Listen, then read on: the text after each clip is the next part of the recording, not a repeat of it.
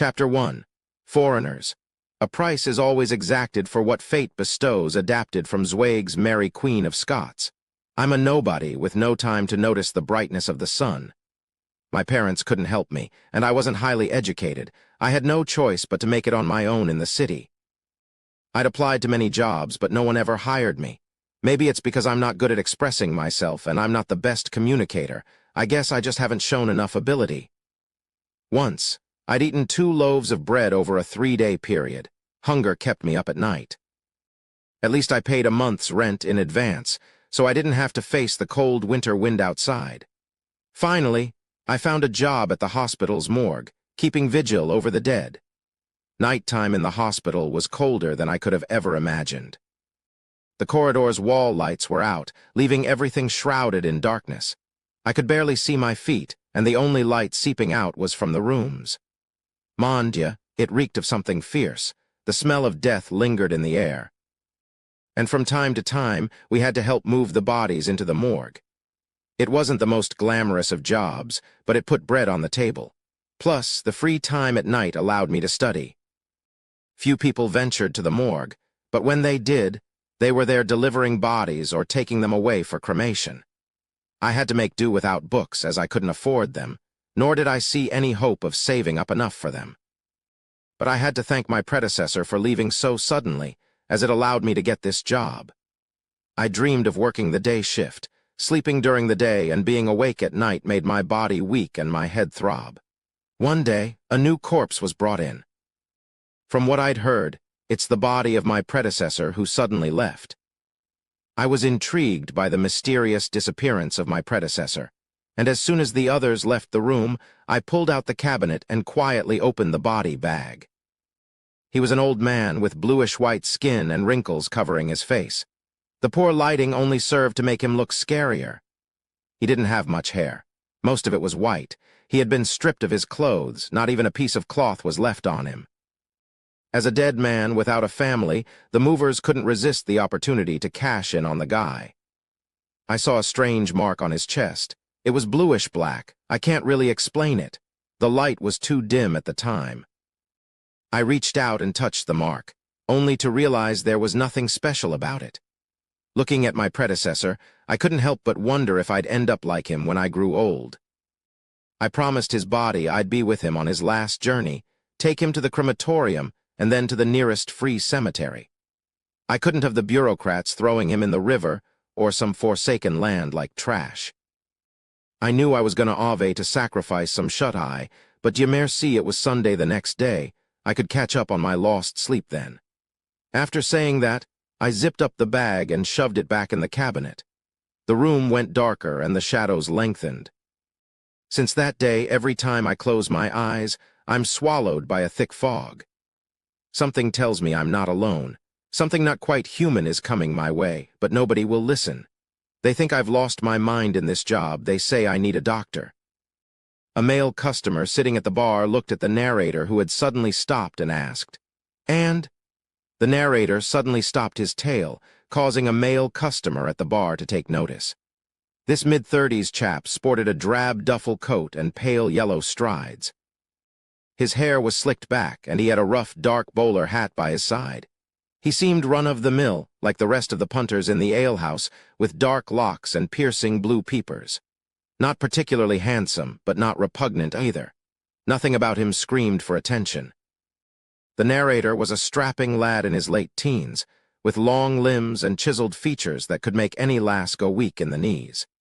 His short, jet-black hair and bright, blue eyes only added to his appeal. The lad looked wistfully at the empty wine glass in front of him and let out a deep sigh.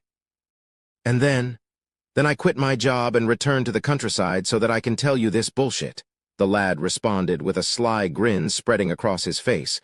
The male guest was taken aback. "Were you just pulling our leg?" "Ha-ha," laughter erupted around the bar.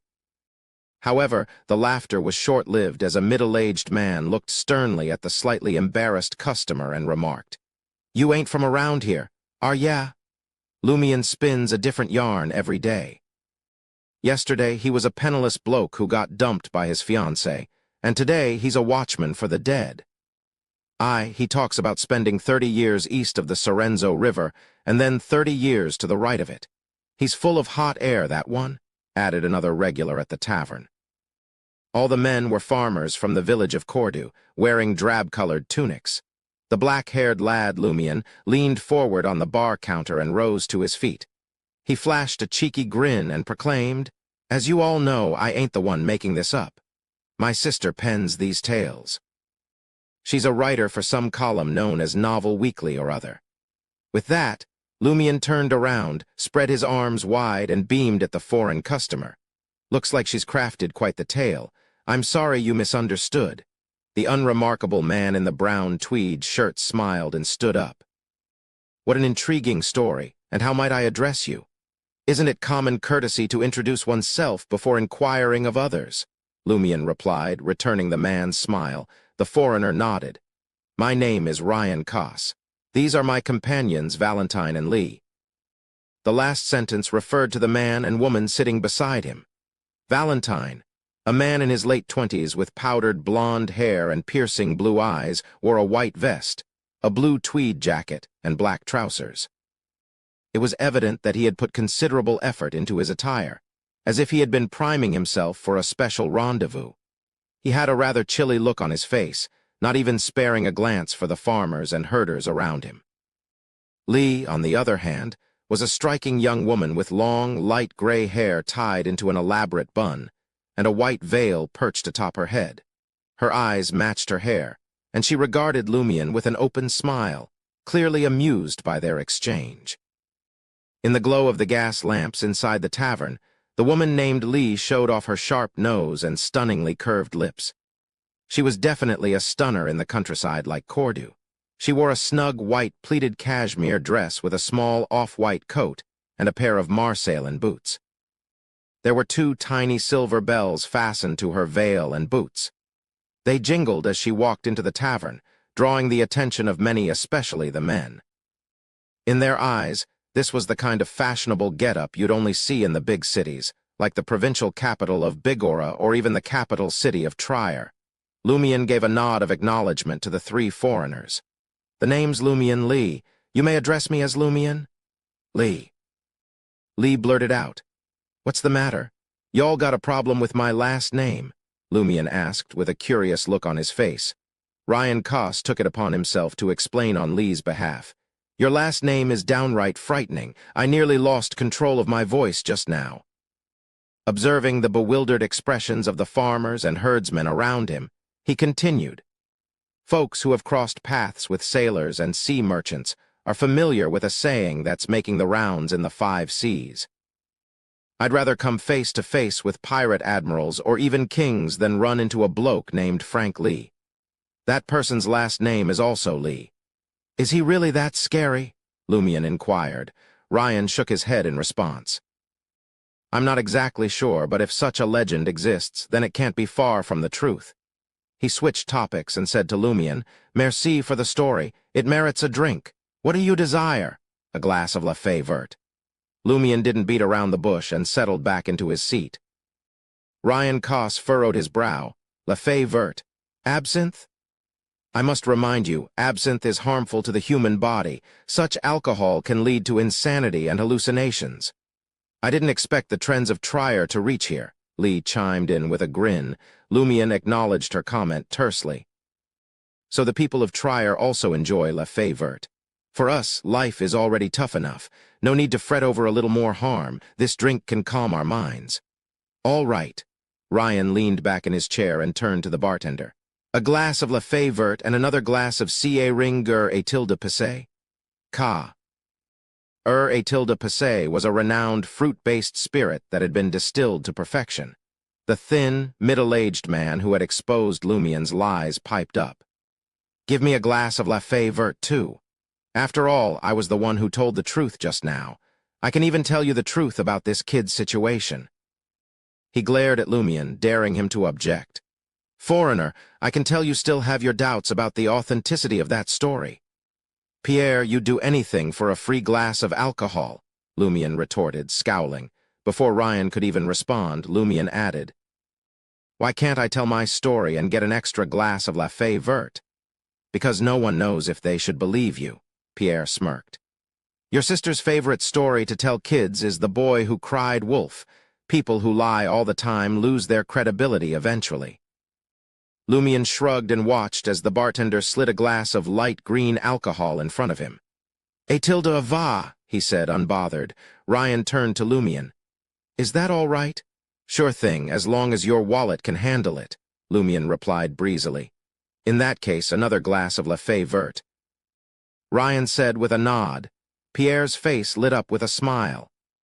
"Generous foreigner, you should steer clear of this one," he said, gesturing to Lumian. "He's the most mischievous bloke in the whole village." 5 years ago, his sister Aurore brought him back to the village, Pierre continued. He's been here ever since. Can you imagine? He was just a wee lad of 13 at the time. How could he have made the trek to the hospital to become a corpse watchman? The nearest hospital is in Dari A_G at the foot of the mountain. It would take an entire afternoon to get there by foot. "Brought back to the village?" Lee inquired, her voice tinged with suspicion. She tilted her head, causing her bells to tinkle. Pierre nodded in confirmation. "Aurore moved here 6 years ago. A year later, she went on a journey and brought this lad back with her. Said she found him on the road, a starving, homeless child. She planned to adopt him. Then he took on Aurore's last name, Lee. Even his name, Lumian, was given by Aurore. I don't even remember what my name was before Aurore gave me the name." Lumian, unfazed by the revelation, flashed a grin and took a sip of absinthe.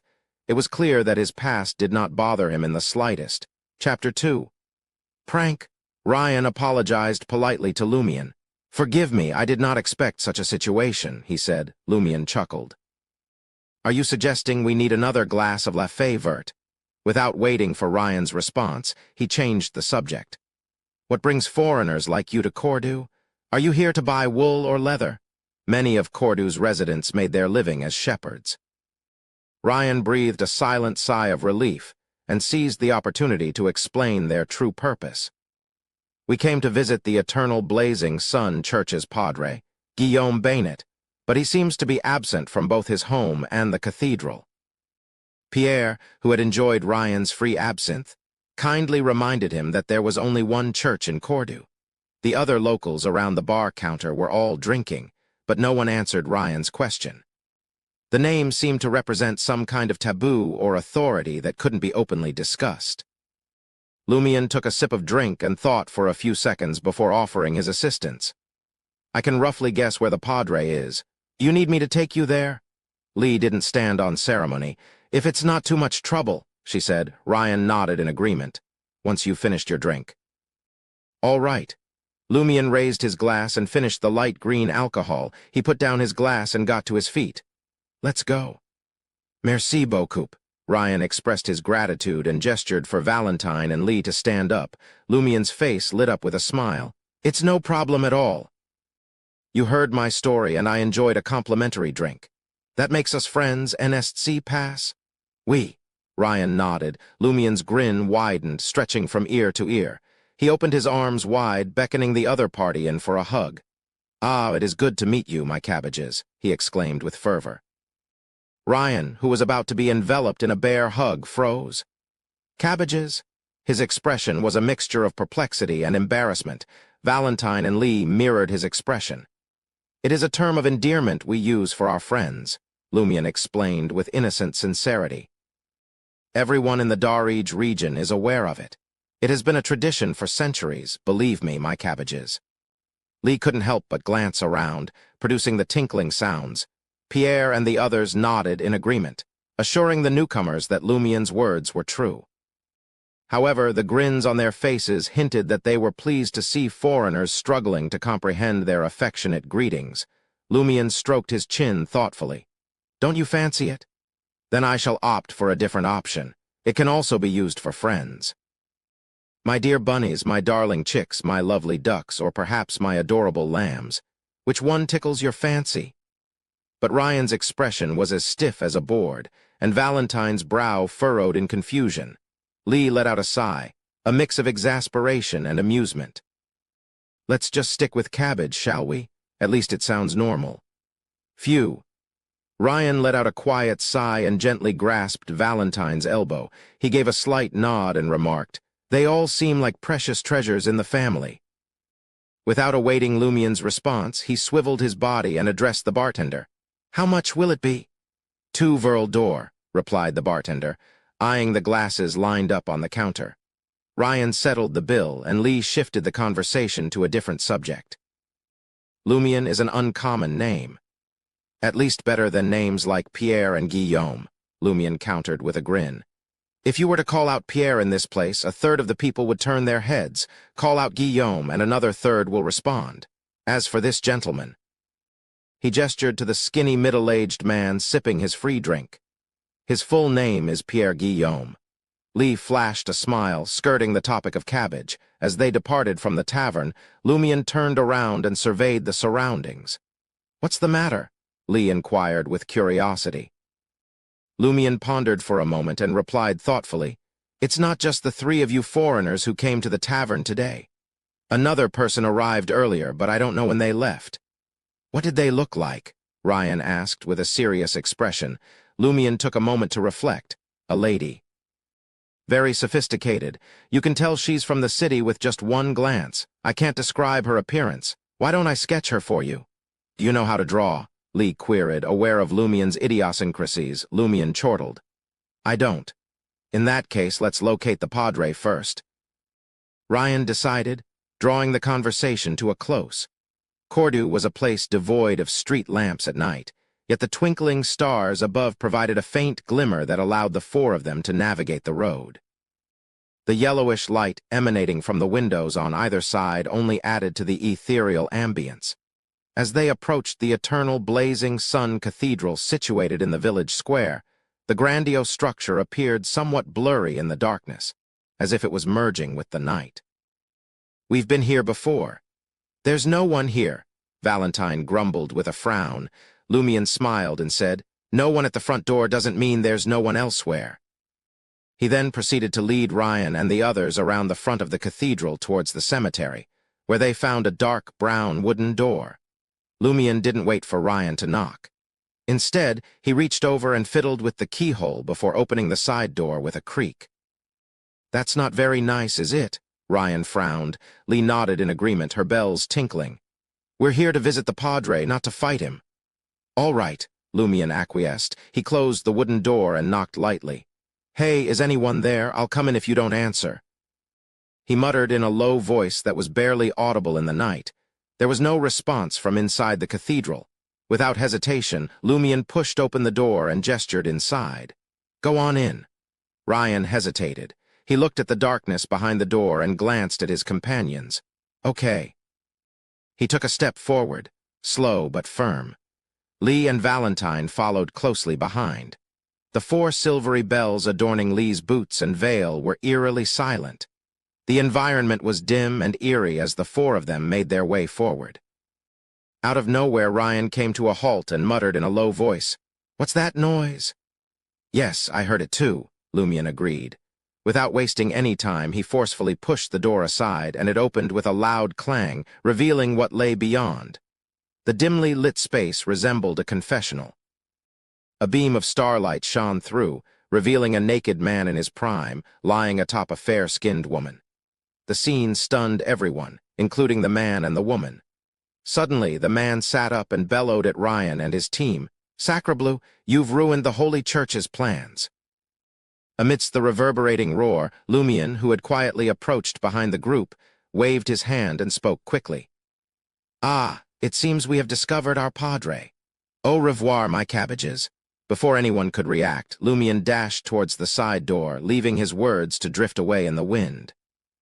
As the team stood in shock, Lee, Ryan, and Valentine couldn't shake the words of the middle-aged man, Pierre Guillaume, from their minds. "You should steer clear of this one. He's the most mischievous bloke in the whole village." Lumien sauntered down the country road, hands tucked in his pockets while whistling a tune under the stars.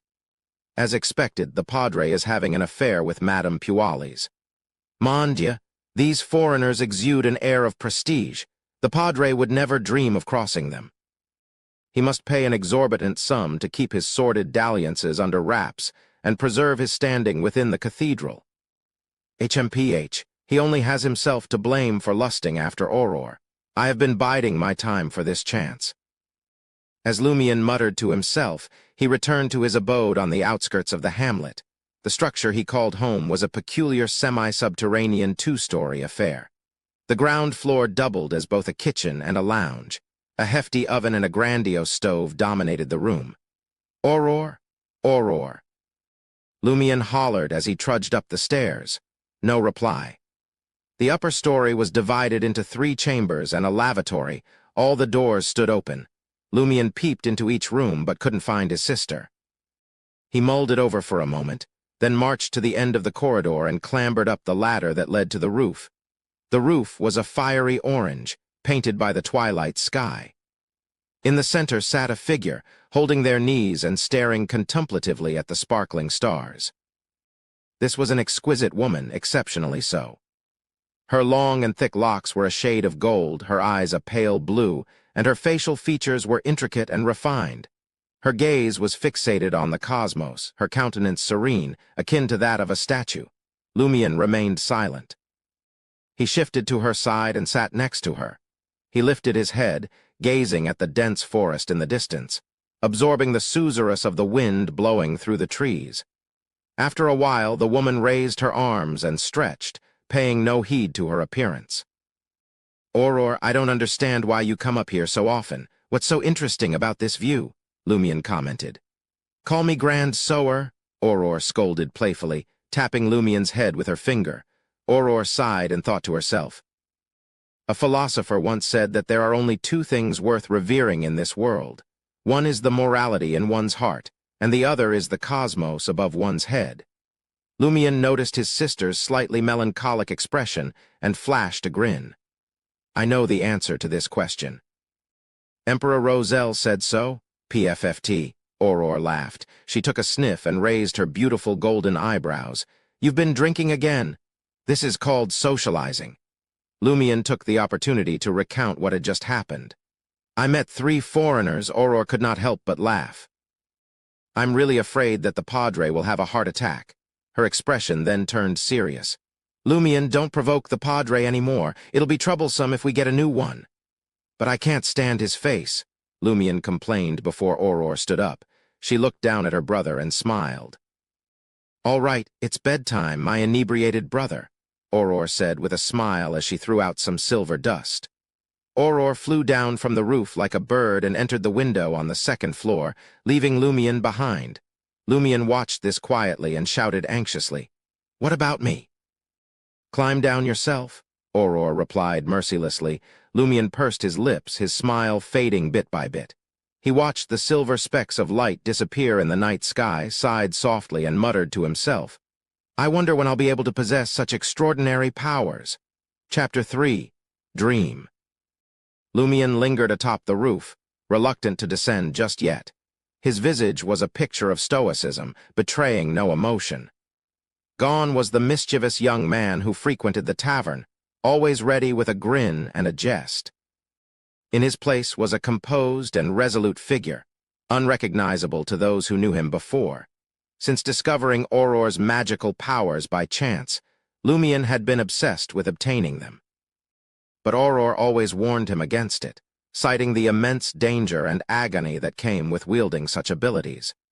She refused to divulge the secret even if she knew how to grant them to mere mortals. Lumion couldn't force her to reveal the method, so he resorted to pleading and persuading her at every turn. After a few seconds of contemplation, Lumion sprang to his feet and made his way down to the edge of the roof. He climbed back to the 2nd floor using the wooden ladder. He strolled to Auror's room, only to find the brown wooden door ajar before peeking inside. Auror sat at her desk, scribbling away with a champagne fountain pen, dressed in a sky-blue gown. What is she writing so late into the night? Is it related to witchcraft? Lumion placed his hand on the door and quipped, Writing in your diary, are you? Who writes in a diary, honestly? Auror replied without looking up from her writing. Lumion wasn't satisfied with her answer. But didn't Emperor Roselle keep several volumes of diaries? Roselle?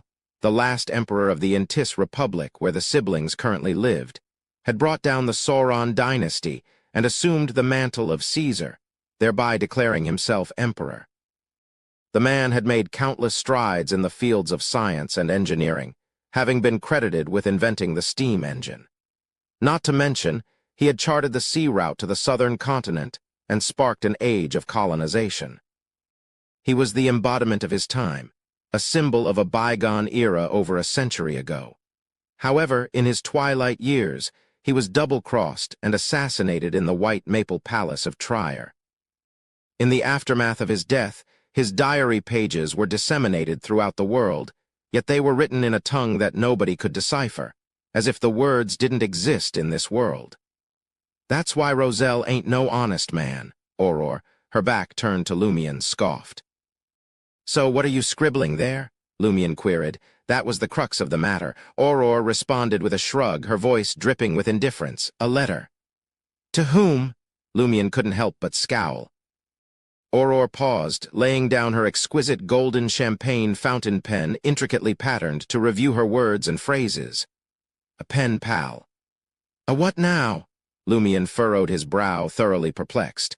What the hell was that? Auror chuckled, running her fingers through her lustrous golden hair as she began to enlighten her brother. "That's why I keep telling you to read more and study more. Quit wasting your days drinking and carousing. Look at you. What sets you apart from an illiterate?" Pen pals are friends who become acquainted through newspapers, magazines, and other publications. They've never met and rely solely on letters to keep in touch. "What's the point of having such a friend?" Lumion asked, rather concerned about this matter. As he withdrew his hand from the door, he scratched his chin, deep in thought. Auror had never had a boyfriend before, so he couldn't allow her to be fooled by someone she had never met before. Meaning, Auror thought about it seriously. First off, emotional value. I know you don't understand the concept.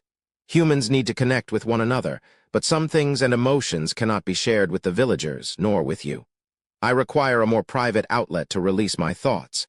These pen pals, whom I have not met in person, are perfect for that.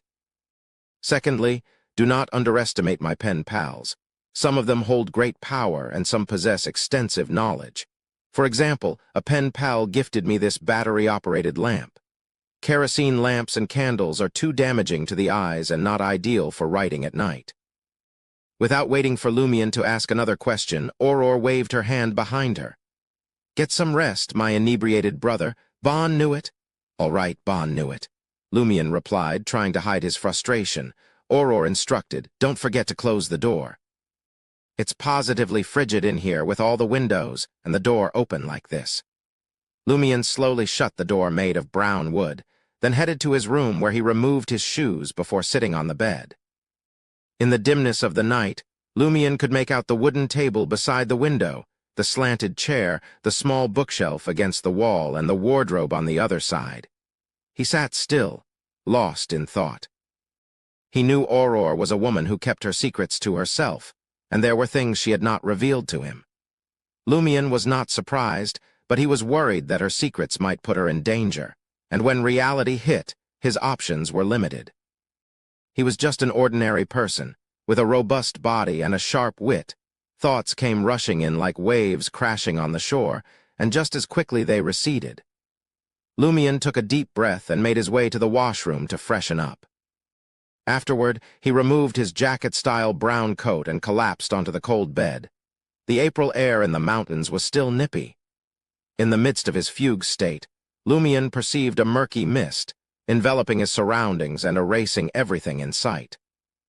He trudged through the haze in a daze, yet regardless of which direction he took or how far he went, the fog always led him back to the same place, his bedroom. The room was fashioned with a white four-piece bed, a wooden table and chair poised in front of the window, bookshelves, wardrobes, and the like. Phew! Lumion's eyes flickered open with a start, the morning sun casting a light through the thin blue curtains. He sat up, staring blankly at the room, feeling as if he was still trapped in a dream. The same dream he had been having for days, the gray fog that refused to clear. He raised a hand to his temples and muttered to himself in a deep voice, "It's getting more frequent." I have the same dream almost every day. Lumien's calm demeanor belied the fact that this dream hadn't brought about any negative effects, but it certainly had also failed to yield any positive outcomes. I pray that hidden in this is something propitious. Lumien murmured as he rose from the bed. Lumien opened the door to the corridor and was immediately met with a sound emanating from Auror's room. What a coincidence! Lumien smiled. But then, a sudden thought hit him, causing him to take a step back and stand at the edge of the door. When Auror's bedroom door creaked open, Lumien quickly raised his right hand and began to massage his temples with a slightly pained expression on his face. What's wrong? Auror noticed his discomfort. Success. Lumien cheered inwardly as he tried his best to calm himself down. I had that dream again, he replied in a deep voice. Auror's golden locks of hair cascaded down her shoulders as she furrowed her brows with concern. The previous method didn't work, she murmured to herself before suggesting, perhaps. I should find you a hypnotist, a real hypnotist, and see what caused it. The kind with magical powers, Lumien questioned deliberately. Auror nodded lightly in response. One of your pen pals, Lumien couldn't help but ask. Why do you care about this? Think about how to solve your own problem. Auror retorted without hesitation. Isn't that what's on my mind? Lumien muttered inwardly. He took the opportunity to say, Auror, if I become a warlock and gain extraordinary powers, I should be able to unlock the secret of the dream and end it completely. Don't even think about it. Auror replied without hesitation. Her expression softened as she continued. Lumien, I won't lie to you. This path we're taking is dangerous, painful, and downright treacherous. If I had any other choice, and if the world wasn't spiraling out of control, I'd be content with being a regular old writer and living a peaceful life. Lumien didn't hesitate to interject. Then let me shoulder the burden of danger and pain. I'll protect you while you do what you love. Those words had been repeating in his head for quite some time. Auror went quiet for a couple of seconds before a grin spread across her face. Are you discriminating against women? Before Lumien could say a word, she added with a serious tone. It's too late to turn back now. Ain't no going back to what we had before. Fine, I get it. I'm gonna go wash up. You study hard at home today and get ready for the college entrance exams in June. You said it yourself, the world is getting more dangerous. What's the point of taking exams? Lumien muttered. He believed that the key to success was strength, not some paper degree. Auror just smiled and said, Knowledge is power, my uneducated brother. Lumien had no response, so he just watched Auror walk into the washroom. In the afternoon, in the bustling town square of Cordu, Riamund Greg caught sight of Lumien Lee crouched under an elm tree. His thoughts were shrouded in mystery. Shouldn't you be holed up at home with your nose buried in those books? Riamund approached him, his voice dripping with envy. Riamund was Lumien's confidant, standing at a moderate 1.7 meters, with brown hair and brown eyes. He was an ordinary-looking fellow with a slightly flushed complexion. Lumien looked up at him and offered a charming grin. Did Auror not fill you in? Even the hangman deserves a respite. I've been cooped up for so long, I needed a break. All morning, he had been ruminating on the possibility of acquiring extraordinary powers without Auror's assistance. This required him to seek out clues and take the initiative to investigate. Eventually, he felt that the rumors of magical powers circulating throughout the village held some truth and leads, so he purposely waited for Riamund here. If I were in your shoes, I wouldn't rest for more than 15 minutes, Riamund drawled, leaning casually against the elm tree. We don't have a sister who's well-read enough to teach us. I plan on learning how to herd sheep next year. Lumien paid no attention to Riamund's remarks and spoke reflectively. Recall the tale of the warlock for me. Riamund couldn't quite understand Lumien's intentions, furrowing his brow in confusion. The one about the warlock. In the past, there was a warlock in our village, but he died later. On the day of his burial, an owl flew in from outside and perched atop his bed. It only departed after the coffin was carried out. Then the coffin became unbearably heavy. It took 9 bulls to pull it. Lumien pressed further. How long ago was this? Riamund's expression grew increasingly perplexed. How should I know? I heard it from my father. Chapter 4, Shepherd. Lumion sprang to his feet, his eyes flashing with determination. Then let's go to your father. He had always been a man of action, and he knew that investigating the village legend couldn't wait. If he dallied, his sister Aurora would surely catch wind of it, and she would never allow him to proceed. In Aurora's eyes, delving into the realm of extraordinary powers was tantamount to playing with fire. How can I not know that there's danger? Aurora wouldn't lie to me about this. But even if the world is ablaze, I have to keep walking. I can't let Aurora face this alone. As he got up, this thought flashed across Lumion's mind. Every time Aurora mentioned that the world was becoming more dangerous, the seriousness and worry on her face couldn't be any more genuine. Riamund Gregg looked at Lumion with confusion etched on his face. "Why are you looking for him?" Lumion fixed him with a withering look. "Ask him how long ago the legend of the warlock took place. Why is this guy struggling to comprehend such a simple matter? Perhaps I need to find some time to test his intelligence." Riamund still looked baffled as he gazed at Lumion. "Why do you need to know such details? Should I bother trying to explain it to this clueless fellow, or should I simply come up with a plausible excuse?" He weighed his options. Lumion's mind raced as he considered his next move. He knew that he couldn't keep his investigations a secret from his friends, but he also knew that pursuing the truth about the legend was a risky move. However, he quickly came up with an idea. He flashed a grin that he usually reserved for moments when he was about to deceive someone. Riamund took 2 steps back, sensing that something was amiss. "Spill it!" Lumion adjusted his dark-colored shirt and linen jacket before smiling. "I believe the legend of the warlock is worthy of our attention." "What's so important about it?" Riamund asked after some thought. "There was indeed a warlock in our very village of Cordu in the past," Lumion said with a serious expression. "Think about it, my friend. When I lie, I don't provide specific details like the time, place, and background that anyone could easily verify. However, this legend mentions a warlock who lived in Cordu, and if it were a fabrication, it would be too easy for someone to expose it as such. But that was ages ago." Riamund countered. "I'm also referring to the people who were around when the legend first started circulating," Lumion explained, his smile widening. "They could have easily confirmed whether or not a warlock lived in Cordu at that time.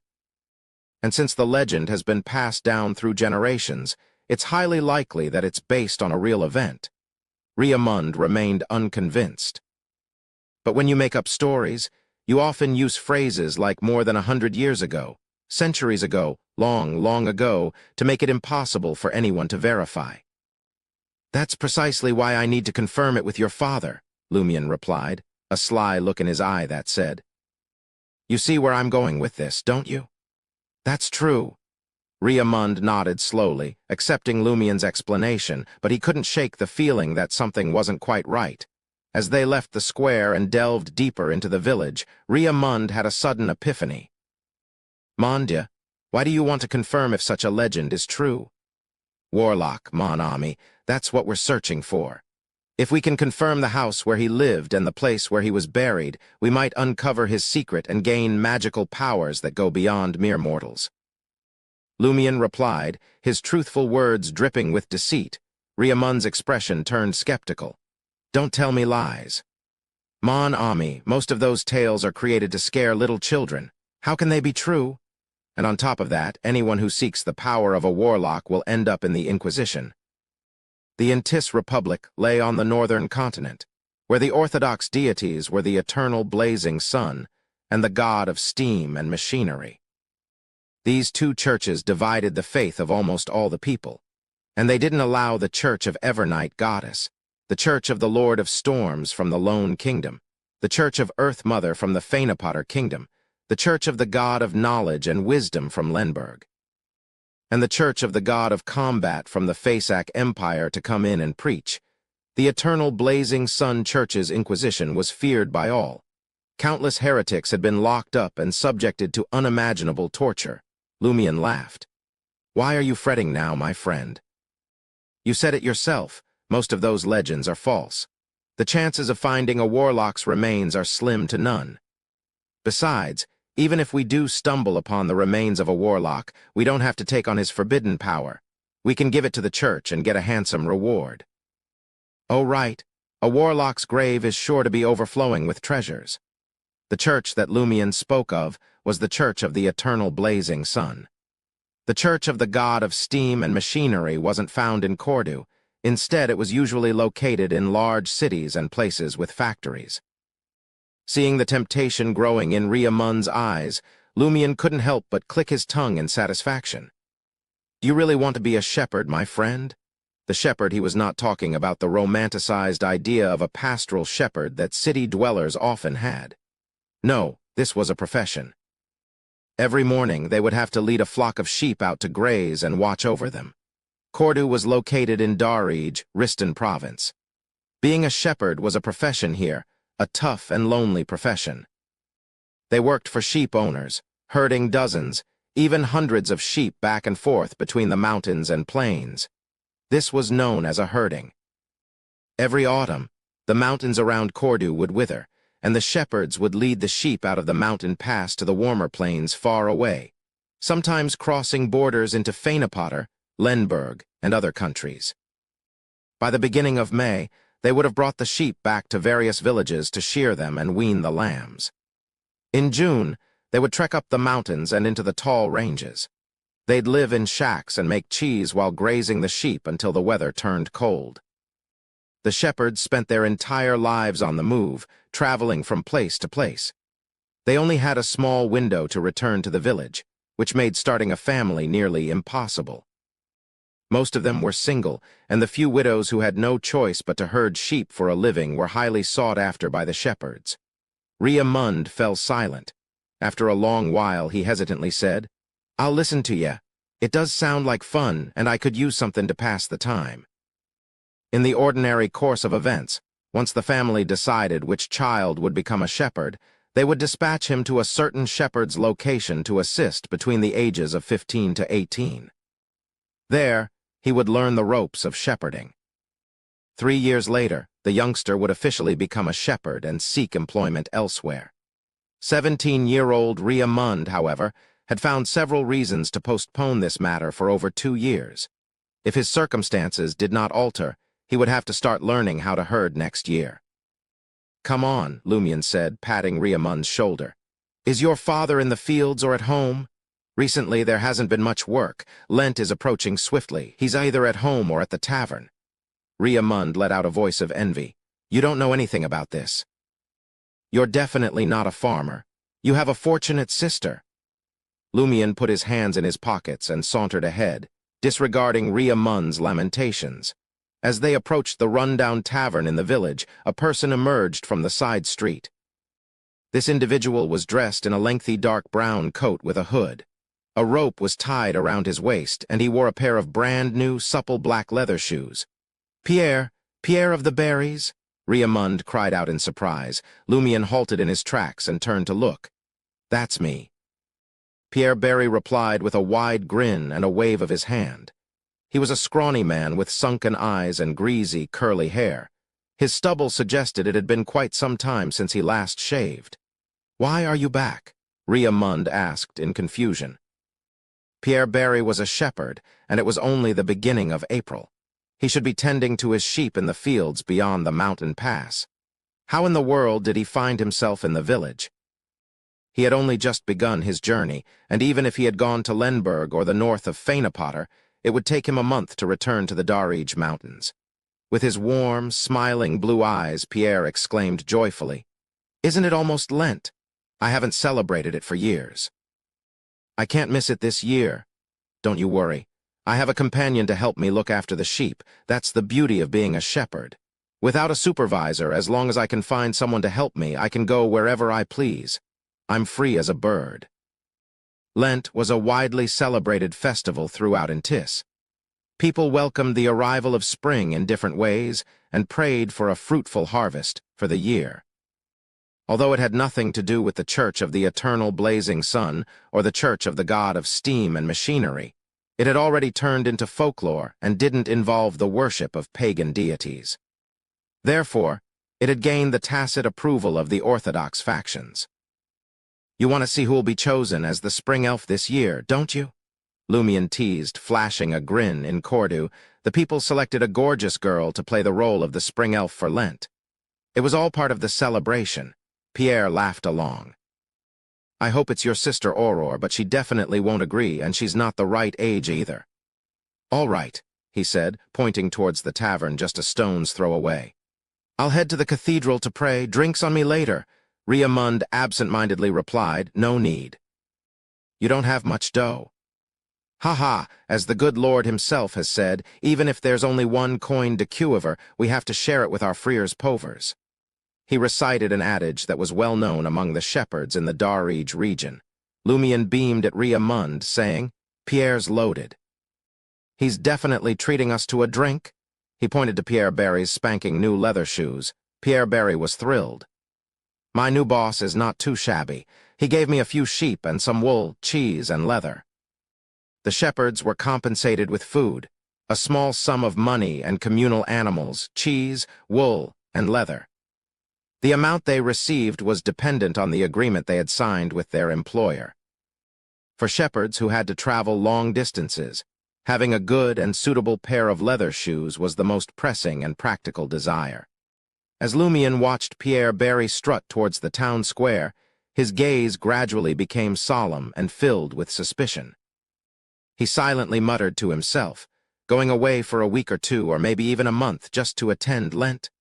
Lumion paused for a moment, his eyes scanning the area before he turned and strode towards the local watering hole with Riamund. The tavern was a nondescript establishment with no fancy moniker to speak of.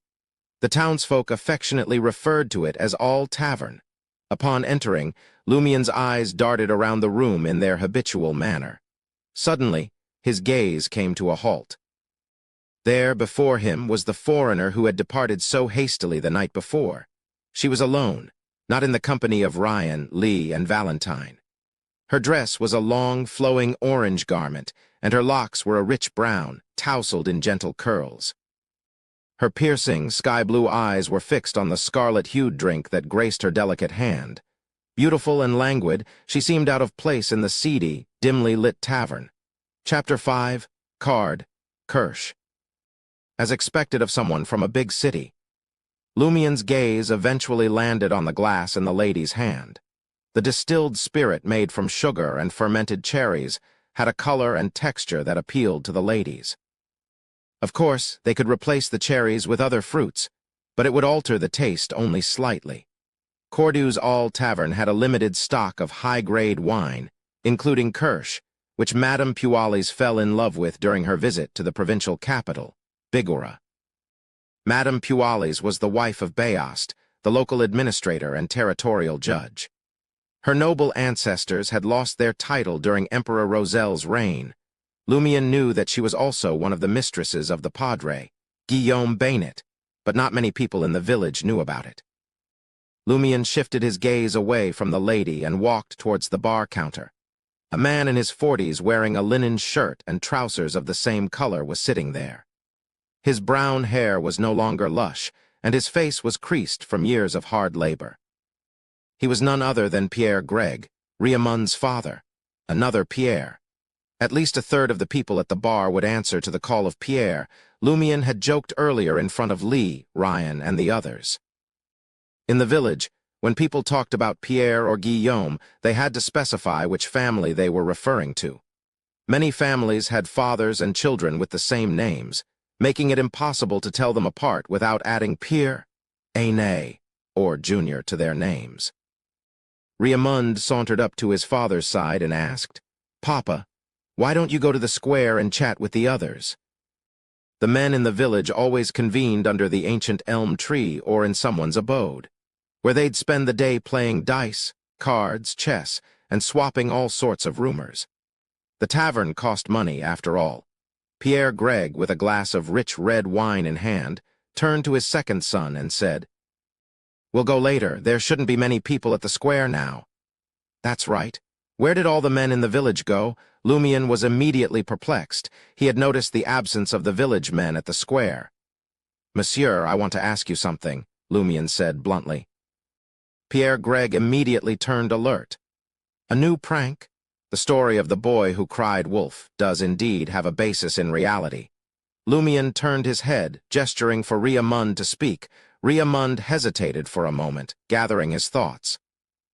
"Papa, how long ago did the warlock legend you told me happen? The one where it took 9 bulls to pull the coffin?" Pierre Gregg gulped down a mouthful of wine, his brow furrowed in puzzlement. "Why are you asking this? You know, your Pepe told me this when I was just a wee lad," Riamund replied. The Riston province, where Cordu was located, and the neighboring provinces of Aule and Suhit were located in the south of the Intis Republic. They were famous grape producers, and the wine here, especially the inferior ones, was very cheap. In some years, people could even drink wine like water. Riamund was disappointed because it had been a long time since his grandfather had passed on. Suddenly, Pierre Gregg chimed in. "Your Pepe claimed that he saw it with his own 2 eyes when he was but a young man. It spooked him so much that he became deathly afraid of owls. He was convinced that their evil talons could snatch his very soul away." Lumion and Riamund's eyes sparked with excitement, almost in unison. Murd, there were actual clues, the legend of the warlock. It was something that someone had actually experienced. "Did Pepe mention anything about where the warlock lived or where he was buried?" Riamund asked eagerly. Pierre Gregg shrugged. "Who cares?" Not one to be deterred, Riamund persisted, determined to glean any shred of information. Before he could speak, Lumion intervened with a gentle touch on his shoulder as he spoke loudly. "The river awaits us." Riamund was just about to take his leave with Lumion when Pierre Gregg suddenly remembered something. "Hold up, Riamund. You'll soon be a Green Watcher, won't you? There's something you need to be aware of. Green Watchers had the crucial responsibility of patrolling the highland pastures around the village and nearby fields to prevent any illegal grazing during the prohibited period, or livestock from ravaging the saplings." Lumion didn't pay much heed to the conversation and made his way to the tavern's washroom. As he exited the restroom, he took a detour to the female foreigner who was sipping on Kirsch. It was impossible to discern her age. Although he had no intentions of striking up a conversation, he observed her with great detail. It might come in handy in the future, just like how he had used Ryan, Lee, and Valentine to infiltrate the Padres' scandalous scene. After a few subtle glances, Lumion was poised to head for the entrance of the tavern to wait for Riamund when the languid lady in the orange dress looked up. Before Lumion could retract his gaze, his eyes met hers. Lumion felt a little awkward as his thick skin couldn't protect him from the unexpected encounter. Many thoughts immediately surfaced in his mind. Maybe I should take a cue from the padre and administrators of the church and praise her beauty. Or perhaps I should switch gears and hit on her. Alternatively, should I show my inexperience and hastily turn around to leave? As Lumion made up his mind, the lady interrupted his thoughts and said with a smile, "Been having dreams, have you?" Lumion was hit by a bolt of lightning. His thoughts went numb and his mind froze. After a moment or two, he managed to force a smile and asked, "Dreaming isn't unusual, is it?" The woman touched her cheek with one hand and sized Lumion up. She chuckled and said, "Lost in a misty dream, perhaps? How could she know?" Lumion's pupils dilated instantly, and his expression betrayed a hint of fear. Despite having experienced many things, he was still young, and for a moment, he couldn't control his emotions. "Stay calm, Lumion." "Stay calm," he repeated to himself, trying to relax the muscles on his face before asking, "Did you hear the tale I told those 3 foreigners last night?" The woman didn't reply. Instead, she pulled out a stack of cards from her orange purse, which sat on the chair next to her. She cast her gaze at Lumion once again and broke into a radiant smile. "Draw a card. Perhaps it can aid you in unlocking the hidden secrets of that dream." Lumion was taken aback, his guard instantly raised. He was both enticed and wary. He looked down at the card she presented him and furrowed his brows. "Tarot." The card resembled the tarot cards created by Emperor Roselle for divination. The woman looked down sheepishly and offered a self-deprecating smile.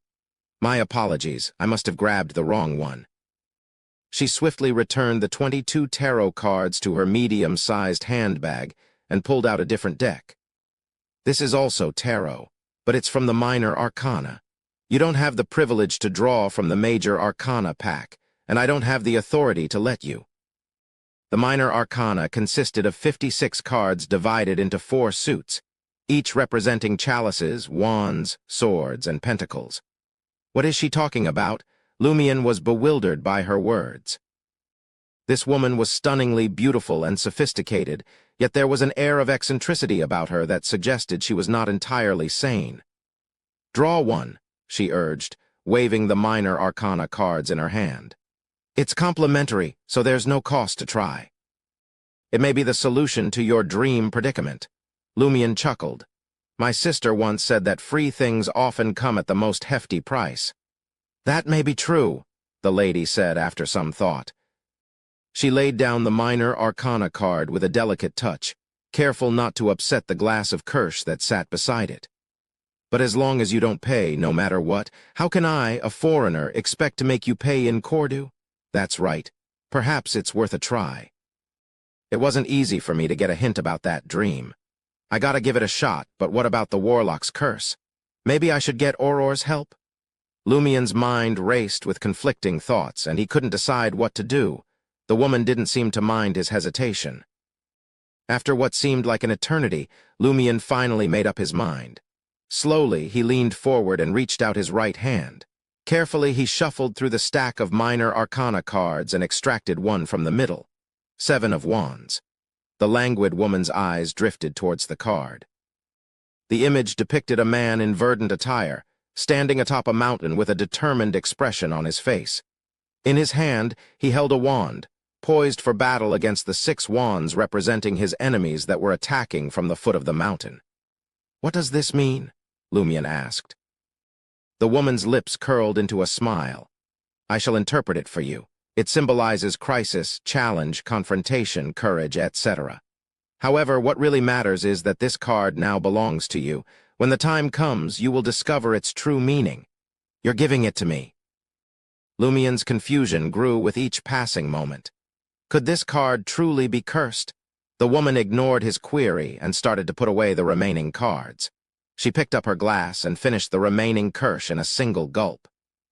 With graceful strides, she made her way towards the staircase on the side of All Tavern and ascended to the 2nd floor. It was obvious that she lived there. Lumion felt the urge to follow her, but something held him back. His thoughts were in disarray. Is this really an ordinary card? "She gave it to me. Does that mean she'll never be able to use that deck again, or might be able to shed some light on this?" At this moment, Riamund approached Lumion. "What's the matter, my friend?" "Nothing much. That foreigner was quite the looker, isn't she?" Lumion said patronizingly. "I reckon your sister Auror is far more beautiful." Riamund then lowered his voice. "Lumion, my Pepe has been gone for ages. What should we do next?" Lumion, who was in a hurry to leave, pondered for a moment before answering. "Firstly, we could track down an elder around your Pepe's age who's still kicking. Alternatively, we could head to the cathedral and examine the registry. But that's something to consider at a later time." Lumion remembered his recent altercation with the Padre and decided it was better to avoid the cathedral, unless it was absolutely necessary. As the only cathedral in Cordu, it held significant power, even acting as a government entity. It recorded all significant events, including deaths and marriages. Before Riamund could ask any further, Lumion interjected, "Let's split up and see who fits the bill. We'll inquire tomorrow." Agreed. Riamund immediately agreed. In the semi-subterranean 2-story building, Auror listened intently to Lumion's tale, her piercing gaze fixed on the wand card in his hand. "It's an ordinary card, I detect no malice or enchantments." "Auror, Grand Sower, what do you make of the foreigner's intentions?" "How did she know of my dream?" Lumion asked. Auror shook her head. "Now that she has shown us her hand, we can only wait and see. I will keep a watchful eye on her for the next few days. Oh, and take this card. It may cause change, but have no fear, I will be watching." "All right." Lumion tried his best to relax. In the dead of the night, Lumion deftly tucked the wand card into the garments draping over the back of the chair, then slipped under the covers and shut his eyes. Before long, a dense, Ashen mist once again enveloped his vision. Without warning, he jolted awake within his reverie. He sensed his mind clearing and a newfound lucidity taking hold. Yet, the dream world swathed in that same murky haze lingered on. Chapter 6. Ruins. Lumien's subconscious gaze darted around the room, taking in the familiar sights of the table, the chair, the bookshelf, the wardrobe, and the bed. It was his bedroom, but it was cloaked in a thin, gray fog. Is this some sort of lucid dream? I'm having a lucid dream. His pupils dilated as the realization dawned on him. A lucid dream was a rare occurrence where one's mind could think and remember like in a state of wakefulness while still in a dream state. It was a skill that required specialized training to master. Auror had tried various methods to induce lucid dreams in order to unravel the secret of Lumien's gray fog dream and help him eliminate the latent danger it posed. But she had failed. But now, Lumien found himself inexplicably conscious in his dream. As the shock of the situation passed, he began to consider the possibility of why this had happened. Could it be because of the tarot card that represents the Seven of Wands? That woman said it would help me unlock the secret of the dream.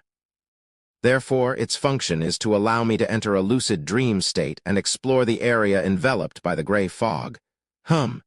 Compared to my previous impression, the gray fog seems to have faded a lot more. With these thoughts racing through his mind, Lumien rose from his chair and strode to the side of the room. He placed his hands on the table against the wall and gazed out the window, where a completely unfamiliar landscape greeted his eyes. This dream did not replicate the Cordu where he lived. Under a thin, ghostly fog, a towering mountain peak caught Lumien's attention. It rose up 20 to 30 meters into the air, constructed from brownish-red stones and reddish-brown soil.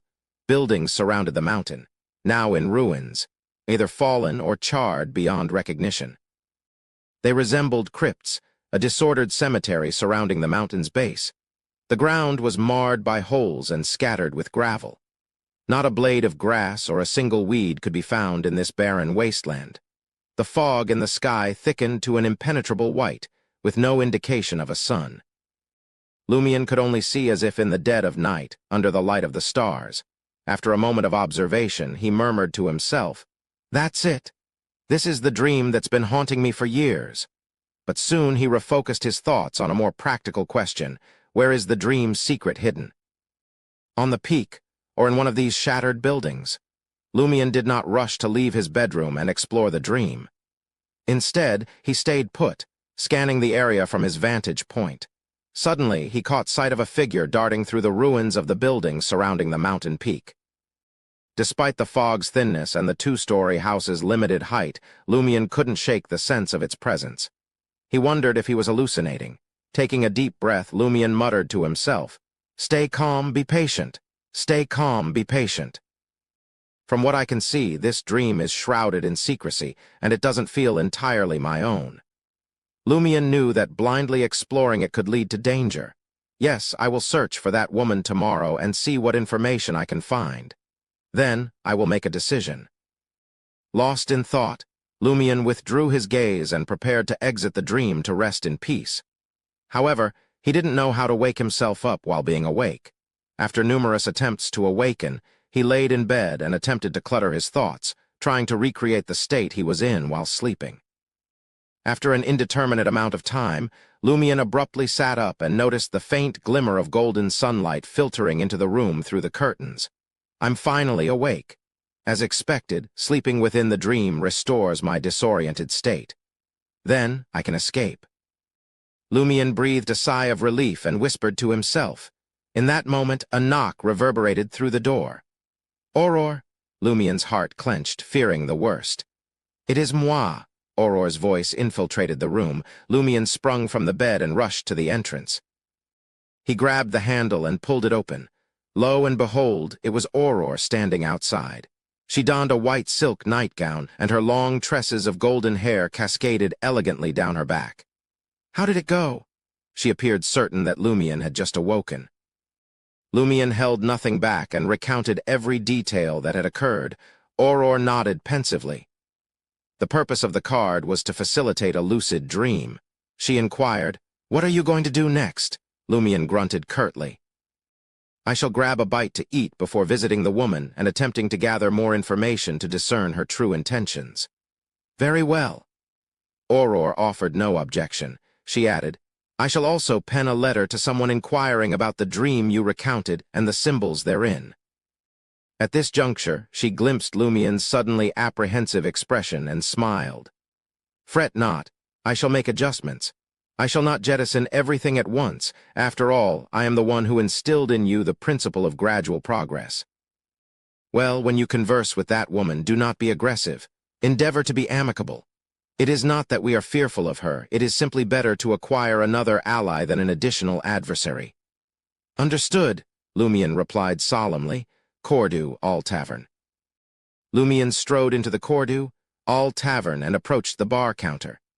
He leaned in and spoke to Morris Bainett, the tavern owner who also doubled up as a bartender. "Which chamber does the foreign madam occupy upstairs?"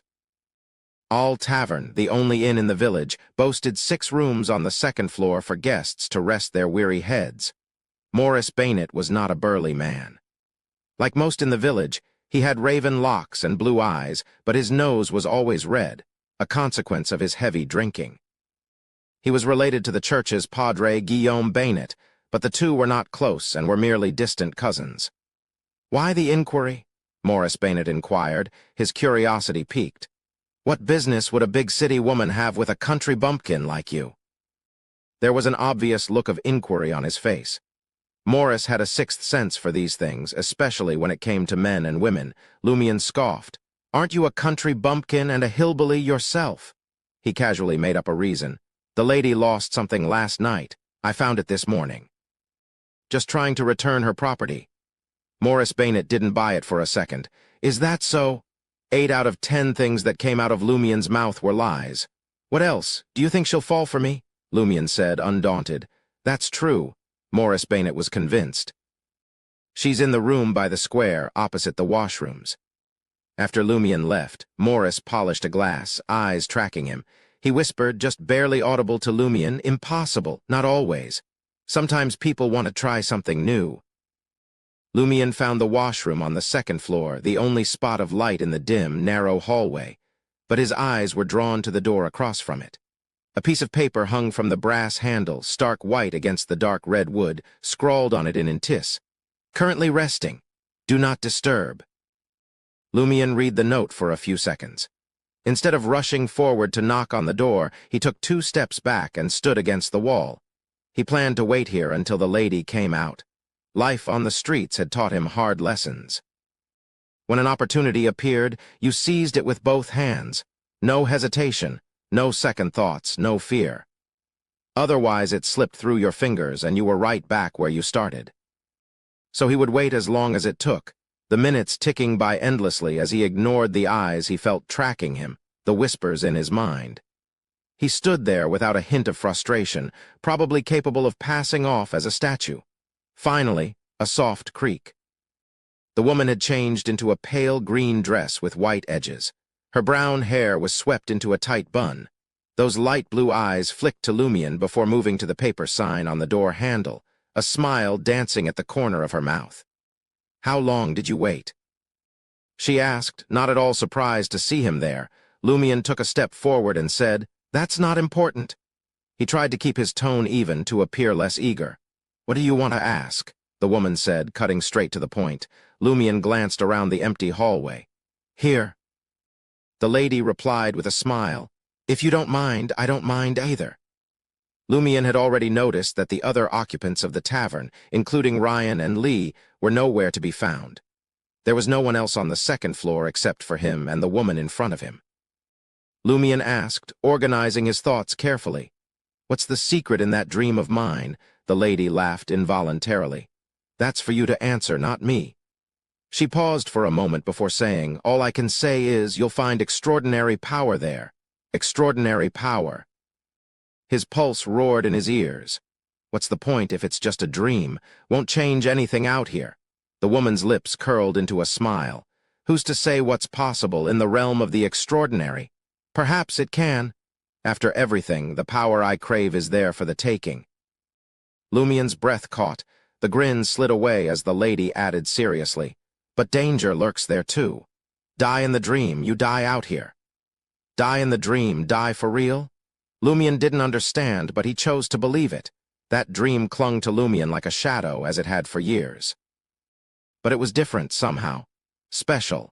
And Auror's voice whispered in his memory, "Careful's never a bad idea." Lumien preferred to view the situation as challenging and the consequences as severe. He couldn't afford to underestimate the danger or be careless. After a few seconds, he asked, "If I stay out, what then?" "Theoretically speaking, there won't be any consequences. No one will force you," the woman said thoughtfully. "But as time passes, I can't be sure that the situation won't change, and the probability of things going wrong is much higher than things going right." "How much higher?" Lumien pressed. 90% to 10%? No, 99.99% to 0.01%. The lady added seriously, "Of course, this is just my personal judgment. You can choose not to believe it." Lumien felt a wave of uncertainty wash over him, his mind racing with conflicting thoughts. "Recently, I'm becoming convinced that the dream is a hidden danger. Not caring is the worst choice. But if I really want to explore it, there's a very high chance that an accident will happen without any knowledge. Should I wait for Auror to gather more information from her pen pals before making an attempt? But if I do, Auror definitely won't allow me to use the dream exploration to obtain extraordinary powers. Wasn't my investigation of the legend to seek extraordinary powers. It's too risky. It can lead to death. Perhaps I should do a preliminary exploration at the edge of the dream ruins to gather information and not take the risk of entering. I can tell Auror about the conversation, but I can't reveal the possibility of obtaining extraordinary powers." Once his thoughts had settled, Lumien gazed at the woman across from him and asked in a low, serious tone, "Who are you exactly? Why did you give me that tarot card and the opportunity to explore the dream?" The woman smiled enigmatically. "I will tell you once you have unraveled the mystery of the dream." Chapter 7. Naroka. Once Lumien had departed from the All Tavern, he found himself standing on the uneven road, uncertain of where to go next. The morning sun beat down upon him, albeit with a slight chill in the air. As he deliberated his next move, Riamund Gregg emerged from the side. "I was just looking for you." Lumien quickly regained his composure and queried, "What's the issue?" Riamund appeared taken aback. "Have you forgotten? Today, we're supposed to seek out the elderly, around the same age as my Pepe, and inquire about the legend of the warlock." Lumien groaned, pressing his hand against his forehead in agony. "Is that so? Why can't I recall? Or is this just your imagination?" Riamund's expression shifted from one of concern to one of fear. Just as he was about to inquire further and confirm whether he had imagined the events of the previous day, Lumien's face lit up with a mischievous grin. "You rascal, you're playing a joke on me again." Riamund cursed, unable to contain his annoyance. "You need to work on your cursing," Lumien chided, shaking his head in disappointment. "Even Ava can curse better than you." Ava Lizier, the beautiful daughter of Cordu Village's renowned shoemaker Guillaume Lizier, was now a goose herder. Riamund's expression shifted as he muttered, "Ava." He then looked at Lumien. "She's our friend, right?" Lumien nodded with a smile. "Indeed she is." The trio, along with Guillaume of the Berries and Ava's cousin Azema Lizier, were inseparable teenagers who often spent their days together. "Why don't we bring Ava on board to help us uncover the truth behind the legend?" Riamund suggested. "As you know, her father always said, why must a dowry be paid when a woman gets married? How many good families have fallen like this? It pains her to hear it. She might be relieved if she could get some treasure or reward from the investigation. I've also heard the heads of several families in the village say similar things, including our padre," Lumien added with a sly grin. "They wish their brothers would stay at home forever. Even if they get married, they won't venture out alone to establish a family. That would require them to split the assets and give them their deserving share."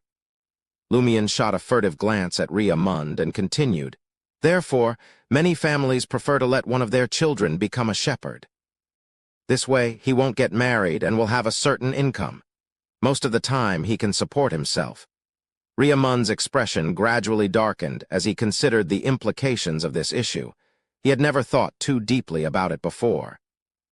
This was precisely why he enjoyed spending time with Lumion. Although most people in the village believed that Lumion had a poor character and enjoyed lying and playing tricks, he was actually more knowledgeable than anyone his age. Riamund, on the other hand, felt like he didn't know much and spent his days in a daze, simply following through with his family's arrangements. It's good that you know, Lumion thought to himself before skillfully steering the conversation back to their investigation. It's too late now. We must hurry up and ask around. We will get Ava tomorrow. Yes, we can also bring Guillaume Jr. and Azema on board later. Not only will this potentially lead to gains, but it will also be a fascinating activity that can train our abilities. Bring Guillaume Jr. and Azema too. Riamund grumbled begrudgingly. The more people involved, the less his share of the rewards would be. Furthermore, if he included them, he would have fewer chances to win over Ava's affections. Lumion regarded him with a touch of kindness and pity in his gaze. Silly child, do you think Ava will fall for you?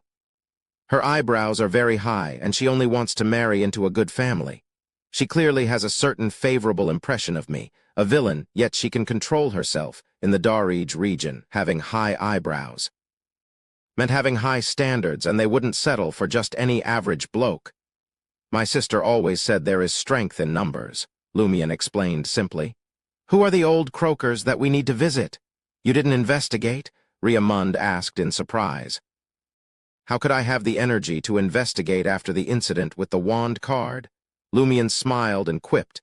Of course I investigated. I am just testing your ability to gather information. Riamund had no doubts. There are 9 elders who are still alive in the village. They are about the same age as my Pepe, or a little older, 6 women and 3 men. Ladies do live longer. Lumion listened quietly, deep in thought. There's no need to visit the last 2. They're from another village and came here through marriage. Let's start with Naroka. She's the oldest and might have been an adult when the warlock incident happened. Naroka's real name wasn't actually Naroka. It was a title of respect for her. In Riston province, married women from prominent families, or those who were the actual heads of households, were entitled to the title. Madam. More than that, their names were marked with an A to proclaim their femininity and prefixed with Na to signify their authority as madams reigning over their domains. Madame Pualis's family had been in decline for a long time, and at home she dutifully deferred to her husband Bayost, the provincial administrator. Therefore, she didn't have a Na prefix or an A suffix. She could only be addressed as Madam.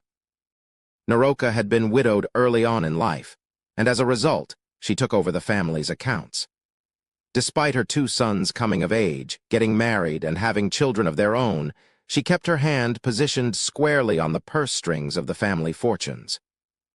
This was a rare occurrence in Cordu, where men usually took charge of the family's affairs. In families where the father was absent, the eldest child would naturally take back the authority to manage the entire family from their mother once they reached adulthood. Okay. Riamund acquiesced without questioning Lumion's decision.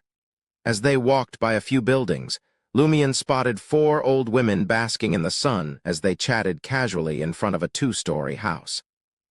They sat very close to each other, catching lice on each other's bodies, which was a form of entertainment in the countryside of the Ainz Republic that served to bring people closer and express affection. Do we ask her now? Riamund hesitated, concerned that their pursuit of the truth behind the legend might spread throughout the village. Let's wait a little longer, Lumion replied solemnly, knowing that many rumors in the village were generated and spread through such gatherings. After a while, the other 3 old women left one by one because they still had work to do at home. Good morning, Naroka. Lumion immediately walked over. Naroka's hair was grizzled, and her eyes were slightly turbid. She wore a dark dress made of rough cloth, and her hands were covered in a layer of chicken skin with obvious patches on her face. When will Aurora join us? Many people in the village miss her, Naroka asked with a smile. The men, I suppose. Lumion entered a state where he spoke his truth while the other talked about another matter and asked curiously, Naroka, have you really seen a real warlock? The one whose coffin 9 bulls couldn't move? Naroka's visage shifted ever so slightly. Who told you that? His Pepe came back one night to tell him. Lumion began to spout nonsense. Naroka was stunned. Can souls really return? My papa told me that Pepe had mentioned it when he was alive. Riamund interjected, unable to watch Lumion deceive the elderly woman. Naroka's expression fell. After a moment of contemplation, she spoke up. Before he passed, none of us knew he was a warlock. He acted perfectly normal. Just like how you don't know that Auror is a warlock, Lumion thought to himself, until he suddenly died and that owl flew over. Naroka trailed off, lost in her memories. The rest of her tale mirrored the legend. Lumion pressed further. Where did that warlock reside at that time? Naroka glanced at him. It's where you and Auror are dwelling now.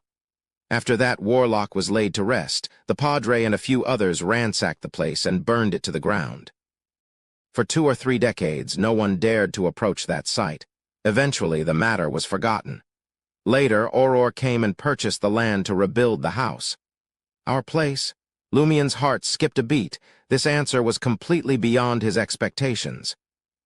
In a flash, he realized that there were a multitude of problems he had previously overlooked.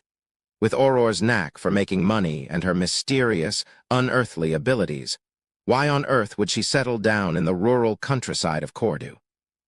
Cities like the provincial capital, Bigorra, the bustling textile center of Suhit, or even the capital itself, Trier, would be far better options. Even if Auror was seeking a place with fresh air and a pristine environment, these urban centers boasted plenty of areas that would suit her needs. Auror once told him, the best way to hide is to hide in a big city. Lumion's mind raced as he struggled to calm himself. Today, he learned that the land Auror had chosen for their home, the land where their house stood, had once belonged to a powerful warlock. Where is the warlock buried? Riamund interjected, unable to contain his curiosity.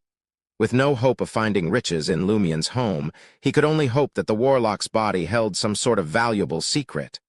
Naroka said with amusement, this was quite the affair. It undoubtedly sounded the alarm for the Padre.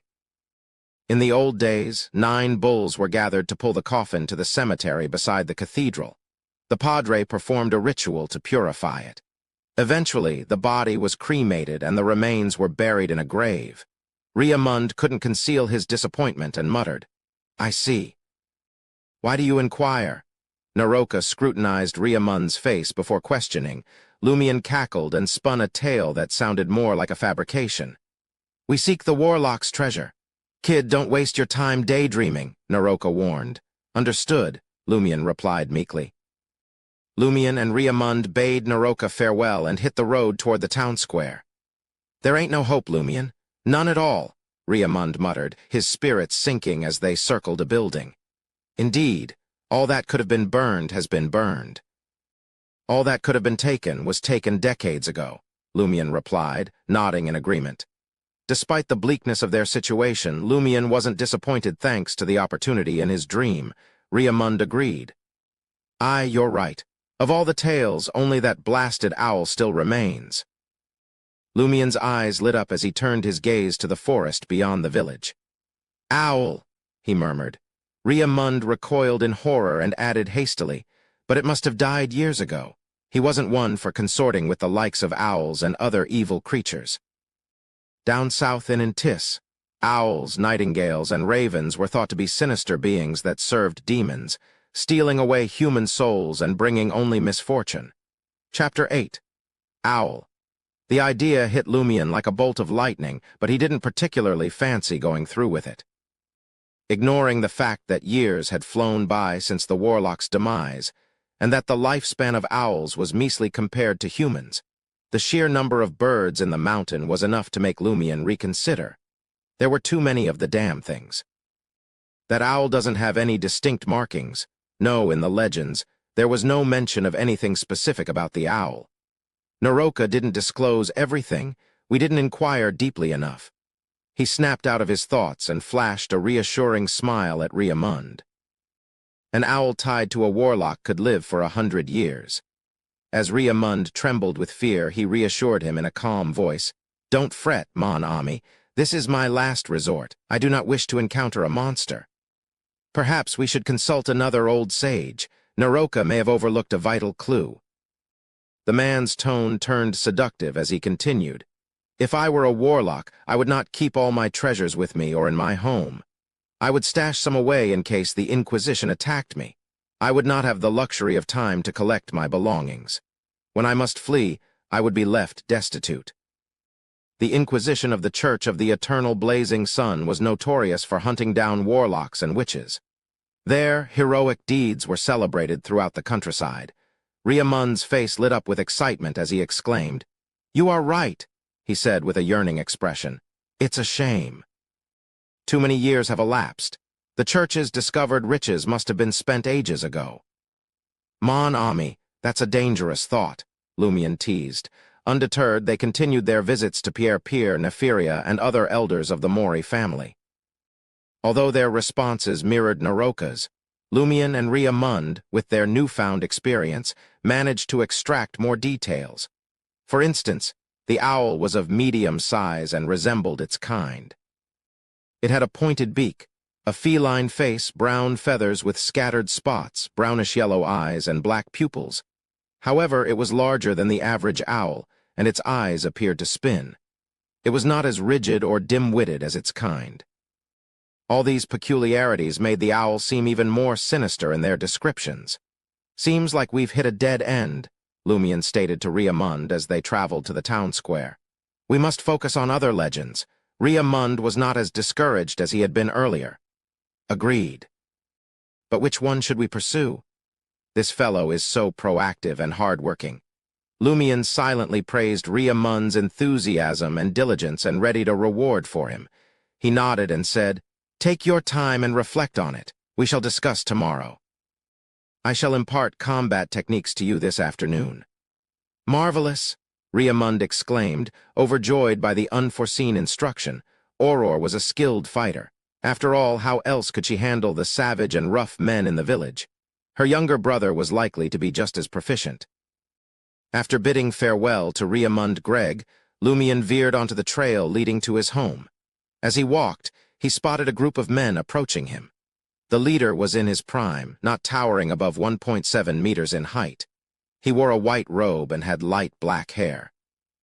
With a regal demeanor and decent facial features, the tip of his nose curled slightly in undisguised disgust and malice as he glared at Lumion with his blue eyes.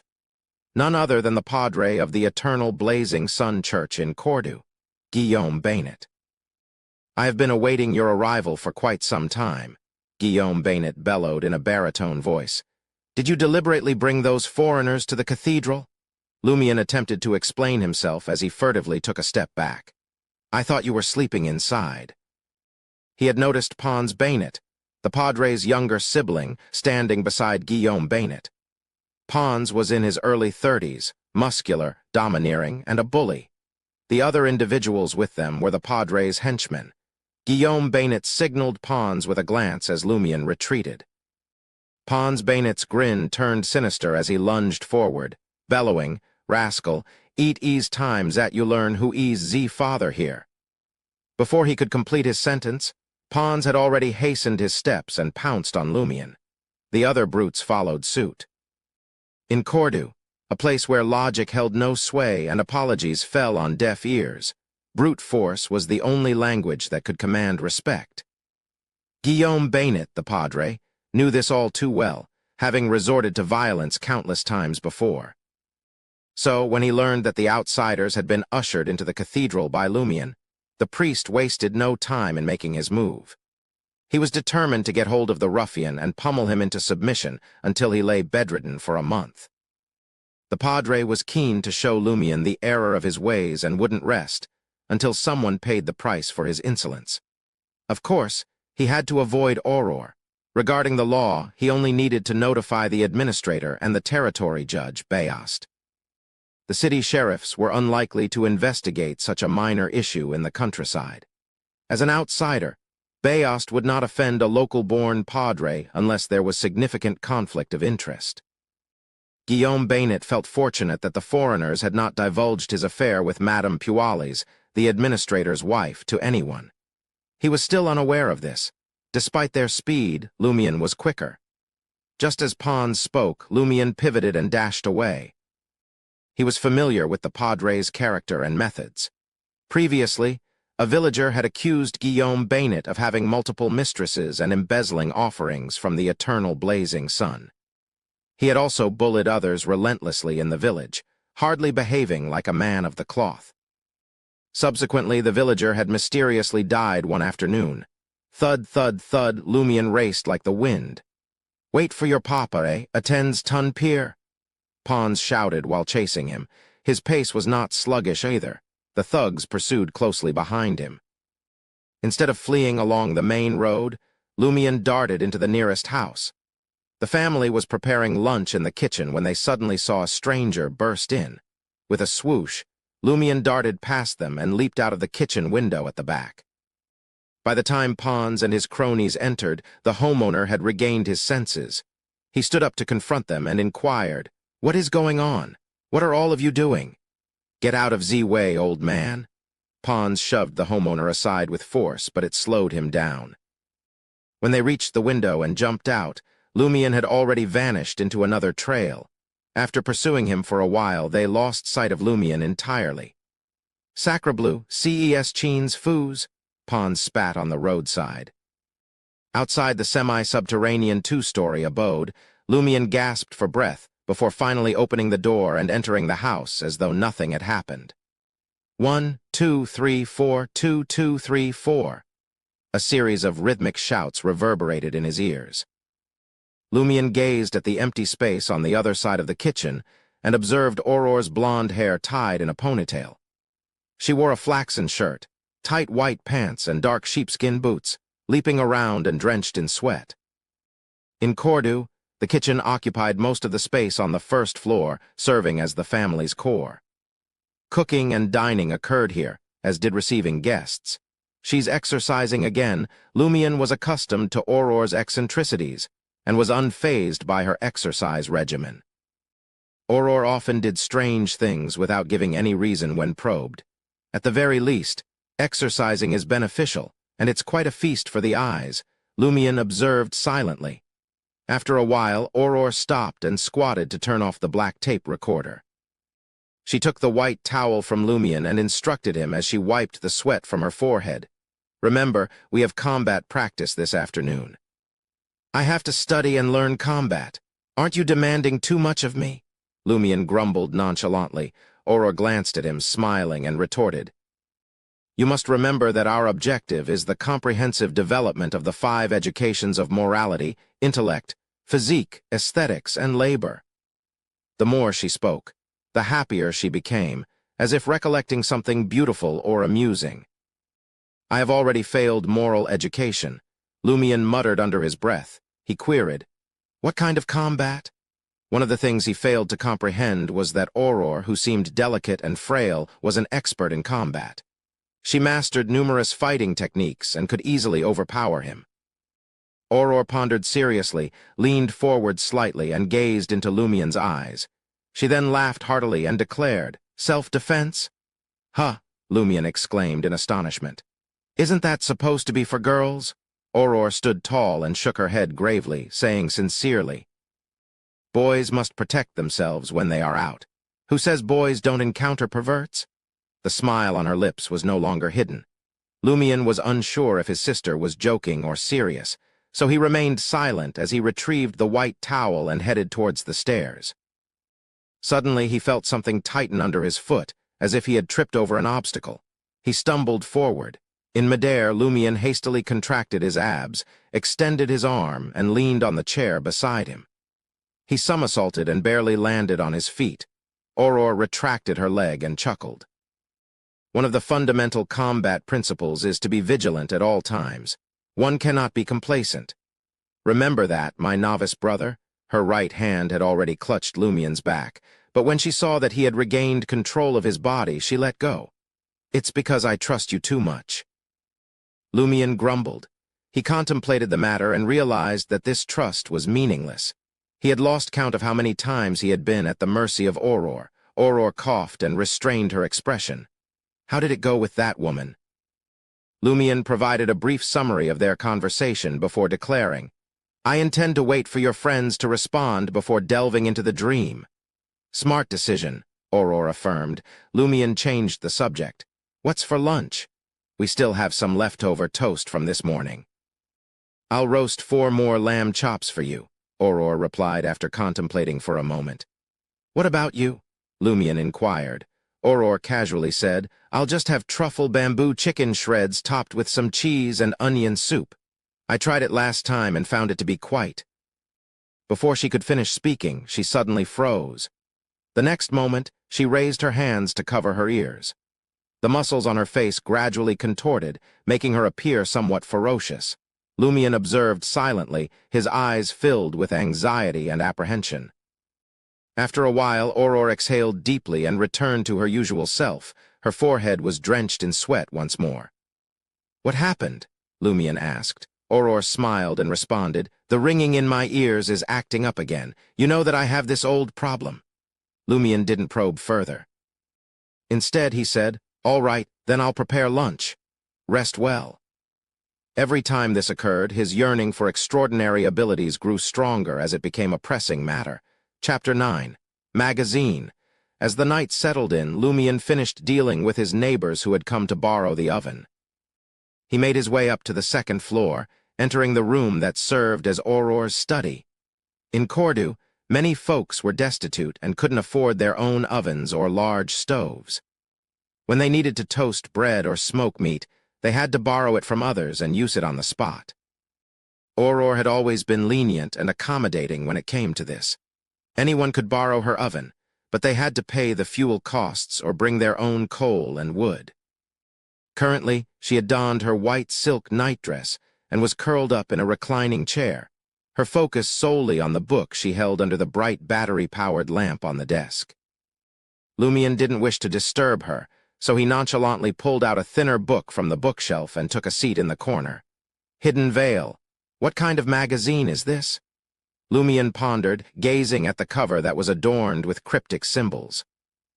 He swiftly flipped through the pages, and the more he read, the more he was taken aback. This magazine delved into the very existence of the human soul. It discussed how all beings had a spirit, and through secret methods of communication between different spirits, one could obtain various kinds of aid. Even if one wasn't devout, even if they only attended the eternal blazing sun cathedral to pray and partake in Mass occasionally, 2 words couldn't help but flash through Lumion's mind. Sacrilege. Taboo.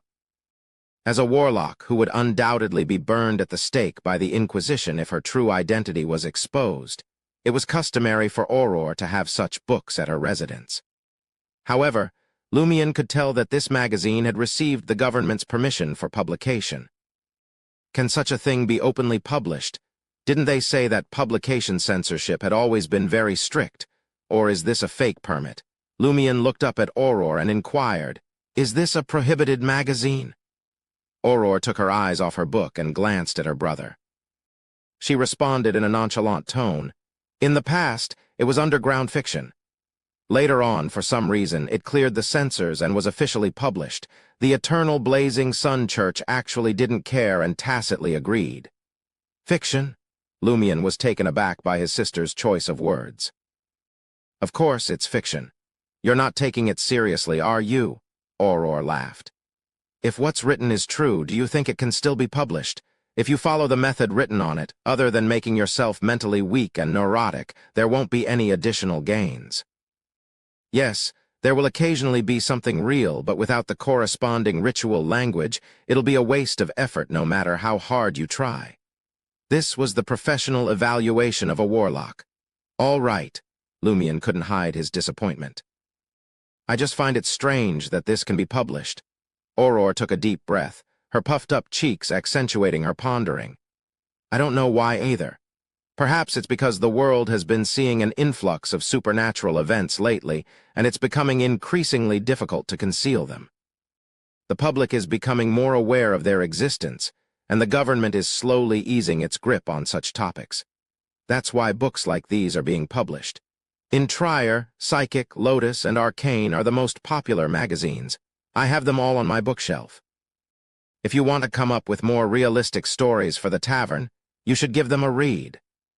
Oui, Lumion responded eagerly, his interest piqued. Simultaneously, he let out a wistful sigh deep in his heart. Auror's hoard of books was truly impressive and diverse. Thanks to these tomes and Auror's occasional elucidations, Lumion, a lad who had forsaken his schooling, had managed to acquire a reasonable comprehension of the world, continent, and nation he called home. The world was divided into two great continents, one to the north and one to the south, separated by the treacherous Berserk Sea, where raging hurricanes battered any who dared to sail its waters. But the truly mysterious lands lay to the east and west, on the legendary eastern and western continents. No one had ever set foot there, and some wondered if they even existed at all. Lumion and Auror lived in the Ainz Republic, a land situated in the heart of the northern continent. It was a nation bordered by the Fog Sea to the west, the Faesac Empire to the north, and the Hornisis mountain range and the Lone Kingdom to the east. To the south lay the Fainapotter Kingdom, Lenberg, and Massin. The small countries nestled between the Fainapotter Kingdom and the Lone Kingdom, such as Segur, together with Lenberg and Massin, were collectively known as the countries of the south-central region. They shared a common faith in the god of knowledge and wisdom. The southern continent had already fallen under the dominion of the various powers of the northern continent. Whether it was the Balem Empire, the Paz Kingdom, the Hagenti Kingdom, or any of the other nations, they had all but lost their autonomy. Yet still, a fierce resistance against colonization burned in the hearts of the conquered. In addition to the Berserk Sea dividing the northern and southern continents, there were other great seas. The Fog Sea to the west of the Ainz Republic, the Sanya Sea to the east of the Lone Kingdom, the North Sea to the north of the Faesac Empire, and the Polar Sea to the south of the southern continent. They were collectively known as the Five Seas. Of all the nations of the northern continent, the Lone Kingdom was the strongest, with the Ainz Republic close behind. The Faesac Empire, defeated in the last war, had fallen to fourth place. The Fainapotter Kingdom had risen to third place, and among the countries of the south-central region, Lenberg reigned supreme. Compared to the simple folk in Cordu who only knew of the Ainz Republic, the Fainapotter Kingdom, and Lenberg, Lumion was practically a cartographer. It was no surprise, really. Considering the Cordu village, shepherds only traveled to their neighboring kingdoms of Fainapotter and Lenberg. They only had a limited understanding of these lands. The people in the northern villages of the Darij region were just as provincial. Other than the surrounding settlements, they could only name Trier, Suhit, and a few other metropolitans. Lumion was often baffled. How did Auror come by such vast knowledge? All the textbooks he read were penned by Auror, and all his practice exams were prepared by her. Auror had an answer for every question in the books he read. But what stunned him even more was her expertise in various forms of combat. It was simply mind-boggling that a woman in her 20s could accumulate so much wisdom. Some people couldn't amass that much knowledge even after living 50 or 60 years. Could it be that these are the building blocks of a true warlock? Lumion looked up again and gazed at Auror, lost in thought. As Auror patted her cheeks while reading, she hardly seemed like a scholar or a warlock. Auror caught Lumion's gaze and demanded, "What are you ogling at?" Lumion quickly changed the subject. "Last time you mentioned that I possess the knowledge required to pass the college entrance examination." Auror pondered for a moment before responding. "In theory, you could gain admission to any university, but since I never took that particular exam, I can't say for certain what questions will be asked. Roselle sure did a number on the populace. Sigh, I guess it's a good thing." Undoubtedly, Emperor Roselle's reign spawned the college entrance examination, and it has remained a fixture of academic life to this day. Auror's mind suddenly shifted gears.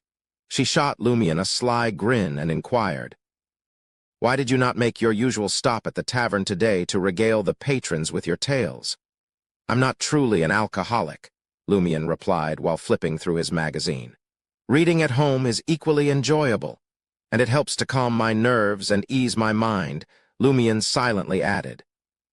Auror nodded and glanced over at Lumion's spot in the corner of the room. "Why are you sitting so far away, putting on an act of pitifulness, weakness, and helplessness? Come closer. You need proper lighting to read at night, otherwise your eyes will suffer." "Auror sure has a way with words," Lumion mused. "Although I understand the meaning behind pitifulness, weakness, and helplessness, it's still an odd combination." Supposedly used to her idiosyncrasies by now, Lumion retrieved a chair and moved closer to the desk where Auror sat. The two of them spent the evening reading in silence, occasionally chatting, as the sound of their breathing mingled with the rustling of pages and the soft breeze that wafted in from outside the window. Peaceful and soothing. As he bid Auror good night, Lumion slipped back into his quarters. He peeled off his coat and draped it across the back of the chair. He couldn't risk bringing the wand card to bed with him. That would only raise suspicion, and his sister had sworn to keep a watchful eye on him at all times. Just as he was about to approach the bed, Lumion froze, his heart skipping a beat. His sharp eyes darted around the room, and he adjusted the chair that was usually positioned at a diagonal angle to face the window. Then he crawled into bed and extinguished the kerosene lamp resting on the cabinet next to him. As he drifted off into the depths of slumber, Lumion was suddenly startled awake. The bedroom was shrouded in a dense, gray fog. Lumion, who was already mentally prepared, calmly took in his surroundings and made a realization. The chair that he had meticulously arranged before retiring for the night was still positioned at an angle in his dream, just as it had been in reality in the past. This suggested that the dream world he had entered was not an exact reflection of reality. Perhaps it was a manifestation of his deepest subconscious desires. Although Lumion couldn't decipher its meaning, he knew that it was something to be remembered. He walked over to the window, placed his hands on the sill, and gazed out. The mountain made of brownish-red stones and reddish-brown soil, and the collapsed buildings that surrounded it, were still present. The eerie silence of the place was deafening. Time quickly passed. After much contemplation, Lumion made a firm decision. He would embark on a preliminary exploration of the area tonight. His past life on the streets had turned him into a man of action. He didn't rush downstairs, however. Instead, he opened the cabinet and began to pile on clothes. He didn't need them to keep warm, but he wanted to increase his defense ability in this way. He grabbed a cotton shirt, cotton pants, and a leather jacket, stretching his body to feel the fit. Any more clothing would only hinder his agility, and that was crucial in a situation like this. As he adjusted to his current state, Lumion had a sudden thought. "This is my dream. Can't I get whatever I want?" With that intention, he muttered to himself, "I want a breastplate and a revolver. I want a breastplate and a revolver." The room was still shrouded in a thin, gray fog. This won't do.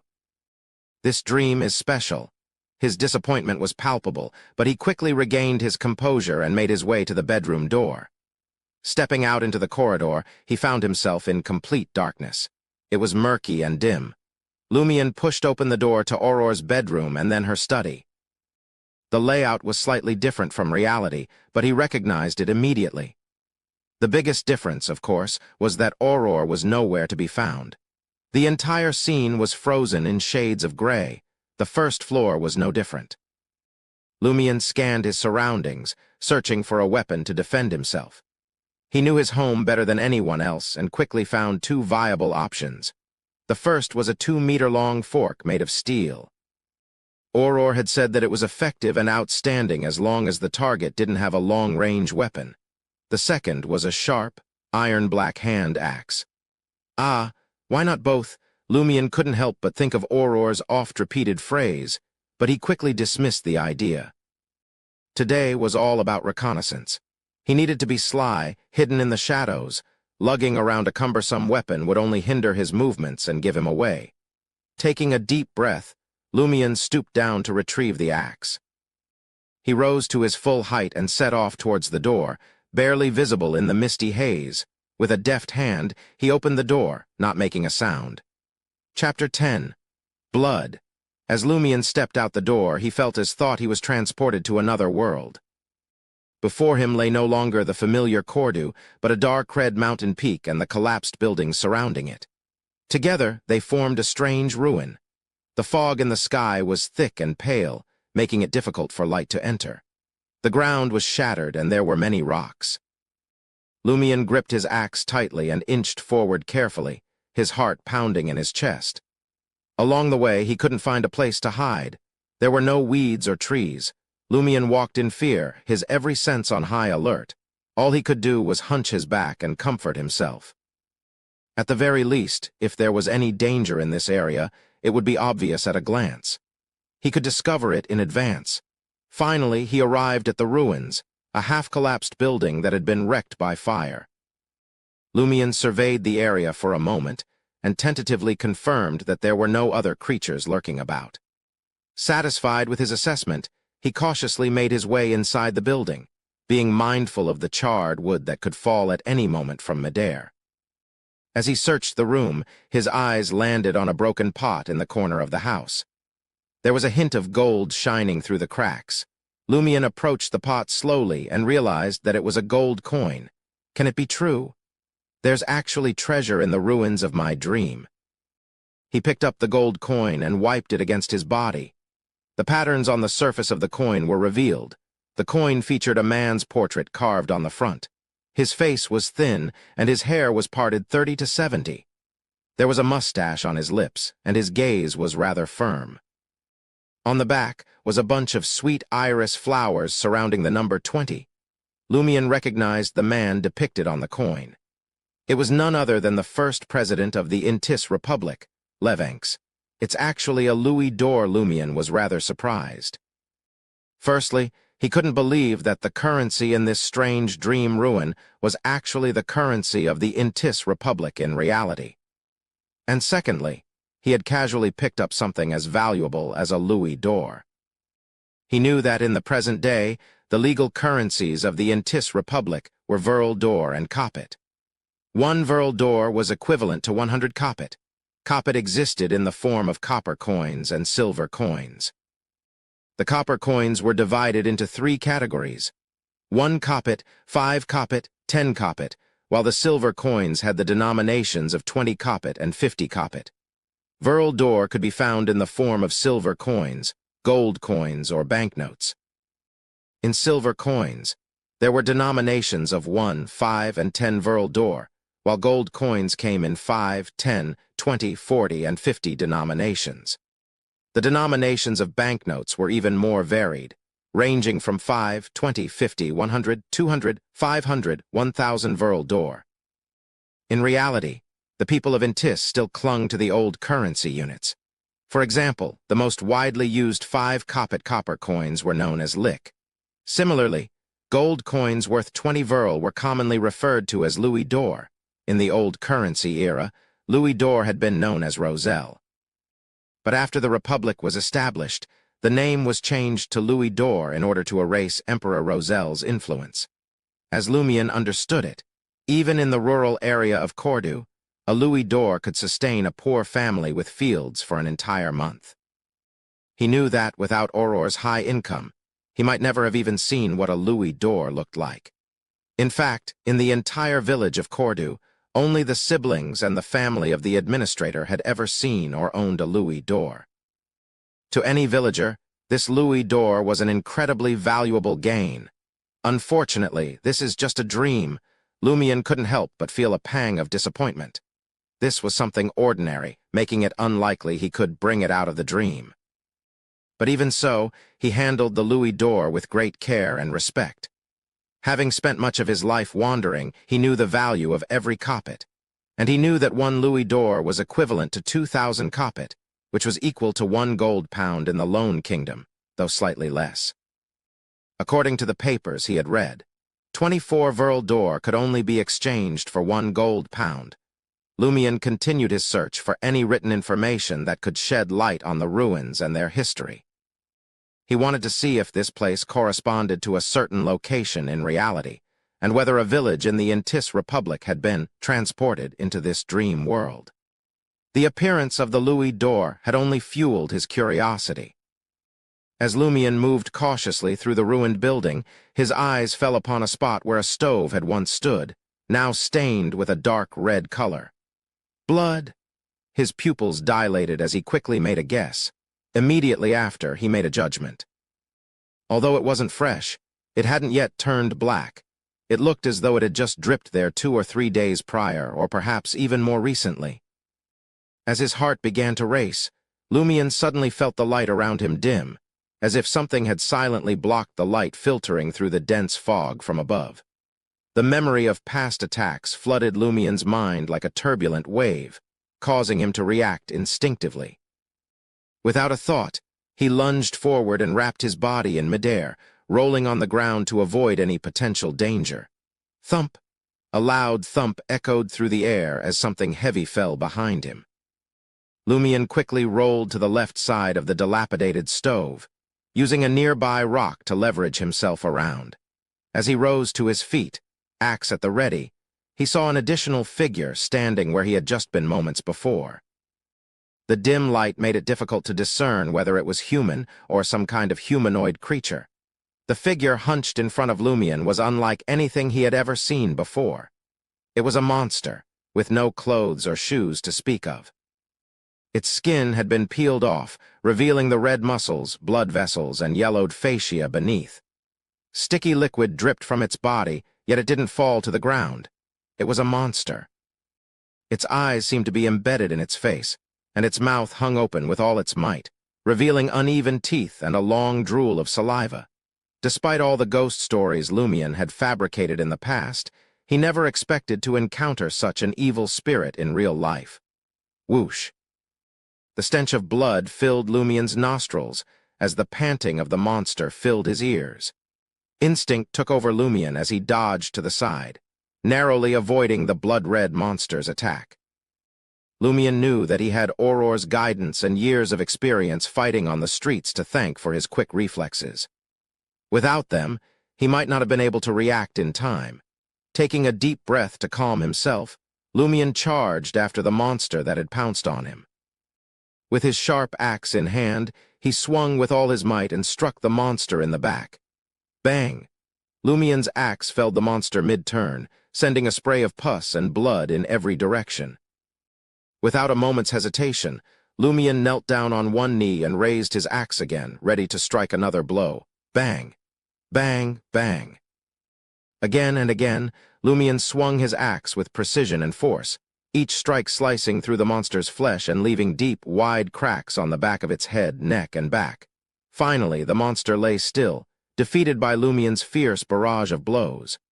Huff! Puff! You don't act as terrifyingly as you look.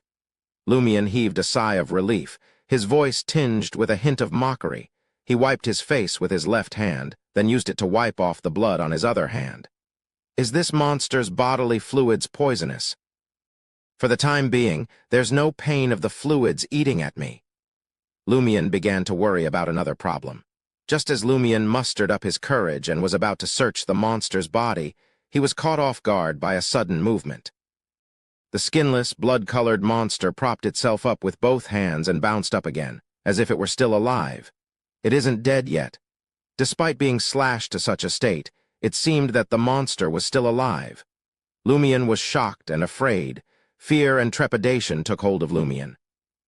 If Lumion had been facing normal humans, beasts, or monsters, he would not have been so afraid, even if he couldn't defeat them. But this monster in front of him seemed unkillable, rendering Lumion's every move useless. Taking advantage of the monster's brief disorientation, Lumion made a quick decision. He propped himself up with his feet, exerted strength on his knees, and ran wildly. Thud, thud, thud. He ran with all his might, but he could feel the monster's breath on the back of his neck, and the sound of its heavy breathing echoed in his ears. The monster followed closely behind him. Despite his fear, Lumion gritted his teeth and allowed his fear to push himself to run even faster, surpassing his previous limits. To his delight, he soon realized that the distance between him and the monster was no longer shortening. Thud, thud, thud. Lumion finally reached his semi-subterranean two-story building as he pulled open the unlocked door and jumped inside. With a loud clang, he slammed the door shut and quickly made his way to the stove, where he picked up a steel fork that was leaning against the wall. Then he focused on the door. But then he heard the sound of the monster's running footsteps fading away. He waited, but the monster didn't try to slam through the door. It knows that I'm lying in ambush here. Lumion couldn't believe that the monster had higher intelligence.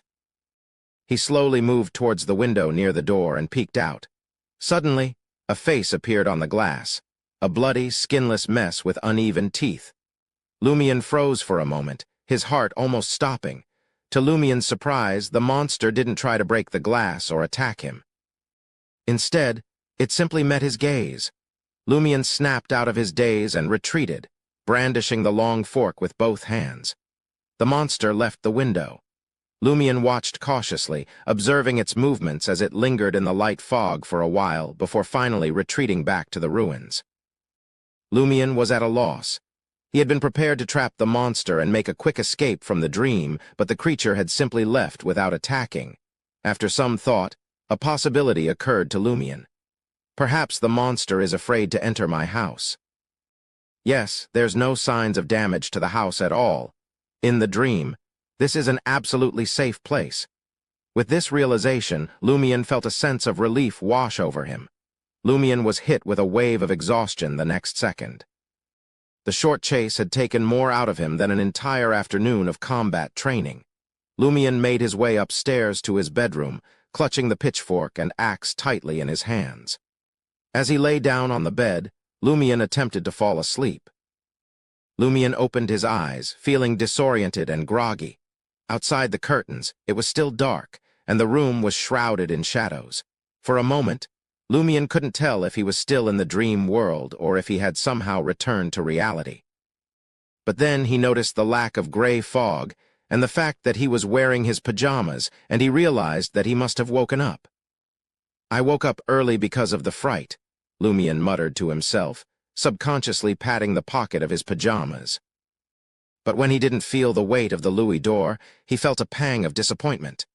It confirmed another fact: that money couldn't be brought out of the dream world. Lumion took a deep breath and composed himself, his thoughts turning to a serious problem.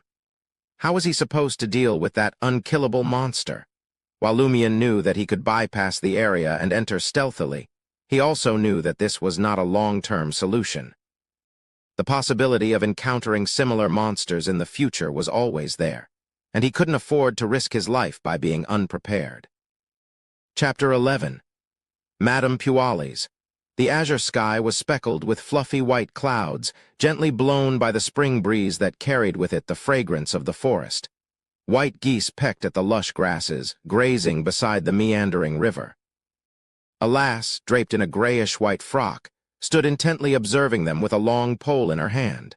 Her countenance was bathed in the golden sun rays, exposing her thin, downy hair. The girl's brown tresses, elegantly tied in a white cloth, revealed her youthful and lively features. Glancing at Lumion sitting under a tree by the river, Ava Lizier scrunched her face slightly. "Are we not here to discuss which legend is easier to investigate? Why have you turned into a stone statue reminiscent of the ones from the cathedral?" Ava was the daughter of Guillaume Lizier, the shoemaker. Being one of the few youths in the village, she had an amiable relationship with Lumion and Riamund. "I'm contemplating a problem," Lumion responded, still gazing at the white geese and the rippling waters. "What problem?" inquired Riamund Gregg, who was tending to Ava's flock of geese. Lumion pondered before replying. "What if you come across a beast with a thick hide that your weapon cannot pierce? What would you do?" "Obviously, I'd find a way to flee. The mountains are teeming with wild beasts." "We need not hunt it," Ava replied, feeling that there was nothing to worry about. Lumion grunted in disagreement. "What if that beast is exceptionally rare, and the lords in the city adore it, and are willing to pay 100 louis d'or for its carcass?" 100 louis d'or, 2,000 verle d'or. Riamund breathed heavily. He had never seen a louis d'or before, nor had he used one. His instinct was to convert it into verle d'or first, With such a hefty sum of money, he could start a small business in Darij. He wouldn't have to fret over shepherding anymore. He quickly thought and suggested, "Borrow a shotgun." "The beast's skin cannot be penetrated," Lumion rejected flatly. Even though she knew the prey was just a figment of imagination with no value in the real world, she couldn't help herself. "Is it a powerful creature? Fierce?" Lumion paused to consider her question. "It's about as fierce as me." That was all the assurance he needed to continue his hunt. Riamund, who had been holding his breath, let out a sigh of relief. "Good, go back to the village and round up some people. We'll surround the beast and drain its strength. Once it's down, we'll tie it up." He knew that Lumion could fight, but that was all. "In that case, we can only expect to get 10 louis d'or or even less," Lumion reminded. Ava, with her stunning lake-blue eyes, had an idea. "I've seen them hunt before. Maybe we can dig a trap and make it fall. That way we won't have to worry about it getting back up." Lumion nodded his approval. "That's a good idea." Realizing that Ava and Riamund had little to offer in terms of planning, Lumion took control of the conversation. "Which legend do you think we should target next?" he asked. Ava shook her head. "Neither of them fit the bill. They're either centuries old or were only seen by one person who is long dead." Riamund agreed. "That's right. If you don't ask the right folks, how would you know there ain't no clues?" Lumion clicked his tongue and chuckled. "You lot don't have any grit. If you want to give up at the first sign of trouble, you might as well be tending geese and sheep for the rest of your days." Ava and Riamund were fuming at Lumion's words. When it came to riling people up, Lumion was one of the best in all of Cordu. Ava blurted out, "I don't think any of them are suitable cause there are more suitable ones." "What is it?" Lumion's eyes sparked with interest. As soon as Ava spoke, she regretted it, but she'd been planning to bring up this issue. She just didn't want to reveal it to Lumion and Riamund so easily. After a few seconds of tense silence, she glared at Lumion. "There's a real witch in the village." "Who is it?" Lumion's heart tightened. Could it be Auror? If Ava found out that Auror was a warlock, he and Auror would have to flee Cordu and go somewhere else to avoid the Inquisition's wrath. Ava looked around nervously and lowered her voice. "Madame Puales." Madame Puales, the administrator's wife and the padre's mistress. Lumion found it hard to believe. "Are you serious? If Puales was indeed a witch, how could Lumion have missed it when he found out about the lady's affair with the padre?" "No way." Riamund was exceptionally surprised. Ava tiptoed and looked in the direction of the village entrance. "I'm not certain, but Charlie, the administrator's valet, let it slip once. He told me that Madame Puales is a soul messenger who can talk to the dead and help them return home. He also said that she can create secret medicines and charms." Lumion listened intently but remained skeptical. With magazines like Psychic, Lotus, and Hidden Veil flooding the market, it wasn't uncommon for the administrator's wife to be familiar with such terms and trick the servants and villagers. "We should go to the cathedral and snitch," said Riamund, his eyes wide with excitement. Lumion paused before responding. "If Charlie knows that Madame Puales is a witch, then the administrator should know as well, right?" "Oui," agreed Ava. Lumion continued. "Madame Puales is also the padre's mistress. If we go to the cathedral and snitch on her, we will probably be sent straight to the administrator." "What? Madame Puales is the padre's mistress?" Ava and Riamund were shocked. "I saw it with my own eyes," Lumion chuckled. "Pretend you don't know, don't tell anyone. Otherwise, you might disappear one day." Ava and Riamund agreed in unison, their expressions unusually solemn, their fear of the padre and the witch intertwined.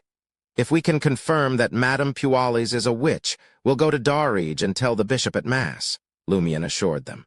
"We." Riamund nodded fervently. They had to be sure before they snitched. Otherwise, they would be in trouble if Madame Puales was innocent. After discussing these matters, Lumion, who didn't want to waste any time, stood up and said to Ava and Riamund, "I'm off back to my studies. Otherwise, Auror would be chasing me with a wooden stick. You two take care of the geese." "Okay." Riamund was thrilled at the prospect of being left alone with Ava. Ava looked displeased.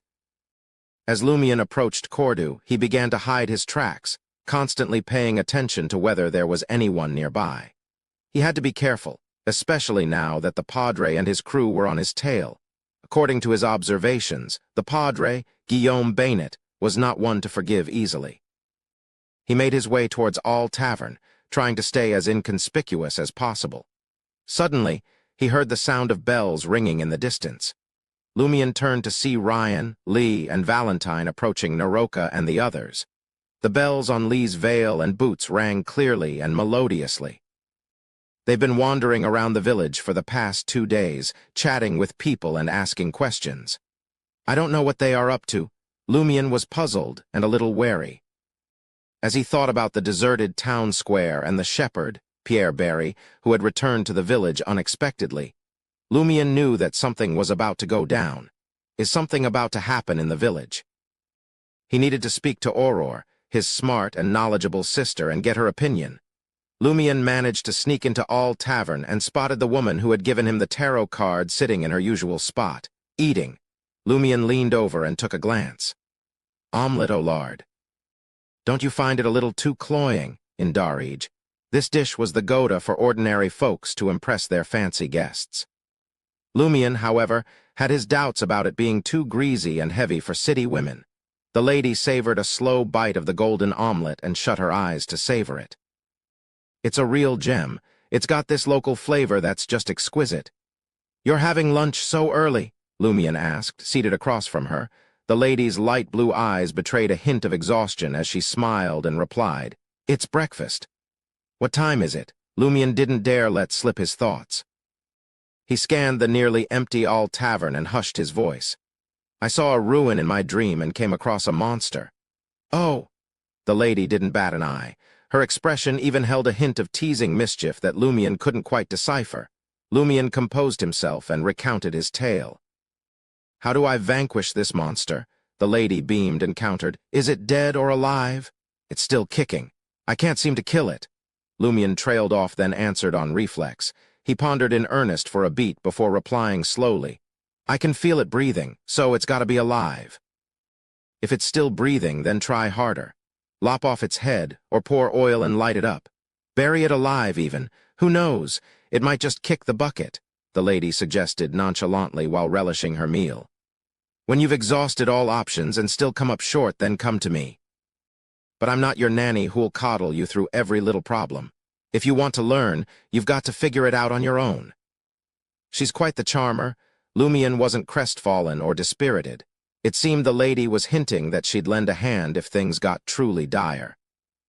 And a monster like this wasn't even worth mentioning. But what's trivial can be a real headache. Lumion felt a migraine coming on. He resolved to heed the lady's advice. He'd start by trying to behead it, burn it, bury it alive, and anything else he could think of. Chapter 12. Undercurrents. As Lumion left All Tavern, he resumed his surreptitious ways, skulking down the path he always took home. Sure enough, he spotted one of Pons Bainet's goons hiding behind a tree, spying on passers-by. The Padre doesn't know when to quit, Lumion muttered to himself, but Lumion couldn't retaliate. His personal abilities were limited, and he couldn't risk bringing attention from the Church of the Eternal Blazing Sun in the Darij region. The Inquisition would be all over him in a heartbeat, which could spell doom for Aurore. Unless Lumion was pushed to the brink and had no other choice but to abandon the town, his only option was to expose the Padre's unsavory activities and force him to retire to a cloister. But that was easier said than done. Lumion needed to be careful and cunning, just like when he let the foreigners discover the Padre's affair with Madame Pualis. Lumion didn't want to make a big fuss about it. He knew that Bayost, the administrator and territorial judge, was a stickler for his reputation. If Lumion brought Madame Pualis's predicament to light, he wouldn't get any favors in return. No, it would be more likely that Bayost would turn on him, filled with bile and vitriol. That would leave Lumion with little choice but to flee Cordu, with both the Padre and administrator hot on his heels. He proceeded with caution, taking a detour through a narrow alley that weaved between several houses. Along the way, Lumion relied on his wits and the surroundings to conceal himself. He ducked behind walls, slipped through doors, and took refuge behind trees whenever necessary. As he neared the end of the alley, he heard the sound of voices. Guillaume, why we waste our time chasing Zat Keed all day? Let's go to Auror's house tonight and catch him. We have a Z advantage of numbers, and Auror's fightin' skills ain't enough to stop us. We can even get reinforcements from Z City if needed. Guillaume, the Padre is here too. Lumion stopped, retreating into the corner to eavesdrop on their conversation to see what plans the Padre had for him. Guillaume Bainet's voice was mesmerizing. Surely you don't think that's the extent of Auror's capabilities. I wouldn't be surprised if she had supernatural abilities beyond mine. Ah, Pons Bainet was obviously surprised. A witch, you say? Guillaume, maybe it's time for you to venture to Darige and seek out Z Inquisition. If you can catch a true witch, Z Church will undoubtedly grant you a great reward. And with that, you may finally attain the extraordinary strength you've been yearning for all Z's years. Imbecile, Guillaume Bainet scolded his brother. Don't you know what's happening in this village? The Inquisition has noses like hounds. They won't overlook any anomalies. When the time comes, we'll be in hot water. Even if Auror desires to deal with us, I have other solutions, he said. We mustn't arouse the Inquisition's attention. So, what is happening in the village now? Lumion took this seriously and was curious. Combining his observations of abnormalities, he sensed that something terrible was brewing and developing in the village, like a turbulent undercurrent under the calm sea. To Lumion's dismay, Pons Bainet didn't elaborate on the topic. Instead, he focused on something else. You have any way to deal with a witch? You don't need to know, the Padre, Guillaume Bainet, responded in a hushed tone. Next, we can put aside dealing with Lumion, but we still have to maintain appearances. We can't let anyone suspect my desire for revenge. That will provide the connections the foreigners need and have a negative impact. What you need to do now is to remind each relevant person and scare those yokels who might notice. Don't let them spill the beans in front of those foreigners. Guillaume, you mean that those foreigners are here to investigate that matter? Pons Bainet appeared fearful and concerned. Look at you. All brawn, no brains. You're nothing like your brother, a natural-born leader. Lumion mocked Pons Bainet inwardly. Despite his disdain for the Padre, whom he saw as a crude and greedy stallion rather than a man of the cloth, Lumion couldn't deny that he had a certain rugged charm. His direct, domineering style and clear mind won over the masses in the countryside, making it easy for them to idolize and rely on him. Guillaume Bainet sneered. No need to worry. So long as those foreigners don't find any real evidence, I'll still be the Padre of Cordu. Pons, you need to understand that ruling through fear and intimidation won't lead to peace or prosperity. The church doesn't want a ruined town that can't pay taxes. We need friends and followers to maintain control. By offering them protection, we can gain their support. The church trusts us locals with our relatives, friends, and followers to handle matters here and doesn't bring in outsiders who could make a mess. As long as there's no solid evidence, the higher-ups will continue to believe in me. All right, I'm off to the cathedral. That does sound logical and persuasive, but your wisdom and insight are limited to Darige. Auror told me that when the church confronts villages that are overrun with evil gods, they obliterate them entirely and raze the land to the ground. They don't just slay the adults, but even the kids. Lumion found himself almost swayed by Guillaume Bainet's words. Luckily, Auror had warned him about the fearsome reputation of the Church of the Eternal Blazing Sun and the Church of the God of Steam and Machinery. After the Padre departed, Lumion took a different path and made it back home unscathed. Auror, clad in a pristine apron, bustled about the oven. What are you up to? Lumion inquired with curiosity. It was still 2 hours to lunchtime. Auror tucked a strand of her blonde locks behind her ear and beamed, trying out a new toast recipe, rice bread. You don't have to go through all this trouble. Lumion was moved to his core. He believed Auror was going out of her way to make something special just for him. Auror giggled and retorted, What are you thinking? Can you be any more self-absorbed? For me, baking is a form of amusement. It's a great way to pass the time. You get it. Then why don't you like going out? There's plenty of fun out there, Lumion probed. He always felt Auror was a homebody because she was too concerned about the risks her warlock status posed. Aurora swiveled her head and shot him a withering glare. You mean drinking and gambling? Remember, I'm my own person, not relying on or attaching to others. Lumion grasped the first half of her statement, but was at a loss with the latter. Ah, could you expound on that? Aurora gave him a deadly glare. Long story short, your sis is a major introvert most of the time. What do you mean by most of the time? Lumion queried, confused. Humans are walking contradictions, Aurora mused, turning back to the oven. Don't you recall? Sometimes I'm a chatterbox, eager to venture out and listen to the old ladies gossip. Other times I'll play with the kids and regale them with tales. Every so often, I'll cut loose and ride Madame Puali's horse around the mountains, hollering at the top of my lungs. At the time, you shone like a dew-kissed rose, luring people in only to prick them. Lumion couldn't help but grumble to himself. Since Madame Puali's was mentioned, Lumion decided to change the subject. Aurora, a grand sower, I heard a rumor about Madame Puali's. What is it? Aurora did not hide her curiosity. She's a warlock who can talk to the dead. Lumion related to his sister what Ava had divulged.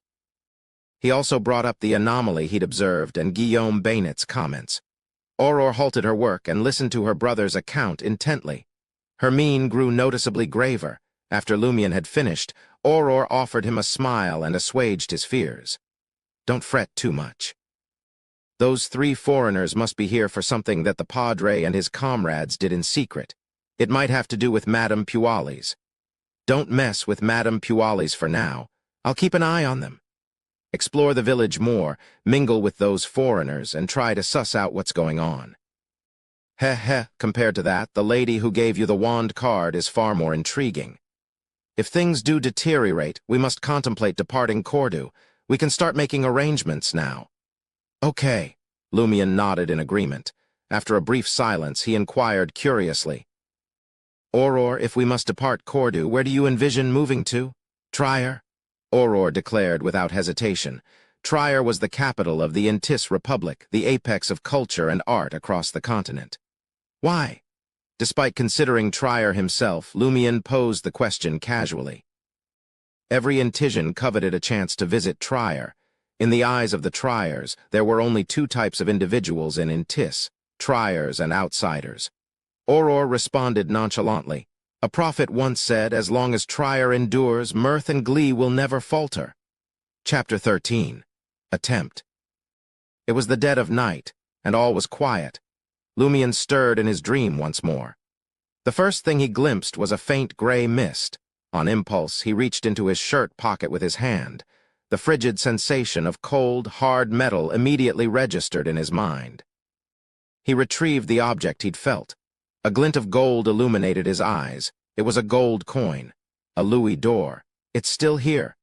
Lumion sat up and peered down at himself. He still donned the cotton attire, pants, and leather jacket from his last expedition. The nearly 2-meter-long steel pitchfork and sharp, iron-black axe rested within arm's reach. This was precisely the same condition as when he'd exited the dream. In other words, this dream is persistent. It doesn't reset with each entry. Lumion fiddled with the louis d'or and slipped it into his cotton shirt's inner pocket. Though it couldn't be actualized, it was still a joy to have. Lumion rose from bed and gazed out the window for a spell, ensuring the red mountain peak in the ruins hadn't changed. He hoisted his axe and pitchfork, departed his chamber, and entered the dimly lit corridor. Aurora's bedroom and study doors remained ajar. Lumion studied them briefly, then suddenly conceived an idea. In the dream, my room is practically identical to reality. It contains all the expected elements. Aurora's room appears the same at first glance. However, can I locate her witchcraft notebook, secret potion formula, or learn how to become a warlock in her quarters? This notion was akin to a devil's whisper, causing Lumion's heart to race. He was tempted to try. Compared to exploring the unknown, hazardous, enigmatic ruins, sifting through Aurora's room was the simpler, safer option. No. Lumion shook his head vigorously and cast the idea aside. He'd rather take his chances than violate Aurora's privacy. He wouldn't venture into her bedroom without her approval. This was due to his respect for Auror. If it weren't for Auror, he would have perished as a child on the streets 5 years ago. Lumion withdrew his pained gaze and made his way to the stairs. If the occupant of the room wasn't Auror, he would have already delved in to search for useful information. Once downstairs, Lumion didn't hasten his departure. Instead, he inspected the provisions in the kitchen. The olive oil, corn oil, and animal fat that Auror had amassed were neatly arranged in buckets and cans, just like in reality. Almost instinctively, Lumion lifted the bucket of corn oil and positioned it near the stove. His sole reason for selecting it was that animal fat and olive oil were pricier. Then he adeptly kindled a blaze in the hearth with coal and wood and fashioned a couple of torches to ignite. He was preparing to incinerate that monster. Naturally, it would be preferable if there were other options. That was a last resort. After completing these tasks, he retrieved his axe, opened the door, and departed. Lumion then observed something unusual. The faint gray mist that suffused the dream felt more humid than before. The ground beneath his feet was also slightly muddy. It rained. This place persists and develops naturally according to certain laws when I'm absent or dreaming. Lumion was somewhat taken aback, but he had an inkling that it was only fitting. Recalling Auror's bizarre tales, he suddenly had a notion. This can't be the real world, can it? My dream is connected to the genuine world. That tarot card enables me to traverse the barrier between dream and the ruins while conscious. Lumion swiftly surveyed his surroundings and realized that an endless gray fog bordered both sides of the ruins, on the dream's periphery. I'll check later. I won't venture into the ruins. I'll stroll out of the gray fog and see if it's a surreal and irrational dream after passing through the gray fog, or if there's tangible land, sky, village, and town. If it were the former, it signified that this place was still a dream. If it wasn't, Lumion had to confirm which world this was. He surmised that based on the usage of the Louis d'Or, this place still appeared to be in the Ainz Republic, but it might not be the present era. It could be a location that had vanished decades or centuries ago. However, Lumion sensed that there was a high likelihood that he wouldn't be able to exit the encompassing gray fog. He gathered his thoughts and proceeded toward the ruins. He didn't forget that the purpose of entering the dream was to attempt to contend with that monster. After traversing 100 to 200 meters in the muddy wilderness riddled with gravel and crevices, Lumion abruptly halted. He thought of a problem. He'd overlooked something in his preparations earlier. Previously, his 2-story abode lacked any flames. It was quite secure in this world cloaked in gray fog. But now, it had a blazing furnace that emitted light. Would it draw in a swarm of monsters and render the safe zone unsafe? Lumion instinctively turned his head and peered in the direction he'd come from. He observed that a scarlet gleam had been etched on various glass windows at the base of the half-submerged 2-story structure in the faint gray mist. It was akin to a beacon in the dark world. Considering that a considerable amount of time had elapsed, it was evidently too late to attempt to extinguish the fire. Lumion hastened his pace and entered the ruins, taking refuge in the building that had crumbled due to a conflagration.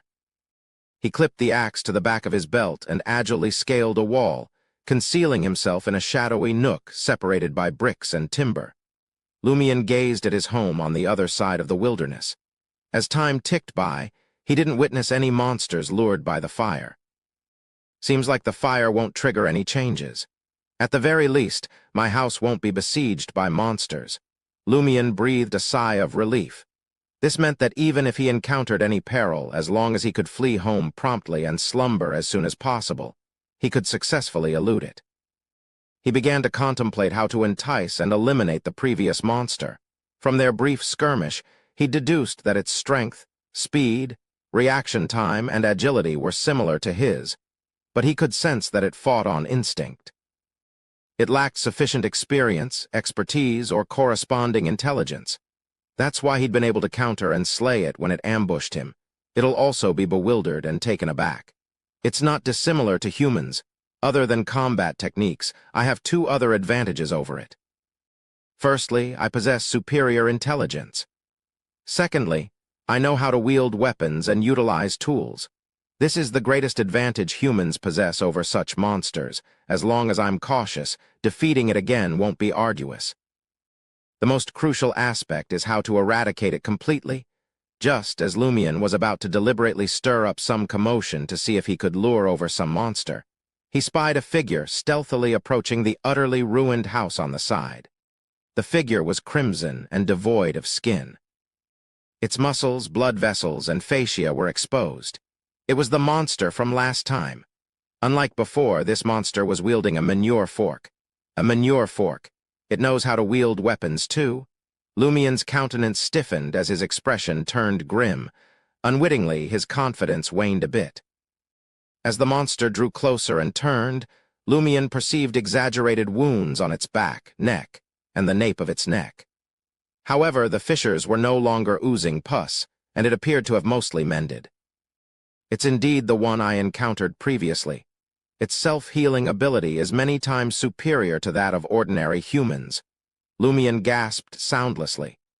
He compelled himself to compose and expeditiously assess the situation. In the twinkling of an eye, Lumion arrived at a determination.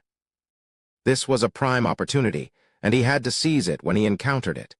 He couldn't let it slip by. He silently retrieved a stone brick beside him and awaited the monster's arrival at the desired location.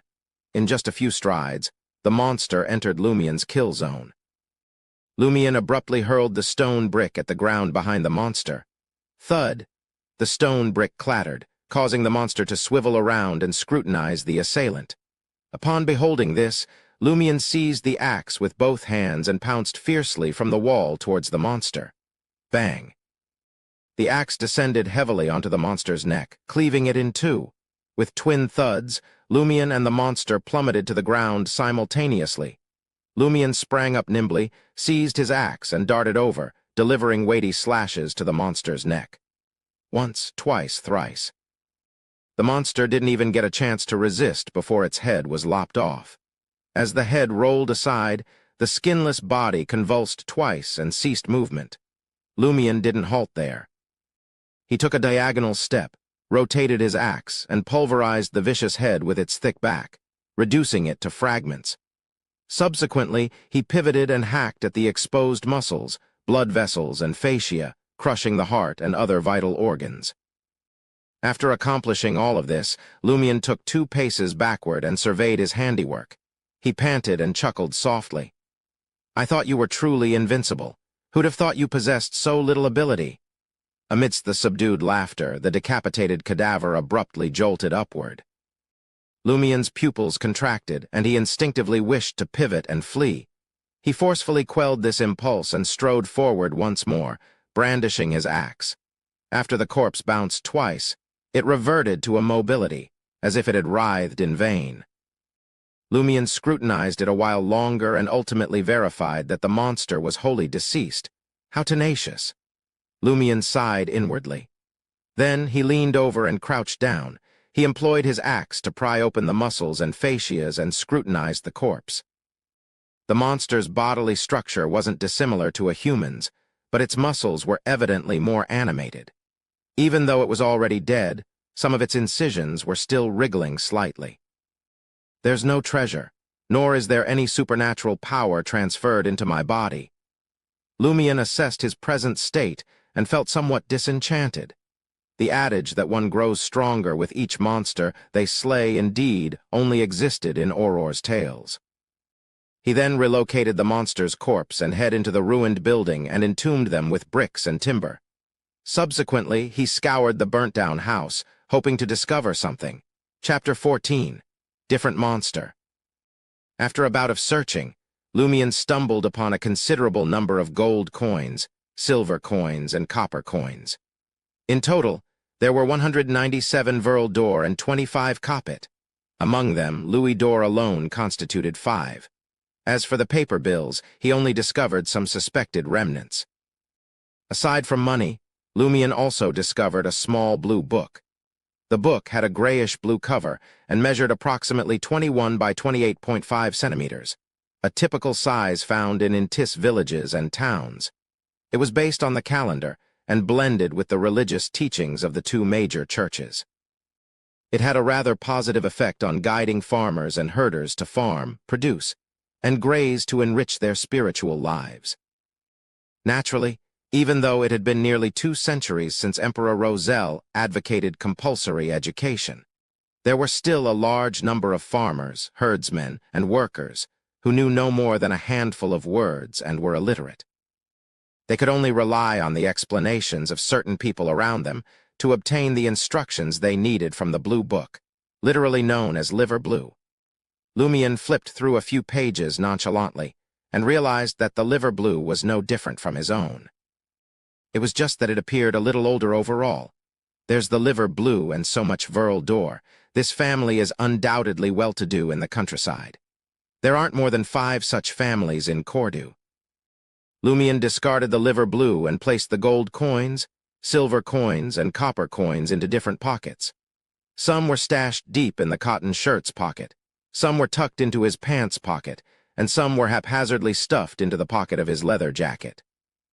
Even though Lumion knew that this wealth couldn't be brought to reality, he couldn't resist collecting it for safekeeping. These little trinkets of gold, silver, or copper were simply irresistible. During his days as a vagrant, he cherished every coin he came across, even if it was just a koppet or a lick. He often fought with others for them and took risks to obtain them. After scouting the area, Lumion hoisted his axe and crept towards the collapsed building closer to the reddish-brown mountain peak. He proceeded deeper and deeper. Every time he traversed the empty space in the center of the ring, he was apprehensive that dozens of monsters would suddenly ambush him in an area without cover. In the faint gray fog, Lumion crouched down and sneaked behind a half-collapsed stone wall. He squatted there and utilized it to conceal his form. He cautiously poked his head out and surveyed the area ahead. It was a narrow strip between 2 rows of destroyed buildings. There were no trees, no weeds, just gravel, crevices, and dirt. Suddenly, a figure jumped into Lumion's line of sight. It stood in the opposing building, staring at something. This figure was garbed in a black robe with a hood. From the back, there was nothing peculiar. It appeared to be an ordinary human. Lumion's heart constricted as he became even more watchful. In such a dream ruin, the appearance of a regular person was far more terrifying than the appearance of a monster. As if sensing that someone was observing him, the figure swiveled around slowly. Lumion snuck a quick glance before retracting his head hastily. He leaned against the wall and didn't dare to budge. With just one look, he had the impression that he had descended into hell or an abyss. The figure was indeed a human, but he had 3 faces and 6 eyes. The face in front had cloudy eyes, sparse eyebrows, and numerous wrinkles. He was evidently an old man. The left side was a chiseled face with sharp-looking blue eyes and a thick black beard, making him appear like a burly man. The skin on the right side was smooth and delicate, like a peeled egg. The blue eyes exuded obvious innocence and ignorance. It didn't seem a day over 5 years of age. What kind of monster is this? Lumion attempted to regulate his breathing to prevent his heart from racing. Such a monster had never surfaced, even in Auror's horror tales. Only in the deepest and most absurd nightmares could it be encountered. Although it was not good to judge a person by their appearance, Lumion instinctively sensed that the 3-faced monster was far more powerful than the skinless monster from earlier. Furthermore, there was a high probability that it had exceptional abilities. Eternal blazing sun. Great Father, please protect me from being discovered by it. Upon witnessing this scene, Lumion couldn't help but pray to the eternal blazing sun. If he weren't still clutching an axe in one hand and was in a perilous environment, he would have extended his arms, a gesture symbolizing the adoration of the sun. At that moment, time appeared to stand still. Lumion believed he might be hallucinating. It was as if someone's stare pierced through the wall and landed on his back. His back stiffened instantly and felt somewhat warm. In just a second or two, the illusion vanished, and heavy footsteps receded into the distance. Lumion waited a while until the footsteps dissipated completely. Then he gradually straightened his knees, turned around, and poked his head out to survey the area ahead. The monster was farther away, having arrived behind the collapsed building whose two sides still stood. Half of its body was visible in the faint gray mist. It still had his back to Lumion, as though it had transformed into a statue. Lumion breathed a sigh of relief. He didn't have the confidence to confront such a monster. It's definitely impossible to venture deeper into the ruins from here. Should I circumvent it? Won't there be comparable monsters elsewhere? The closer I approach that mountain peak, the more potent the monsters that emerge. Lumion retracted his body and deliberated for a while before deciding to conclude the night. He intended to inquire with the woman who gave him the tarot card after daybreak to see if there was a means of dealing with the three-faced monster. If there was no alternative, he would consider taking a detour. He arched his back, detached from the wall, and headed in the direction he came from. At that moment, he had a notion. If I slumber in these ruins, will I be able to escape the dream? Considering the possibility of numerous monsters in the vicinity, he suppressed the urge to experiment for now. On the way back, he hastily searched every destroyed building he passed, but he couldn't unearth any useful written information. There were only a few coins. After retreating for a while, Lumion conceived a notion and decided to take a detour. He approached the burnt-out house that he encountered first from the side, where he had buried the skinless monster. He wanted to see if the monster's demise would be detected by its kin, and if it would result in any changes. After locating the spot and concealing himself, Lumion poked his head out from the side and scrutinized the target area. In the following moment, he caught sight of another figure. The figure was half human and half beast. Its legs were bent forward as it squatted there and inspected the skinless monster's cadaver. It had already removed the stone bricks and wooden blocks that Lumion had stacked. It wore a dark jacket and relatively snug, muddy pants. Its black hair that hung to its neck was unkempt and greasy, and it carried a shotgun on its back. A shotgun. Lumion averted his gaze hastily and withdrew his head. These monsters are truly absurd. They actually know how to wield a shotgun. At that moment, Lumion felt like he was a hunter, hunting in the mountains with his weapon and comrades, only to discover that the rabbit opposite him was clutching a water-cooled machine gun and targeting them. He considered it ridiculous and immersion-breaking, as well as disappointing. As time elapsed, he waited patiently for the monster with the shotgun to depart. Finally, he discerned a faint sound of movement, gradually receding. Lumion stuck his head out cautiously once again and examined the monster that was half human and half beast. It moved like a cat towards the back of the building. Initially, Lumion's heart eased, but then his eyes widened. He realized that the path the monster took was precisely the same as the route he took when he ventured deep into the ruins. It's tracking me. It has an extraordinary tracking ability. Lumion made a subconscious evaluation. He was exceedingly grateful that he had opted for a detour when he returned. Otherwise, he would have certainly collided with it and might have even been ambushed. As soon as the monster vanished, Lumion sprang up and dashed towards his house. The crimson fire that reflected in the glass window on the ground floor of the house was akin to sunlight that could dispel darkness. Lumion sprinted all the way to his two-story building, yanked open the unlatched door, and rushed inside. After locking the door, he gazed at the ruins through the window. Far from the gray mist at the edge of the ruins, there stood a faint figure, but it didn't approach. Phew. Lumion exhaled and planned to extinguish the fire, ascend upstairs to slumber, and exit the dream. He glanced at the still-burning fire and murmured to himself, "It can still burn for a while.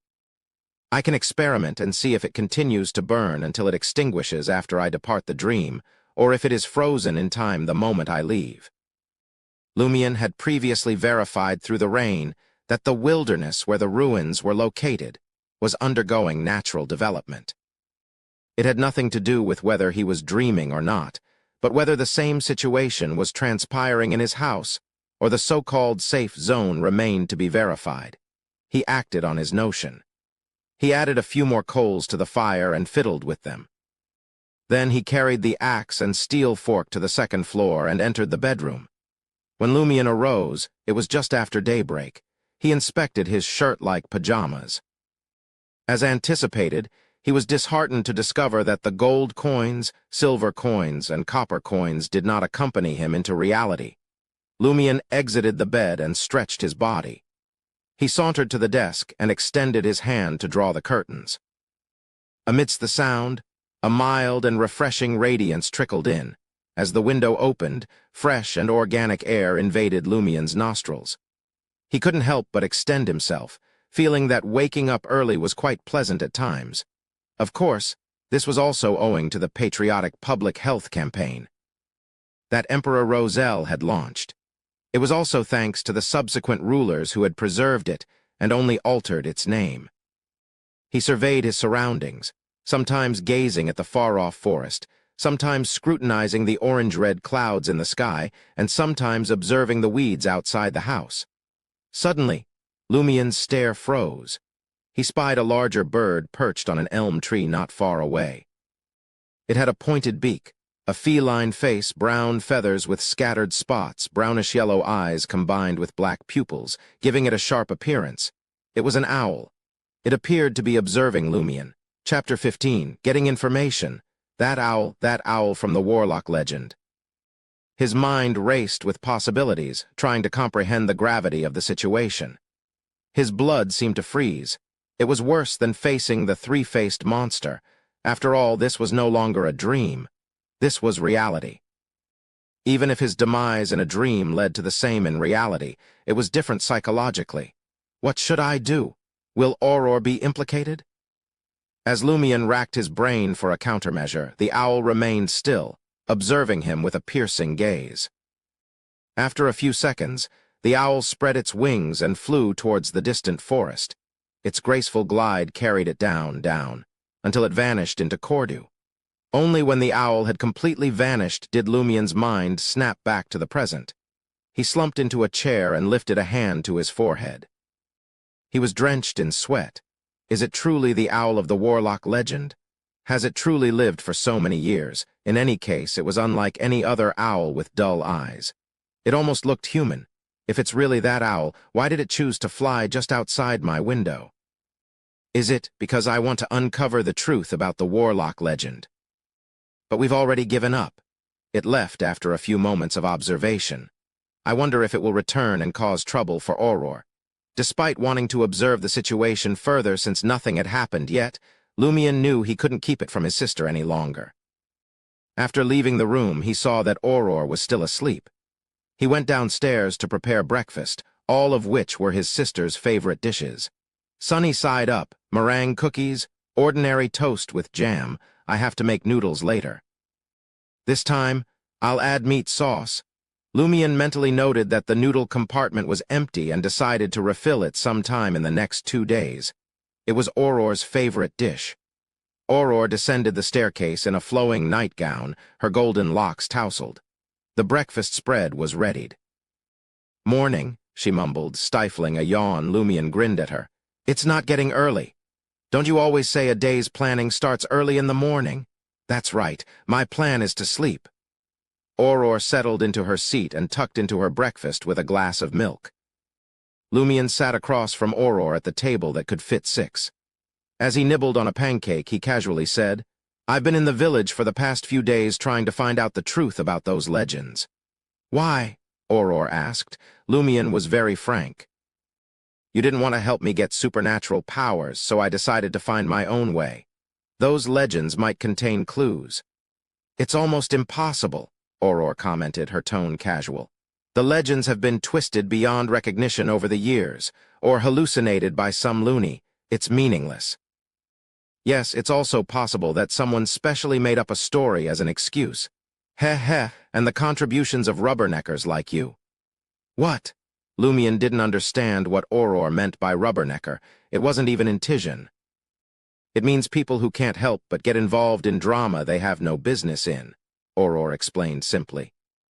"And judging by how you are suddenly raising this matter, I'm guessing you've caused some trouble and now have no choice but to come home to ask your sister for help."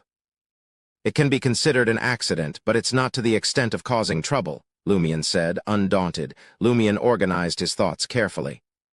"My first target was the Warlock legend." "What Warlock legend?" Auror's confusion was palpable. Lumion couldn't believe it. You've never heard of it. A long time ago, a person in the village suddenly died. When he was buried, an owl flew over and stopped by his bed. It only flew away when the corpse was lifted. After that, the corpse became very heavy.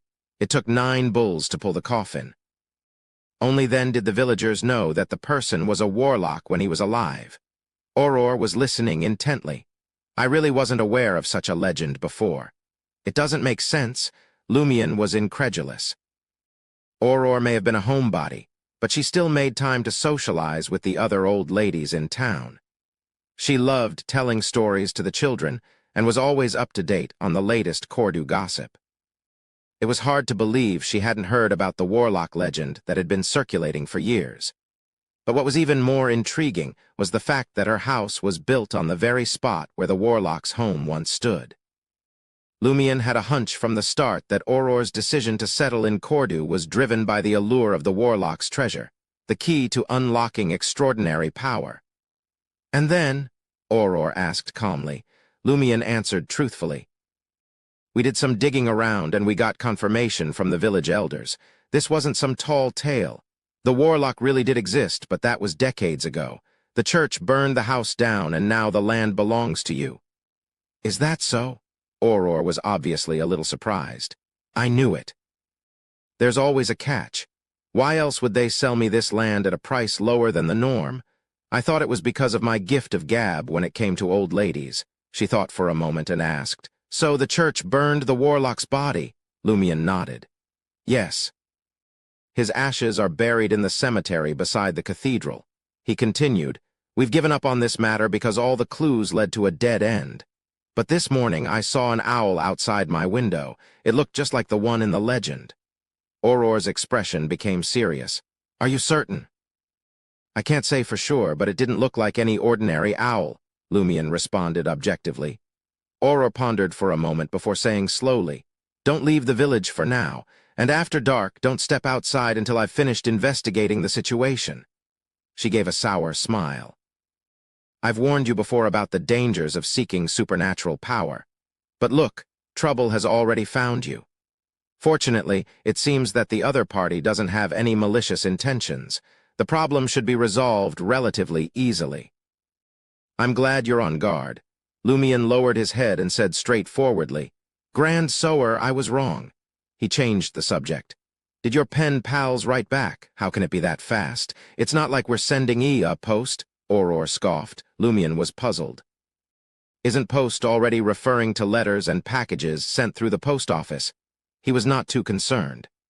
After all, Auror often used strange words. At the entrance of All Tavern, Lumion stood there and surveyed the area. He knew that the woman who had given him the tarot card wouldn't be awake yet, so he was looking for the 3 foreigners: Ryan, Lee, and Valentine. As expected, the trio was enjoying a lavish breakfast at a table inside the tavern. Lumion observed them for a few seconds, taking in the spread of trout rolls, wine, and mayonnaise bread, before leaving without disturbing them. Some time later, as Ryan and the others prepared to continue strolling around Cordu and chatting. With the locals, Lumion approached them with open arms and a bright smile. "Good morning, my cabbages." Valentine's face twitched, and between Ryan and Lee, one looked slightly embarrassed while the other looked amused. They're dressed exactly the same. Did they not bring many changes of clothes despite being out?" Lumion noticed that Lee was still clad in a snug pleated cashmere dress, a small white coat, and a pair of Marseillan boots, each adorned with a small silver bell. Her veil, which doubled as a hat, also had bells attached to it. Ryan was still sporting a drab duffel coat and pale yellow strides, topped with a rough dark bowler hat, and Valentine still had powdered hair and makeup on his face. "Good morning, Lumion. What brings you here?" Ryan asked calmly. Lumion looked aggrieved as he responded, "Well, you guys are my friends and I have nothing to do. I thought I'd come visit." He then questioned them.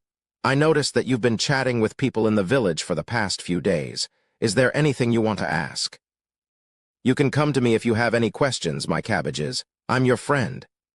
We can't trust your answer, Valentine interjected. Ryan shot him a look, signaling him to calm down. Lumian smiled. So you can completely trust the others. Lee was at a loss for words, while Ryan thought for a moment before responding. Actually, we can't completely trust anyone. We have to make a comprehensive judgment based on the answers we get from different people and the situation we observe. That's more like it. Lumian spread his hands. Well, then it wouldn't hurt to hear my answer. At least it's a reference. Ryan was silent for a moment before glancing around. The early morning in Cordu was bustling with people heading to the farmlands, but there was hardly anyone near All Tavern. Here's the deal, he said finally. We're here to find someone.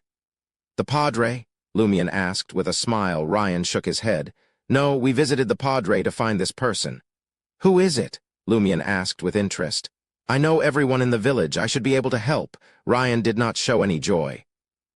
Actually, we don't know who this person is, how old they are, or what they look like. We received an unsigned letter some time ago, and we're trying to find the person who wrote it. Lumian couldn't help but wonder if the letter was from an informer. He feigned puzzlement. Did the person who wrote the letter not reach out to you after you arrived in the village? No, Lee replied for Ryan. Perhaps they don't feel safe and don't trust you, Lumian suggested eagerly. Can't you glean any clues from the contents of the letter? Lumian was curious about the letter's contents. If it was targeting the Padre's crew, he'd be happy to help them. But if it involved Aurora, he'd urge his sister to move. After all, Aurora communicated with her pen pals frequently, and if any of them were caught, she could be implicated. The letter could be a crucial clue. Chapter 16. Letter. Ryan shook his head. The letter was just 2 simple sentences. It seemed like a man in deep trouble was seeking our help. Did he not mention what kind of trouble he was in? Lumian breathed a sigh of relief. There was no way a letter from Aurora or her pen pals could be that short. Nothing, Ryan replied with a soft sigh. Lumian couldn't help but mock them in his heart. It's just a letter asking for help, and you're here? Aren't you afraid this is just a prank? Even the people from the Inquisition aren't as enthusiastic as you. Isn't this too nice, too kind, and too missionful? Normally, he would have voiced these thoughts aloud, but he needed to get information from them, so he held his tongue and forced himself to be patient. Despite his reservations, Lumian knew that Ryan wouldn't reveal the entire situation to him. They must have other considerations or reasons for coming to Cordu and searching for the person who wrote the vague letter. Lumian stroked his chin and suggested tentatively. Why don't you show me the letter? Perhaps I can identify the writer from their handwriting. Valentine, with his powdered hair, gave Lumian a look that said, Do you think we're fools? Lee chuckled. Do you know how to appraise handwriting? Barely, Lumian admitted sincerely. He then added inwardly, being able to appraise Aurora's and my own handwriting is also considered a form of appraisal. It's useless, Ryan interjected, shaking his head. Every word in the letter came from a liver blue, and the entire sentence was comprised of cut slips. Lumian couldn't help but wonder why the writer was being so cautious. Why hide their identity in such a way when they were asking for help? Were they afraid of interception and retaliation, or was there something wrong with them that they didn't want to be exposed? Lumian tried to analyze the writer's mentality. Lumian put on a look of realization and said, So you've been chatting with people in the village to see if anyone else has experienced similar damage to their liver blue. But the person who wrote the letter could have purchased a new liver blue without anyone knowing, or even thrown it away after using it. That's just one of the leads we're following, Ryan explained calmly. Lumian didn't treat himself as an outsider at all and asked, Are there any other leads?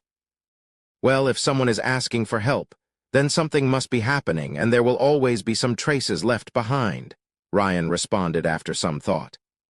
That makes sense, Lumian said, looking troubled for Ryan and the others as if he could empathize with their situation. He promised solemnly, My cabbages, I'll keep an eye out for you. Hopefully we'll find some clues. Thank you, Ryan replied politely. Lee had regained her composure and asked Lumian, Since we're friends, I have a question for you. Go ahead. Lumian smiled. Why did the villagers in the tavern laugh when you called us cabbage? Lee was rather intrigued. Although it was embarrassing, cabbage was a common local slang term, and it shouldn't have been a cause for laughter. Lumian explained sincerely. In slang, cabbage means darling or beloved. It's mainly used between intimate friends or between an elder and a junior. My bunny and my chicks are similar. He emphasized the word intimate as he spoke. Then, with an innocent expression, he added, I just wanted us to be intimate friends. Lumian's innocent expression suggested that he had no idea what intimate meant. More like you want to be our senior. Lee finally understood why the villagers were laughing. While Lumian's explanation may not have been entirely truthful, it was logically convincing. Ryan nodded in agreement. Is there anything else? Nope, Lumian replied, not wanting to appear too eager and arouse suspicion about him and Auror. His sister couldn't undergo an investigation. After watching Lee and the others leave with the sound of the tinkling bells, Lumian sat at the entrance of All Tavern and waited for the lady with the mysterious background to wake up. After a while, Lumian's friend, Riamund Gregg, approached him. Lumian, have you decided which legend to investigate next? Riamund asked. In the past 2 days, Riamund had been even more proactive than Lumian in this matter. After all, he didn't have any strange dreams or other ways of obtaining treasure. Not yet. The owl had already come knocking on his door. He couldn't risk investigating the legend without confirming the situation first. I'll think about it after the Lent festival, Lumian explained, trying to sound casual. Okay, that makes sense, Riamund agreed. I don't have to be a green watcher for the time being then. I'll head out after Lent. Even if there are grazers in the meantime, it won't cause much damage. Do you mean you don't have to leave the village for the next few days? Lumian asked Riamund. Riamund nodded in confirmation, and Lumian smiled. What a coincidence. I can't leave the village for the next few days either. Riamund was confused. Why not? He asked. Lumian lowered his voice and spoke with a serious expression. This morning, I met the owl from the Warlock legend. It said that if it weren't for the cathedral and the gaze of God in the village, it would have taken my soul and thrown it into the abyss. Riamund was shocked and frightened, and his entire body trembled. Is that for real?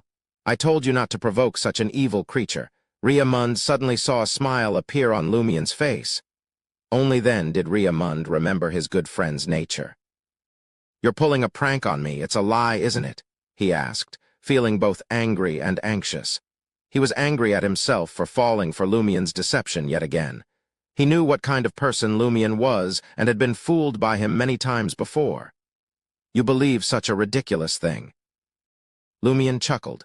Quietly, Lumian added to himself that he had made up the story to prevent Riamund from going straight to the cathedral to repent when he couldn't withstand the pressure. Riamund relaxed and breathed a sigh of relief. Phew!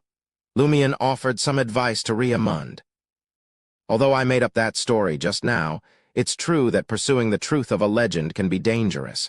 Try not to leave the village or the cathedral's protection if you can. Silently, Lumian added to himself, and that's the truth. Although most of the story was fabricated, half of it was true. I wouldn't have reminded you and shared Auror's advice in a different way if I didn't need your help with many things in the future. Whether someone lives or dies has nothing to do with me. Riamund recalled the feeling of fear and nodded in understanding. All right. He changed the subject and asked, Who are you going to vote for to be the spring elf? The spring elf was the symbol of spring and the start of many celebrations during Lent. In the Dari A~G area, the whole village usually voted for an unwed, beautiful girl to play the role. Ava. Lumian replied nonchalantly. Hasn't she always wanted to be the spring elf? I'll choose her too, Riamund said, secretly relieved.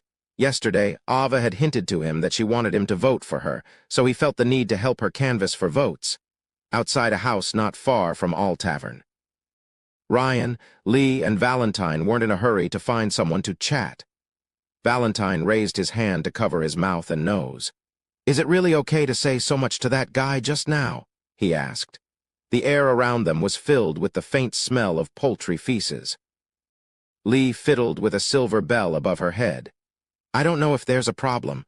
All I can confirm is that my divination results tell me he's of help. Ryan explained his intention. If we can't turn the situation around, leaking some information and instilling fear in the relevant people could be effective. Next, we'll observe him more closely and see what he'll do or who he'll find. After Riamund left, Lumion entered All Tavern and saw the lady who had given him the tarot card in her usual spot. She was wearing a white blouse and a pair of baggy light-colored pants, and beside her hand was a round straw hat adorned with a few yellow flowers. She really has a lot of clothes in her suitcase. She changes them every day, unlike Lee and the others who look so shabby, Lumion thought to himself as he moved closer and sat opposite her. During this process, he casually glanced at her breakfast, which consisted of a plump mince pie with a thin sauce, a few darioles, cubed seasonal fruit, and a light-colored transparent drink with some impurities. This isn't something All Tavern can provide. Lumion pointed at the drink on the table and asked the lady, as though they were close friends, "What is this? It doesn't look like wine." "It's called Venus Sacred Oil," the lady replied casually. "It's made from sugar and cinnamon water soaked in vanilla and mixed with poppies. It was invented by a bar in Trier." The word Venus came from Emperor Roselle. He mentioned in a story that she was a woman comparable to a goddess of beauty. Lumion was intrigued. "Where did you get it? Did you concoct it yourself?" He asked, suspecting that the nearest city, Dari A~G, couldn't provide something similar. The lady smiled. "As a traveler, it's my professional instinct to obtain suitable things at the right time." Lumion was honest. "I don't understand." He then said, "I've finished the previous monster. This time, I've encountered two even more dangerous ones." He went on to describe the monster with 3 faces and the one with a shotgun on its back. "I feel that they all have powers that surpass ordinary humans. They're not something I can deal with. Is there any way to deal with them?" The lady took a bite of the dariole and rolled her eyes. She smiled and said, "I'm not sure about the 3-faced monster, but you are more than capable of dealing with the one with the shotgun, as long as you use what's special about yourself." Lumion was both surprised and confused. "A special trait? What's so special about me?" "I don't even know myself." The lady smiled at him and said, "That's your dream. As the owner of the dream, you naturally enjoy special treatment. It's just that you haven't realized it yet." Chapter 17. Suspect. Lumion was on edge, his mind racing with excitement and fear. "What is it exactly?" The woman took a leisurely sip of Venus Sacred Oil before replying in a calm, unhurried tone. "You have to ask yourself that." Having said that, she lowered her head slightly and focused on enjoying her breakfast, giving the impression that she had no intention of continuing the conversation. "Why do you keep parts of the matter untold and only answer at the next opportunity? Isn't this a waste of everyone's time?" He couldn't help but feel inferior to her ability to infuriate others. Taking a deep breath, he forced a smile and bade farewell. Lumion obediently spent the rest of the day at home. This wasn't out of fear of the owl to the point of not daring to step out during the day, nor was it because he had nothing to do, but to avoid arousing suspicion. Lumion was determined to get to the bottom of the help-seeking letter that Lee and her companions had in their possession. He needed to find out what was written and who wrote it. The key to his investigation was to flip through every liver blue in the village and find the one with words cut out. As a villager, Lumion was best suited for this task, but he was hesitant to proceed after talking to the 3 foreigners. It could attract someone's attention and cause unnecessary trouble. This was a matter of life and death, survival or doom, and Lumion knew that even with Auror's protection, he couldn't guarantee that the other party wouldn't take any risky actions against him. In the past 2 years, he had become better at figuring out the threshold required for pranks. This was due to his rich experience. He planned on visiting every family in a few days, using the excuse of pursuing the legends related to Lent. After dinner, when it was dark, Auror returned to her bedroom to finally write a manuscript that was long overdue. Lumion entered the study planning to find some books related to dreams to read, hoping to gain some special inspiration for his dream. As they only had one battery-powered table lamp at home, which was being used by Auror, he had to light up the kerosene lamp that had a pungent smell and was not great for illumination purposes. Carrying the kerosene lamp that emitted a dim yellow glow, Lumion quickly swiped his other hand across the backs of the books. Occasionally, he would choose a book and clamp it under his armpit. After a while, he returned to the table with 3 selected books. Just as he placed the books in his hand, Lumion saw the liver blue at home. It was quietly placed in a corner of the desk as usual, and the gray-blue cover seemed a little dusty. Upon seeing this liver blue, Lumion instantly thought of the book he had obtained in the dream ruins, and the book that had been cut and meshed into a plea for help. He reached out and picked up the liver blue in front of him, planning to flip through the content to see which words were suitable for cutting and piecing into useful sentences. After flipping through a few pages, Lumion's gaze froze. There was an obvious hole in the notes attached to the current calendar page. A word had been cut out. "No way," Lumion whispered, extremely shocked. He quickly flipped through the liver blue in his hand and found more than 10 words cut out. "No way." Lumion whispered again, his reaction almost the same as before. The liver blue that Ryan, Lee, Valentine, and the others were searching for turned out to be the one at home. Not only had they not expected it, but Lumion had never even fathomed this possibility. It didn't even cross his mind. Amidst the indescribably complicated emotions, Lumion frowned.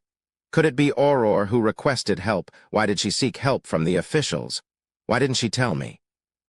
Based on Lee and the others' behavior, their habitual choice to discuss matters with the Padre as soon as they arrived, and other details, Lumion made a preliminary judgment that they were officials. They could be from the government, Darid's Eternal Blazing Sun Church, or the God of Steam and Machinery Church. Lumion hesitated, his expression constantly changing. Finally, he made up his mind. He took the liver blue and walked out of the study to Aurore's bedroom. He planned on asking her directly and chose to believe in Aurore. Knock, knock, knock. Lumion bent his finger and knocked on the door. "Come on in." Aurore's voice sounded. Lumion turned the handle and pushed open the door to enter. Under the bright light of the table lamp, Aurore, who was wearing a 2-piece cotton pajama set, had bound her golden hair with a headband and was engrossed in writing a story. "Did you cut this?" Lumion asked, interrupting his sister before she could speak. "Huh." Aurore turned around in confusion, her eyes blank and distant, as if she was still deep in thought. Lumion handed over the liver blue, which had been flipped to the corresponding page, and stared into Aurore's eyes. "You didn't cut this." Aurore gazed at it carefully for a few seconds before looking up in amusement. "Would I be so bored and childish? I'm steady, mature, and broad-minded, unlike you." Aurore's reaction was natural, and she didn't seem surprised or flustered that her secret had been exposed.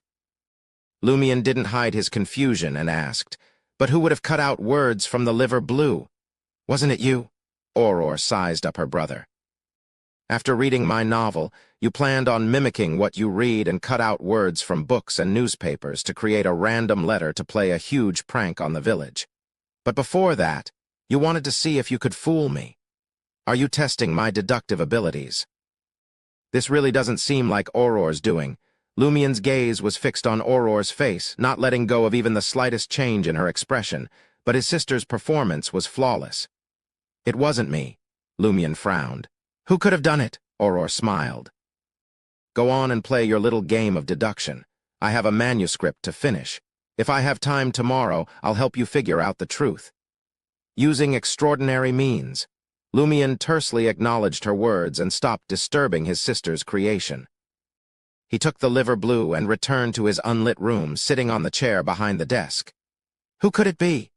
Under the illumination of the crimson moon, Lumion muttered, trying to make deductions. "We are a family of 2. Aurore is a warlock with extraordinary abilities. She won't let others ransack our home. If it's really not her, and in her words, when you have eliminated the impossible, whatever remains, however improbable, must be the truth. So, in the case of having only 2 choices, I'm actually the one who did this." For a moment, Lumion found it absurd and funny. "So I'm the criminal. Why don't I know that?" Lumion couldn't help but turn his body and look at the full-body mirror attached to the wardrobe. Under the crimson moonlight, his mirror reflection was wearing a linen shirt and brown pants. His handsome features didn't have a smile on them, and his expression was abnormally heavy. He was very sure that he had never cut out the content from the liver blue. To eliminate the possibility, he recalled his experiences in the past month. Although many details were already a blur, he was still very certain about what he had done. Bathing in the crimson moon's light that seeped in through the windows, Lumion muttered to himself, "Could it be that I did it when I was unconscious? While having that dream, I can sleepwalk in reality. No, that's impossible. Aurora said that she would watch me. If I really sleepwalked and cut the liver blue, she would have pointed it out just now. Moreover, the letter must have been sent during the day. I'm very awake during those times." Lumion eliminated himself and thought of other possibilities. Someone else who came here, perhaps? Although their family had few guests usually, it did not mean that they did not have any. Firstly, poorer neighbors would come to borrow the stove or oven to smoke meat or make bread. Secondly, Lumion's friends would come to his house from time to find some simple novels to read or listen to his stories. Lastly, Nazali, Madame Pualis, and a few other ladies visited Aurora from time to have a chat with her. Among them, Madame Pualis came the most. She even lent Aurora a pony so that Aurora could ride freely in the mountains. They were quite close. After all, in a village like Cordu, only an author like Aurora was worthy of Madame Pualis' friendship. Madame Pualis appeared very amiable on the surface, often basking in the sun with the other women and chatting with them, and even catching lice with them. She had a good reputation in the village. Although Madame Pualis and Aurora could be considered friends, Lumion did not like her at all. Madame Pualis would often introduce one of her relatives to Aurora and persuade her to get married and have children as soon as possible. It would be fine if Madame Pualis' relatives were nice, but every time Lumion asked around in Darij, he found that the other party either had bad character or was not very capable. They were about to fall into poverty, and none of them made the cut. The first time might have been a coincidence, but with it happening every time, Lumion bore a hatred for Madame Pualis. It's definitely impossible for those who come here to smoke meat or bake bread. There's always someone watching them. They won't be allowed to go up to the second floor. Riamund, Ava, and the others are also unlikely suspects. I'll accompany them the entire time. Madame Pualis, Nazali, and the other ladies have a certain chance. Every time they come, Aurora will keep them in the study to read while she prepares some snacks. If Madame Pualis is really a witch, then it's understandable that she needs to hide her identity from the authorities. Also, she is very careful to use other people's liver blue to avoid being traced back to her. Did she discover something when she was having an affair with the padre? Did she have to protect herself in this way? The more he thought about it, the more excited he became. He felt like he was about to lock onto a suspect. He stood up, paced a few steps, and suddenly walked downstairs. He didn't want to question Madame Pualis, nor did he plan to pry into her actions now. Instead, he planned to find Riamund or Guillaume Jr. and use their liver blue as a comparison to determine which words had been cut out and what sentence could be formed. This way, Lumion could recreate the exact content of the request for help. He rushed down the stairs, through the kitchen, and opened the front door. The crimson darkness outside rushed in, instantly calming him down. Grand Sower said that before we figure out the owl's situation, I shouldn't go out after dark," Lumion muttered. He took 2 steps back and closed the door. Anyway, there was no hurry to borrow the liver blue. It would be more natural to do it tomorrow. After doing a stretch, Lumion walked towards the staircase. Ding, ding, ding, ding, ding. The doorbell rang, the sound echoing through the house. "Who is it?" Lumion turned around in confusion, calling out as he walked towards the door. A slightly magnetic and gentle female voice sounded from outside. "It's me, Pualis de Roquefort." Chapter 18. Straightforward. Madame Pualis. Lumion was shocked to see Madame Pualis standing outside his door. He had the illusion that someone had come to his place to silence him, but knowing that his sister was upstairs and had superpowers, he calmed down significantly. Exhaling slowly, Lumion walked over and opened the door. There were 2 women standing outside the door. The one in front was wearing a pure black and exquisite corset dress. She had a shawl of the same color on her shoulders, fishnet gloves on her hands, and a lady's round hat that was slightly slanted. She was dressed in black, with only a diamond necklace inlaid with gold hanging on her chest. Her eyebrows were slightly thin, framing her bright, smiling brown eyes. Her long brown hair was tied into a high bun, and her facial features were not outstanding, but when combined, they had a clean and charming beauty. Coupled with her elegant temperament and graceful posture, it made the night at Lumien's door that was dyed a little red seem much fresher because of her. There was also a faint fragrance coming from her. Madame Pualis, the wife of the Cordu village administrator and the territory's judge, Bayast. Lumien knew he had to add words like the mistress of the padre, suspected witch, help-seeking suspect, and the fair naked body in the cathedral in his heart. However, these were not suitable to be said out loud. Otherwise, Madame Pualis would definitely change her expression on the spot. If he succeeded in angering her, disaster might follow. Madame Pualis, what's the matter? Lumien deliberately looked out at the sky, hinting that it was not appropriate for Madame Pualis to visit at this time. Madame Pualis's red lips were a little moist as she spoke softly. I'm here to discuss something with your sister Aurore. From her appearance alone, she did not look like a woman in her 30s with 2 children. She was at most in her late 20s. Lumien deliberated for a moment and made way. Aurore is upstairs, writing for her newspaper column. He informed the entering Madame Pualis. Pualis nodded and said to the lady's maid beside her, Kathy, wait for me downstairs. Yes, madam. Dressed in a black and white lady's maid outfit, Kathy took a few steps towards the warm stove. Lumien led Madame Pualis through the kitchen and towards the stairs. Madame Pualis stopped at the corner. What's wrong? Lumien turned around and pretended to be confused. Madame Pualis asked with a smile, Did you deliberately bring the 3 foreigners to the cathedral? She's finally here to question me. Lumien didn't panic, but instead calmed down.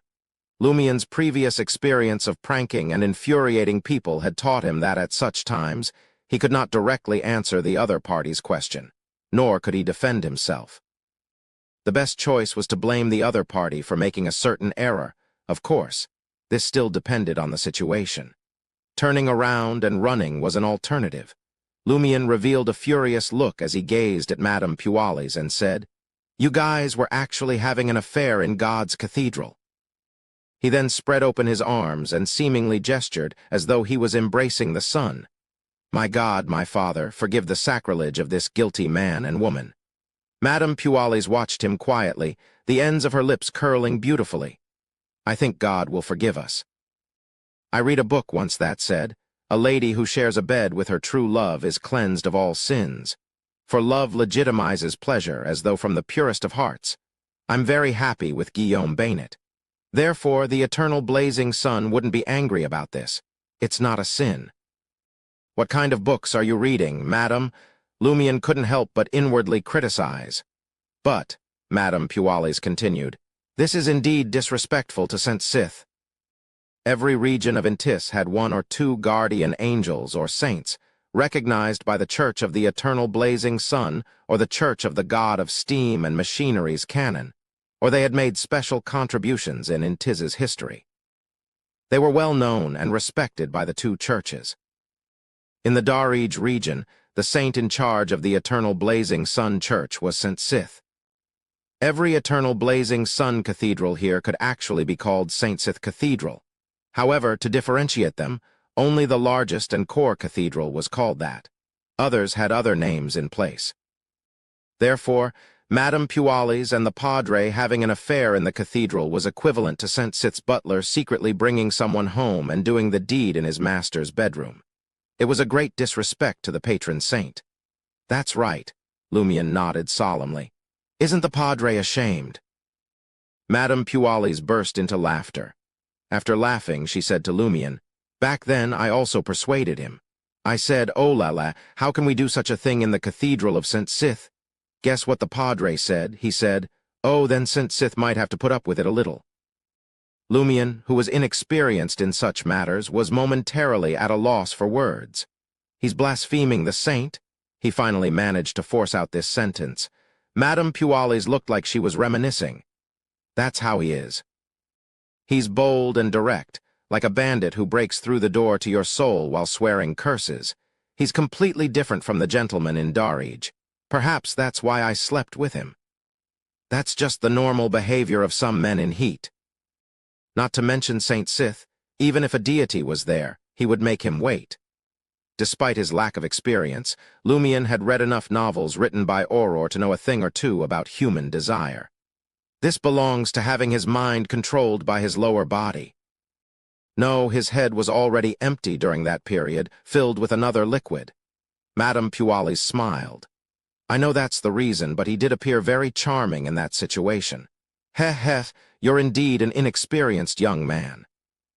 Don't you know that the same words will make people feel differently in different environments and moods? I remember the first time I had sex with the Padre. He stood there, looked me in the eyes, and said to me, Puales, I want to go deeper in understanding your body and mind. If it were any other time, I would only find him a crude and vulgar pervert. I would have called for help to stop him, but at that time my body went limp. The mood was just right. Madame Puales smiled charmingly. It's like if I had my eye on any man, I'd say to him, how does my place tonight sound? If he really comes, I'll bring him straight into the bedroom and tell him, I want to make love with you. I love you. Lumion, as a man, how would you answer at a time like this? Lumion usually told dirty jokes to the men in the village. Although he was a little uncomfortable, he managed to keep his composure. He tried his best to recall the stories his sister had written and the novels written by other contemporary authors. After some deliberation, he said, Madam, you are my sunshine. Very talented, Madame Puales complimented. As she spoke, she leaned forward, her eyes becoming moist. A warm breath immediately blasted Lumion's ear, and a slightly magnetic and gentle female voice sounded softly. I want to make love with you. At that moment, Lumion's heart couldn't help but tremble. His body felt numb, as though he had received an electric shock from touching a broken electrical lamp. He immediately took a step up the stairs and said to Madame Puales, Auror should be waiting for you. Indeed. Madame Puales straightened her back with a smile on her face. It was as if nothing had happened. This woman. Lumion suddenly felt a little afraid of this woman. He turned around and reached the second floor in a few steps, with Madame Puales following at a steady pace. Auror was already waiting outside the bedroom when she heard the doorbell. What took so long? She looked at Lumion. Lumion explained vaguely, We talked about the cathedral. Auror understood immediately. She gave her brother a look that said, Pray for good luck from the eternal blazing sun. She turned to Madame Puales, who had just arrived on the second floor, and asked with a smile, What's the matter? I wanted to talk about the preparations for Lent. I might need your help with a celebration, Madame Puales said with a smile. You caught me at a bad moment. Auror found an excuse to decline. Madame Puales pointed at the door and said, How about you hear it first? All right. Auror remained polite. Watching his sister and Madame Puales enter the study and close the wooden door, Lumion nodded indiscernibly, acting normally without showing any trace of returning to the crime scene. Suddenly, an idea struck him like a bolt of lightning. There is a high chance that Madame Puales is a female warlock. Can I get supernatural powers from her? It would be much more convenient and safer than facing that owl head-on while searching for the truth of the warlock or exploring the dangerous dream ruins. After all, I have to unlock the secret as soon as possible to eliminate any hidden dangers. It's less risky once I obtain superpowers. But Lumion soon became vigilant and shook his head. He then self-reflected, How can I think that way? I don't even know if Madame Puales is a friend or foe. How can I seek supernatural power through her? Yes, her actions didn't paint her to be a good person just now. She even made me feel a sense of danger. What's wrong with me recently? Am I too hasty and rash in pursuing superpowers? It's as if I'll die if I don't obtain them quickly. It had been nearly 2 years since Lumion discovered that his sister was a warlock. Though he had tried to obtain supernatural powers before, he had never worked as hard as he had in the past few days. No matter if the opportunity was good or bad, or if there was danger. As long as there seemed to be hope, he could not wait to come into contact with it. It was as if he was not picky with food after starving for ages. Phew, thank goodness I sensed the problem in time. Otherwise, I might end up taking a more deviated and dangerous path. Lumion let out a long sigh, relieved that he had regained his normal state of mind. But he knew it was impossible to stop pursuing supernatural powers. He just needed choices. After all, the dangerous dream had already revealed itself, and the undercurrents in the village were getting more and more turbulent. Chapter 19. Meditation. Madame Pualis and Aurore didn't talk for long. 10 minutes later, they walked out of the study. Lumion walked Madame Pualis out of the door with his sister. He looked at his sister and asked, "What did she want you to do?" Aurore pouted and replied, "She wanted me to be the lead singer at the praise celebration, but I refused." Cordu Village's Lent Festival had 3 segments: Spring Elf Blessing Tour, Waterside Ritual, Praise Celebration held in the cathedral. The last segment mainly consisted of playing musical instruments and choral singing. In the Dari A~G region, the lead singer was often from the cathedral choir, but Cordu could only seek out singers who were good at singing as alternatives. As for musical instruments, the villagers didn't worry about it. In villages with shepherds, music or musical instruments were indispensable in their daily lives. Shepherds lived in the wild all year round, either in shacks or pits. Other than their companions and sheep, the most common thing they interacted with was the flute they carried with them. Apart from grazing, playing cards and chatting, playing the flute and using music to comfort oneself was something almost every shepherd would do. It was precisely because of this that the phrase used to describe a shepherd in a difficult and impoverished situation was, "He doesn't even have a flute." With so many shepherds around, it was inevitable that the other villagers of Cordu would be affected. When they gathered and chatted in the square, there would always be someone playing an instrument, causing the melodious melody to reverberate. Lumion was pleased to see his sister being steadfast. "Okay," he said with satisfaction. Joining in the celebrations was enough. If one wanted to take center stage, it would be a waste of time and could attract unnecessary attention. In order to protect his eyesight, Lumion read for a while, then decided to wash up and turn in early. He considered how to safely test what was special about him in the dream. The lady's suggestions had proven accurate several times in a row, making Lumion unconsciously believe her completely. In the dead of night, Lumion entered the dream again and woke up there. He checked his pockets and confirmed that the 217 Verl door and 25 Koppet were still there. Letting out a sigh of relief, Lumion picked up his axe and steel fork and headed downstairs to the stove. The fire had already been extinguished. The clock continues spinning when I'm not dreaming. Lumion frowned slightly. How could there be anything special about him in such a real dream? The clock continues spinning was a common saying in the Dari A~G region, meaning that time waited for no man and never stood still. In the bedroom he deemed safest, Lumion put down his tools and undressed.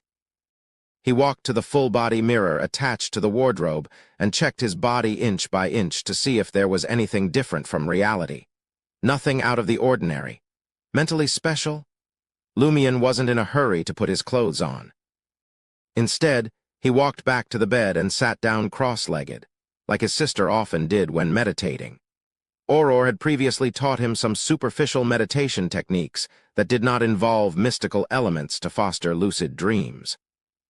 Now, Lumion wanted to try and see if he could sense anything special about his mind and body in the completely quiet scene. The first step was to regulate his breathing. Lumion deepened his breathing and slowed down the corresponding frequency.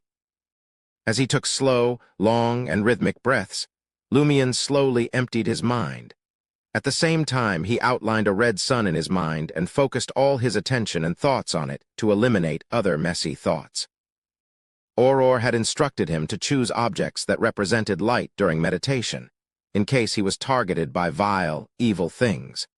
As a believer in the eternal blazing sun, Lumion's first reaction was to visualize the sun. Gradually, his mind calmed down, and in his perception, the entire world seemed to have only that red, blazing sun left. Suddenly, Lumion heard something. It seemed to come from an infinite distance, yet was ringing in his ears. The sound was unclear, but had inklings of rumbling thunder. Amidst the indescribable buzzing, Lumion's heart began to race. It was as if someone had inserted a chisel into his head and stirred it a few times. An intense pain erupted, and the blazing sun turned as red as blood and quickly dyed black. The scene in his meditation shattered. Lumion's eyes snapped open and he gasped for air. He felt like he was about to die. After almost 20 seconds, he finally recovered from the near-death experience. He instinctively lowered his head and examined his body, noticing something strange on the left side of his chest. A symbol that looked like thorns, black as night, seemed to grow from his heart and extend out of his body, connecting one after another like chains. Above these thorns were patterns resembling eyes and worm-like distorted lines, all bluish-black. At this moment, the tattoo-like symbols were slowly fading. Lumion was first shocked, then had many thoughts. He quickly got off the bed and went straight to the full-body mirror, aiming his back at it. Then he tried his best to turn his head left to check the situation on his back. He could barely see the chain made of black thorns drilling into his body from his back. In other words, this chain of thorns sealed his heart and corresponding body in the form of a ring. Lumion analyzed what was special about him that was unlike reality until the symbols completely faded and disappeared. The black and bluish-black symbols are different, and the bluish-black one looks familiar. Yes, it's very similar to the old man I helped when I was wandering. It was also from that time that I began to have dreams with large amounts of fog. Lumion found the symbols to be special but meaningless, which left him feeling disappointed. The process of making them appear was extremely painful, pushing him to the brink of death. In a state that nearly knocked him out, what was the difference between facing the monster with a shotgun and delivering food to it? And if he waited until he had the strength to fight again, the special trait would have almost disappeared. It was cold in the dream, like early spring in the mountains. Lumion found it uncomfortable being naked, so he quickly put on his clothes. Just doing such a simple thing made him extremely tired, and his head hurt again. Obviously, he couldn't recover from the impact the meditation had caused him in a short period of time. Under such circumstances, Lumion decided to give up exploring for the night and not make any attempts. He would sleep well and focus on recuperating. The sky was still dark when Lumion woke up. Looking at the darkness in the house and the redness near the curtains, he carefully recalled what had happened in the dream. I've meditated many times in reality, but I didn't hear that strange sound or feel any pain. It's something special that only exists in that dream. Lumion sat up in puzzlement, planning to confirm. He followed the procedure and tried meditating again. The red sun quickly appeared in his mind, and the chaos in his mind gradually settled down. This was a familiar meditation experience for Lumion. There were no strange sounds, no intense pain, and no near-death experience. After a while, he ended his meditation, unbuttoned his shirt, and looked down at his heart. There was no symbol there. Indeed, that's the special trait of the dream. It can't affect reality. Lumion didn't know if he should be happy or disappointed. He raised his head and looked at the curtain that blocked the windows. His thoughts scattered as he thought about whether the special trait in the dream could be exploited, and how. At that moment, he saw a small shadow outside the window. Lumion's pupils dilated, turning high-strung as his instinctive reaction was to call out to his sister. But then he remembered that he was at home and Aurora had said she would watch over him, so she should have sensed it. Slowly and carefully, he approached the window, waiting for his sister to call an end to his actions. But Aurora did not appear. Lumion came to the window, grabbed the curtain, and cautiously pulled open a crack. Outside the window was the quiet and dark night. The crimson moon hung far away in the sky. On an elm tree not far away, an owl, larger than most of its kind, with eyes that were neither dull nor stiff, stood quietly, facing Lumion's window. It looked at Lumion with an indescribable look of superciliousness. That owl, it's here again. Lumion's heart was in his throat. Just like the last time, the owl looked at Lumion for about 10 seconds before spreading its wings and flying deep into the night. Lumion was speechless. After a while, he drew the curtains and cursed. "Is there something wrong with your head? You would come and take a look every single time, not saying a word before leaving. Are you mute? Or is there something wrong with your IQ? Have you not learned human language after so many years?" In fact, Lumion had his own guesses about the owl's actions. He believed that his sister's existence made it afraid to do anything. After all, Aurora had said that as long as he didn't leave the building at night, she could guarantee his safety. If he had stuck his head out of the window on impulse just now, the owl probably wouldn't have flown away quietly. After cursing for a while, Lumion decided to close the curtains and catch up on some sleep. He casually glanced outside and suddenly froze. More than 10 meters away, at the edge of a small forest, a figure was slowly walking over. She wore a dark-colored dress made of coarse cloth, and her hair was thin and pale white. Naroka. Lumion recognized the figure. It was Naroka, who he had asked about the legend of the warlock. Naroka's face blended into the darkness, and her eyes reflected a strange light under the faint crimson moonlight. Her movements were abnormally stiff, like a wandering ghost. Chapter 20. Customs. Lumion subconsciously held his breath and shrank back a little. Naroka did not come in this direction. Slowly, she entered the small forest and disappeared into the deep night. Lumion was slightly worried. She doesn't seem right. Did something happen? Recently, there had been more and more abnormalities in the village. He looked outside for a while, and the night had returned to silence. Only the swaying leaves proved the existence of the wind. "What are you looking at?" Aurora's voice suddenly came from behind him. Lumion turned around and was delighted to see his sister, who was wearing a two-piece pajama set. "Did you also notice something wrong?" "No."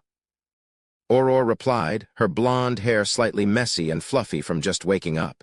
Then she added angrily, "I don't see anything wrong. All I know is that there's a guy who's up in the middle of the night, loitering at the window. It'll be dawn in an hour tops." "How can it be considered the middle of the night?" Lumion muttered out of habit. Then he asked, "Didn't you come over because of the owl? Didn't you see Naroka outside?" "Naroka?" Aurora revealed a rare blank expression.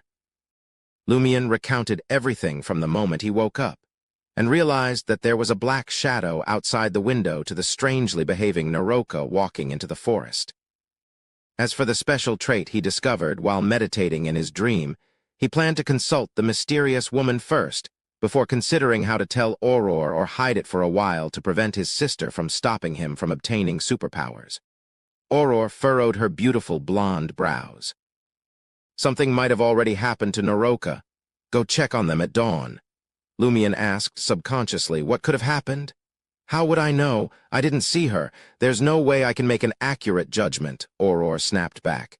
"You really didn't see her." Lumion thought that his sister had been monitoring him the entire time. Aurora scoffed. "Do you think you can see whatever you want? If you see something you shouldn't, you have to consider which graveyard to bury me in. I won't look outside for no reason. I'll just monitor your condition. I'll only wake up if something's wrong." Lumion was stunned for a moment and couldn't help but blink. "Grand Sower is taking such a huge risk to watch over me," Aurora added earnestly. "That's why I'm telling you, don't look at what you shouldn't see and don't listen to what you shouldn't hear. Pursuing extraordinary power is a very dangerous thing." "Got it." Lumion nodded solemnly. At the same time, he thought to himself, "It's precisely because it's dangerous that I can't let you go at it alone." After breakfast, Lumion followed his sister's instructions and headed straight to Naroka's house. As he approached, he saw many villagers standing outside the door, including his friends, Ava's father Guillaume Lizier, Riamund's father Pierre Gregg, and the Padre's younger brother Pons Bainet. "What happened?" Lumion carefully circled around Pons Bainet and the few thugs surrounding him and went to Riamund's side. Riamund replied sadly, "Naroka passed away." "Ah!"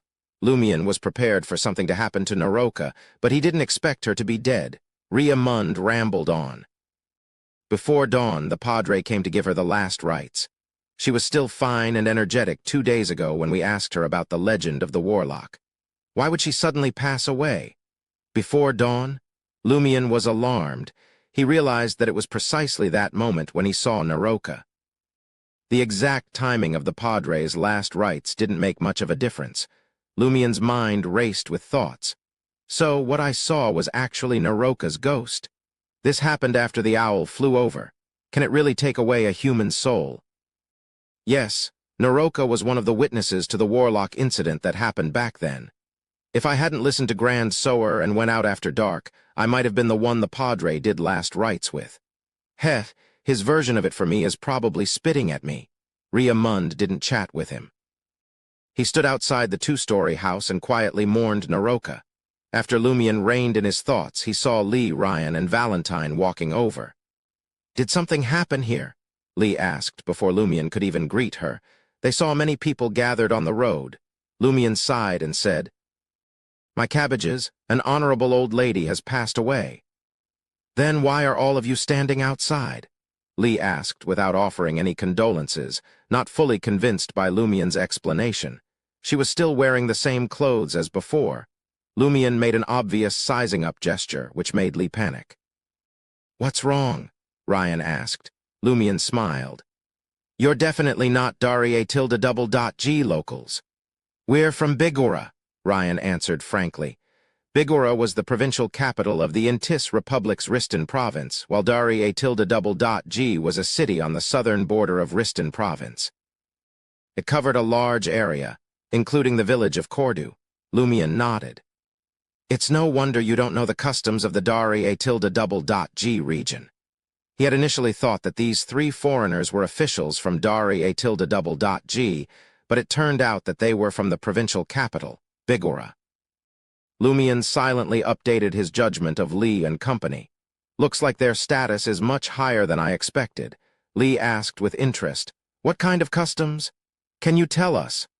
Lumien planned on forging a good relationship with them, so he smiled and said, "You're my cabbages." "Why wouldn't I tell you?" "As you know, everyone has their own corresponding horoscope. And in the Dari-A-Tilde-Double-G region, we also believe that every family has their own horoscope that determines the amount of providence they receive. The death and funeral of the family, especially the head of the house, will take away such good providence. In order not to affect the horoscope and retain the providence, we will place the deceased in the center of a family before burial, which is the kitchen. Then we will trim off some of her hair and nails and keep them in the house forever without letting them be discovered by any guests.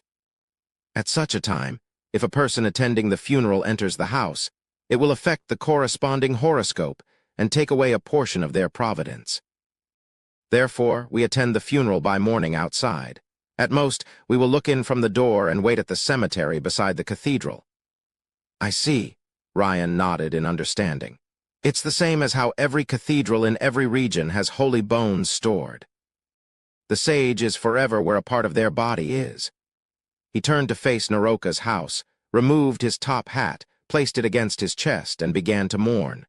Lee and Valentine also expressed their condolences. When they were done, Lumien said to them, "I'm going to the door to look at her."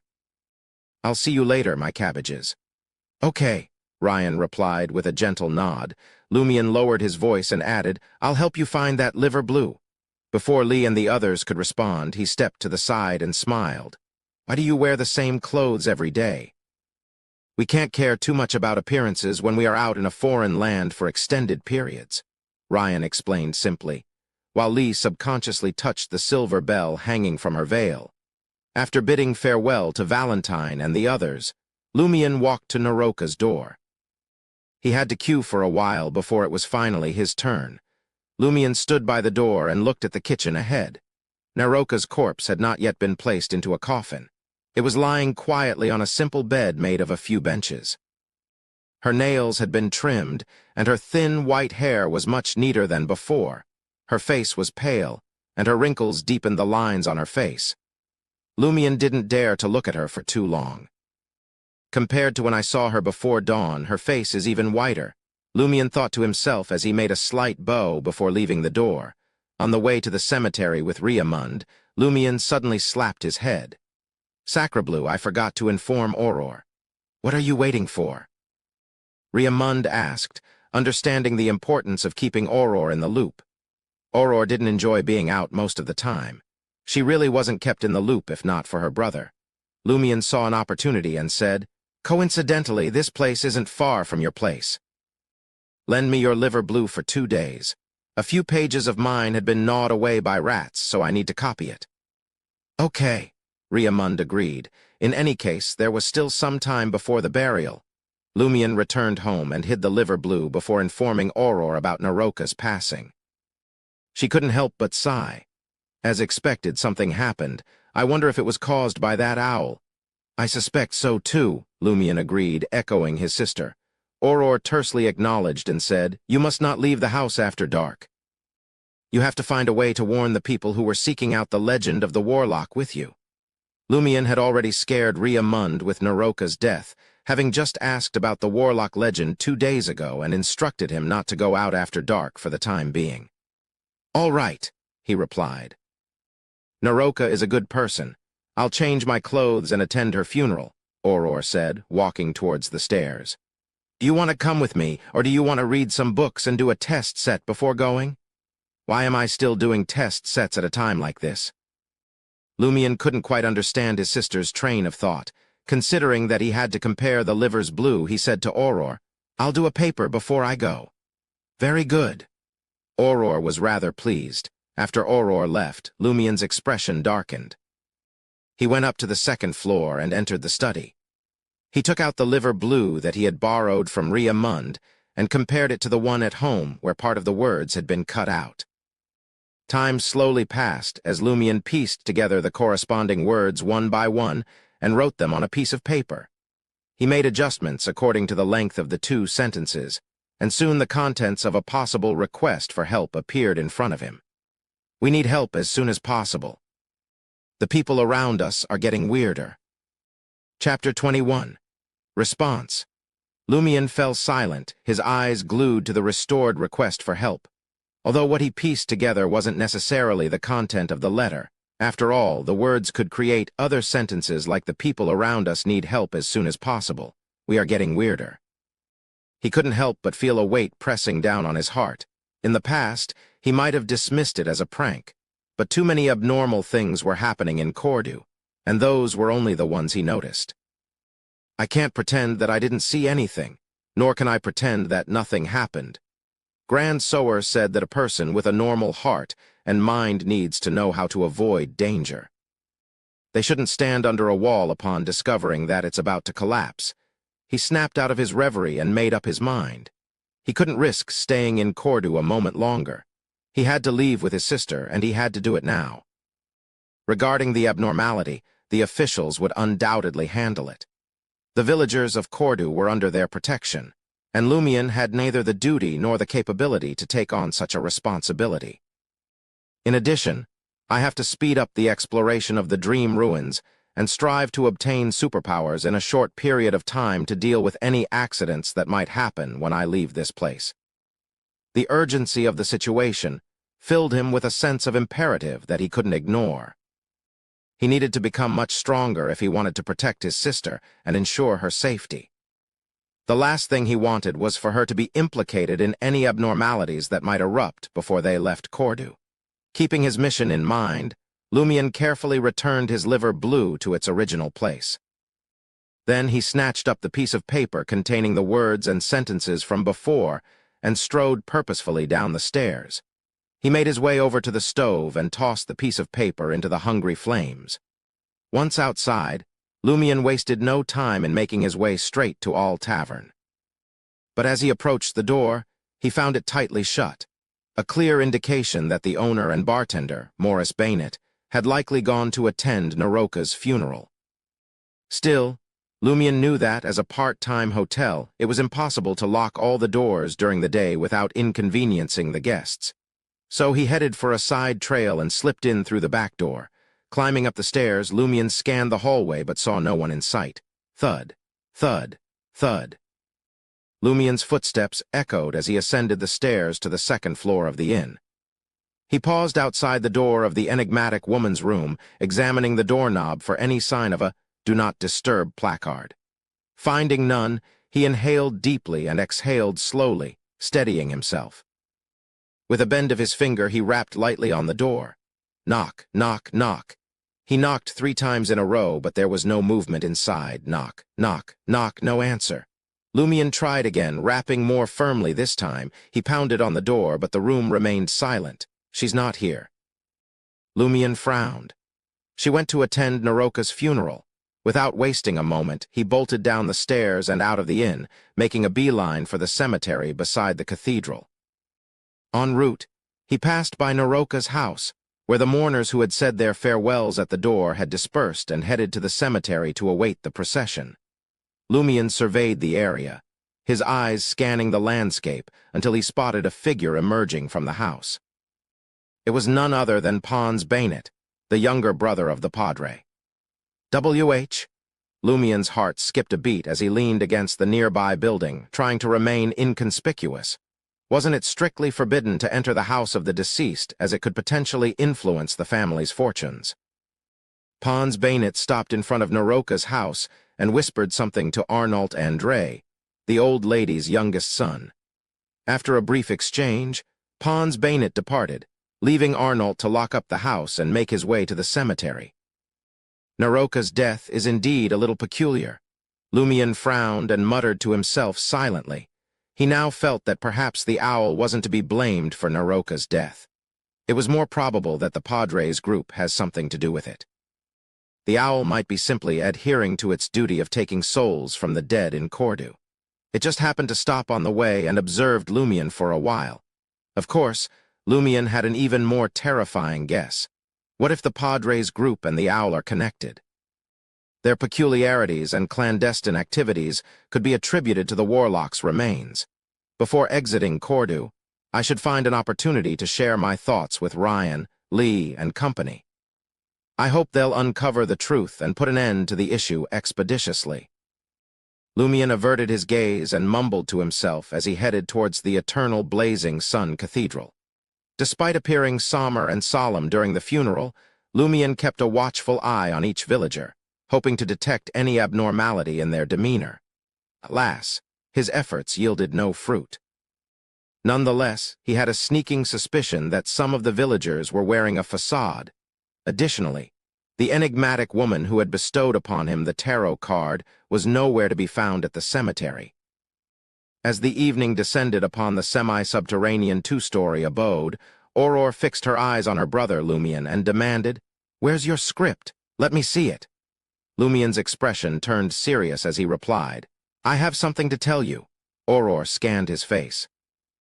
"Did some wild animal in the village chew your script again?" "No," Lumion whispered, his voice low. "I found out something from those foreigners." Aurore's smile faded as she nodded, gesturing for him to continue.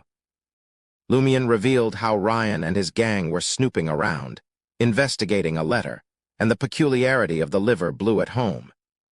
He spoke of his suspicions regarding Madame Puali's and the letter's contents, which he had unearthed using Ria Munn's liver blue. Finally, he suggested, "We have to leave the village as soon as possible and head to Darij."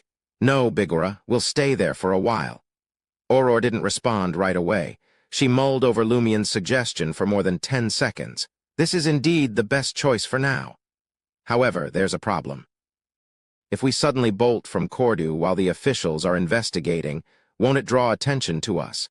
Will they intercept us and make us the focus of their investigation? It's fine if I'm not a Beyonder, but I'm an unofficial Beyonder.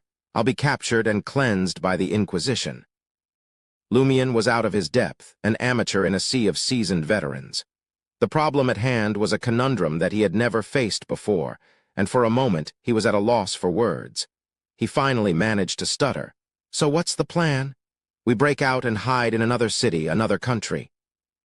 "Oh, Lumion, you are overestimating me," she said. "Those 3 foreigners are more powerful than you think. If there was only 1, I might be able to take them on, but 3. And what if there's an ambush outside the village? Maybe they're just waiting for us to make a run for it." Lumion was speechless. He had to admit, compared to his sister, he was still green behind the ears. He just didn't have the same level of experience or the sharp attention to detail that she possessed. "You're too impulsive," Aurore said, shaking her head, "but I suppose that's to be expected." After all, what young man doesn't have a bit of fire in his belly? She paused for a moment. Tomorrow morning, you're going to do me a favor. Head over to the administrator's office and help me send a telegram to Novel Weekly. Ask them when their next author salon will be held. Auror was a beloved columnist for Novel Weekly. Only the administrator and the padre possessed a telegram machine reserved for emergency communications. The villagers could use it, but at cost in Verl Dor. Auror saw Lumien's confusion and quickly explained her plan. Novel Weekly has been begging me to promote my work in Trier, but I've always refused, including the most recent author salon. However, if I ask them to invite me now, they'll jump at the chance and even reimburse our train tickets. Our departure will seem ordinary, and even if we're being watched, we won't be suspects. I can temporarily trick them when the time comes. As long as we don't let the abnormality corrupt us, our chances of slipping out of Cordu are high. Lumien breathed a sigh of relief. All right, he said. In just a few seconds, Lumien posed an intriguing question to Auror. Auror, grand sower, is bay under a term for people with superpowers? Yes, Auror replied, choosing not to elaborate any further. However, Auror then flashed a sly smile and said, So you're really going to abandon your friends and flee from Cordu? I must have missed the part where that's my problem, Lumien snorted in response. Keeping his sister safe was his top priority at the moment. Auror clicked her tongue and laughed. Oh, Lumien, you're such a delight. Say that again, would you? How many times have you said that before? And yet, every time you either quietly offer your help or give them a pretend warning, Auror continued. Those were trivial matters, Lumien defended himself. However, the abnormality they faced now was a real threat to his sister's safety. Okay, Auror sighed, not wanting to argue with the kid. Let's get dinner ready. It's your turn to cook today. Lumien grunted tersely and headed towards the stove. The night was dark, the crimson moon obscured by thick clouds. Lumien finished washing up and lay down on the bed. A visible worry crept onto his face. Auror's response wasn't bad, but Lumien was worried that the anomalies in the village would erupt at any moment while they waited for Novel Weekly's reply. Lumien was desperate to increase his strength, and obtaining superpowers in the dream ruins seemed like the easiest option. However, he hadn't been able to find that lady all day and didn't have any corresponding suggestions. He was left with no choice but to try it out himself. The situation was like a nocked arrow, ready to fire, and Lumien couldn't afford to hesitate. Without hesitation, Lumien composed himself and slowly drifted off to sleep. Chapter 22. Arrangements. Lumien awoke to the world shrouded in a faint, gray fog. With practiced ease, he bounded out of bed and rushed to the window. His gaze fell upon the mountain, a towering behemoth of brownish-red stones and reddish-brown soil that loomed in the wilderness beyond. Despite its modest size, a mere 20 or 30 meters tall, the mountain seemed to stretch endlessly upwards, piercing the very heavens themselves. Lumien found himself using the words mountain peak to describe it. So profound was its impact on him. Beneath its massive frame, the ruins of dilapidated structures encircled the desolate wilderness, stacked atop one another, layer upon layer. Judging by the shotgun-wielding monster's build, I'd say it's highly skilled in both running and jumping. It also appears to possess a degree of intelligence, capable of wielding a weapon as complex as a shotgun. It has incredibly strong tracking abilities, and I can't discount the possibility that it possesses some sort of superpowers, much like Auror. As Lumien focused his mind, details of the target began to surface. His initial judgment was grim if he attempted to face the monster with the shotgun. His chance of survival was a meager 10%. And if he tried to utilize his special trait, it would only hasten his demise. His meditation was a double-edged sword. It pushed him to the brink of death, making him vulnerable to even the slightest strike from the enemy. Sneak attacks and assassinations were not viable options either. The other party possessed an uncanny ability to track his movements, rendering any attempts at stealth futile. Plus, Lumien lacked the necessary equipment to mount a ranged assault. A revolver would have been a godsend. For the past 2 days, Lumion had racked his brains trying to come up with a plan. And finally, a solution presented itself. Traps. He had ventured deep into the mountains with the village hunters, where he mastered the art of setting traps. Since then, Lumion had become a pro at pulling off a few practical jokes. Lumion's initial plan was to use oil as a weapon. His idea was to fill a large bucket with oil, tie a rope to it, and hide it somewhere high. When his target approached, he would yank the rope, causing the bucket to tip over, drenching the unsuspecting victim with oil. Then he would light a torch and toss it at them. However, after some deliberation, he gave up on the idea. On the premise that the creature had strong tracking abilities, he knew he had to overestimate its sense of smell. The smell of oil was quite obvious, and if he used other stronger smells to cover it up, he wasn't sure if the other party would react differently. The monster might even be able to distinguish even the slightest abnormality. Like wild dogs, in the end, Lumion chose to dig a deep pit and plant stakes at the bottom. He knew that there was a certain problem with this plan. With the tracking abilities displayed by the monster, there was a high chance that it would discover the anomaly in advance and see through the trap. Lumion's response was to find a way to exploit its blind spots and lower its guard. His weapons were inferior to the creature's, but he hoped his intelligence could give him the upper hand. As a human, he had one advantage: his brain. At least from our last encounter, it possesses a certain degree of intelligence, albeit not quite that high. Lumion comforted himself. But he refused to let this lull him into a false sense of security. He would plan assuming that the creature had the cognitive abilities of an average human being, someone like Pons Bainett. No, that guy's IQ is lower than a pile of rocks. If it weren't for all his goons, I'd have him bowing down to me and calling me daddy. After a moment of contemplation, Lumion raised his expectations of the monster. Yes, treat it like an uneducated padre. He gazed out the window again, his eyes fixated on the wilderness between his dwelling and the ruins. This place was closer to the safe zone, making it the ideal location for his hideout. However, there was no cover, leaving everything exposed in plain sight, making it unsuitable for an ambush. It's fine to dig a trap, but if I use myself as bait, the other party will be able to spot me from a distance and shoot me. It won't need to come over at all, Lumion muttered, contemplating whether to take the risk of entering the ruins to set up a trap.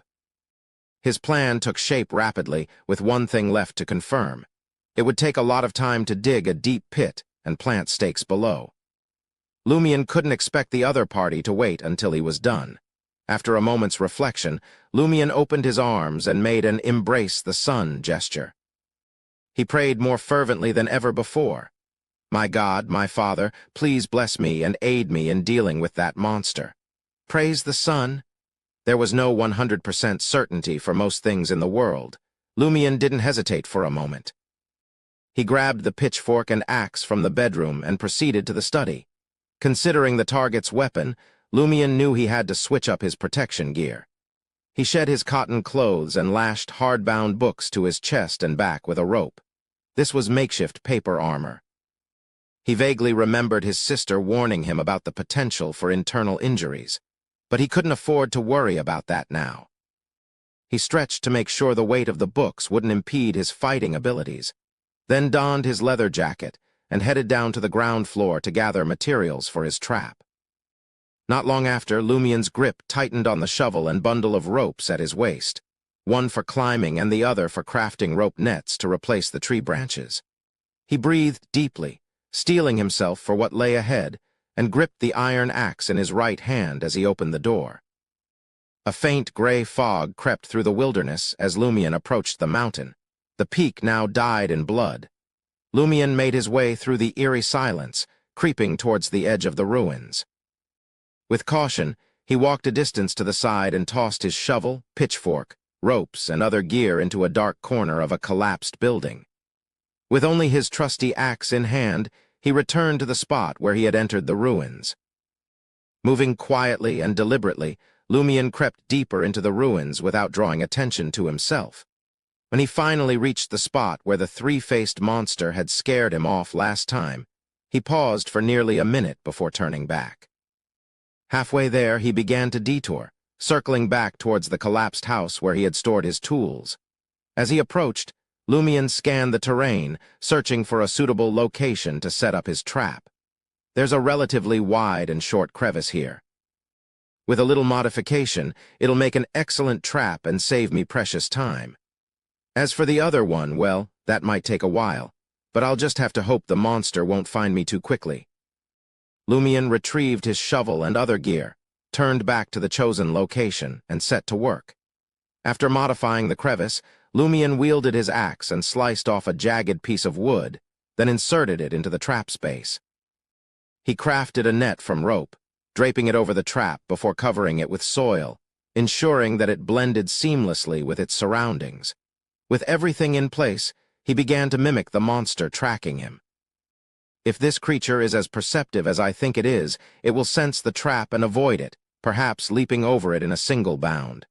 However, it would inevitably reach this spot. I need to be here, so it spots me the moment it arrives. Lumion measured the distance with his feet and confirmed his line of sight before settling on a relatively intact wall. He squatted there and confirmed his line of sight. Then he began to dig a second trap. This was a trap specifically designed for normal humans. Lumion knew that when someone had managed to track down their target, and easily realized that the other party had laid a trap for them, only to discover that the enemy was lying in wait nearby, they'd probably get cocky. Their thirst for success would overwhelm them, and they'd ignore the possibility of a second trap, eagerly lunging at their prey. It was a classic flaw of people with pedestrian intelligence. Lumion just prayed that the monster didn't possess the average IQ of a human. If it did, he had no choice but to bolt. Odds were he'd be ensnared and left to die in the wild, with a slim chance of making it back to his house and hiding in the safe zone. Cordu's abnormality had forced him to make a dangerous choice. With every passing moment, Lumion grew increasingly wary. Even though he had set up the second trap, the monster with the shotgun had yet to make an appearance. The same held true for the other monsters. At last, Lumion began to relax. After stowing away his shovel and other supplies, he stood tall, spreading his arms wide. "Praise the sun," he exclaimed with renewed vigor. Lumion shrank back against the wall and fell to his knee, his eyes fixated on the first trap. There was no clear line of sight to the path he took, obstructed by a collapsed building looming in his way. He waited there patiently, his heart thumping in his chest. Lumion could feel the adrenaline pumping through his veins, and the sensation was unprecedented. As a vagrant, Lumion had encountered his fair share of enemies who were bigger and brawnier than him. But they weren't looking to off him. They just wanted his grub, dough, and a decent spot to catch some Zetakes. Even if someone happened to die in the scuffle, it was chalked up to an unfortunate accident. But now the adversary he was up against was a monstrous creature that didn't abide by human laws or morals. And it was exponentially stronger than Lumion. Hell, it might even possess a few superpowers. If his scheme went sideways, the outcome was all but certain. Thump, thump, thump. Lumion's heart was about to leap out of his chest. Everyone wanted to live the good life, and Lumion was no exception. Breathe in, breathe out. Breathe in, breathe out. Lumion tried to take deep breaths to steady his nerves, but it wasn't helping. Lumion hoped the monster would appear sooner, though he dreaded its arrival. On the one hand, it could bring a quick resolution to this situation, regardless of whether the outcome was positive or negative. At least then he wouldn't be as anxious as he was now, almost at the point of breaking down. On the other hand, fear gripped him tightly. Realizing that he couldn't go on like this, he reminded himself, "I can't burden Auror with my fears." With that, he attempted to meditate, focusing all his energy on the task. Although it proved more challenging than before, Lumion eventually managed to outline the crimson sun in his mind. The mere sight of it eased his nerves somewhat, yet he still trembled with fear. Suddenly, he heard a faint rustling sound. It was as if a shepherd was approaching quietly through a nearby pasture, hidden from view. Chapter 23. Combat Intelligence. Lumion's senses were on high alert. He wasn't as scared as before now that things were finally happening. Despite his body still quivering, he felt more in control and less likely to collapse. I should have died 5 years ago. It's all thanks to Auror that I'm still alive. These past 5 years were a free lunch. What's there to be afraid of? Lumion muttered to himself, gritting his teeth and mustering up courage. In the blink of an eye, the already dim light illuminating the first trap's surface grew even fainter. A shadowy figure emerged, blocking the light that pierced through the dense fog in the sky. The figure loomed in the distance, a hulking beast with blood-red eyes and greasy black hair. Half human and half beast, it was armed with a shotgun on its back, ready for anything. Its front knees bent as it surveyed the ground before it.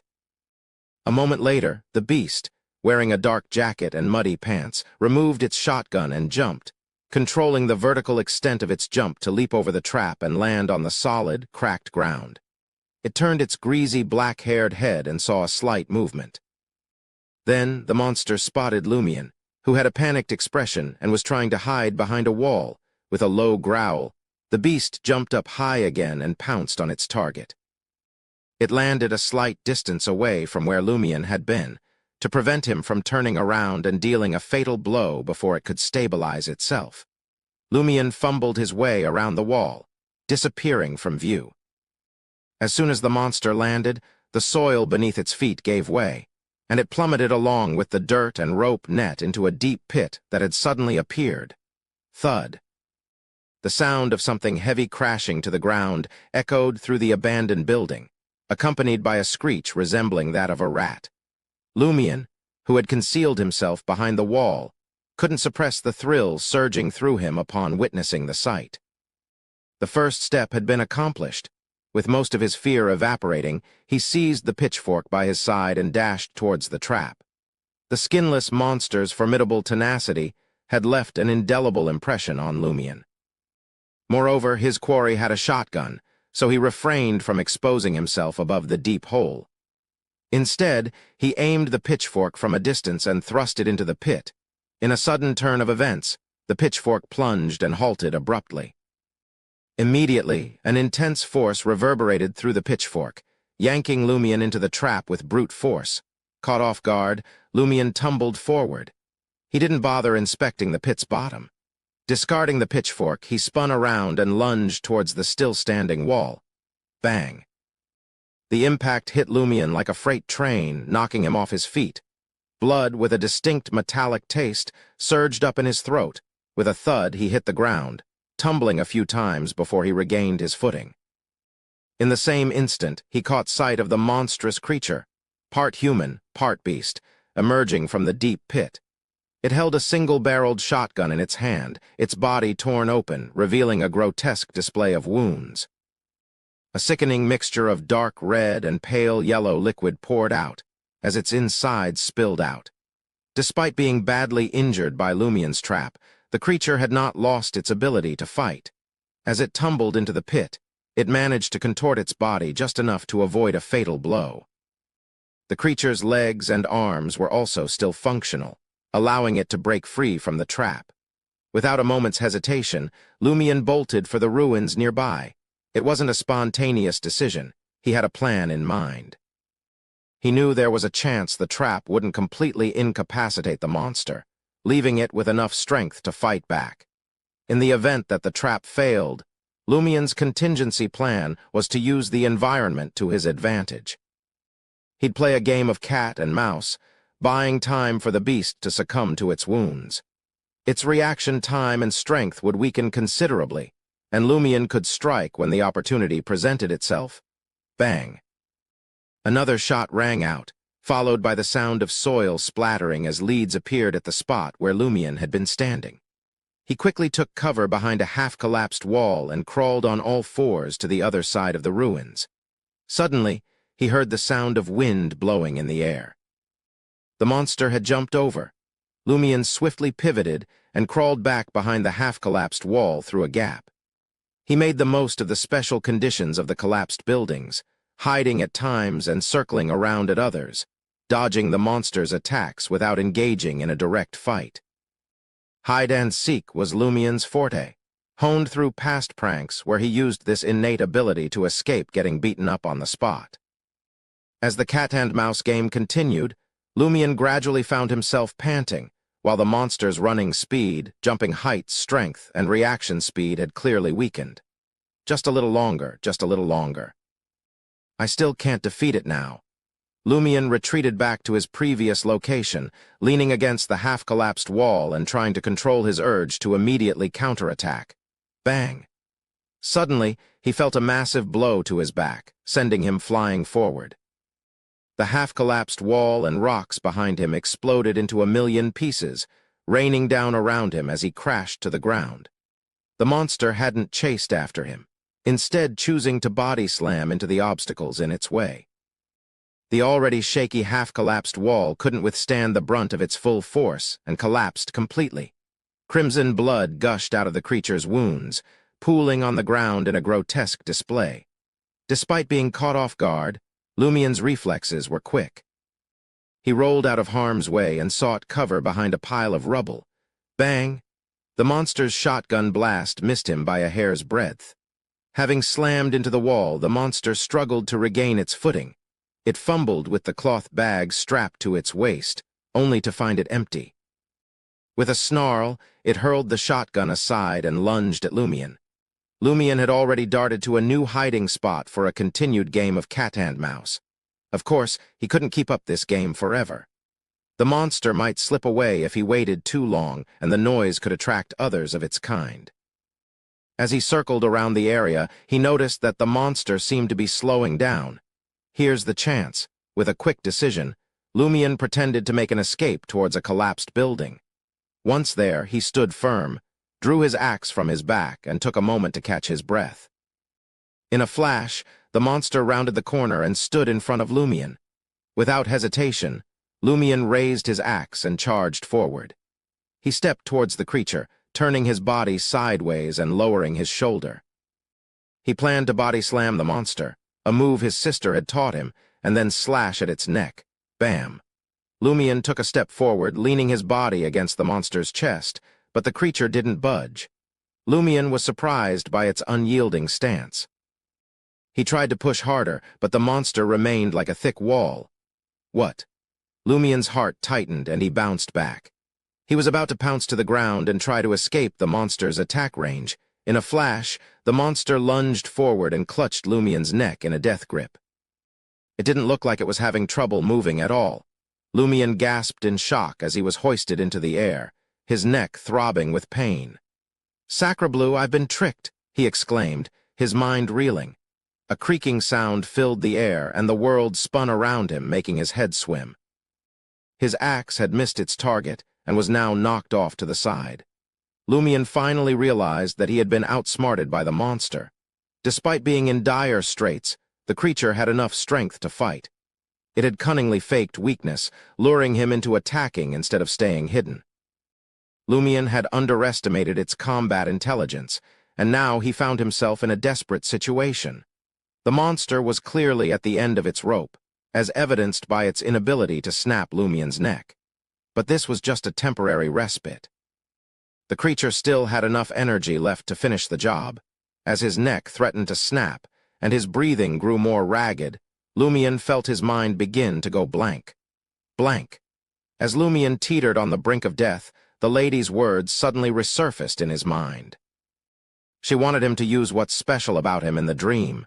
Special trait, his thoughts were nearly blank, and so he quickly seized the opportunity to meditate. The red sun instantly appeared in his mind. Unlike his previous attempt at meditation to calm his emotions, where the sun disappeared as soon as it was formed, this time he focused on keeping it in existence. Suddenly, a voice from above, infinitely high, pierced his skull. The pain was excruciating, and Lumion felt as though his heart might burst from his chest. He forgot about the monster's vice grip on his neck and the fact that he was struggling to breathe. Suddenly, he fell to the ground with a sickening thud. The strange sound that had accompanied his meditation disappeared, but the pain remained, almost unbearable. He was unable to take stock of his surroundings or even assess the damage done to his body. After an unknown amount of time, the near-death sensation subsided. Lumion didn't bother checking his neck. Instead, he placed his hands on the ground and lifted his head. The beast was squatting nearby, half human and half beast, with its head drooping and its arms outstretched in front of it. Lumion noticed its wound still seeping with blood mixed with a yellow liquid, and the creature's body quivered uncontrollably. What's wrong with it? Was it scared silly by the specialness I displayed? He picked up his fallen axe and took a step towards the monster. Without hesitation, he held the axe with both hands and swung it at the back of the beast's neck. The axe sank deeply into the creature's muscles and came to a halt at its bones. Lumion used all his strength to remove the axe, then continued his assault, slashing at the monster's neck once, twice, thrice. Finally, the beast's head detached from its body with a sickening splash, rolling to the side. The body held on for a moment longer, barely clinging to life. No resistance, just trembles. And then, with a sudden jerk, Lumion's body contorted, his hands releasing their tight grip, letting the bloodied axe slide down with a sickening squelch. Huff. Puff. Huff. He could finally catch his breath. Chapter 24, Gains. Lumion didn't have the luxury of resting for too long.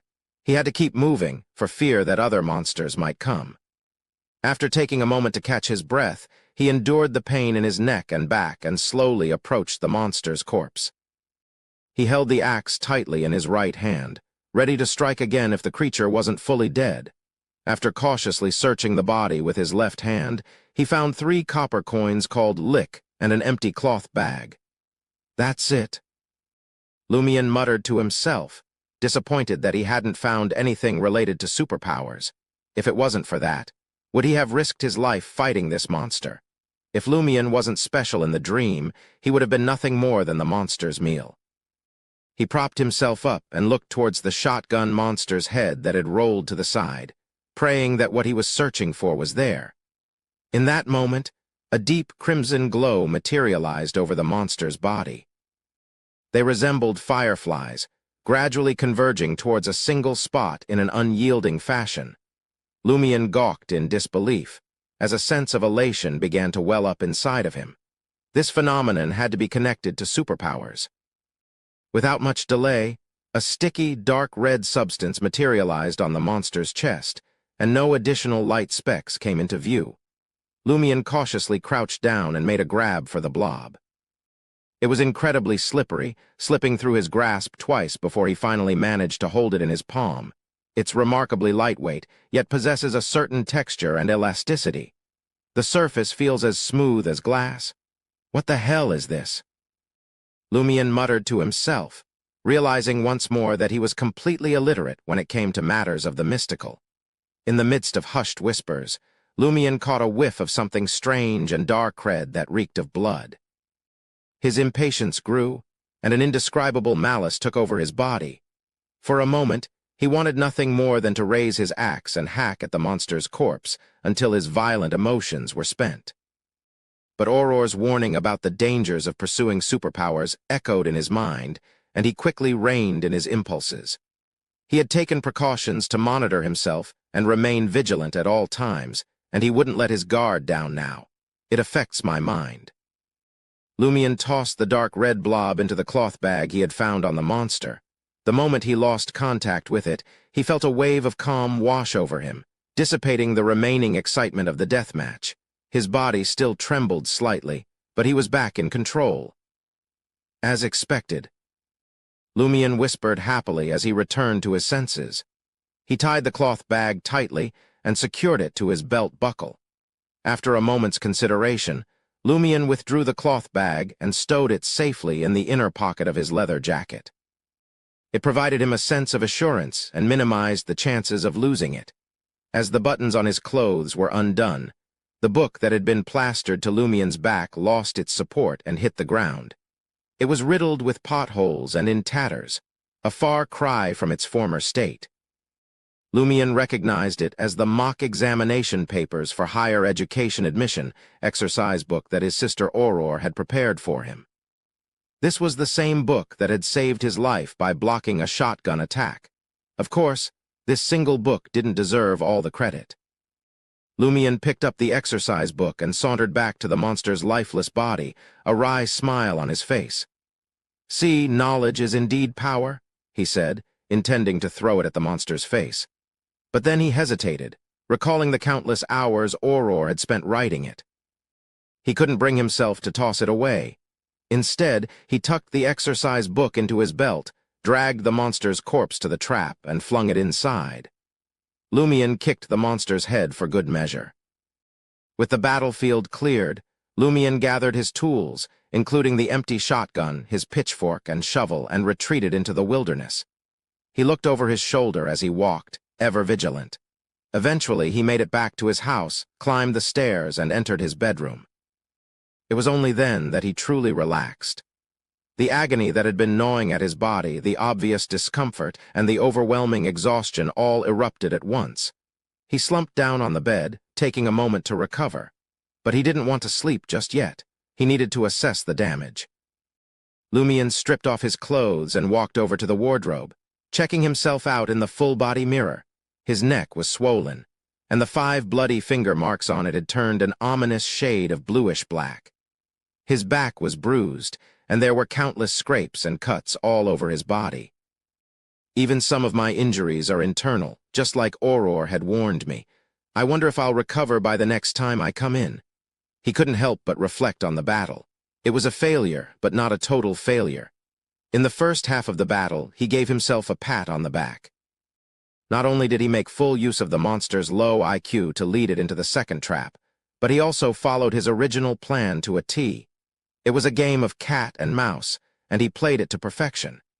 He dragged the monster out until it was on the brink of surrendering to its injuries. However, his lack of experience was his downfall. Instead of throwing in heavy rocks, he chose to stab the monster with a pitchfork at the bottom of the pit. In the second half of the battle, he was overconfident and underestimated the monster's intelligence.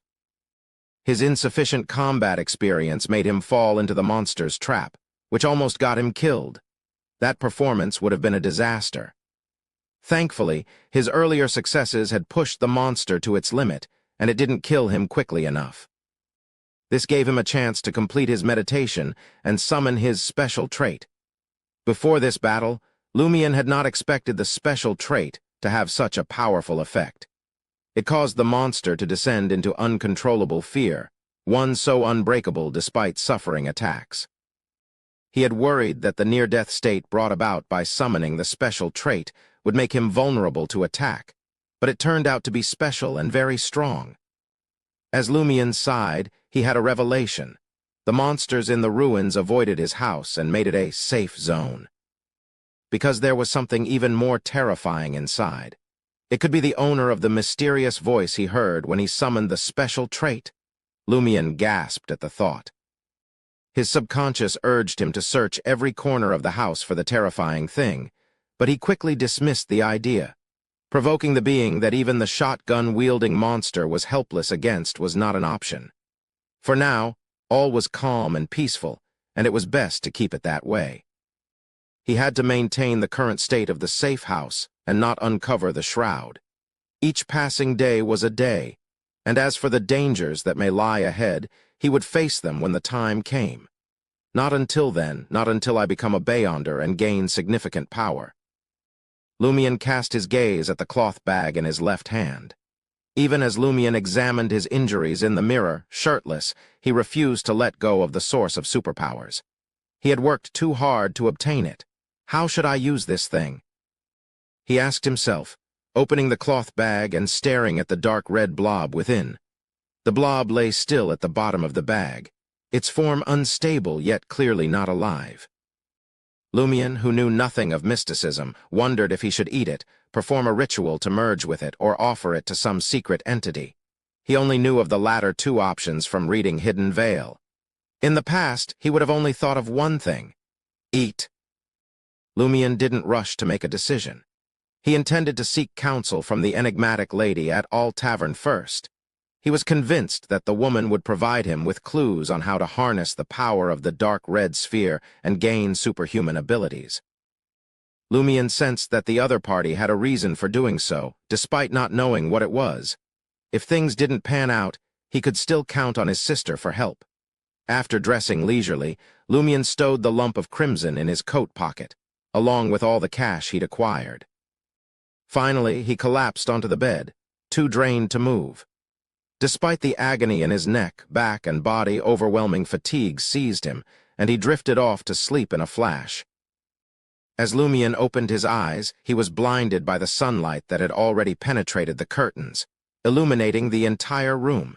Slowly sitting up, he felt sore all over, as if he had been pummeled in a dream. I was indeed beaten up badly. The injuries in the dream really get reflected into reality, but there's an obvious level of weakening. Trying to move around, he felt his muscles aching a little, but was ultimately relieved that he wasn't too affected.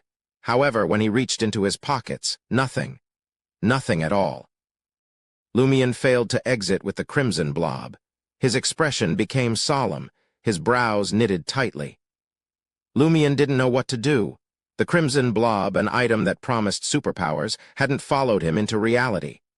This was different from what the mysterious woman at All Tavern had said. Lumion gathered himself, quickly changed his clothes, and left his room. As he walked down the hall, he noticed that the door to the washroom was wide open. Aurora was facing the mirror, brushing her teeth with a serious look on her face. "Morning," Lumion greeted. "It's not early anymore." "You got up late," Aurora muttered incoherently, splat. Her blonde hair, tied back into a ponytail, flicked about as she spit out the liquid in her mouth. She turned to look at Lumion. "What did you do wrong last night? That owl is outside. How would I dare go out?" Lumion responded calmly. "That's true." Aurora dropped the topic and said, "Remember to take 5 Verl Door to the administrator to send a telegram later." Lumion nodded. This was the key to their escape from Cordu, and it was something he would never forget. After breakfast, Lumion headed straight to the village square where the administrator's office was located in a 2-story building. Upon reaching the office, Lumion discovered that Administrator Bayost had yet to arrive, but the rest of the staff had already commenced their day's work. Lumion paid the required fee and promptly sent a telegram. After concluding his business, Lumion turned on his heel and began walking towards the All Tavern. It was highly unlikely that the enigmatic woman was already up and about, but Lumion was more than happy to bide his time. His pursuit of superpowers had been a prolonged one, so a few more ticks on the clock didn't faze him. Chapter 25. Sequences and Potions. Lumion sauntered into All Tavern, his sharp eyes scanning the dimly lit room. To his surprise, the mysterious woman was already seated in her usual corner, enjoying a lavish breakfast spread. She had changed her attire yet again, donning a long brown pleated dress and a dark velvet hat that screamed high society. So early. Lumion approached her table, calming his racing heart. The woman looked up, meeting his gaze. "Is there a possibility that I didn't sleep all night?" "Perhaps." Lumion knew this routine all too well. His sister, Aurora, often pulled all-nighters when deadlines were looming. But what was the reason for the enigmatic woman raising this up? As he glanced at her table, he found a delectable spread with a cream soufflé sprinkled with nuts, a muffin that looked scrumptious, a croissant, a cup of black coffee, and a cat tongue biscuit. What an appetite! Lumion thought, impressed. But how can Cordu provide such luxurious cuisine? Only Aurora or the chefs in the administrator's family could whip up something like this. "It's all dessert," Lumion said, taking a seat opposite her. The woman nodded, her expression serious for once. "Intiz's desserts are indeed not bad, and there's quite a lot of variety. Even if I have some for breakfast every day, it'll take me a month without repetition to finish them all," she said, biting into the cat tongue biscuit and closing her eyes in bliss. "That's one of the purposes of traveling." Lumion seized the moment to probe the woman's background. "You're not from Ainz?" he asked. The woman smiled enigmatically. "I'm from Lone, but given the current situation, this isn't important. What else did Lone have to offer besides steam machinery, factories, and a large army?" Lumion, being an Ainzian, couldn't help but recall the mocking words that everyone used to taunt the Lone Kingdom reclining chairs. Mint sauce, fried fish and potatoes, and pure snakefruit beer. But he quickly brushed off the thought and turned his attention to the task at hand. "I got rid of the monster with the shotgun." The woman took a sip of coffee and nodded approvingly. "Not bad." Lumion sensed a strange emotion emanating from her eyes. He couldn't shake off the strange feeling that he had sensed in their previous interactions. There was something about her that he couldn't quite put his finger on, a mix of facetiousness and hidden emotions that intrigued him. Undeterred, he pressed on with the matter at hand. I obtained an abnormal dark red object from that monster. Holding it makes me irritable and filled with hostility. I think it involves supernatural powers, but it didn't follow me to reality, he explained. The woman smiled enigmatically. After going in and out so many times, don't you realize that other than your own physical condition, you can't bring anything else over? Lumion was taken aback. Didn't you say that supernatural things are excluded? He trailed off, realizing that he was out of his depth.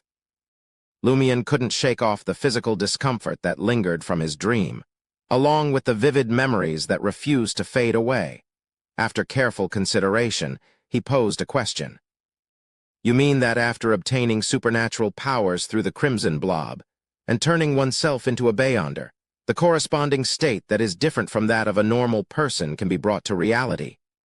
Not a lost cause, she replied nonchalantly, savoring the cream soufflé. But won't the corresponding strength weaken because of this? Lumion pressed, his brow furrowing. The injuries I suffered in the dream are much lighter in reality. The conditions brought about by Beyonder characteristics won't change, the woman explained, meeting Lumion's gaze. This is why I said that extraordinary items are excluded. Beyonder characteristics? Lumion mulled over the term, trying to piece together what his sister had told him about Beyonders. Obtaining such characteristics would allow one to become a Beyonder, he surmised. And based on the woman's explanation, he had a hunch about the unique nature of his dream. That ruin, it's real? Or maybe it was once real, but now it's sunk deep into some big shot's dream and been left to fester. And my dream, it's like a secret passageway. A passageway that's only accessible through the symbols on my chest and leads straight to that ruin. Based on my theory, my home in the dream is like a mark left behind by our interaction. It's a reflection of the place where I feel safest, deep in my subconscious. That's why it looks nothing like the wilderness or the ruins that surround it. It's like we're in two different worlds, me and the monsters. But those monsters, they can't come in. They're stuck in the real ruins while my home is a mix of dream and reality. Only those with the special symbols can pass through the corresponding barrier. The symbols only work for me, and they record the state of my body before I'm brought back to reality. When I wake up, the things that don't involve the supernatural will fade away, but the implications will remain. Even death will work the same way, so there shouldn't be anything scary waiting for me at home in the dream. But the origin of those symbols and the source of that terrifying voice, they symbolize something dark and horrific. Lumion sat in silence, watching the lady across from him leisurely devour her breakfast. She didn't seem to mind. Lumion finally asked, regaining his composure, "May I ask how I should use that dark red blob? Is it the Beyonder characteristic you mentioned?" At the critical moment, he could not help but address her respectfully. The lady set down her coffee and looked at him. "I can give you a potion formula, just follow it." The generous gift made Lumion uneasy. "Why are you helping me?" the lady laughed. "Would you believe me if I said it was arranged by fate?" "No." Lumion subconsciously replied inwardly. The abnormality in the village, the pressure of the impending storm, and the desire for superpowers all swirled around Lumion, threatening to overwhelm him. He pushed his unease down and spoke in a low voice. "I do." Opportunities like this didn't come around often, and Lumion knew he had to act decisively. He couldn't afford to hesitate or have second thoughts. The lady's smile grew wider, the unclear emotions he had detected in her eyes earlier intensifying. She pulled out a stack of post-it notes and a silver fountain pen from her black lady's purse and began writing. Finally, she stopped and tore off the top note and handed it to him. Lumion snatched it from her hand and read it quickly. Hunter Potion Formula, main ingredient, 1 Hunter Beyonder characteristic. Supplementary ingredients. 80 milliliters of red wine, 1 red chestnut flower can be a specimen or substituted with 10 drops of the corresponding essential oil. 5 grams of poplar tree leaf powder, 10 grams of basil. Usage: drink it directly. Satisfied with his memorization, Lumian carefully folded the note and slipped it into his brown jacket. Done with that, he asked, unable to contain his curiosity. What does hunter mean? Hunter in the supernatural sense, the corresponding sequence. The lady replied, taking a casual sip of her coffee. You do not know much about mysticism, so let me explain. There are 22 common pathways in the world. To access them, you must obtain ingredients with the corresponding Beyonder characteristics and concoct potions. Each pathway has 10 sequences, numbered from 9 to 0.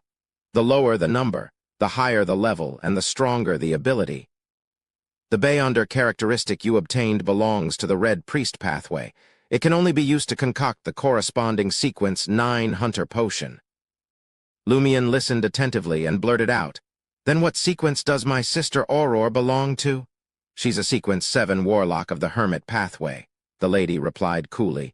She did not mention how she knew. Aurora is already at sequence 7. That's true. She has already obtained supernatural powers for several years. I'll only be at sequence 9 after consuming the potion. I'm still quite a distance from her. I only hope that I won't be a burden when we escape Cordu in the future. Lumian couldn't help but ask. Can I drink higher sequence Beyonder potions directly? Or should I drink sequence 9 today and sequence 8 tomorrow? Theoretically, yes. The lady added after Lumian revealed a look of joy. However, most who attempt it end up dead or as a monster. Fewer than 1 in 10 million people succeed. Turn into monsters? Lumian was alarmed. The lady chuckled and said, Didn't your sister warn you about the dangers of the path to transcendence? After drinking the potion, if you can't control the power, you'll either die from a physical breakdown or transform into a monster. Why do you think the one you encountered was in human form? No wonder. Lumian finally understood what danger his sister was talking about, but he was willing to face it. Is there no way to reduce this danger? He asked. The lady considered him for a moment before answering. There is. You need a firm will, good physical condition, and some luck. As for the rest, you don't need to know. You're still on the first potion. Good physical condition? Lumian, who had planned on returning to catch up on sleep and drink the potion later, frowned. He was still seriously injured in the dream. The lady opposite him nodded slightly and said, Take your time. Wait until nightfall and your body has mostly recovered before diving back into your dreams. Lumian's mind raced with questions. So as long as my body in reality is almost healed, the injuries in my dream will completely recover. One had to know that his body in reality was only a little sore. It was completely different from the injuries in the dream. Yes. The lady confirmed Lumian's guess. She continued. There's much to learn about the potion and the paths of the divine. I'll tell you once you become a hunter. The paths of the divine? Lumian asked in puzzlement. Why not tell me now? The lady laughed. If you die or become a monster, it would be a waste of my time to say so much now. Lumian was speechless. Lumian stood up and excused himself, but before he left, he asked one more thing. Do you know about the anomaly in the village? Chapter 26. Whistleblowing. The lady nibbled on a croissant before answering Lumian's question. I do. She really knows. Lumian's heart leapt with hope. He deliberated over his words before asking, using honorifics to show his respect. May I offer to pay a certain price to commission your help in solving Cordu's problem? From his point of view, this mysterious lady woman was much stronger than Lee and her companions.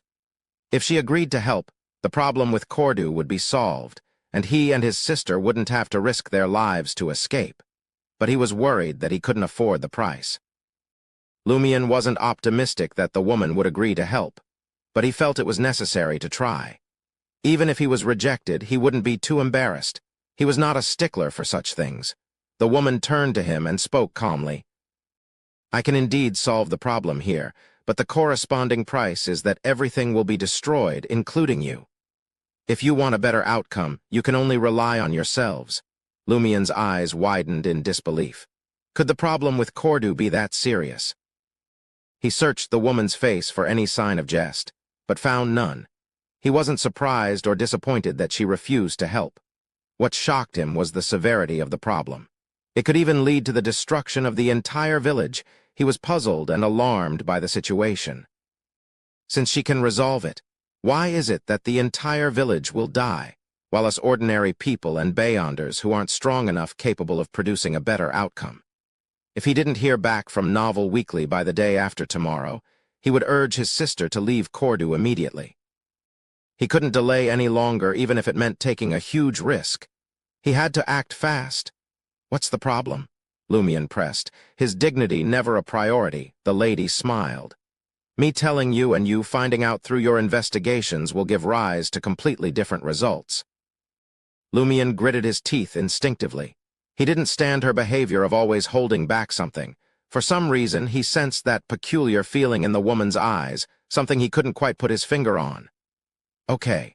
Lumion paused for a moment, weighing his words carefully. "Do you have any information about Madame Pualis? Is she a warlock? A beyonder?"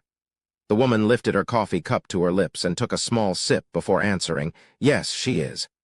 Indeed, Lumion asked further, "What pathway, which sequence?"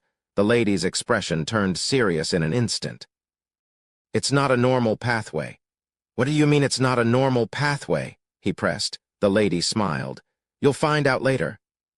"I want to know now." Lumion struggled to keep his expression in check. Already standing and about to leave, Lumion suddenly remembered something crucial. "Madam, how am I supposed to bring those supplementary ingredients into the dream?" In the dream ruins, he could only find basic ingredients like red wine and basil in the dream ruins. But for the red chestnut flower and poplar leaf, he would have to collect them in reality. The task wasn't impossible, and Lumion had already thought of a way to borrow them, but he knew it would all be for naught if he couldn't transfer them to his dream. The lady smiled and said, "I'll offer you a little assistance again, free of charge.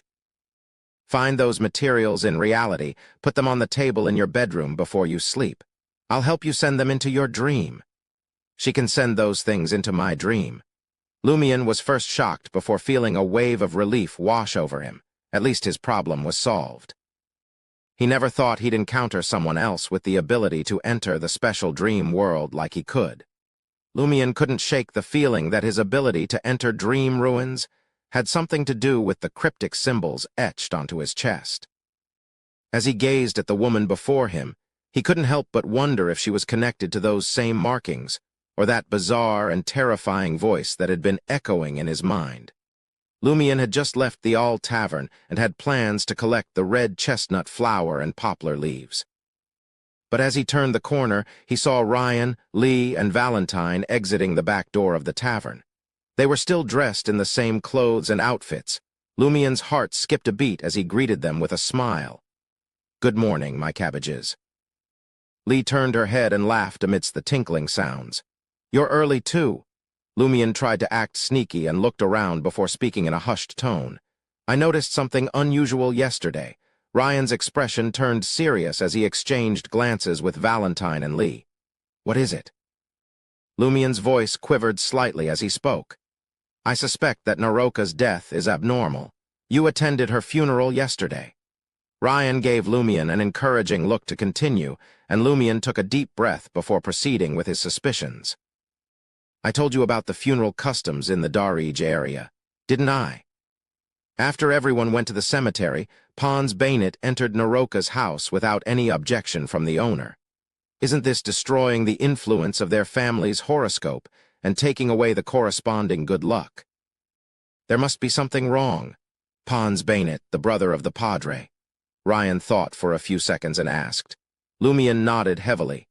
As Lumion thought about the Padre's strange group and his impending departure from Cordu, he realized he had nothing to fear from speaking his mind. With a deep breath, he declared, "The Padre is not a good man." "Why do you say that?" Lee asked with a grin, clearly unsurprised by Lumion's criticism of the Padre. Not one for formalities, Lumion launched into a detailed account of a villager who had snitched in Darij and subsequently vanished. His focus was on the accusations against the Padre, and he held nothing back. Finally, he said, "I really question how he's a clergyman of the church. One time I said something that was deemed too real, and I had to hide temporarily in the cathedral."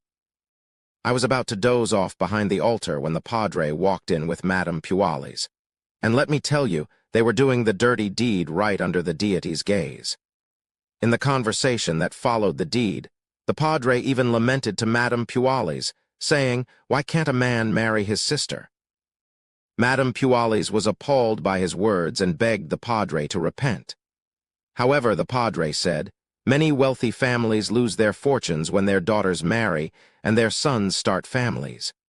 But if a son could marry his sister, these problems would disappear. Unfortunately, the law and morals don't allow it." The frigid Valentine's face contorted with anger at the news. "Is he a servant of God or a servant of the demon?" Ryan nodded as if in thought. No wonder Pons Baynett hasn't been able to start a family despite being married after all these years. Lee surveyed Lumion as she chuckled. "You knew about Madame Puales and the Padre's affair. You wanted to use us that day." Lumion's smile was uneasy, but his tone was resolute. "As a believer of the eternal blazing sun, I cannot tolerate such a person in the cathedral." The cold Valentine's expression softened, and he nodded approvingly. "If only Cordu had more people like you." "A few more like me." Lumion shuddered at the thought of Cordu overrun with more people like him. He continued, "That time, I overheard the padre warning Madame Puales that he was planning something and might be targeted by the Inquisition. He told her to be careful and keep quiet." Ryan's expression turned solemn. "Did he say anything more about it?" "No." Lumion didn't fabricate the matter. He couldn't risk saying more than that. If he did, trouble could erupt tonight. He wasn't even a Beyonder yet. After bidding farewell to the trio of foreigners, Lumion spent hours gathering red chestnut flowers and poplar leaves. As the sun neared its apex, Lumion arrived at the village square and made his way to the two-story building where official business was conducted. Most of the villagers had already gathered, eagerly awaiting the selection of the spring elf, an important part of the upcoming Lenten celebration tomorrow. Squeezing through the crowd, Lumion spotted Riamund, Ava, and the others. "Is Ava on the list?" he asked. Ava remained silent, her agitation palpable. Riamund shook his head. "We don't know." "She must be on it," interjected Guillaume Barry, a frequent companion of Lumion and the others. "Among the unmarried women in the village other than your sister, she's the most beautiful." "Your sister doesn't meet the age requirements." He was the Guillaume Jr. that Lumion and the others were talking about. He hung out with them frequently. Guillaume had curly brown hair and prominent freckles on his face. His blue eyes seemed to narrow because they weren't large enough. Ava's cousin, Azema, also stood nearby, looking much like Ava but smaller and less striking. She remained silent, but Lumion sensed her desire to be chosen as the spring elf as well. In the Darige area, being chosen as the spring elf was a coveted honor that not only recognized a person's beauty and character, but also came with hidden benefits. Upon hearing Guillaume Jr.'s words, Lumion grinned. "If Ava's not on the list, I'll shout, 'I vote Ava,' when the administrator finishes reading it." Ava blushed. "You don't have to do that." It was a normal process for villagers to shout out additional candidates after the administrator finished reading the list of nominees for the spring elf. However, not many had the nerve to do so. Lumion, however, was not one to shy away from such things. He had no misgivings about this. Ava will be the one being embarrassed, not me. Shortly after, Administrator Bayost appeared at a second-story window, looking far more put together than the padre. His neatly combed brown hair, light blue eyes with black lines, straight nose bridge, thin lips, and well-groomed mustache conveyed his status, accentuated by his double-breasted flannel coat. He gazed down at the assembled villagers for a moment before speaking. "Ladies and gentlemen, it's time. Those who are late will no longer have the right to vote.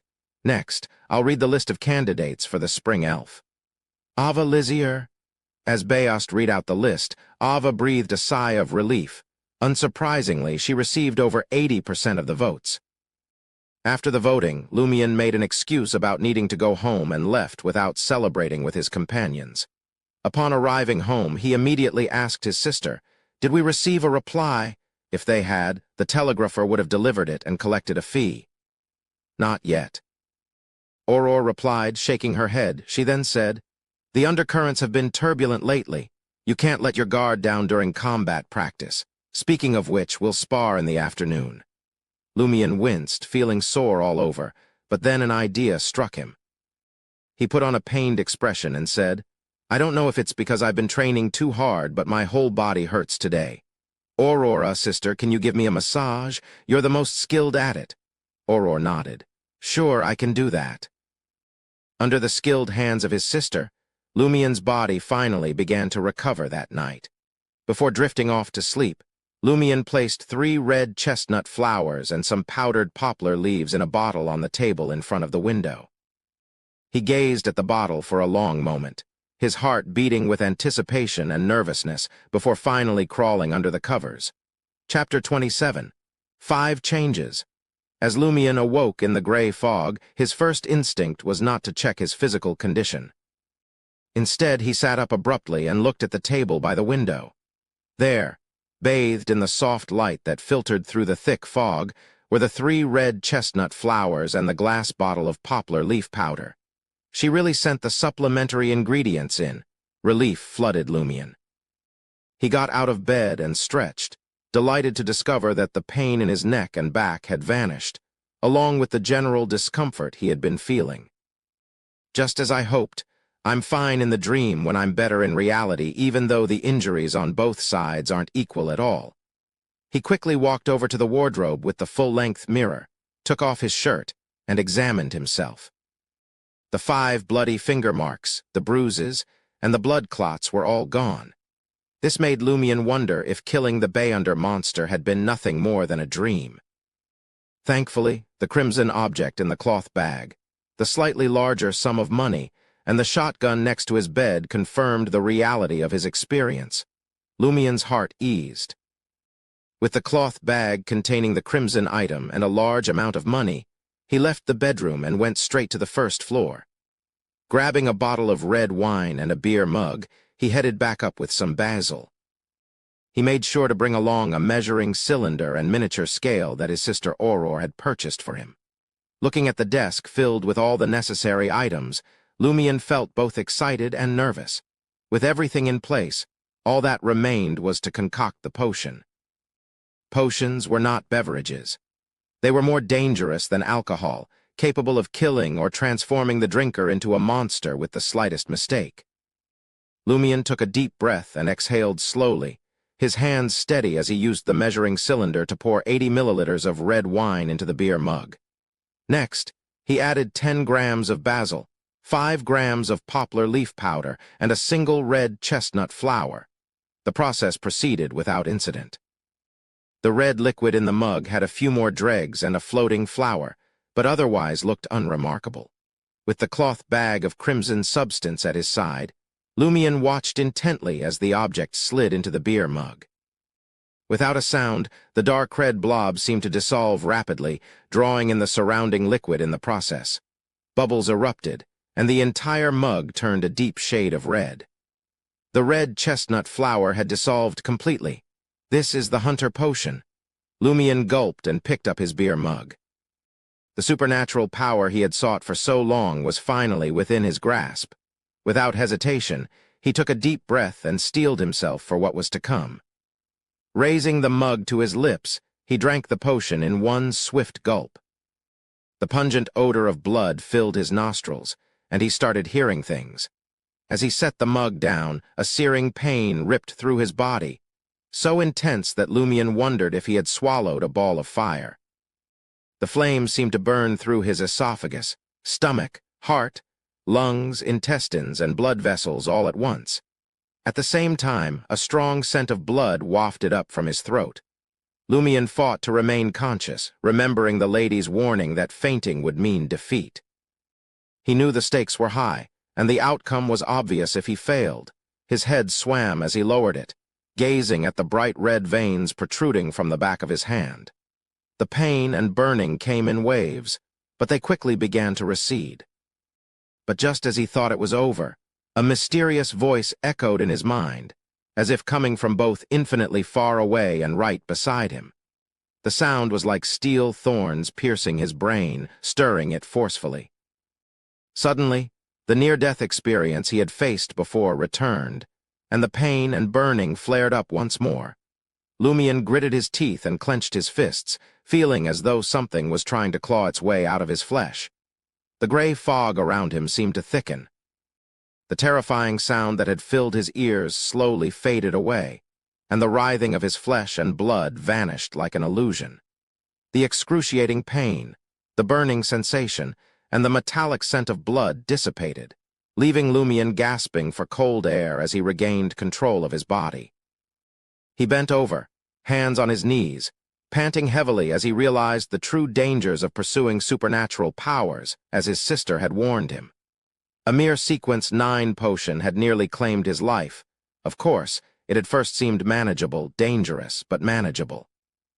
But the mysterious voice that had been brought on by the symbol on his chest had almost caused him to collapse at the critical moment. Each breath he took seemed to restore some of his strength, and before long he felt fully recovered. Bang!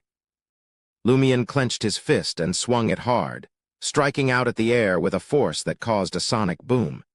He had never imagined possessing such power before, and the realization filled him with excitement. In his small bedroom, he practiced a combat technique his sister had taught him, each punch producing a crisp sound. Bang! Bang! Bang! Despite the commotion, Lumion moved with precision and control, not touching anything as he completed the set. To his surprise, he felt neither tired nor fatigued, but rather energetic and alive. He assessed his condition.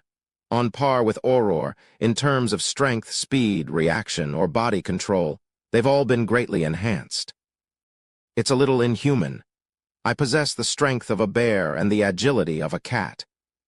It's slightly equivalent to the combination of the two. Without the potion, I might never be able to reach this level of power in my life. But before he could finish his inspection, Lumion caught the scent of blood, his heart tightening with fear. Instinctively, he sniffed the air and realized that he could determine the source of the blood. It came from his body. Lumion looked down and saw that the back of his hand was covered in blood-red spots. He came to the full-body mirror again and realized that his face was similarly stained. He wiped some of the blood away, but found no sign of any wounds. After a moment's thought, Lumion came to a realization. Did the potion cause the capillaries Auror talked about to burst? And then they quickly healed after I absorbed the potion. The only explanation for his current condition was supernatural influence. Realizing he was not injured, Lumion pushed the matter aside and focused on his sense of smell, which seemed to have undergone a significant change.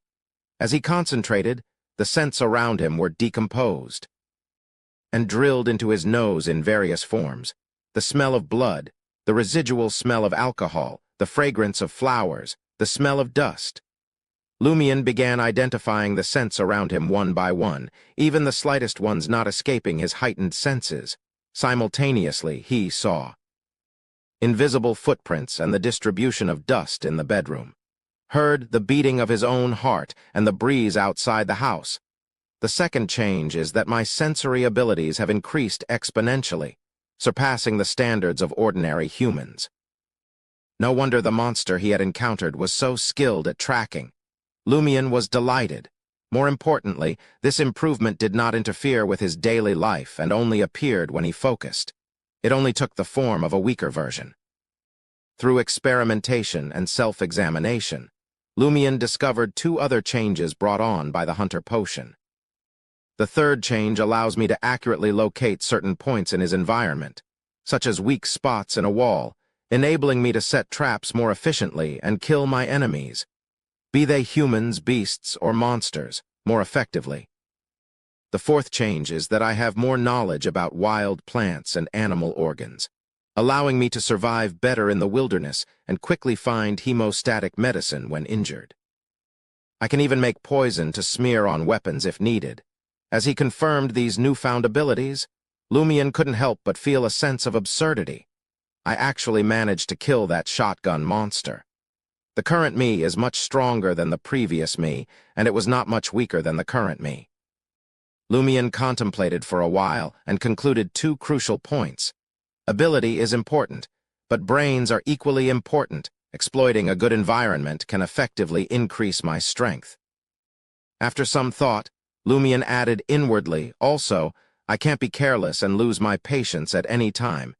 He walked to the window and gazed at the dream ruins again. An indescribable sense of oppression, fear, and danger surged into his heart. This was something he had never felt before. The fifth change is some kind of intuition strengthening. Lumion nodded gently. He went to the washroom and washed his body with clean water. He changed into a fresh set of clothes and then lay back on the bed with the money close. He wanted to get back to reality as soon as possible, eager to know if the hunter abilities would stay with him or if they would be weakened. In the dead of night, Cordu was eerily silent. The clouds shrouded the crimson moon and stars, leaving the darkness to reign supreme. Lumion surveyed the night scenery and felt an overwhelming sense of happiness. He was now a Beyonder in the real world, and his powers hadn't weakened at all compared to the dream realm. As an intuition struck him, Lumion unbuttoned his shirt and gazed down at his chest. The black symbol resembling a thorn chain was slowly fading away. It also appears in reality. Lumion muttered, feeling a twinge of unease. He noticed that the bluish-black symbol that had loomed over the thorny chain existed only in his dreams. Suddenly, Lumion's heart skipped a beat as he gazed up at the nearby elm tree. The legendary owl of the warlock was perched on a branch, observing him quietly. Chapter 28. Laws. The brownish-yellow eyes of the owl glowed in the dark, fixating on Lumion as it perched on the branch. Lumion was no longer as intimidated as he was during their previous encounters. He yelled, "Whatcha looking at? Say something if you dare." Lumion didn't have to provoke the owl, but he hoped it would reveal the owl's true motive. He couldn't bear the thought of the creature lurking around and staring at him in the dead of night. To his surprise, the owl remained silent and didn't make a sound. After a few tense seconds, the owl spread its wings and flew off into the darkness. Crazy. Lumion let out a frustrated curse, but he didn't dare let his guard down. Lumion remained focused on scrutinizing the dark shadows outside, trying to detect any signs of danger. He recalled that the last time the owl had appeared, he had seen Naroka's figure and learned of her death the following day. I wonder if something similar will happen this time. But after careful observation, he didn't notice anything abnormal and breathed a sigh of relief. He drew the curtains and lay back on the bed. In the deep darkness, Lumion opened his eyes, contemplating his next move. I wonder what this owl is trying to do. It's acting so strange and mysterious. It shouldn't be up to anything good. Whatever. With the situation in the village, I have to leave with Auror as soon as possible. I don't believe that it can follow us to Trier. If I don't receive a reply tomorrow, we'll leave Cordu the morning after tomorrow. If there's a reply, we can leave Cordu openly from the village entrance. If not, we'll have to improvise. It's Lent tomorrow, and everyone will still be celebrating the day after tomorrow, so we won't attract too much attention. Auror can borrow Madame Puali's pony and spend some time in the nearby alpine pastures. We don't need to go down the mountain, so it shouldn't attract the investigators' attention. When the time comes, we can use a dangerous trail to leave the mountain. The path is treacherous, with several broken parts in the middle. Even the shepherds don't think it's passable. However, with my newfound abilities and Auror's witchcraft, allowing her to fly a distance, she'll have it easier than me. There's a good chance we can hoodwink the investigators. Becoming a hunter had allowed him to do what was previously impossible. It gave Lumion a newfound sense of confidence, allowing him to quickly formulate a plan. His heart became more certain, and he slept soundly. The next morning, Lumion rose early and got to work in the kitchen. His thoughts turned to how he had become a Beyonder, and how he was about to leave the abnormal village of Cordu with his sister. Lumion's mood brightened, and he even found himself eager to hum a tune. When Auror came downstairs, there were already 2 bowls of minced meat noodles on the table. "How did you know I was about to get up?" she asked, pleased. "I started cooking noodles when I heard movement in the washroom." Lumion grinned, inwardly noting, "You are always in a groggy state after waking up. How don't you realize this?" Auror nodded. As she sat at the dining table, she casually asked, "That owl flew over again in the middle of the night." "That's right." Lumion knew that his sister had discovered him looking out the window, so the owl's appearance had been a fortunate distraction. Otherwise, he wasn't sure how to explain himself. He couldn't risk telling Aurora about his newfound Beyonder abilities just yet, as he would be given a dressing down by her. However, Lumion planned to divulge the truth to his sister sooner than later. He wanted to avoid Aurora from having considerations that might hinder their escape. He planned to tell his sister about this the day after tomorrow, when they escaped from Cordu, to prevent her from diverting her attention to take care of him. By then, she wouldn't have the time to give him a dressing down. Aurora furrowed her brow in confusion. What a strange owl! She was still trying to decipher the bird's true intentions.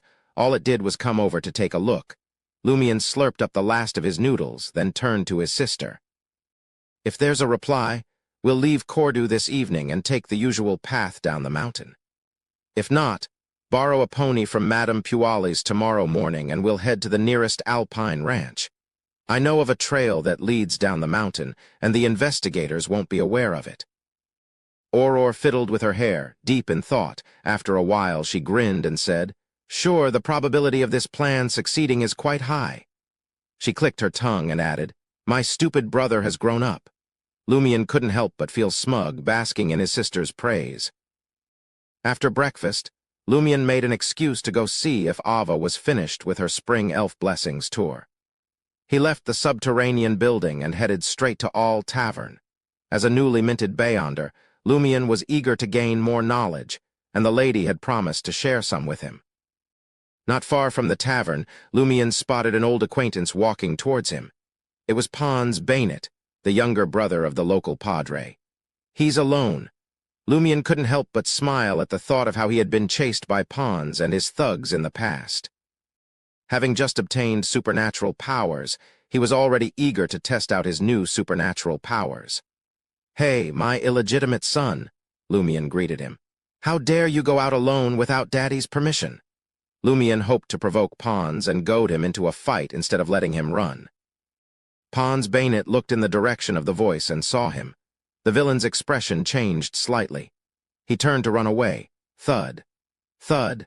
Thud. Lumion watched in disbelief as Ainz sprinted away, disappearing at the intersection not far away. He sure ran fast. Quite an alert one. Lumion sighed silently. He knew, without a shadow of a doubt, that he could take down Ainz Audioverse in a one-on-one scrap, even before he ascended to Beyonder status. But it seemed likely that Ainz Audioverse had the same notion. The two of them had never properly thrown down, but they both had confidence in their own abilities. So it caught him off guard when Ainz Audioverse bolted the second he caught sight of him today, like he'd come face to face with a bloodthirsty beast. "It's impossible for him to know that I secretly became a Beyonder last night. Is he so dense that he's developed animal instincts and can sniff out danger?" Lumion slandered Ainz Audioverse in his heart. He refrained from pursuing Ainz Audioverse because he regretted the moment he greeted him. The village was riddled with aberrations, and the situation was perilous. Lumion knew better than to stir the pot before he left. If he had pummeled Ainz Audioverse, the padre and his goons might spring into action prematurely, thus jeopardizing his and Aurora's escape. It would be too late for regrets when that happened. Furthermore, the padre's group was an enigma, and there could be something off about Ainz Audioverse. Lumion suspected that if he engaged in fisticuffs with him, his Beyonder identity would be exposed, and that would spell trouble in the future. Being a Beyonder has made me too haughty and overconfident. I need to rein myself in, Lumion mused, reflecting on his behavior as he entered All Tavern. He had intended to head straight to the second floor, but his eyes landed on the lady seated in the corner. Today, the lady was garbed in a pearl-gray dress and a light-colored lady's bonnet. Lumion noticed that there wasn't any food in front of her. "Have you had breakfast?" he asked, taking a seat opposite her. The lady replied nonchalantly, "Not yet. I'm meeting someone here, and I'm still waiting for her." "Her, not me." Lumion scanned the area but saw no one else except the tavern owner. He looked at the lady again and sincerely said, "I've become a hunter. It's time for you to keep your promise and give me more common knowledge." The lady wasn't surprised at all. She remarked with a smile, "It seems you're in pretty good shape." She spoke in a voice that sounded almost otherworldly. What you need to master now are 2 laws and 1 method. Why does it feel like I'm studying physics? Lumion didn't dare speak his thoughts aloud. The lady continued to speak. For most Beyonders, this knowledge is incredibly valuable. They'd trade everything they have just to acquire it. But for you, fate has brought you here, and so I'll give it to you for free. Free things often come at the most hefty price. How will I pay the price? Lumion felt a weight settle on his shoulders. Ever since he became a hunter, his intuition and observation skills had improved significantly. He could sense a strange, indescribable emotion in the lady's eyes, much stronger than before, but he still couldn't put a finger on what it was. The lady straightened up. All supernatural powers come from the oldest one, the Creator. As a believer of the eternal blazing sun, you should know that his eyes became the sun. Yes, Lumion had heard the Padre's sermons about it before. That's a symbolic description, the lady clarified. In essence, the oldest one created this world and many deities. Eventually, he disintegrated himself and split into Beyonder characteristics of different pathways. So that's why they're called the paths of the divine. Lumion connected the dots. The lady nodded slightly. Yes, every pathway's sequence 0 is equivalent to a true god. For instance, the Bard pathway's sequence 0 is known as the sun, which is also the eternal blazing sun you believe in. Lumion was surprised and a little apprehensive. So every Beyonder can become a god in the end. If he were a devout believer of the eternal blazing sun, he would have accused the lady of blasphemy. But he wasn't that kind of person. He was just a casual believer who didn't give it much thought. He even asked, "What's the Hunter pathway's sequence 0? And what about the mystery prior pathway?" "Didn't I already tell you? It's the Red Priest and the position is currently vacant," the lady replied with a chuckle. As for the mystery prior pathway, the sequence 0 is known as the Hermit, and it's currently occupied by an evil god called the Hidden Sage. He likes to impart knowledge to Beyonders of the same pathway, earning him the nickname Knowledge Pursuer. Your sister's troubles stem from him. Is that so? Lumion felt a twinge of dislike towards the Hidden Sage. The woman redirected the conversation. Since Beyonder characteristics come from the oldest one, they won't disappear or increase. They only transform from one form to another, moving from one object to another. This is known as the law of Beyonder characteristics indestructibility or the law of conservation. Chapter 29. Method. Lumion put his physics knowledge to work and pondered for a moment. Why not just call it the law of conservation?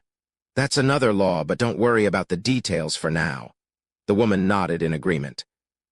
Essentially, it's the same as the law of indestructibility, but with additional prerequisites and specific elaborations. Is that so? Lumion considered for a moment before speaking. So, according to the law of indestructibility, if I want to obtain Beyonder characteristics, I can target other Beyonders in addition to hunting the corresponding monsters. Since Beyonder characteristics were indestructible, a Beyonder's death would result in the appearance of the corresponding Beyonder characteristics. The woman's face showed a certain amount of emotion. You're very perceptive. Therefore, this law isn't suitable for most Beyonders to know. It would result in Beyonders killing each other, and they won't be able to trust each other. Lumion didn't mind this. Even without this law, humans still kill each other. In the real world, there's plenty of suspicion, bullying, and murder. The woman replied with interest. But at least there's still a certain warmth and light of the human spirit. Lumion pondered for a while before speaking. Looking at it from another perspective, this law should become a consensus among Beyonders. That way the weak can be prepared in advance and not become easy prey for those who know. The lady nodded slightly. That does make some sense. Actually, if battles between Beyonders happen frequently enough, people involved would likely be able to figure it out. She then introduced. The second law is called the law of Beyonder characteristics convergence. Convergence? Lumion struggled to understand. He couldn't quite derive it from their earlier conversation. The woman's expression turned serious. As the creator of this world, even if the oldest one splits into Beyonder characteristics of different pathways, it doesn't mean that he has completely withdrawn from the stage.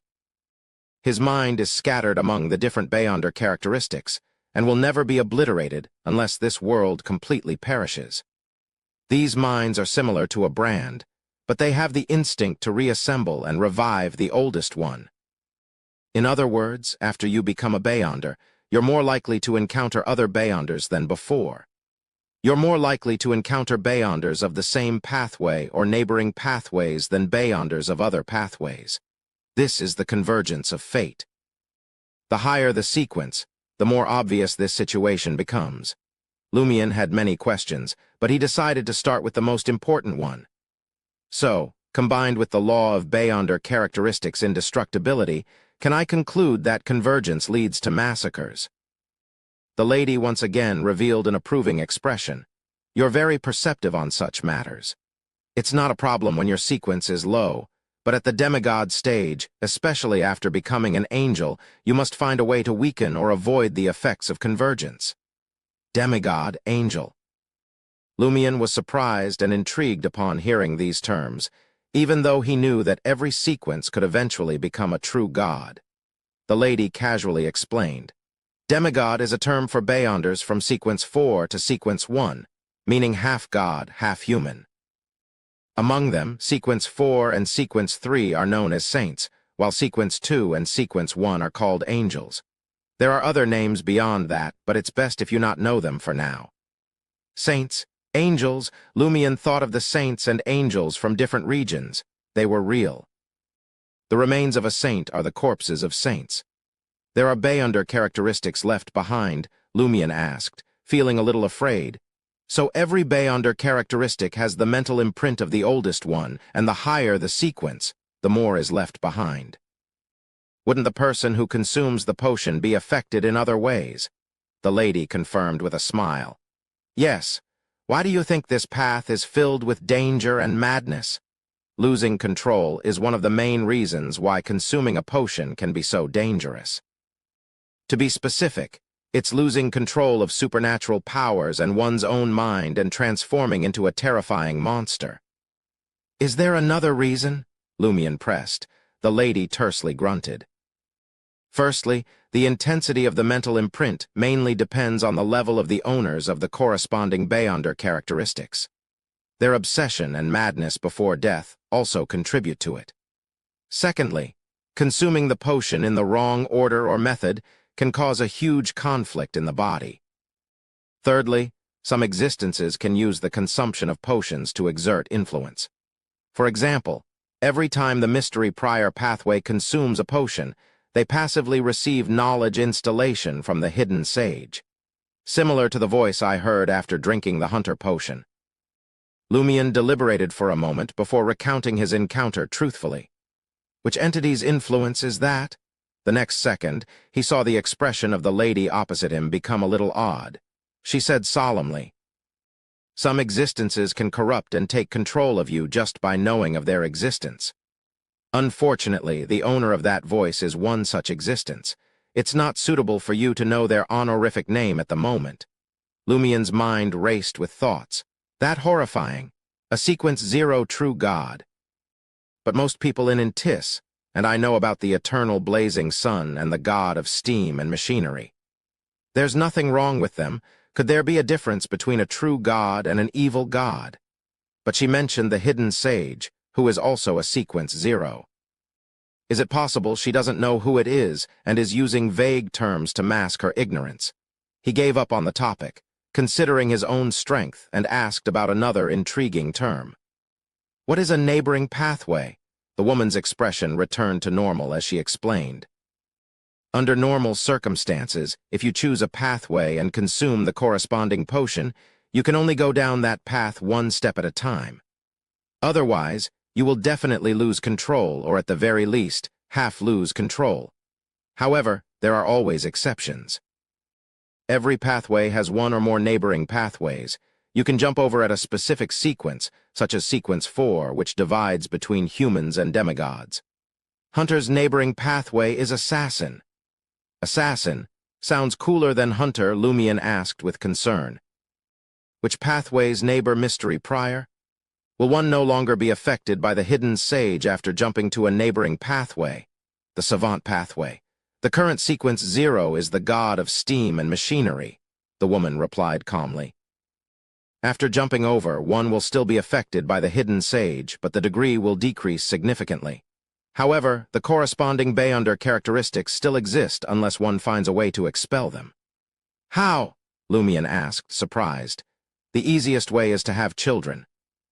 In mysticism, there's a high chance of transferring the corresponding Beyonder characteristics to a child through heredity, the woman explained. Alternatively, you can use the special abilities of certain pathways, but there's a certain risk, and you have to pay a considerable price. Lumion nodded before raising another question. Can I switch only at a particular sequence? The chances of reaching sequence 4 and becoming a demigod were slim. The lady glanced at him.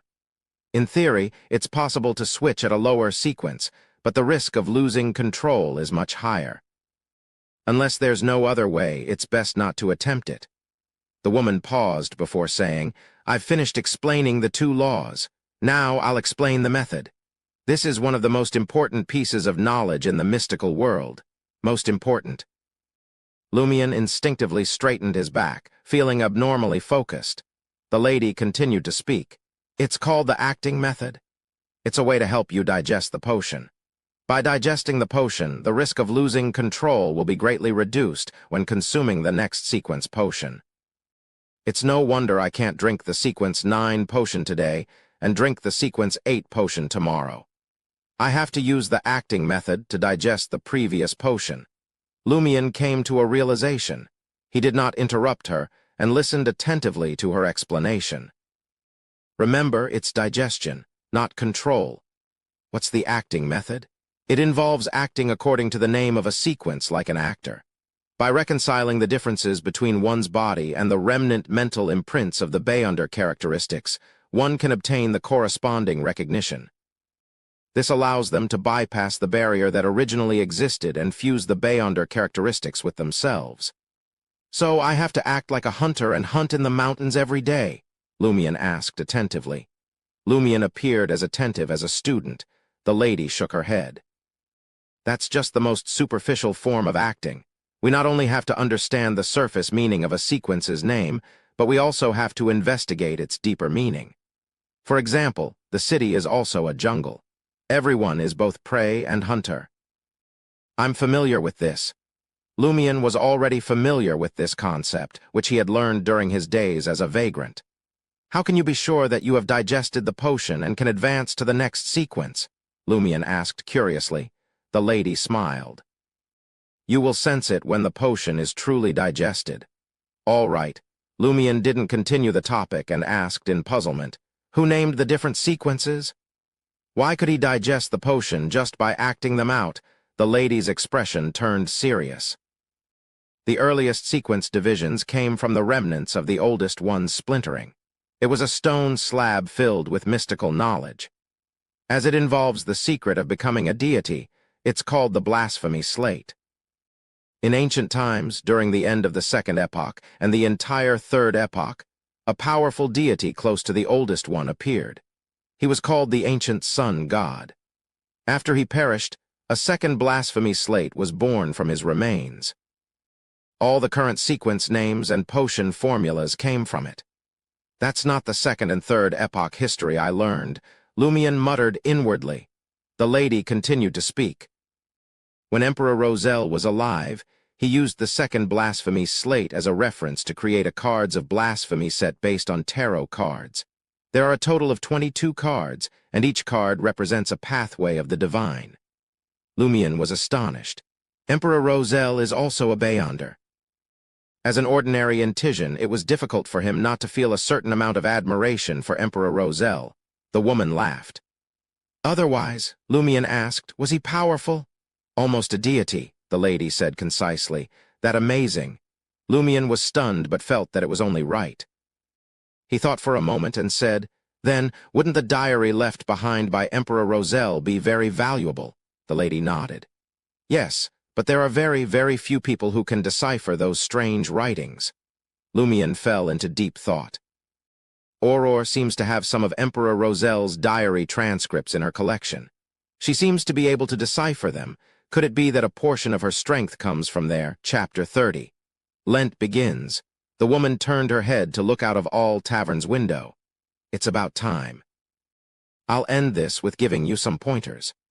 Based on the law of Beyonder characteristics indestructibility, we know that humans and Beyonder characteristics combine to become Beyonders.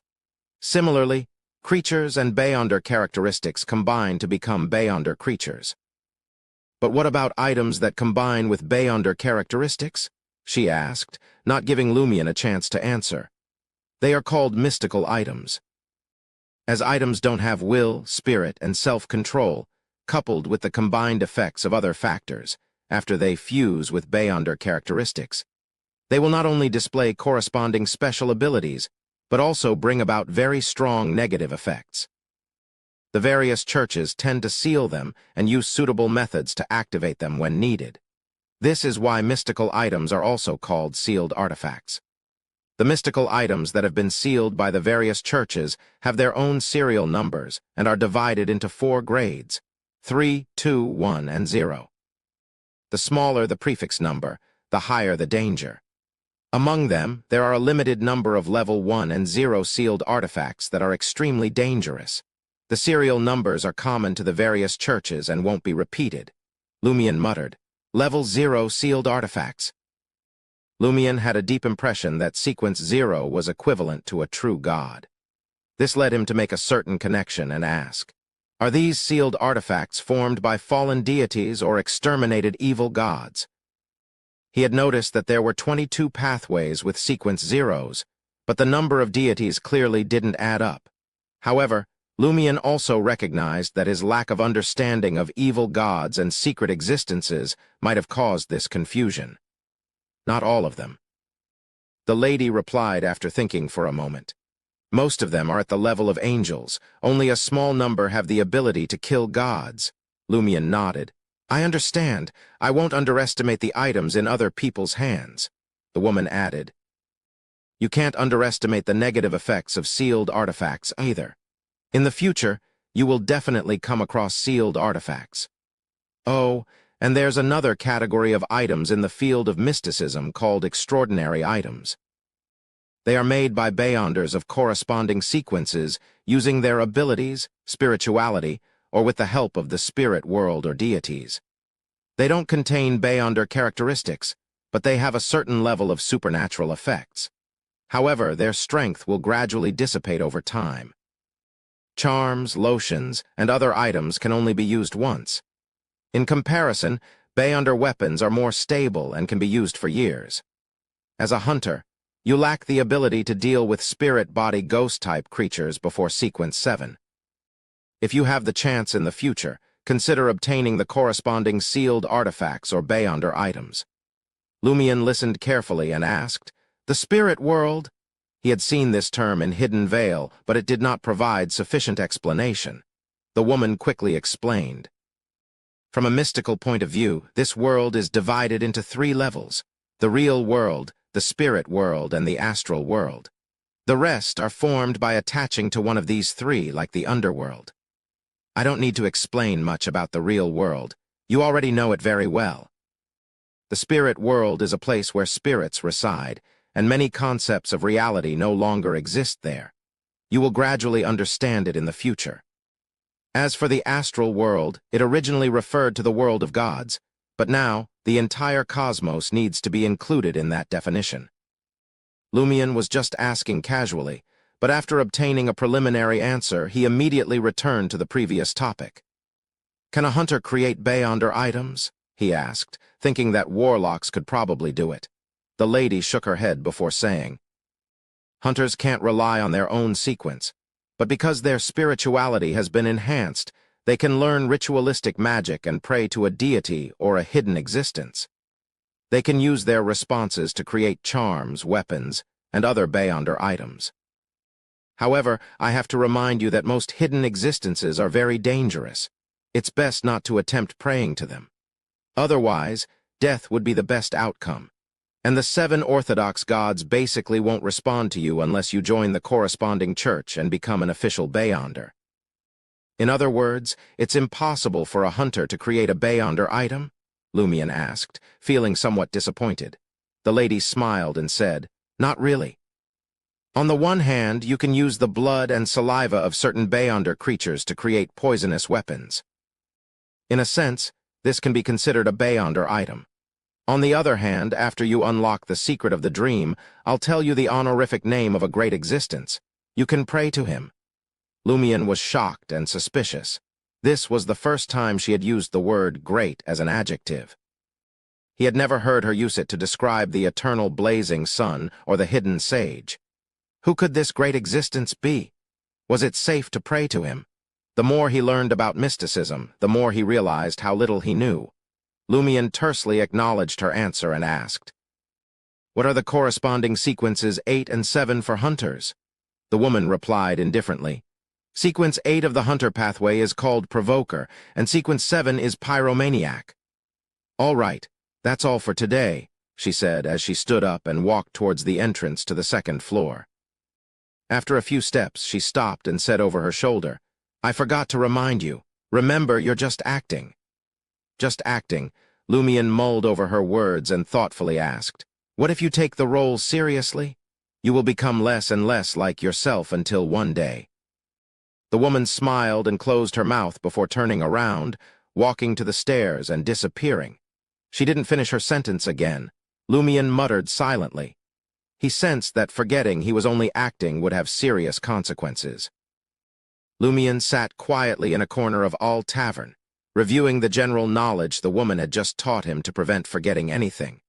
The more he thought about it, the more he realized the importance of the 2 laws and 1 method. They are like the main framework of mysticism. Everything else is derived from them. I wonder if Aurora knows. After leaving Cordu, I'll discuss this problem with her. I wonder if that lady will allow me to inform Aurora of all these directly."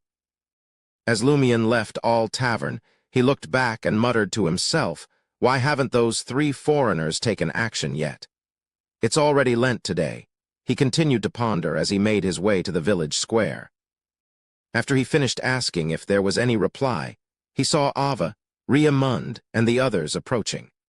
Ava was wearing a long white dress with a round headdress made of branches and flowers on her head, and a huge necklace hung around her neck.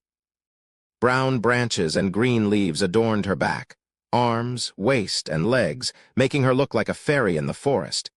She was the main character of Lent, the spring elf.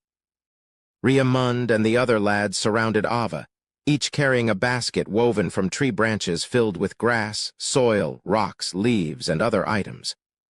"Lumian, the blessing tour is about to begin," Ava exclaimed when her aqua-blue eyes saw him. Her face was filled with joy. Riamund and the others also looked happy. "Come on, let's go get the contributions." Since Novel Weekly had not yet replied, Lumian had nothing to do for the time being, so he decided to join the procession. The young lads began singing loudly as they surrounded Ava and walked out of the square. After about 10 meters, they stopped in front of the first building. Lumian walked to the door and banged on it. "The spring elf is here?" The door creaked open, and Nazeli appeared in front of them. She was the other female head of the family in the village, in her 40s with the prefix Na. Her black hair was tied up, and her blue eyes were smiling as the door opened. Ava took 2 steps forward, spread her arms, and began singing. "I'm the elf of spring, with a sweet face and a joyful ring, bringing happiness to everything in this season so charming. Come and sing, come and dance.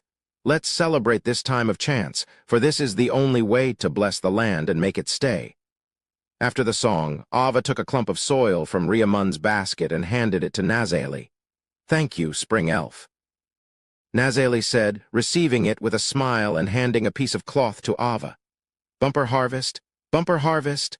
Lumian and the other lads replied in unison. This was a blessing ritual. The spring elf used singing and the giving of soil, grass, rocks, and other natural things to the villagers to bless them with a bumper harvest this year. The villagers needed to give something back as a contribution, or the blessing would become a curse. After Riamund received the cloth, Ava sang another song enthusiastically. Only then did they bid farewell to Nazeli and head to the next house. A portion of the dedications received during the blessing tour would be thrown into the river in the waterside ritual, and the rest would be placed in the final ritual. After Lent was over, the girl who was the embodiment of the spring elf had the right to choose some to take away. This was a considerable gain. If Cordu really experienced a bumper harvest this year, Ava, as the embodiment of the spring elf, would be widely believed to have received the love of the elves and blessings of spring. Whoever married her would have bumper harvests all the time. In that case, she had a chance of marrying someone from a good family. The blessing procession sang all the way to Lumien's house, where Auror opened the door. She had changed into a light-colored pleated dress with a straight collar and had bunned her blonde hair. Ava walked over and sang the same song again. "I'm the elf of spring." Auror listened with a smile and handed Ava a small pottery jar. "Thank you, spring elf." Lumien glanced at the jar of animal lard and felt that his sister was too generous. They had no farmland except for a small vegetable field at the back of their house, and did not need to worry about the harvest at all. Chapter 31. Celebration. Despite feeling the usual pinch, Lumien didn't stop his sister as Ava, Riamund, and the others turned around and walked towards the nearby buildings. He deliberately fell behind and whispered to Auror, "Call me if you hear back from Novel Weekly." "Don't worry, I'll keep you updated," Auror replied, giving Lumien a reassuring look. The festive and joyous blessing tour continued with songs as they knocked on the villagers' doors in Cordu. Finally, they arrived at the administrator's residence, which was modified from a castle from the Sauron royal era. It was located on a hill at the edge of Cordu, dark in color with two towering towers. The outer walls surrounding the building had long been torn down. Lumien and company passed through the garden specially created by the Baost couple and arrived at the entrance. The door was 4 to 5 meters tall, a brownish-green color like trees, and looked very heavy. However, it was divided into upper and lower parts, and only needed to open the 2-meter-tall part below unless welcoming esteemed guests. The spring elf was the embodiment of spring and the messenger of the harvest, so she deserved the most honorable treatment. At this moment, the heavy door was completely opened, and Madame Pualis stood there in a light green corset. Her lady's maid, Kathy, stood to the side with a basket woven from tree branches, half a step behind. Ava walked over and sang a song of blessings. Madame Pualis listened quietly with a smile on her face, which made her look noble and reserved. The young men who followed the spring elf didn't dare to look at her, but Lumien, who had listened to the other party and the padre doing the deed, scoffed inwardly when he saw this. As the song ended, Ava exchanged the seeds of a tree for a basket of eggs. The blessing tour was over, and Lumien, Riamund, and the other lads escorted Ava, the spring elf, to the mountain river not far from the village for the second segment of Lent, the waterside ritual. Arriving at the place where geese were usually herded, Ava approached the clear river and did a simple dance, repeating the song from before. Meanwhile, Lumien and the other lads stood still, 7 to 8 meters away from the spring elf. After the dance, Ava took out a chopped turnip from a basket beside her feet, given by a particular villager, and threw it into the river. As she threw, she sang, "A bumper harvest! A bumper harvest!" When Ava was done, Lumien stepped on the ground and ran over in a few steps. He bent down and took out the cut turnips from the basket and threw them into the river. "A bumper harvest! A bumper harvest!" he shouted. The remaining lads were a tad slower than Lumien, but they rushed towards Ava, afraid of falling behind. They took out turnips and radishes from the basket and threw them at different parts of the river while shouting, "Bumper harvest." Riamund failed to take the initiative and couldn't beat the others, so he was the last to complete the ritual. The next second, he saw the malicious smiles of Lumien, Guillaume Jr., and the others. They lifted Riamund up, shouting "Bumper harvest," and threw him into the water with a splash. Riamund was drenched from head to toe. The people on the shore even picked up soil and branches and threw them at him. This was part of the waterside ritual. The person who completed the last prayer would be thrown into the river and not allowed to go ashore. They could only swim a little further down and quietly return home to hide until it was dark. Mund wiped the water droplets off his face and struggled for a few seconds before heading downstream.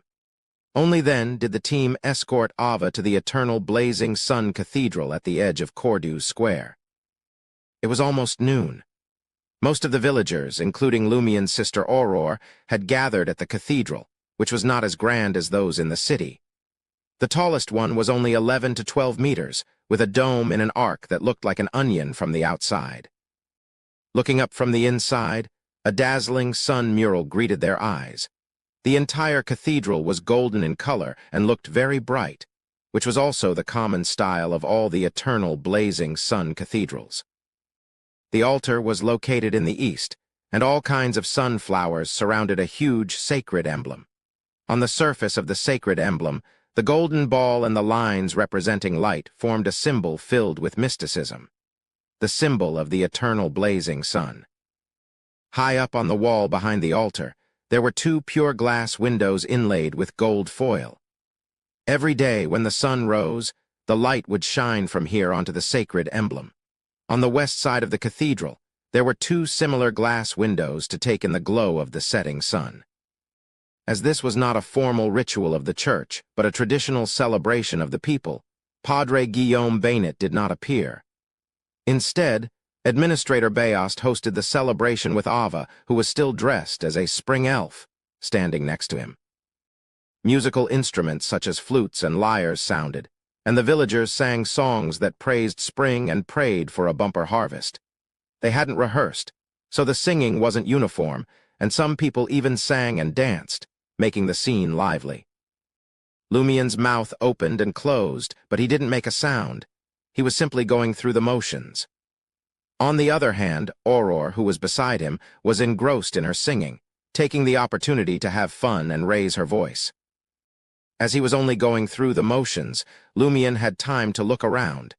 He didn't notice any abnormalities in the villagers' behavior. He subconsciously looked up at the golden sun mural on the dome. Then he saw it, the thing he couldn't quite put his finger on. The villagers weren't praising the sun. For a village that worshipped the eternal blazing sun, this was strange. Words like praise the sun and my God, my Father were staples of daily life, but Lumien realized he hadn't heard them in a while. As a quasi-believer, and having skipped activities in the cathedral since crossing the Padre, Lumien hadn't thought much of it before. But something about the solemn and golden atmosphere of the cathedral made him realize that this was not normal. And then he remembered the letter of help that he had reconstructed, the urgent plea for assistance from someone in the village. We need help as soon as possible. The people around us are getting weirder. The people around us are getting weirder. At that moment, Lumien gained a deeper understanding and agreement with this sentence. Lumien's heart raced as he looked around, searching for Lee and the other foreigners, but they were nowhere to be found at this Lenten celebration. Seriously, they don't appear when they're needed, Lumien muttered inwardly. Lumien forced himself to join in the chorus, pretending not to notice anything out of the ordinary. Finally, the singing died down and the celebration ended. Lumien whispered to Aurora, his voice urgent, "Go home first. I have something to tell you later." He knew he couldn't leave yet. As an escort for the spring elf, he had to participate in the final part of the ritual. He couldn't force his way out of the cathedral, risking an anomalous eruption. Aurora nodded thoughtfully. "Okay." She didn't ask further and left the cathedral with Madame Pualis and the other villagers, leaving Lumien behind. The cathedral was empty, save for Lumien and a handful of lads who had participated in the blessing tour. Ava, the embodiment of the spring elf, stood in the center of the room, surrounded by the contributions, symbolic items that hadn't been thrown into the river, herbs, axes, shovels, whips, and goose sticks. Lumien and his companions had to wait for someone to come in from outside and announce the departure of the spring elf before they could take off her crown, necklace, branches, and leaves. During this process, they needed to leave a gap for the spring elf to leave Ava's body. In just 20 to 30 seconds, footsteps echoed from the cathedral's entrance. Lumien instinctively looked up. 2 figures entered the cathedral. The thin shepherd Pierre Barry had rushed back to attend Lent. His eyes were sunken, and he wore a dark brown long coat with a hood. He had tied a rope around his waist and was sporting new black leather shoes. But what caught Lumien's attention was that his greasy black hair was now clean and smooth. Even his messy beard had been tidied, and it was now neater and shorter than before. As usual, there was a faint smile in his blue eyes. The other man was Padre Guillaume Bainet, adorned in a white robe with gold threads, befitting of his role as a clergyman. He had sparse black hair and a slightly hooked nose, but he exuded a dignified aura, despite standing at less than 1. 7 meters tall, he still seemed to tower over Shepherd Pierre Barry. The Padre, why did he come? Lumien was surprised and puzzled. As a clergyman of the Eternal Blazing Sun Church, he had no business being here, at a folk celebration that didn't include a segment to praise the sun. Lumien's mind jolted as he recognized that the Padre and his group were previously up to something sinister, especially considering his past conflict with them. He quickly retreated to the side of the stained glass, moving slowly and silently to avoid drawing attention to himself. The group hadn't yet surrounded Ava, the spring elf, so they were standing in different places, making Lumien's actions inconspicuous.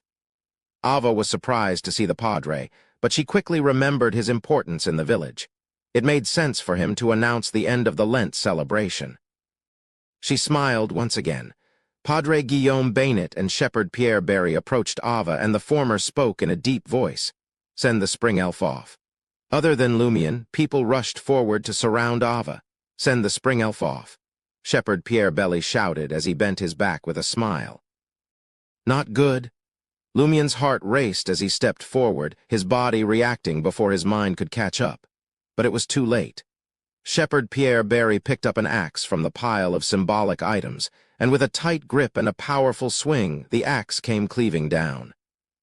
Blood spurted from Ava's neck, forming a thick red mist. Thud!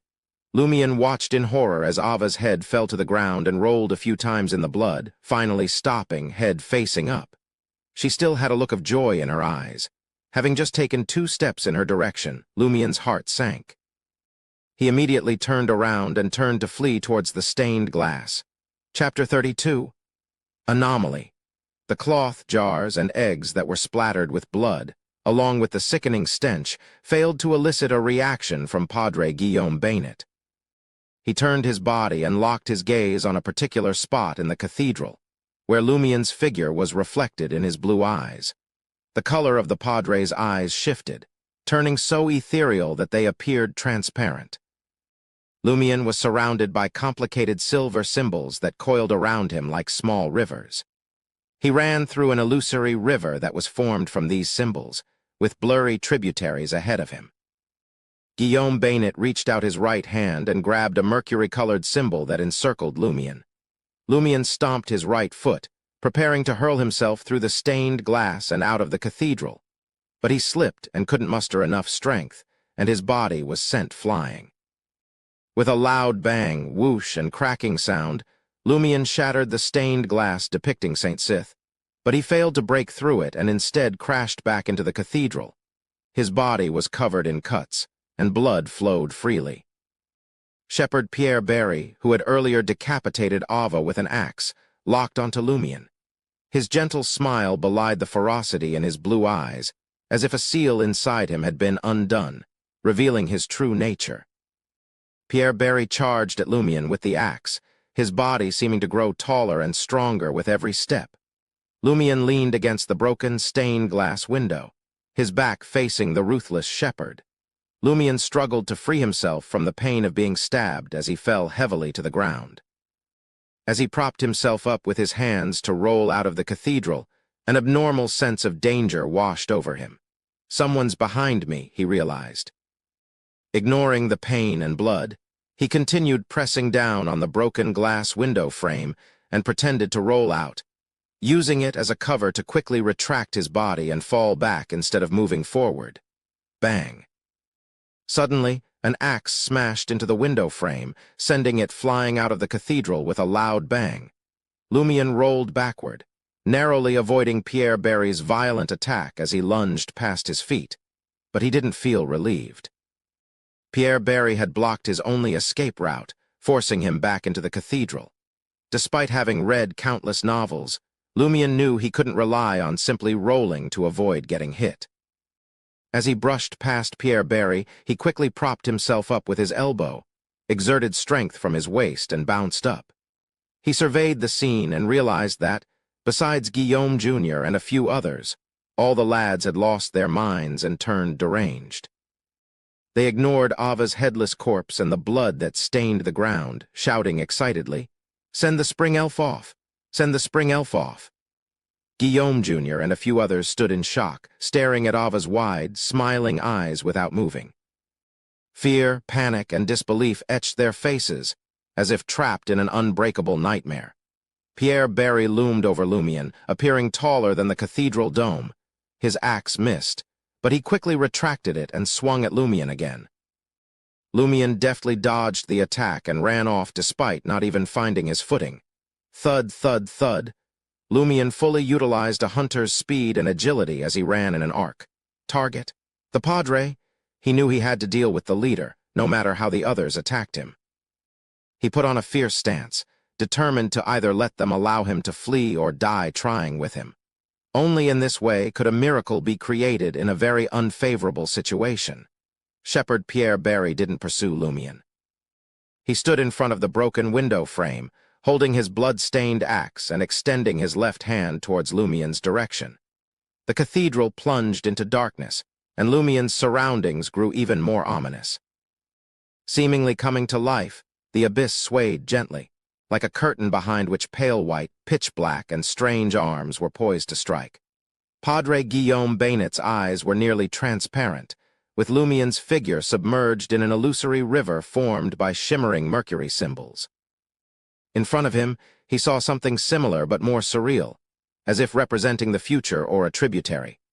After experimenting, Guillaume Bainet's right hand finally grasped the key pattern formed by multiple symbols. With a single move, he could rewrite Lumion's future and render all his efforts futile. But suddenly, the Padre's eyes froze, and he let out a scream. His eyes shut tightly as blood and turbid tears streamed down his face. Amidst his scream, his body expanded like a balloon being filled with gas, and his white robe with golden threads cracked under the strain. His skin turned nearly transparent, revealing the bizarre mark that had been hidden beneath his clothes. The black marks that resembled a seal connected to an indescribable world. The terrifying aura they emitted filled the cathedral, leaving the lads who were still sending off the spring elf in a state of extreme terror. They either ran around the offerings, knelt on the ground, or prostrated themselves on the floor, afraid to look up. Guillaume Jr. and a few others fainted from fear, leaving pools of urine and a foul stench. Shepherd Pierre Barry was about to use his mystic arts to grab Lumion when he threw away his axe and knelt on one knee, bowing his head and ceasing all movement. Lumion was the only one who remained unaffected in the entire cathedral. Although he felt an abnormal pain in his head, it was nothing compared to the mysterious voice that had nearly killed him. He also felt a burning sensation in his chest, suspecting that the black thorny chain symbol had appeared, along with the bluish-black symbol resembling an eye and worms. However, he had no time to check his physical condition or understand why he suddenly had the upper hand. He continued to run towards Padre Guillaume Bainet, determined not to let any opportunity slip by. As he got closer, Lumion could clearly see the unique black marks resembling seals made up of strange symbols and words.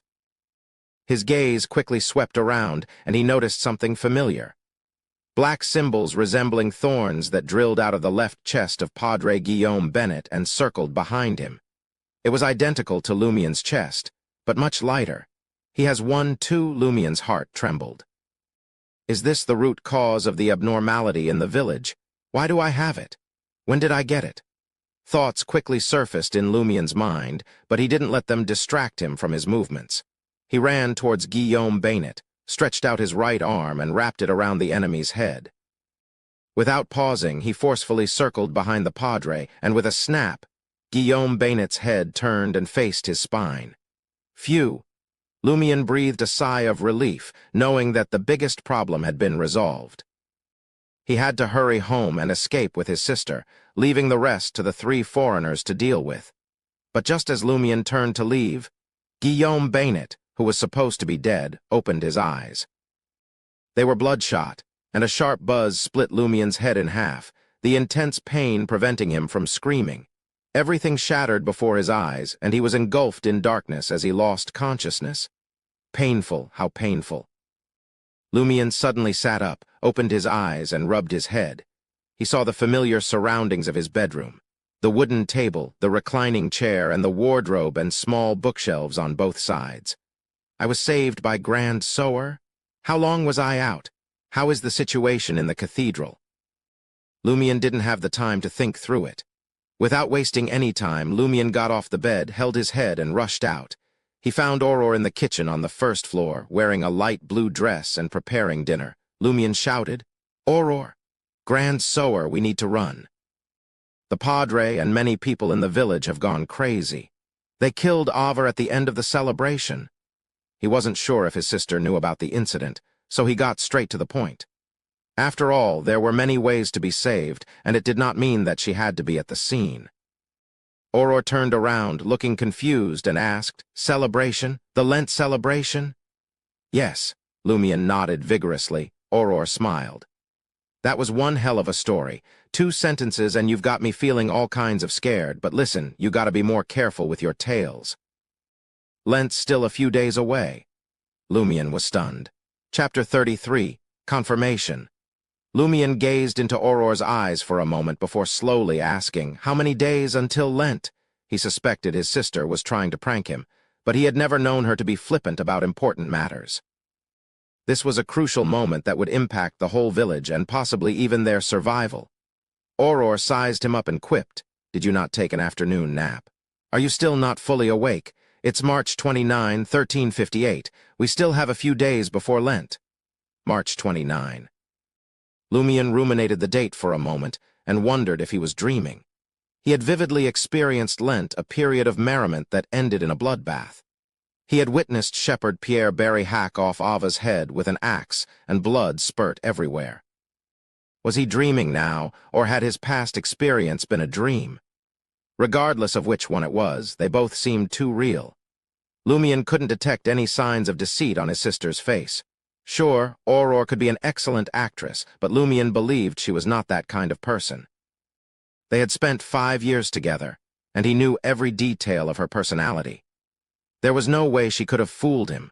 Lumion was perplexed as he considered the possibilities of his sister Aurore lying to him about the date.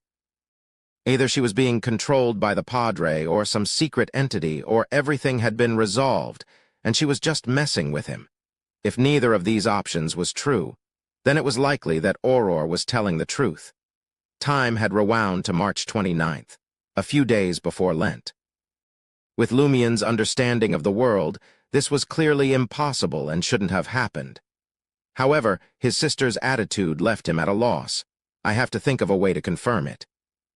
Lumion tried to recall everything that had happened during that time period, and realized he could easily remember most of the details.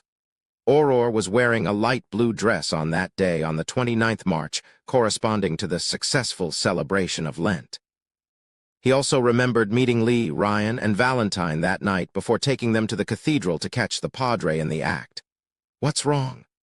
Aurore stretched out her right hand and waved it in front of her stunned brother. Lumion quickly gathered his thoughts and said, "Aurore, I just remembered something. I need to go out for a while. I'll be back soon." Lumion realized that the only way to confirm if time had really returned to March 29th was to find Ava. If she was still alive, he would have to come to terms with this unbelievable change. He didn't wait for Aurore's response and hurried to the door, bypassing her. "Call me Grand Sower. Don't be late for dinner," Aurore shouted after him. As he ran towards Ava Lizier's house, Lumion feared that if he were even a second slower, he would be caught in an indescribable nightmare and completely devoured. Along the way, many villagers noticed him, but they were afraid it was a prank directed by him and didn't stop to ask for a reason. Finally, Lumion reached his destination. Guillaume Lizier, Ava's father, was a famous shoemaker in the village of Cordoue and the surrounding mountains. Although they weren't particularly rich, they weren't too bad either. They lived in a subterranean grayish-blue two-story building with an empty space at the back where grass and firewood were piled up, and a goose house was repaired. It was almost dinner time when Lumion arrived, and several figures were busy in the kitchen of the Liziers' household. Lumion walked through the open door and immediately saw Ava. This brown-haired girl with aqua-blue eyes was wearing a gray-white dress and preparing dinner for her mother. Her hands and feet were nimble, and her eyes were lively. Lumion could tell just by looking at her that she was alive.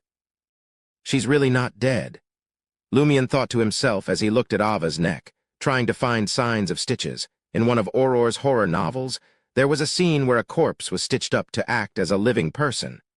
But Ava's neck was long and smooth, without a single scar. Guillaume Lizier, the shoemaker, noticed Lumion standing in the doorway and asked, "Lumion, what's the matter?" He stood up from his kitchen chair and faced Lumion, his brown hair disheveled, and a slightly greasy brownish-white apron hanging in front of him. Ava, who had been busy in the kitchen, turned around in surprise and looked at Lumion. She saw Lumion standing there in a daze. "What's the matter?" she asked. Lumion was momentarily stunned but quickly regained his composure and planned to make up a random reason to explain his visit.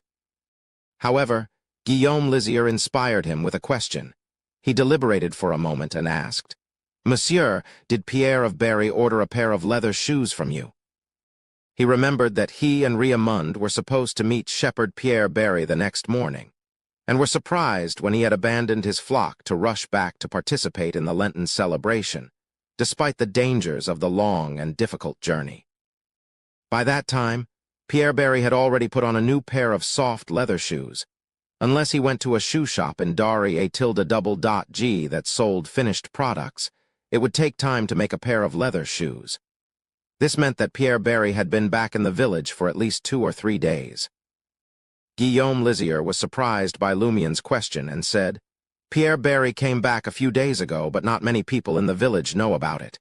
He also told me not to tell anyone else." As expected, Lumion made up a reason and said, "I saw someone who looked very much like him and thought I was hallucinating. Because the man was wearing new leather shoes, I came to confirm it with you. It's him." Guillaume Lizier gave an affirmative answer. He was still herding 3 or 4 sheep that he claimed his employer had given him. Don't they only let the sheep return to the village in early May to shear and milk them? How are they to be grazed if a few sheep are brought back now? Grazing in the highland pastures is still prohibited.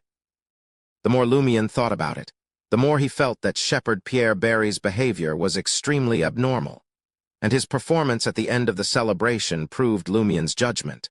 However, he had no idea what he, the Padre, and the others wanted to do, or what they had already done.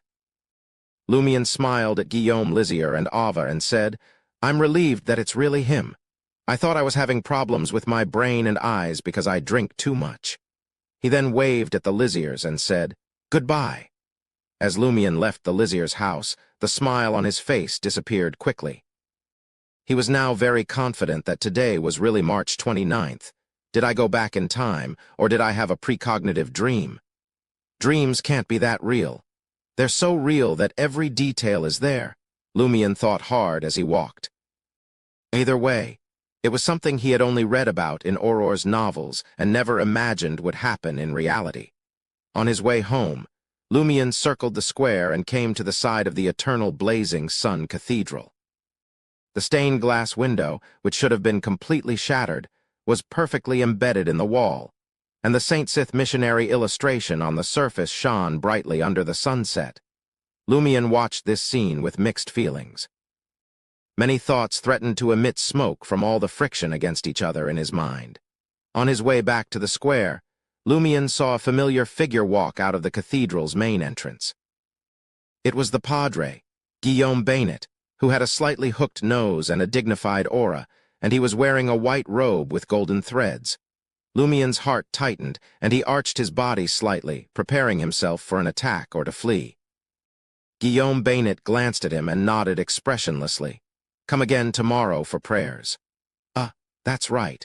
He hasn't been caught red-handed by me during the early evening of March 29th. He hasn't fallen out with me, nor is there any worry that his secret plot is about to be exposed. With this in mind, Lumion instinctively reacted. He stood up straight and spread his arms. Praise the sun, praise the sun. Guillaume Baynet replied with the same pose. After leaving the village square, Lumion habitually recalled what had just happened. Suddenly, he discovered a point that he had neglected previously because he was shocked by time reversal. He still had his superpowers. He was still a hunter. He had not needed to catch his breath from running all the way to the Liziers, and he had immediately put on the best posture when facing the Padre. This meant that his physique and corresponding condition far exceeded the time before he consumed the potion. From this, Lumion made a judgment that the previous experience was not a precognitive dream, and he was already a sequence 9 beyonder. I'll try entering that special dream at night to see if I can still enter and if there are any changes. Lumion quickly came up with the next step of his plan. After returning home, Lumion pretended as if nothing had happened and had dinner with his sister, Aurore. As he often acted this way because he didn't want her to help clean up the mess every time he got into trouble, Aurore didn't ask any further despite sensing that something was off. After washing the cutlery and cleaning the kitchen, Lumion informed his sister and went straight to All Tavern. He wanted to confirm if the foreigners who didn't hail from Cordoue would appear. After entering All Tavern, Lumion sat at the bar counter and greeted the boss and bartender, Maurice Baynet, and the thin, middle-aged man, Pierre Guillaume. "A glass of whiskey sour," he said with great familiarity. Whiskey sour referred to low-quality alcohol brewed from apples. It was only more expensive than some beer in taverns. People often hawked it on the streets of the city. Maurice Baynet nagged. "Stingy brat, don't you like the pain of absinthe?" Lumion said the familiar words. "Is it on the house?" This made his mind feel a little adrift. Maurice Baynet immediately stopped talking and poured a glass of whiskey sour for Lumion. Lumion sipped his drink as he waited. Not long after, he heard tinkling sounds. He turned around to see Ryan wearing a rough, dark bowler hat, a drab duffel coat, and pale yellow strides. Lee attracted the attention of almost all the men in All Tavern with her white pleated cashmere dress, off-white coat, Marseillan boots, and small silver bells tied to her boots and veil. Similarly, Valentine wore a white vest, a blue tweed jacket, and black trousers, with his blonde hair covered in a little powder. The three of them walked to the bar counter under everyone's gazes and sat down beside Lumion. Lumion didn't look up as he thought to himself. A glass of Dari A tilde red wine, a glass of rye beer, and a glass of Ca Ringer A tilde Passé. Ryan took off his top hat and put it aside. Then he said to Maurice Baynet, "A glass of Dari A tilde red wine, a glass of rye beer, and a glass of Ca Ringer A tilde Passé." Lumion let out a long sigh and Ryan asked, "What's wrong?" Lumion took a sip of his whiskey sour and said in a deep voice, "I'm a nobody with no time to notice the brightness of the sun." Chapter 34, Sayings. Lumion intended to observe, so he went through the entire process of getting to know Lee and her companions until they arrived outside the Cathedral of the Eternal Blazing Sun. He confirmed that these 3 foreigners really didn't know him and weren't on guard against his corresponding prank. As time really rewound, Lumion was momentarily in a daze. Valentine said his lines as he looked at the magnificent building in front of him that had blended into the night. "We've been here before. There's no one here." Lumion composed himself and stopped following the procedure. He said directly, "That's because the Padre doesn't want to bother with you." He planned on leaving the impression on these 3 foreigners, who were suspected to be official Beyonders, that he liked to joke but meant no harm. Lee thought of several possibilities and asked, "You're saying that the Padre is in the cathedral, but isn't responding to the knocks due to certain matters?" Lumion smiled. "It's not suitable to have others see you having an affair in the cathedral." After saying this, he instinctively muttered in his heart, "Unfortunately, I can't hear the classic line, 'You've ruined the Holy Church's plans.' This time." Of course, after learning more about Madame Puali's, he felt that what the Padre said was not entirely unreasonable. Perhaps padres could be like the main characters in Auror's spy novels, who were willing to endure temporary humiliation and betray their bodies to infiltrate the evil forces represented by Madame Pualis to complete an important mission. Valentine's cold attitude changed as he asked anxiously. Having an affair in the cathedral, Lumian spread his hands. What's the problem? The padre does this every day. Relax. Isn't there a saying that goes, throughout the ages it has remained unchanged? Men will always pursue women, Valentine snapped, but this is a cathedral. Lumian thought for a moment and asked curiously, so, as long as the clergyman doesn't have the affair in the cathedral, it's acceptable? This is blasphemy against God. Valentine was on the verge of exploding. Ryan placated him with a pat on the shoulder, and the most composed foreigner in the group asked, "Do you know who the padre is having an affair with tonight?" Lumian shook his head. "There are too many possibilities. His mistresses include Madame Pualis, Madonna Bainett, Philippa Guillaume, and Sybil Berry." "Madonna Bainett. She has the same last name as the padre," Lee interjected. Lumian nodded. "She and the padre are cousins twice removed." Valentine was stunned for a moment. He gritted his teeth and asked, "Is Guillaume Bainett a servant of God or a servant of the demon?" "Do you only know this line? Why don't I see you blowing up his head?" Lumian deliberately defended the padre. "It's actually nothing. In Darij, we have a saying, distant cousins feel free to sleep together." Lee laughed, tinkling the silver bell on her head. "Why do you have so many sayings?" Lumian spread his hands again. "That's just how it is in the countryside." Ryan interjected thoughtfully. "How do you know that we're not from Darij? You wouldn't have said, in Darij. There's a saying." "You told me this yourself." Lumian had been quick to shoot off his tongue and actually treated what had happened previously as information that he already knew. He had no choice but to make up a reason. "You don't look like Darij locals." He pointed to the road leading to the village and said, "I've already helped you find the padre. I have to go home now." Lee smiled faintly and said, "I thought you'd follow us." "I don't dare offend the padre." Lumian casually mentioned, "The villager who snitched on him previously has been missing for a long time." Without waiting for Ryan and the others to respond, he waved his hand and ran to the other side of the square, saying, "Remember to keep my secret, my cabbages." Lumian walked along a starlit country road, the crimson moon obscured by clouds. He pondered recent events, his hands in pocket. As he neared his home, he looked up at the roof of the semi-subterranean two-story building. As expected, Auror sat there, hugging her knees and gazing at the cosmos. In the darkness, she seemed lonely and distant. "It has really repeated. Is there a possibility that what happened previously is real and I'm dreaming now?" Lumian had just come up with a new guess when he suddenly realized the difference between the two March 29 THS. He realized that the woman who had given him the wand card and taught him mysticism knowledge was absent from all tavern, preventing him from determining if he was dreaming or not. "I'll do a confirmation tomorrow." Lumian composed himself, walked to his house and pushed the door open. Just like last time, Lumian climbed to the roof using the ladder on the second floor and sat beside Auror. "What's so interesting about this view?" Lumian said deliberately. Auror turned her head and sighed. Just as she was about to speak, Lumian added, "I mean, what does the cosmos mean to you?" Auror sized him up. "You're being rather direct today." She then looked at the cosmos and said faintly, "As you know, I'm not from Cordu or Darij. I don't know if you've ever heard the saying that home is where you can't return to."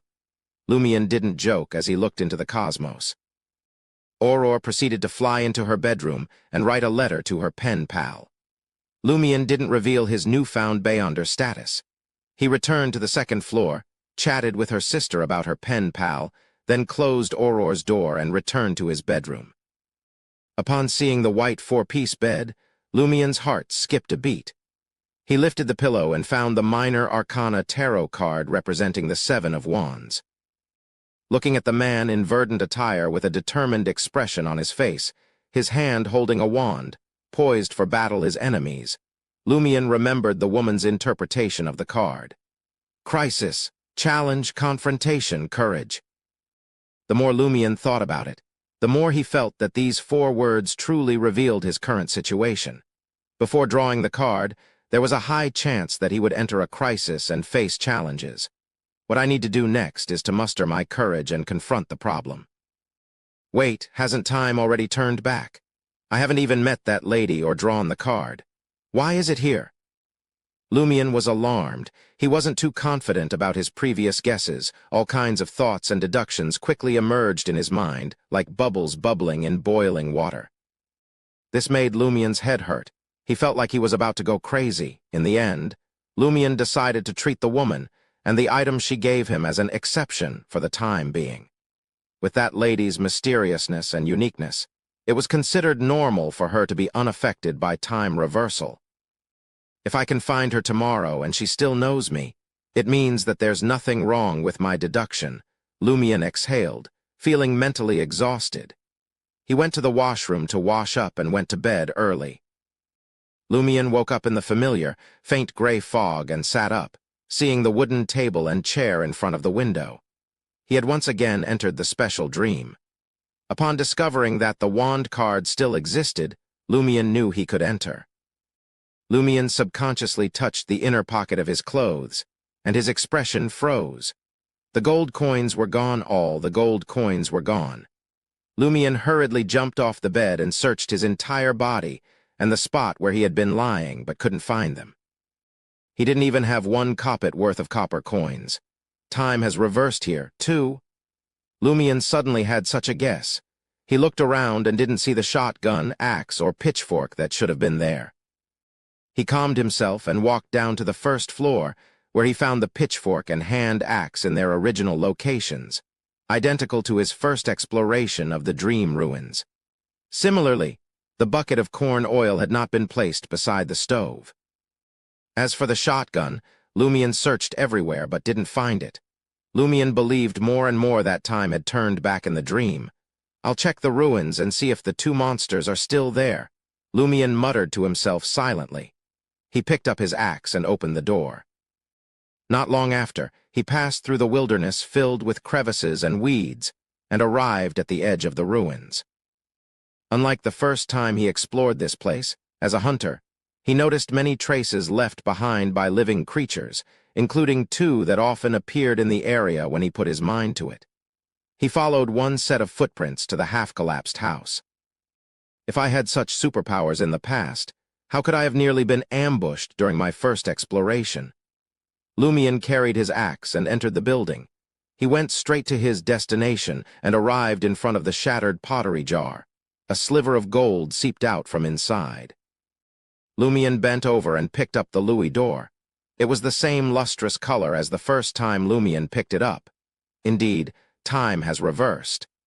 With very few exceptions, everything has returned to the original state, Lumion sighed. Suddenly, he took 2 quick steps forward, twisted his waist and half-turned to the right. As he exerted his strength, the axe in his hand cleaved out. The skinless, blood-colored monster lost sight of its target just as it pounced from the roof. What greeted it was an axe, PFFT. Its head flew out, and its headless body fell heavily to the ground amidst the blood and pus. Chapter 35. Differences. It's about as strong as the last time, Lumion muttered to himself as he looked at the corpse of the skinless monster. Before the time reversal, he had been evenly matched with the monster, relying on his intelligence to defeat it. Now, as a Beyonder, he only needed 1 swing of his axe to finish it off. Of course, he had the advantage of already experiencing the same sequence of events and knowing the monster's attack strategy. This allowed him to anticipate its moves. The contrast between before and after made Lumion feel that he had undergone a significant improvement after becoming a Beyonder. After pondering for a moment, he moved the monster's corpse and head to a corner but did not hide it under rocks, wood, and mud, leaving it exposed along with the blood on the ground. Lumion then quickly searched the half-collapsed building and found the remaining 197 Verl d'or and 25 kopek, categorizing them into different pockets. He flipped through the liver blue again, but found nothing out of the ordinary. Once he had completed his search, he snuck deeper into the ruins. However, after only 20 to 30 meters, he changed course and returned to his starting point. Following the path the skinless monster had taken while alive, he nimbly climbed onto the half-collapsed roof. After making the necessary preparations, he hid himself. Minute by minute, Lumion waited patiently like an experienced hunter. After an unknown period of time, a figure emerged from the ruins. It was the same monster that had previously given Lumion a Hunter Beyonder characteristic, with its half-human, half-beast appearance, bent knees, greasy black hair, and shotgun on its back. The shotgun monster approached cautiously, as if on a daily patrol. Suddenly it sniffed the air and detected the blood in the distance. It quickly changed direction and headed towards the half-collapsed, burnt building. Following the trail of blood, the monster found the skinless monster's corpse and head. It squatted down to examine it carefully. On the half-collapsed roof, Lumion shook his head and muttered to himself, "You can't even smell me from such a distance. Even with the smell of blood, you shouldn't have missed me." As he muttered, he raised his axe and struck hard at the crevice in the stone beside him that he had prepared earlier. Crash! The half-collapsed roof shook, and heavy rocks crashed down. The shotgun monster reacted quickly, twisting its waist, kicking its feet, and lunging towards an uncollapsed area. Lumion smiled and swooped down from the intact roof like an eagle grabbing its prey in midair. In the midst of the howling wind, Lumion and the shotgun monster clashed in the air. Lumion raised his axe with one hand while the monster desperately tried to turn around and block. Lumion clenched his left hand into a fist and punched down. As the monster extended its arm to block, Lumion opened his palm and reduced his strength, grabbing the monster's arm. As Lumion pulled back with his left hand, he suddenly cleaved down with his axe in his right hand. The blade struck the monster, and they both fell to the ground in a pool of blood. Lumion, who had a buffer pad, was not affected by the impact. He raised his hand and cleaved the monster's head from its body with his axe once again. Despite its unwillingness, the head rolled twice and separated from the body. Standing up, Lumion looked at the monster and sneered. "You've weakened? All you have is a terrifying shell, nothing more than a stuffed scarecrow inside." As a hunter, he was confident in dealing with the shotgun monster again, but he hadn't expected it to be so easy. Looking at the corpse on the ground, Lumion patiently waited for the Beyonder characteristic to appear.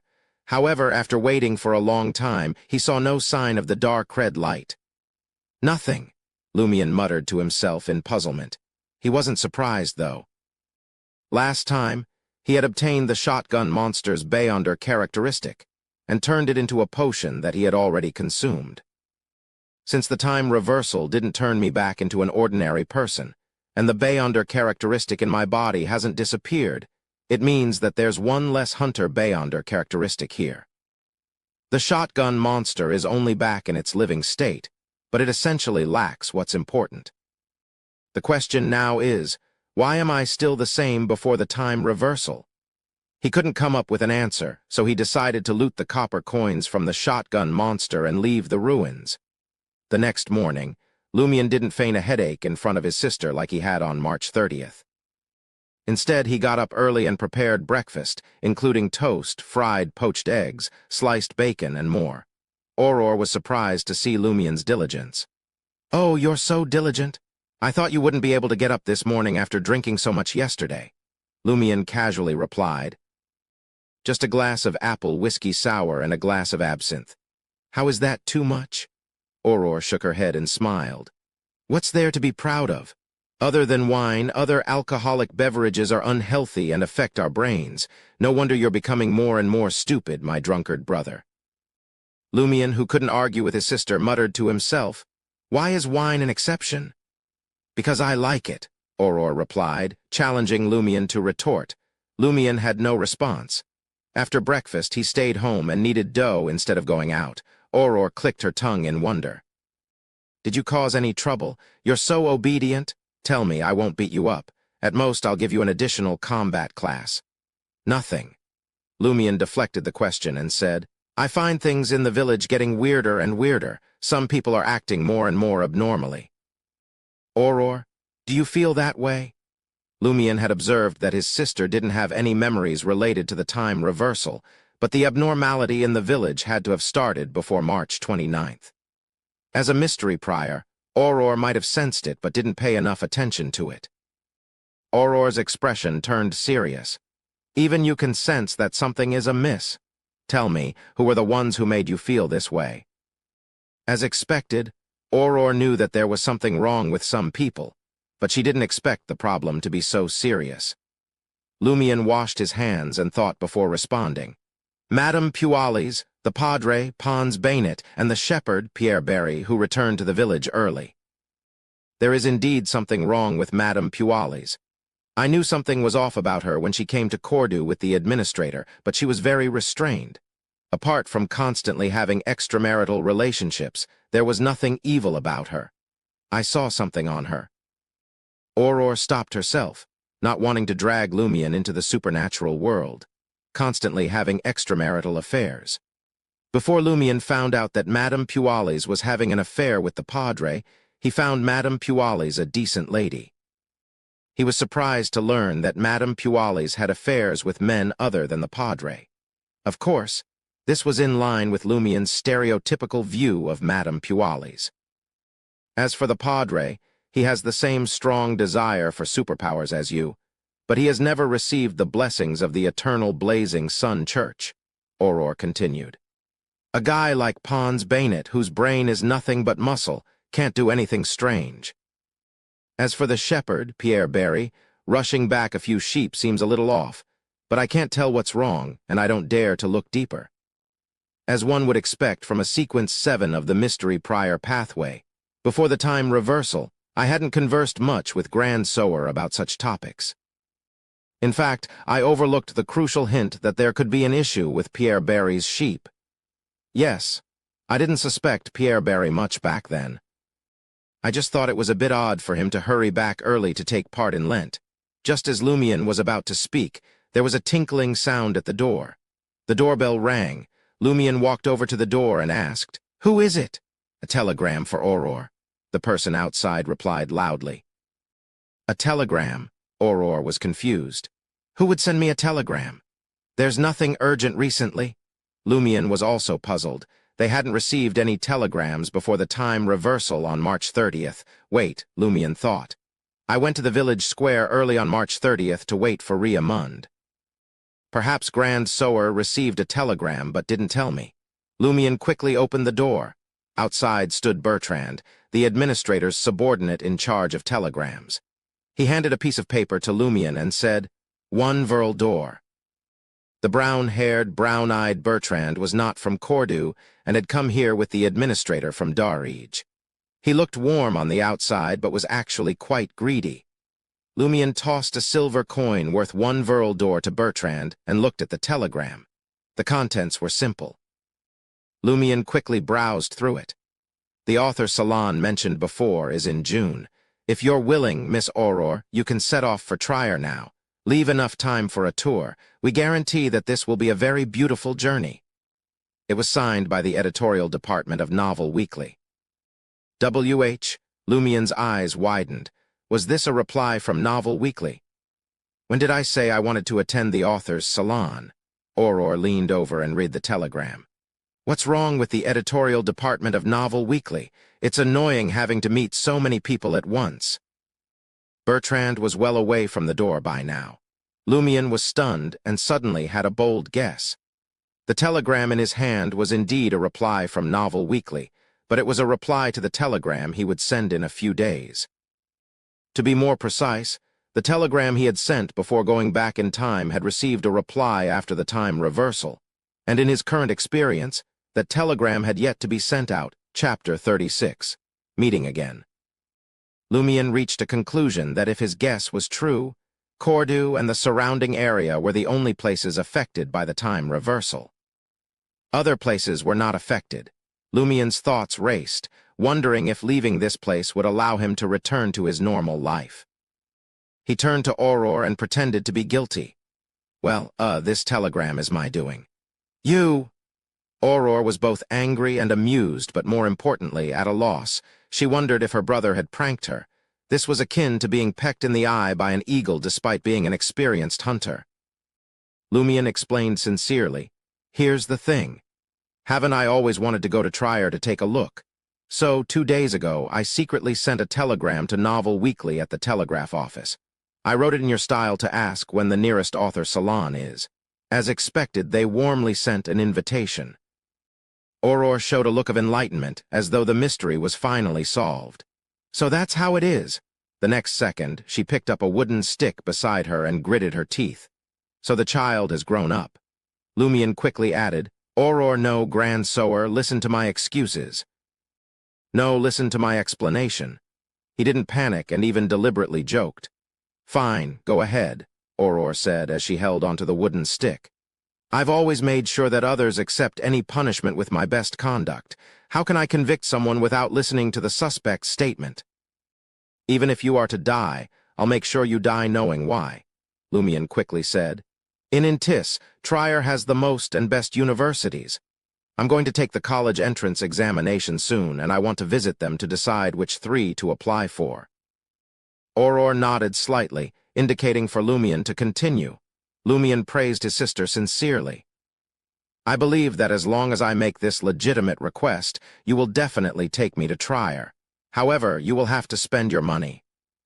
If Novel Weekly sends an invitation, not only will the steam locomotive ticket and hotel accommodation fees be reimbursed, but also various entertainment expenses in Trier. I know you don't need the money, but all the writing you've done was painstaking work, word after word. I won't let a way of saving money go to waste. Aurora's expression eased. At least you care about me. But have you considered that I don't want to attend an author salon? I hate interacting with so many strangers. Lumion smiled. Aurora, grand sower, have you thought that Novel Weekly invited you so warmly not to let you attend the salon, but to build a good relationship with you? You're a famous best-selling author. The salon isn't important. What's important is you. You can find a reason to reject the salon if you're willing to accept the invitation to visit Trier. The people at Novel Weekly will be glad that you accepted the first part of the invitation. Aurora sized up Lumion. You're getting better at reading people. She exhaled and said, All right, I'll handle some matters and pack our luggage. We'll leave for Trier in 2 days. Send a telegram to Novel Weekly before we leave and ask them to pick us up at the Trier train station. All right. Lumion couldn't hide his joy. Although he suspected that it was impossible for him and Aurora to simply walk out of Cordu and find the corresponding source of the time reversal, he had to try. He couldn't trap himself in one place. Having such thoughts, he had tried to convince Aurora. Lumion didn't plan on telling Aurora about the time reversal, because she had lost her corresponding memories. Lumion knew that it was unlikely that she would believe such a delusional speculation unless Lumion kept making prophecies that were eventually verified.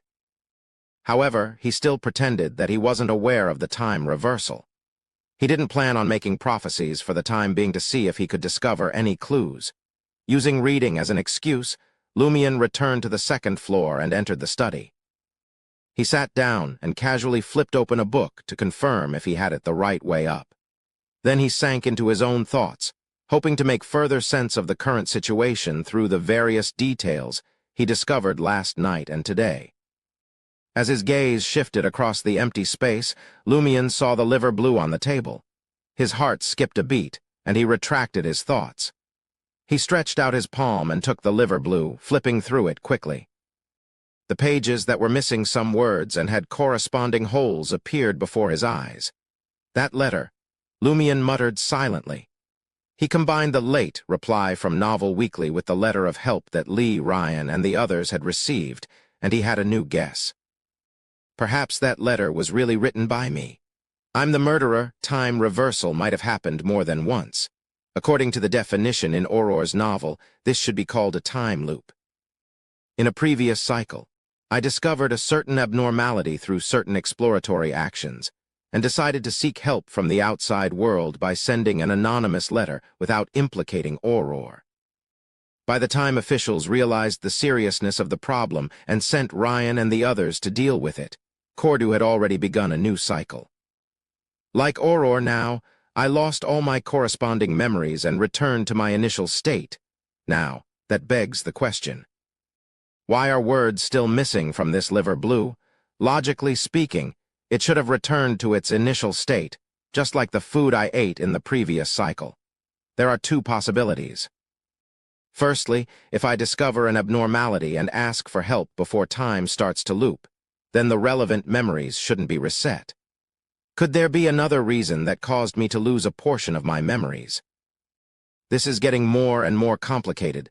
Secondly, I had found a way to keep something from being affected by the loop during that particular cycle. What could it be? If there is, why don't I just find a piece of paper and write down what I found? Lumion felt like he had cleared away a layer of fog and reconstructed the general situation, only to fall into even more confusion. He believed that he had already experienced many time loops.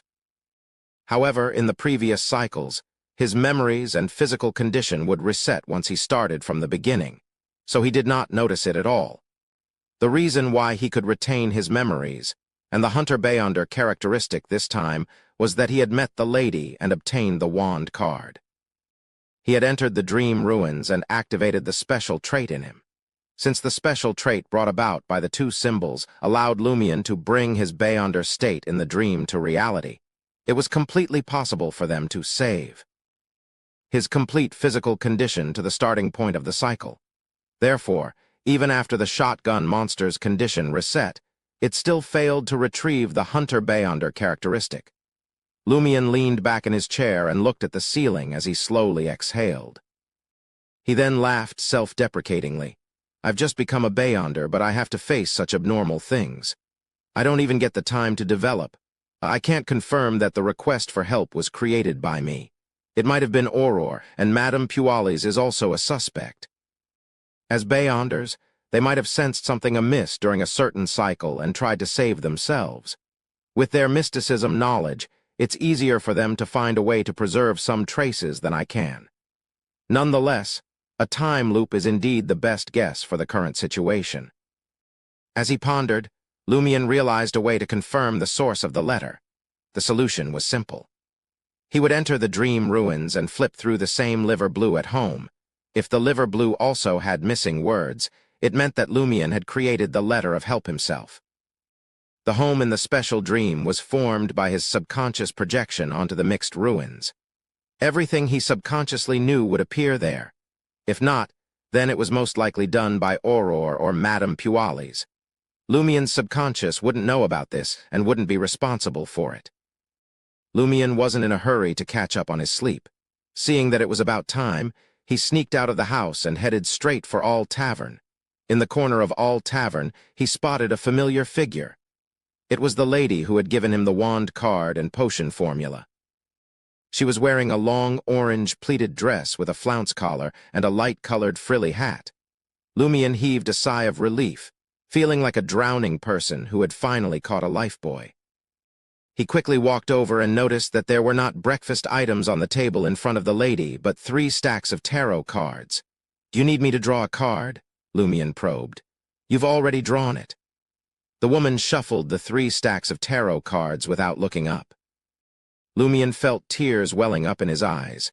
As expected, she was not affected by the time loop. Without beating around the bush, Lumion sat down and asked directly, "I, as well as the entire Cordu village, have fallen into a time loop." The lady looked up and replied with a smile. "Yes, you're one of the Circle inhabitants." Lumion repeated the term Circle inhabitants to himself and asked in confusion, "What does that refer to?" "People caught in a time loop." The lady smiled and said, "There are 2 explanations. The first refers to people that obtained a special power equivalent to sequence 4 after praying to a certain existence. The second refers to your current situation. You can obtain strength by praying to a hidden existence." Lumion was very surprised by the first explanation of Circle inhabitants. Wasn't it the case that all 22 Beyonder pathways relied on consuming potions to advance? The lady nodded slightly and said, "In theory, the eternal blazing sun can also bestow the gift of Beyonder powers without the need for a potion. However, it is a burden to him. It can only be used as a temporary measure. The more people who need a blessing, the greater the burden. It might even affect his state. There are also disadvantages to those who are bestowed. They will slowly become closer to the eternal blazing sun, be it in body, mind, or spirit. Moreover, as it is a gift from a superior being, they can take it back at any time unless you possess the unique power of certain pathways and secretly complete a certain level of stealing while still having the gift. Chapter 37. Dangerous Forest. Lumion paused for a moment and then said, "So the body, mind, and spirit will approach the bestower because the power of the gift carries a corresponding brand." He made this inference from the Beyonder characteristics left behind by the oldest one and the previous owners.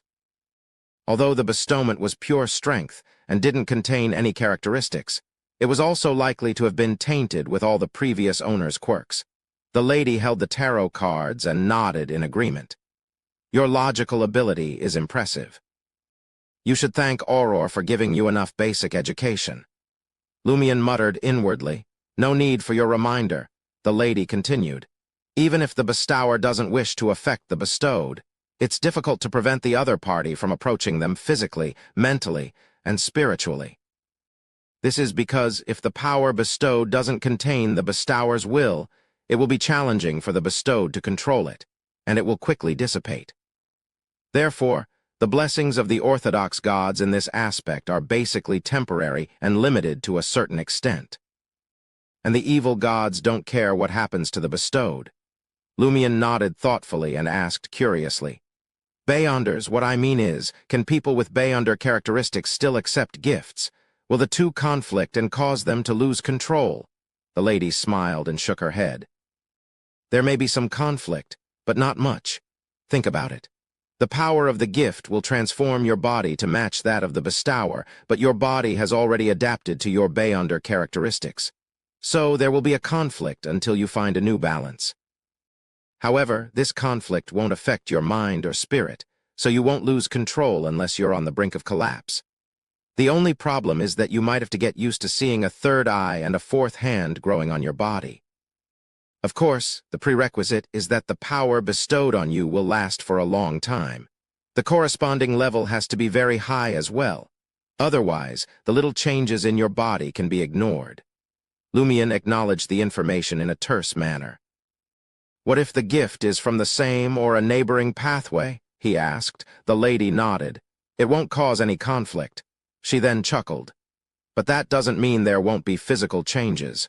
What does this mean?" Lumion was confused and was about to ask for clarification when the lady interrupted him with a chuckle.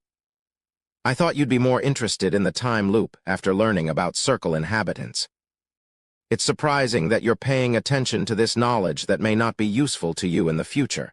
That's not like you." Lumion revealed a self-deprecating smile. "I wanted to ask if you could help us break the time loop," he said. "But then I remembered what you said before. You claimed that the price for resolving the corresponding problem would be the complete destruction of Cordu. Everyone would die. If I wanted to achieve a better outcome, I could only rely on myself. I didn't understand it at the time, but now I can guess the reason. If you want to break the cycle and you're not a circle inhabitant, the only way is to destroy everything." The lady nodded in agreement. "That's correct." Lumion was confused and asked, "Then why didn't you make it clear before? It's not like it's something that would lead to destruction." Or was this lady used to speaking in a half-concealed manner? The lady immediately laughed. "Would you have believed me if I had told you that the whole village was caught up in a time loop?" Lumion thought about it for a moment and replied, "Probably not." It was difficult to believe such an absurd story without experiencing it firsthand. The lady smiled and said, "That's why I didn't make it clear. I didn't want to spend a lot of time explaining it to you." Lumion fell silent for a moment before seizing the opportunity to ask, "Do you know what the key is to breaking this cycle? In what direction should I focus my efforts?" The lady shook her head. "Divination on certain matters is very dangerous here." "Huh!" Lumion was confused. The woman could only add, "If I knew the key, I would tell you," the lady said. "The sooner I solve this, the sooner I can end this journey." She sighed. "When can I have a work-free vacation?" Work. Lumion couldn't obtain any inspiration from the mysterious lady, so he probed, "If the Padre isn't killed, will time stop repeating itself?" "No," the lady replied accurately. There are many trigger points in the loop, including time reaching the 12th night. You can figure out the rest yourself. 12th night. There's still quite a bit of time to investigate. Lumion thought for a moment and said, because I triggered the specialness in my body, I can maintain my memories and Beyonder characteristics every time I loop, right? Seeing the lady nod, he further asked, so, as long as I'm alive and continue to investigate, I'll be able to find the key to end everything sooner or later. This was an application of the exhaustive method that Auror had mentioned. In theory, that's right. The woman's emotive eyes, which puzzled Lumion couldn't put his finger on, surfaced again. But you should have realized that only Cordu and the surrounding area are in a time loop. Time is passing normally in the outside world, and the date is completely different from Cordu's. The 3 investigators will send telegrams to describe their situation and the village, and the officials will sense the abnormality here once they mention the date. Even if the investigators fail to send a telegram before the cycle restarts, or they don't mention the date, as time passes, the officials will discover the problem. What do you think they will do to resolve the time loop in Cordu?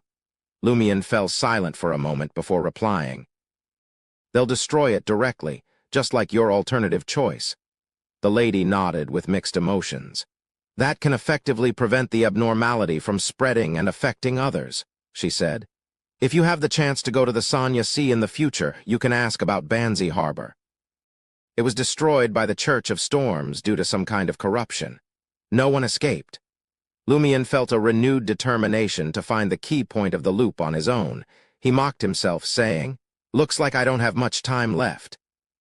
He knew he only had 3 or 4 more cycles, and he couldn't have it looped to the 12th night every time. The lady stood up and calmly said, at least you still have a chance. Some people don't even have that. After leaving All Tavern, Lumion stood on the road and looked at the few pedestrians and houses around him. Everything in Cordu village seemed normal on the surface. The villagers had the same emotions as people everywhere: joy and anger, desire and longing. However, beneath the peaceful and noisy facade, this village hid an unimaginable horror. Everyone here had fallen into a loop and lived the same few days over and over again. Aside from a few people like Padre Guillaume Bainet, Shepherd Pierre Barry, Pons Bainet, and Ava Lizier, Lumion was temporarily unable to determine who was innocent. He wasn't even 100% sure that Riamund Gregg, who was usually rather dim and unscheming, was fine. The Padre's superpower may have influenced the lad's strange behavior at the end of Lent, instead of them having issues beforehand. For a moment, Lumion felt that Cordu was like a primitive forest, rife with unseen dangers. He couldn't tell who was the prey and who was the hunter. Caution and patience were most important to survive in such an environment. Ability, courage, wisdom, and experience had to take a backseat. This was somewhat similar to his vagrant days, yet clearly different. As these thoughts surfaced, he felt the hunter potion showing signs of digestion. This is the first step of the acting method? That's pretty fast. I thought it would take a month or 2 to start. He became excited at the possibility of digesting the hunter potion. Can I digest the hunter potion in 1 or 2 cycles? With the help of Dream Ruins hunting, he might quickly become a Sequence 8 provoker and increase his chances of solving the time loop problem. Lumion pondered as he walked forward. Soon, he arrived at the village square. His current plan was to chat with the Padre to test him for abnormalities and obtain any clues. As he looked around, he saw a figure walking towards the cathedral. The figure was wearing a dark brown long coat with a hood, a rope tied around his waist, and a pair of brand-new soft leather shoes. It was Shepherd Pierre Barry. It's him. Lumion quickly approached Pierre and deliberately asked, Pierre, why are you back? Pierre's black curly hair was greasy and he hadn't shaved for a long time. He happily replied, Isn't Lent almost here? I haven't celebrated it in years. I can't miss it this year no matter what. His blue eyes were filled with a gentle smile, and he seemed completely different from the shepherd who had traumatized Lumion before. The answer will be somewhat different from the previous cycle in a different place with a different questioner. Although the essence doesn't change, certain words will be different. Lumian listened carefully and looked at Pierre's new shoes before asking, "Did you make it rich?" "Not really. I can only say that my current boss is not too shabby. He gave me quite a bit of things. Drinks are on me tonight." Pierre's joy was evident. "All right." Lumian agreed and pointed at the cathedral. "Are you going to pray?" Pierre sighed and said, "Yes, it's been too long since I prayed to God in a cathedral." Though the sentence didn't seem significant, the more Lumian listened, the more he sensed that something was off. Shepherds weren't entirely isolated from human settlements. Numerous villages were scattered around the plains and pastures. High mountain meadows might be desolate, but shepherds would occasionally descend the mountain to resupply. How could he not find a cathedral, indeed, if Pierre Barry had ventured to Fainapotter or Lenberg? Locating the Cathedral of the Eternal Blazing Sun would be a fruitless endeavor. However, Lumian couldn't shake the feeling that there was something amiss in every word Pierre Barry uttered. Instead, Pierre Barry inquired, "Are you headed to the cathedral as well?" "No," Lumian replied, shaking his head. "I thought there'd be people chatting in the square, but it was empty." He then waved his hand. "I'm going home. See you tonight," Pierre Barry responded, waving back. After watching the shepherd head towards the cathedral, Lumian made his way back to the village. He decided against having a chat with the padre. His next destination, the home of shepherd Pierre Barry. Chapter 38. Sheep. Over a dozen members of the Barry family were crammed into a ramshackle two-story house. Lumian seemed unfazed by the open door and carefully maneuvered around it to the vacant area enclosed by wooden fences at the back. Piles of hay and firewood were scattered near the eaves of the clearing, and 3 filthy, white sheep, mudded with dirt, were lingering there. Lumian remembered Aurore mentioning that the sheep Pierre had hurried back with seemed peculiar, but she couldn't quite pinpoint what was unusual about them. That's why Lumian had taken advantage of the shepherd's absence during prayer at the cathedral to inspect the sheep. Although he had never herded sheep himself, he had lived near the highland pastures in Cordu, so he had at least encountered 70 to 80 sheep. He was by no means unfamiliar with them. After observing closely for some time, Lumian couldn't discern any differences between the 3 sheep before him and others of their kind. All he could do was mutter under his breath, "Can't see any issues with my naked eye. Do I need some superpower?" Sadly, hunters didn't possess such abilities. Lumian had already utilized his enhanced vision, sense of smell, and understanding of various clues, but he still couldn't identify any problems. The only oddity he noticed was that the sheep's droppings were piled in one corner rather than scattered everywhere. Of course, there was a high probability that the Barry family regularly cleaned the area to use the feces more efficiently. After several more seconds of observation, Lumian murmured softly, "Looks like just looking and sniffing isn't enough.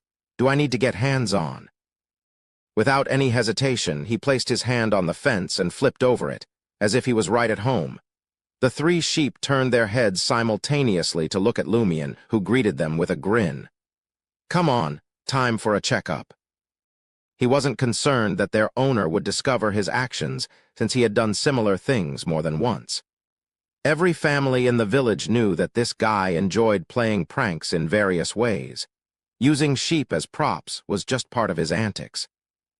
In Lumian's own words, "When your reputation is already tarnished, there are some perks to being infamous."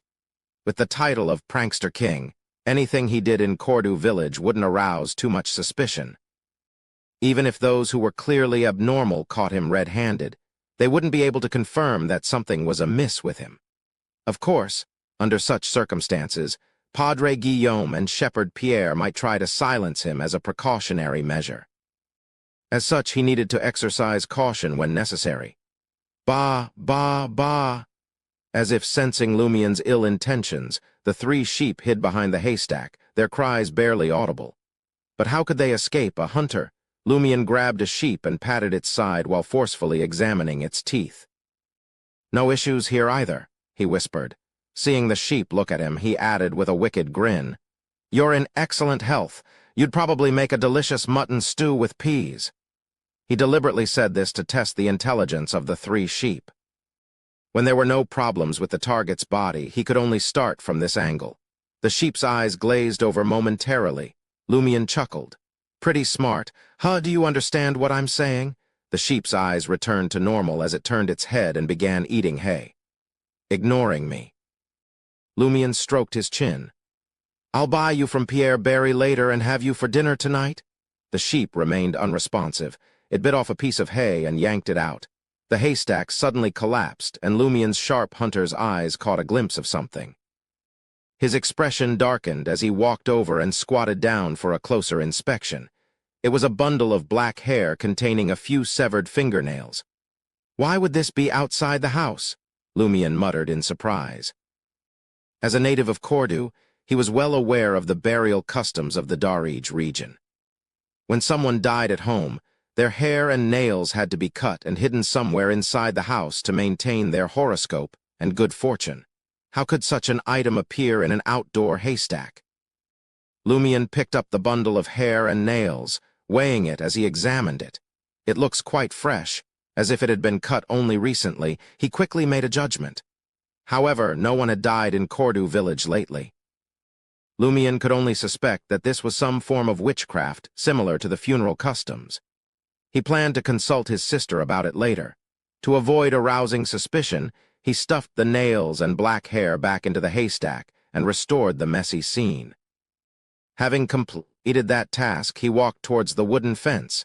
As Lumion took a few steps forward, he turned to look back at the 3 sheep. With a hopeful attitude, he muttered to himself, Pierre Barry seems off. He's back in the village before May. Did he commit a crime outside? As a good citizen of Ainz and a devout believer of God, should I visit Darij and inquire around? The 3 sheep just stared at him, unresponsive and unchanged. Lumion sighed inwardly, feeling disappointed. These sheep aren't particularly intelligent, he thought. He then raised his hands, thumbs pointing up, index fingers pointing down, making a gesture of disdain. What's wrong with mocking the sheep when I'm in a bad mood? Suddenly, the sheep that Lumion had examined took a few steps forward, looking hopeful. It raised its hoof and started drawing on the mud. Lumion was momentarily stunned, but soon approached the sheep to see what it was drawing. The sheep seemed to be drawing letters on the ground. Lumion found them familiar but didn't recognize them.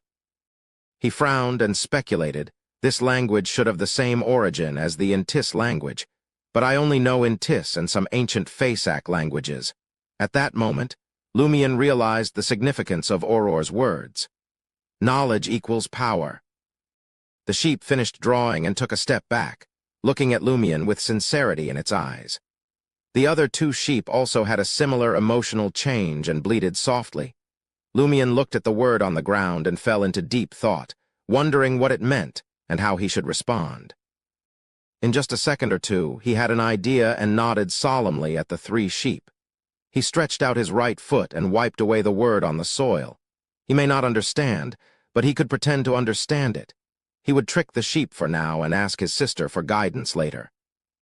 Without waiting for the sheep to respond, he nodded slowly with a heavy and thoughtful expression as he walked towards the fence, as if saying, Be patient, I'll figure something out. After leaving the sheep pen, Lumion didn't waste any time and went straight home. He found Auror reading on a recliner in the study. Grand Sower, he called out anxiously. There's something. Auror immediately raised her guard. Calling me Grand Sower, what kind of trouble did you get into this time? Lumion took a deep breath and organized his thoughts. Remember when you said there was something off about Shepherd Pierre Barry's 3 sheep? Well, I went to the back of his house to take a look while he was praying in the cathedral, and guess what I found? Auror's expression turned serious. If you're going to do something like that, you need to tell me in advance. It's dangerous now, and no one will protect you. Lumion felt touched by his sister's concern, but complained, If I told you in advance, you probably wouldn't have let me go. I'll keep it in mind for next time. He promised sincerely. He had said similar words dozens of times. Auror understood the urgency of the situation and nodded, indicating that Lumion could tell her what he had discovered. Lumion quickly recounted his experience in the sheep pen. The more Auror listened, the more serious she became. Write down that word, she said, getting up from the recliner and finding a pen and paper to hand to Lumion. Lumion had memorized the words, so he quickly wrote it down on the paper. Auror took a quick glance and said solemnly, "This is a big problem." "I know," Lumion responded inwardly. Moreover, he believed the problem was even bigger than his sister had imagined. "What's the problem?" he asked. Auror pointed at the word and said, "This is Highlander, the official language of the Fainapotter kingdom. Like in Tis, it comes from ancient Faesac. It means..." Auror paused for a moment, then spoke in a deep voice. "Help! Help!" Lumion blurted out in surprise. "The sheep are asking us for help," Auror tersely acknowledged. "I suspect they're not really sheep. They were probably humans." "Humans?" Lumion asked in shock. This was beyond the scope of what he knew. Before, Lumion had only thought that the three sheep were intelligent and had human-like emotions. They also seemed to have mastered some human language, but he had never thought of them as actual humans. To him, turning into a sheep only happened in imaginative stories. Just as he said that, Lumion was no longer shocked. He realized that a time loop had already happened. What was so strange about people turning into sheep in the world of mysticism? There were plenty of bizarre and absurd things. Auror solemnly nodded at her brother's confusion and said, "I'm not sure if there's a secret art that can turn a person into a sheep, but all the details now point to that possibility." "Indeed," Lumion echoed. The more he thought about it, the more he felt that the three sheep were probably humans. Did this mean that the shepherd, Pierre Barry, was actually grazing humans? Lumion then asked, "Why were those nails and hair hidden outside the house?" Auror pursed her lips and said, "This is one of the funerary customs of the Darij region. However, it's not used under normal circumstances. Many people have forgotten about it. As a warlock, I've studied this aspect to see if I could obtain some useful knowledge." She then explained, "When a family member commits suicide, or is murdered by a relative, or if they had a bad character while alive and exerted a negative influence on the entire family, the hair and nails that are cut after death have to be hidden outside the house to prevent the family's horoscope from being affected and bringing them bad luck." Suicide or murder by a relative. Lumion suddenly thought of something. During the last cycle, Pons Bainit entered Naroka's house without adhering to the funeral customs. Could he have gone to take away Naroka's hair and nails? Chapter 39. Sick. If Pons Bainit had really entered Naroka's house to take away her hair and nails, there's a high chance that Naroka had been murdered by a relative. After all, Naroka had a good reputation and was the pillar of the entire family. Furthermore, she was relatively healthy, both physically and mentally, so it was unlikely that she had committed suicide. Lumion quickly came up with a series of speculations. But if Naroka had really been murdered by a relative, what was the reason? Seeing that her brother was deep in thought and hadn't spoken for a long time, Auror thought that he was frightened by the idea of humans turning into sheep and someone from the Barry family dying from murder. So she comforted him gently. "Although the matter is serious, it doesn't affect us yet. I need to reflect on such matters. It's easy for you to panic when you encounter something similar if you're always prohibited from coming into contact with real mysticism. The frequency of supernatural events has been increasing in recent years, and I can't be by your side at all times. You'll grow up and have your own life." Lumion inwardly retorted that he had never heard of someone having to leave the family when they grew up. He could feel that Auror's attitude toward him coming into contact with mysticism had loosened up due to the matter of humans turning into sheep. "If I work harder, I can directly tell her that I've become a Beyonder," Lumion thought. But before he could speak, Auror had already made her decision. "Go pack your bags now. We'll leave Cordu immediately using Novel Weekly's invitation. We're really lucky. They sent us a telegram at the critical moment so that we can leave openly without being suspected. When we're on our journey, I'll teach you some true mysticism, but don't even think about becoming a Beyonder. It's too dangerous." Lumion silently muttered to himself, "We're not lucky. I sent the telegram because I discovered the problem. We only received a reply in this cycle." But he was pleased that his sister was still the same decisive person. Although he didn't think they could successfully leave Cordu village or escape the loop, he had to try. Aren't we going to save those 3 sheep, 3 people?" Lumion asked. Aurore shook her head. This could trigger a conflict between us and Pierre Barry, and I'm not sure how strong he is or how many helpers he has. It's too dangerous to save others without knowing anything. It's better to let the officials do it. This is their duty. When we reach Darij and buy steam locomotive tickets, we'll send an anonymous letter to the officials and let them handle it. But what if they don't believe us? Lumion deliberately pressed. Aurore smiled. In terms of mysticism, you are indeed illiterate. In the letter, we'll describe the matter of turning people into sheep clearly. They will naturally find professionals to perform divination. Even if they don't obtain any detailed revelations, they will discover that there's something abnormal about Cordu. Got it, Lumion said, and he went upstairs to pack his bags. Not long after, the siblings each came down with a brown suitcase. Aurore looked out the door and said, "Let's go to Madame Puali's and borrow her carriage to reach Darij as quickly as possible." An ordinary person had to walk an entire afternoon from Cordu village to Darij. As a hunter, Lumion didn't need to, but in Aurore's eyes, he wasn't a Beyonder yet. After hesitating whether he should take the opportunity to confess to his sister, he realized that it was impossible for him to escape from Cordu. He might as well take the opportunity to search Madame Puali's house for clues. Lumion tersely acknowledged, "Will do," and reached out to take his sister's suitcase. With 2 pieces of luggage in hand, he headed for the door. Aurore nodded in satisfaction and relief, but then she said in puzzlement, "Your strength has increased. You're carrying it so easily."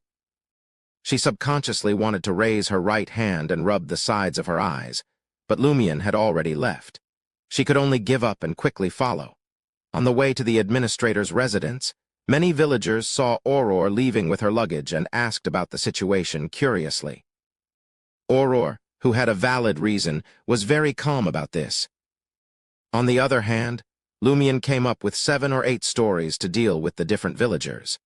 Something about Aurore getting the Intis Legion of Honor medal and going to Trier to be honored. Something about him being specially recruited by Trier Normal College and being able to be matriculated. Or something about Aurore going bankrupt from investing in stocks with her creditors about to come knocking on her door, leaving her with no choice but to flee to other places.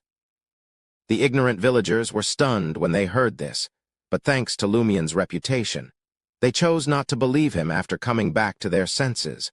Not long after, the siblings arrived in front of the black building that had been transformed from an ancient castle. Looking up at the 2 tall towers, Lumion smiled and said, "I wonder what's inside. Aurore, have you ever been inside? Why would I wander around someone else's house?" Aurore rolled her eyes at her brother. Lumion muttered softly, "I thought Madame Puali's would invite you to tour the castle. Don't people like to show their guests their big houses and precious collections? What's there to see?" Aurore's voice became softer and softer as she thought about how this would be of great help to her description of a castle in her works. "Sigh, let's talk about it in the future. I wonder if we can still return to Cordu." She then led Lumion through the colorful garden towards the castle door. After taking a few steps, Aurore slowed down and looked around. She remarked in puzzlement, "The flowers in this garden bloomed very early."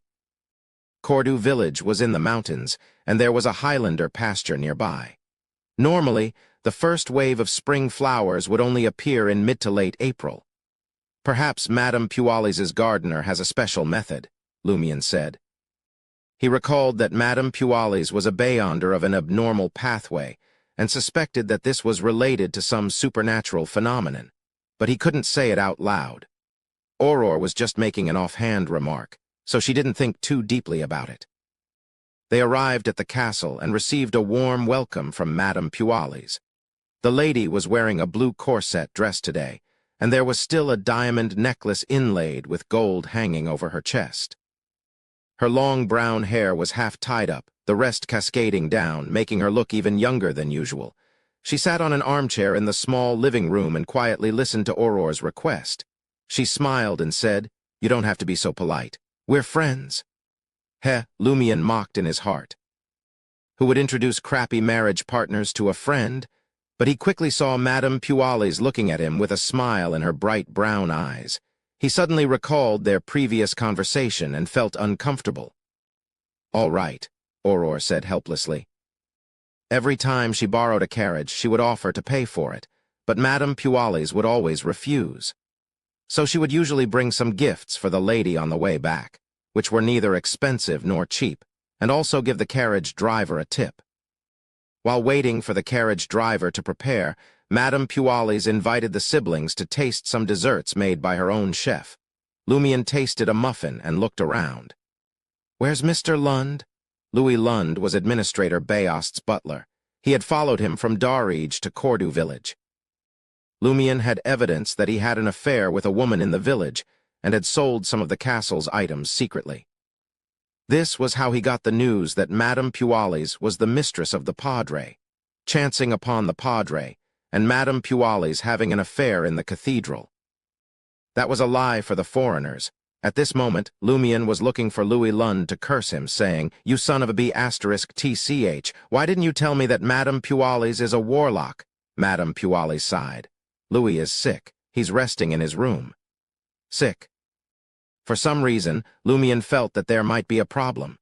While his sister was chatting with Madame Pualis, he excused himself to go to the washroom, walked out of the living room, and went straight to the stairs. This castle was huge, and the couple didn't bring many servants with them.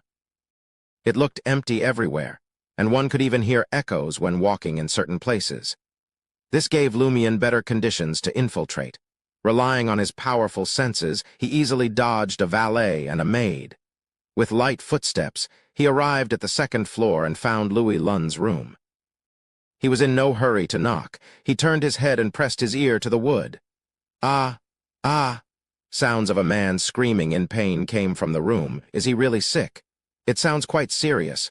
Lumion thought for a moment and walked to the side. He opened the door of the other servants. Administrator Bayost and Madame Pualis lived on the third floor.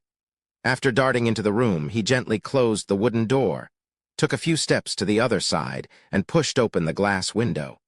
Lumion looked down and saw that no one was around. He immediately propped himself up with both hands and nimbly flipped over, hanging on the outer wall of the castle. Then he leaped lightly like a wild cat and silently landed on butler Louis Lund's windowsill. Lumion stood at the edge of the glass window, turned his body, and secretly looked into the room. He saw Louis Lund lying naked on the bed, his belly bulging, giving the impression that he might burst at any moment. Seeing that the butler's black hair was drenched in sweat and his face was grimacing with pain, Lumion couldn't help but frown when he heard his tragic cries from time to time. What kind of illness is this? It looks scary. A stomach can actually grow so big. At this moment, a woman in her 40s stood beside Louis Lund's bed. She had brown hair and brown eyes. She was pretty and didn't have many wrinkles. She wore a grayish-white dress and was shouting excitedly at Louis Lund. "Soon, soon. What's happening soon?" Just as this thought flashed through Lumion's mind, he heard a scream and saw something holding up Louis Lund's stomach. In the blink of an eye, that spot had burst open. Louis Lund's stomach had burst. A small, bloody hand reached out. "It's born! It's born!" the woman shouted happily. She then leaned down and took out a wrinkled, dirty, and bloody baby from Louis Lund's stomach. Lumion was stunned. Chapter 40. On the carriage. Compared to the time loop and humans becoming sheep, the scene in front of him was no less shocking. It made Lumion feel as though his eyes, mind, and spirit had been severely tainted. If he had known beforehand that he would witness such a thing, he would definitely have abandoned his actions. What the F***ck is going on? Louis Lund is clearly still a man. Whose child is he carrying?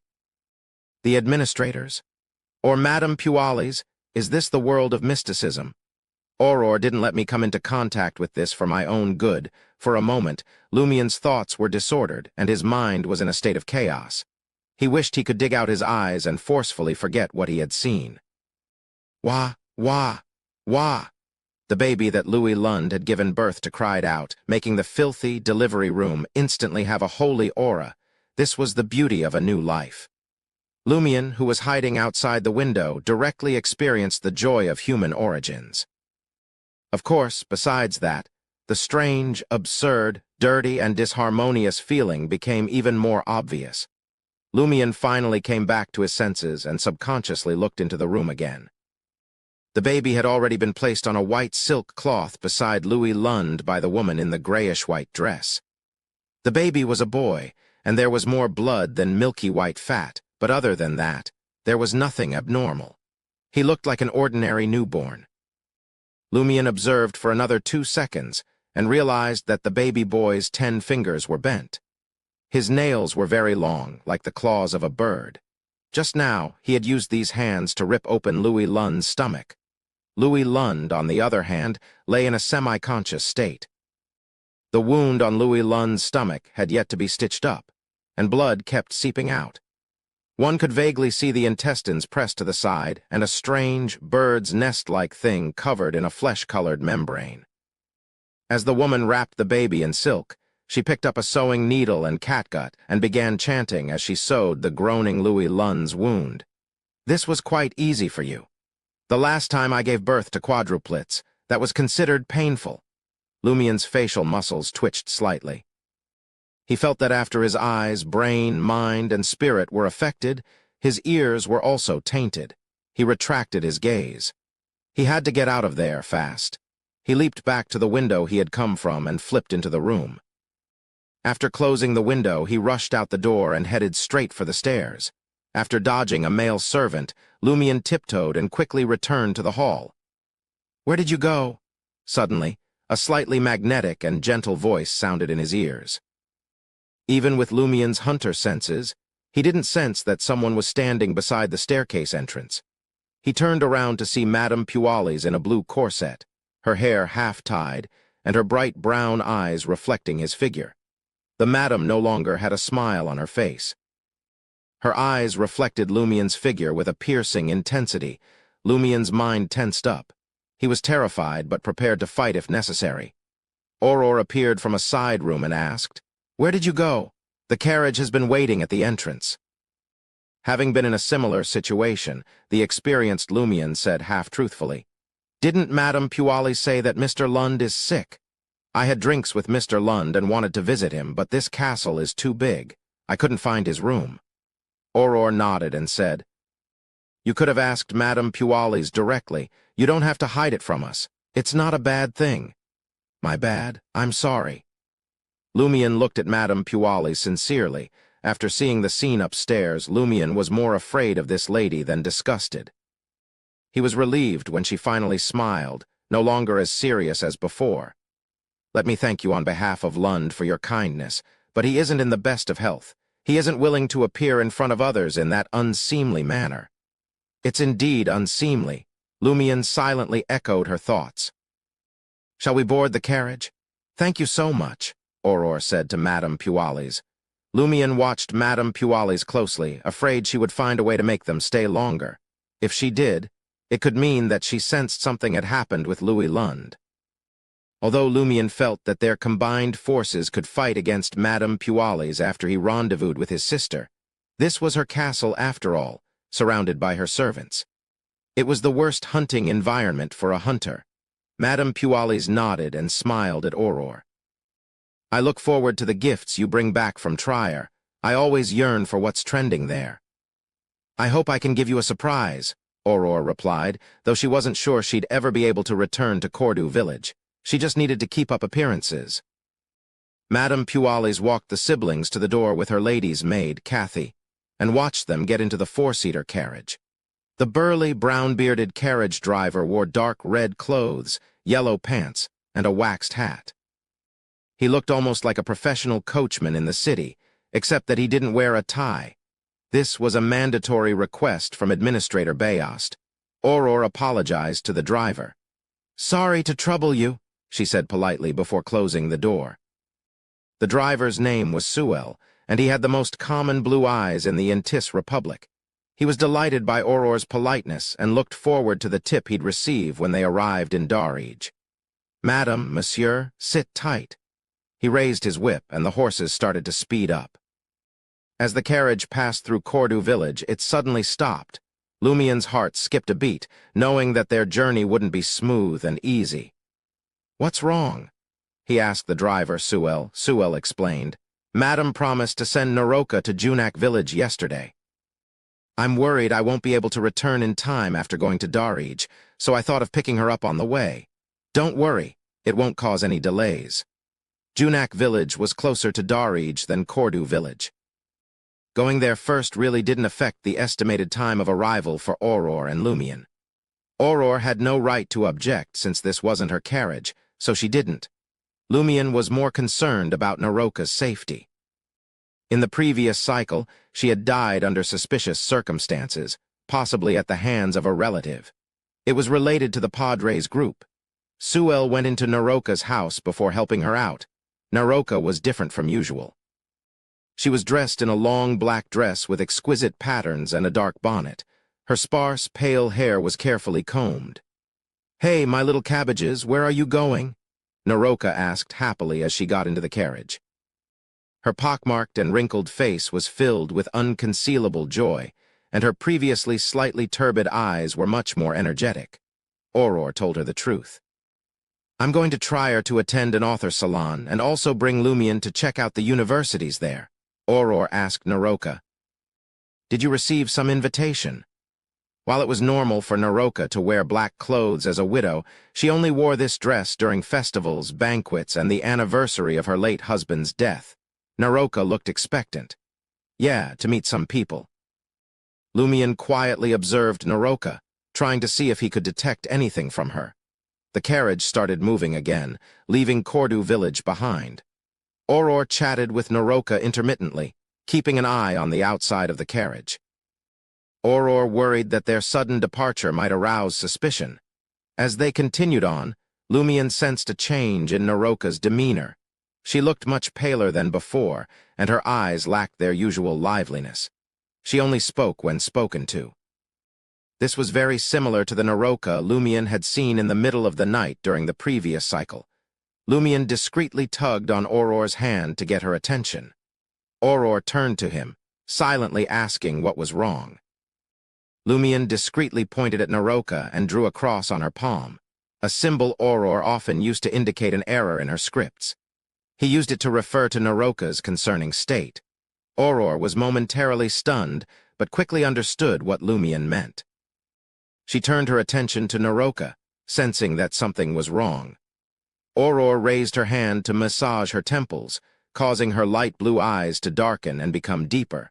With just a glance, Aurora's golden brows furrowed, and she leaned back slightly as if she had been hit by something. She closed her eyes and rubbed her temples, as if she was feeling tired and in pain. When she opened her eyes again, Aurora turned to Lumion and said, "When we reach Darij, you must stay close to me. No matter what happens, don't leave my side." Her tone was serious, and Lumion understood immediately. He knew that if something happened, he had to follow his sister closely. She would take care of it. He nodded solemnly and decided to tell Aurora about his recent Beyonder powers later. Aurora turned her attention back to Naroka and asked, "Are you really going to Junak, or somewhere else?" She was worried that an unexpected stop might make things more complicated. It was better to anticipate any developments and not fight in an environment the other party was expecting. Naroka's gaze was vacant as she replied in a deep voice, "No, I'm not going to Junak. I want to go to Paramita." As she spoke, Lumion noticed the outside of the carriage window darkening abnormally. Chapter 41. Undead. What's Paramita? Lumion was alarmed as he quickly turned to look out the window, but what he saw outside was not what he expected. Instead of mountains, pastures, and trees, he was greeted by a desolate wilderness. The pale white clouds in the sky blocked out all the sunlight, casting everything in shadow. In the wilderness, strange figures roamed about. Most of them wore white linen clothes, with pale blue faces, empty eyes, and agape mouths, looking anything but normal. Lumion watched in horror as some of the figures ran crazily towards the edge of the wilderness, while others stumbled towards them from the other side. It was as if they would never stop, doomed to wander aimlessly forever. At the edge of the wilderness, near a cliff, he could make out dark monsters with long horns and humanoid bodies, grabbing the white-clad figures and throwing them over the edge. Suddenly, A blood-curdling scream pierced the air, right into Lumien's and Auror's ears. The sound of hooves echoed through the wilderness as a tall figure in full black armor rode a white horse. The horse was so thin that it looked like it had only skin and bones left. The rider moved slowly at times and galloped back and forth at others, as if shepherding sheep. Lumien's eyesight was sharp, and he could see the rider clearly from afar. Inside the helmet that shone with a metallic luster, two deep red rays of light flickered like flames.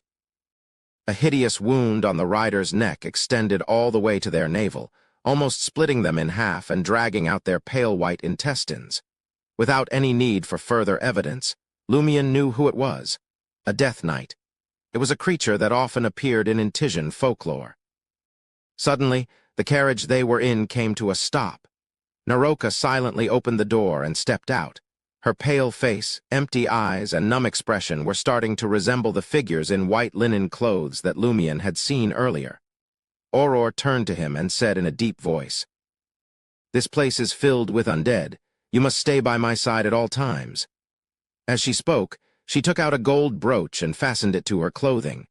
Auror took out a handful of grayish-black powder from her pocket with her other hand. Lumien leaned forward to look at the carriage driver and realized that Suel had become like Naroka, pale-faced and empty-eyed, slowly walking deeper into the wilderness as if he had been dead for a long time. He said quickly to Auror, "Grand Sower, I'm already a Beyonder. You deal with these undead. I'll drive the carriage and get us out of here as soon as possible." He knew he couldn't fight the undead, so he could only be a temporary carriage driver. But if the Death Knight showed up, he would do his best to block it. Auror was taken aback by Lumien's sudden transformation, but quickly regained her composure. She reminded him, "Check the horse's condition." Lumien looked ahead and saw that the horses were motionless, with their flesh and blood seemingly extracted, leaving only withered fur and skin wrapped around their bones. "The horses are dead," he reported back to Auror. Suddenly, the undead caught a whiff of the living and rushed towards the carriage, trying to enter. "XXX." Auror uttered a word in a language Lumien didn't understand. As soon as Auror spoke the word, the golden brooch in front of her lit up with a violent but not stimulating golden light. The grayish-black powder in her left hand burned, emitting a flow of light that resembled water, spreading in all directions. The undead screamed as soon as they came into contact with the light, and cyan smoke rose from their bodies. They wanted to retreat, but more undead surged forward, squeezing around the carriage, evaporating and disappearing. Lumien watched enviously and solemnly, wishing he could do something to help.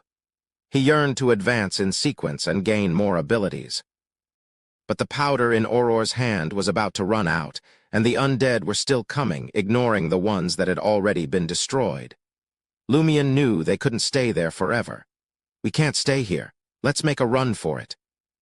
No matter how many materials his sister had prepared, she couldn't deal with so many undead. The Death Knight and the creatures that looked like demons were still out there. Their best chance was to use what resources they had left to escape from the wilderness known as Paramita. Auror nodded and said simply, "Follow me." The moment she finished speaking, the grayish-black powder in her palm vanished into thin air, and the desolate surroundings were engulfed by the undead. Auror wasted no time and retrieved another handful of materials, igniting them with the golden brooch before her. The materials combusted, creating a dazzling golden light that decimated the approaching undead. Their agonizing shrieks echoed through the wilderness before they disintegrated into nothingness. Auror leaped off the carriage with Lumien hot on her heels, sprinting towards the nearest edge of the wilderness. Suddenly, a hand jutted out from the golden blaze, snatching Lumien's arm. Lumien's instincts kicked in, alerting him of the imminent threat. He pivoted his forearm and delivered a swift blow to the hand. Pa! It felt like he had punched a block of solid ice. A shiver ran through his body, rendering him immobile for a moment. Lumien's teeth clattered as he caught sight of the hand's owner. It was another undead clad in white linen, but it donned a mask made of white paper over its face. The figure disintegrated slowly under the golden light. The peculiar undead lunged towards Lumien, But before it could make contact, a beam of pure, holy light descended upon it. The masked undead halted in its tracks, burning fiercely before dissolving into black vapor. "Keep moving," Aurora shouted, withdrawing her hand from the golden brooch and darting forward. Lumion shook off the cold and picked up his pace to follow his sister. The duo relied on the grayish-black powder and warlock spells to traverse the wilderness. The golden light eradicated countless undead garbed in white linen. Unfortunately, Aurora couldn't simply rely on one material to stuff every bag. As a warlock, she had to anticipate various scenarios. Before long, the bag containing the sunflower powder was empty, and they were still hundreds of meters away from the wilderness's edge. The undead horde seemed never-ending. What frightened them even more was the Death Knight's approach. The horse-mounted knight had sensed the turmoil and was galloping towards them. Aurora's expression changed several times in the golden light. She slowed down, gritted her teeth, and spoke urgently to Lumion. "When I shout 3, run towards the edge of the wilderness and don't look back." Lumion opened his mouth to protest, but Aurora cut him off. "Don't worry, I'll follow you. If you stay, you'll only interfere with my use of a powerful spell and slow us down when we try to escape." As she spoke, Aurora removed the golden brooch from her chest and handed it to Lumion, giving him instructions. "Focus your spirituality and extend it to this brooch. Repeat this word when you're running. XXX." Lumion didn't understand the word, but he committed the pronunciation to memory. As soon as he took hold of the golden brooch, he felt a warm light envelop his body, banishing his dark thoughts and slowing down his racing mind. Instinctively donning the brooch, Lumion concentrated his thoughts according to his sister's directions, extending his spiritual energy. Seeing that the grayish-black powder in her hand was running low, Aurora retrieved another material and shouted out, 1, 2, 3. In order to avoid slowing down his sister, Lumion sprinted wildly towards the edge of the wilderness, shouting the word Aurora had given him with all his might. XXX. The golden brooch emitted a golden, radiant glow, illuminating Lumion as though a miniature sun was hanging on his chest. The undead in his path instinctively avoided him. Thud, thud, thud. As he ran, Lumion couldn't shake his worry for his sister. He cast a glance back at Aurora, who remained in her spot surrounded by a cloud of black gas. The undead were drawn to the gas, abandoning Lumion to swarm towards her. Lumion wasn't a fool. When he saw this scene, he understood that his sister was lying when she said that she would follow him. "Aurora," he shouted, halted abruptly and spun around, running back towards his sister. Aurora looked back and saw that he had stopped. She hurriedly shouted, "Are you stupid? Run!" Lumion didn't say anything and ran towards Aurora. The undead parted before him, clearing a path under the golden light of the brooch. Seeing this, Aurora lowered her head and cursed softly. "What an idiot!" She then took out another iron-black substance and sprinkled it on Lumion, causing him to be pushed to the edge of the wilderness by an invisible force. He struggled to break free, but he was in midair with no point of leverage. "My stupid brother, live well." Aurora whispered with a melancholic smile before the black aura consumed her completely. She was directly exposed to countless figures and the Death Knight. "Aurora!" Lumion's eyes bulged with terror, his skin and eyes turning red with blood vessels. However, he was still pushed to the edge of the wilderness. But suddenly, all the undead stopped in their tracks. Something was happening in the distance. Aurora sensed the shift and looked up in shock. She saw an open carriage passing by, pulled not by horses, but by 2 demonic creatures with goat horns.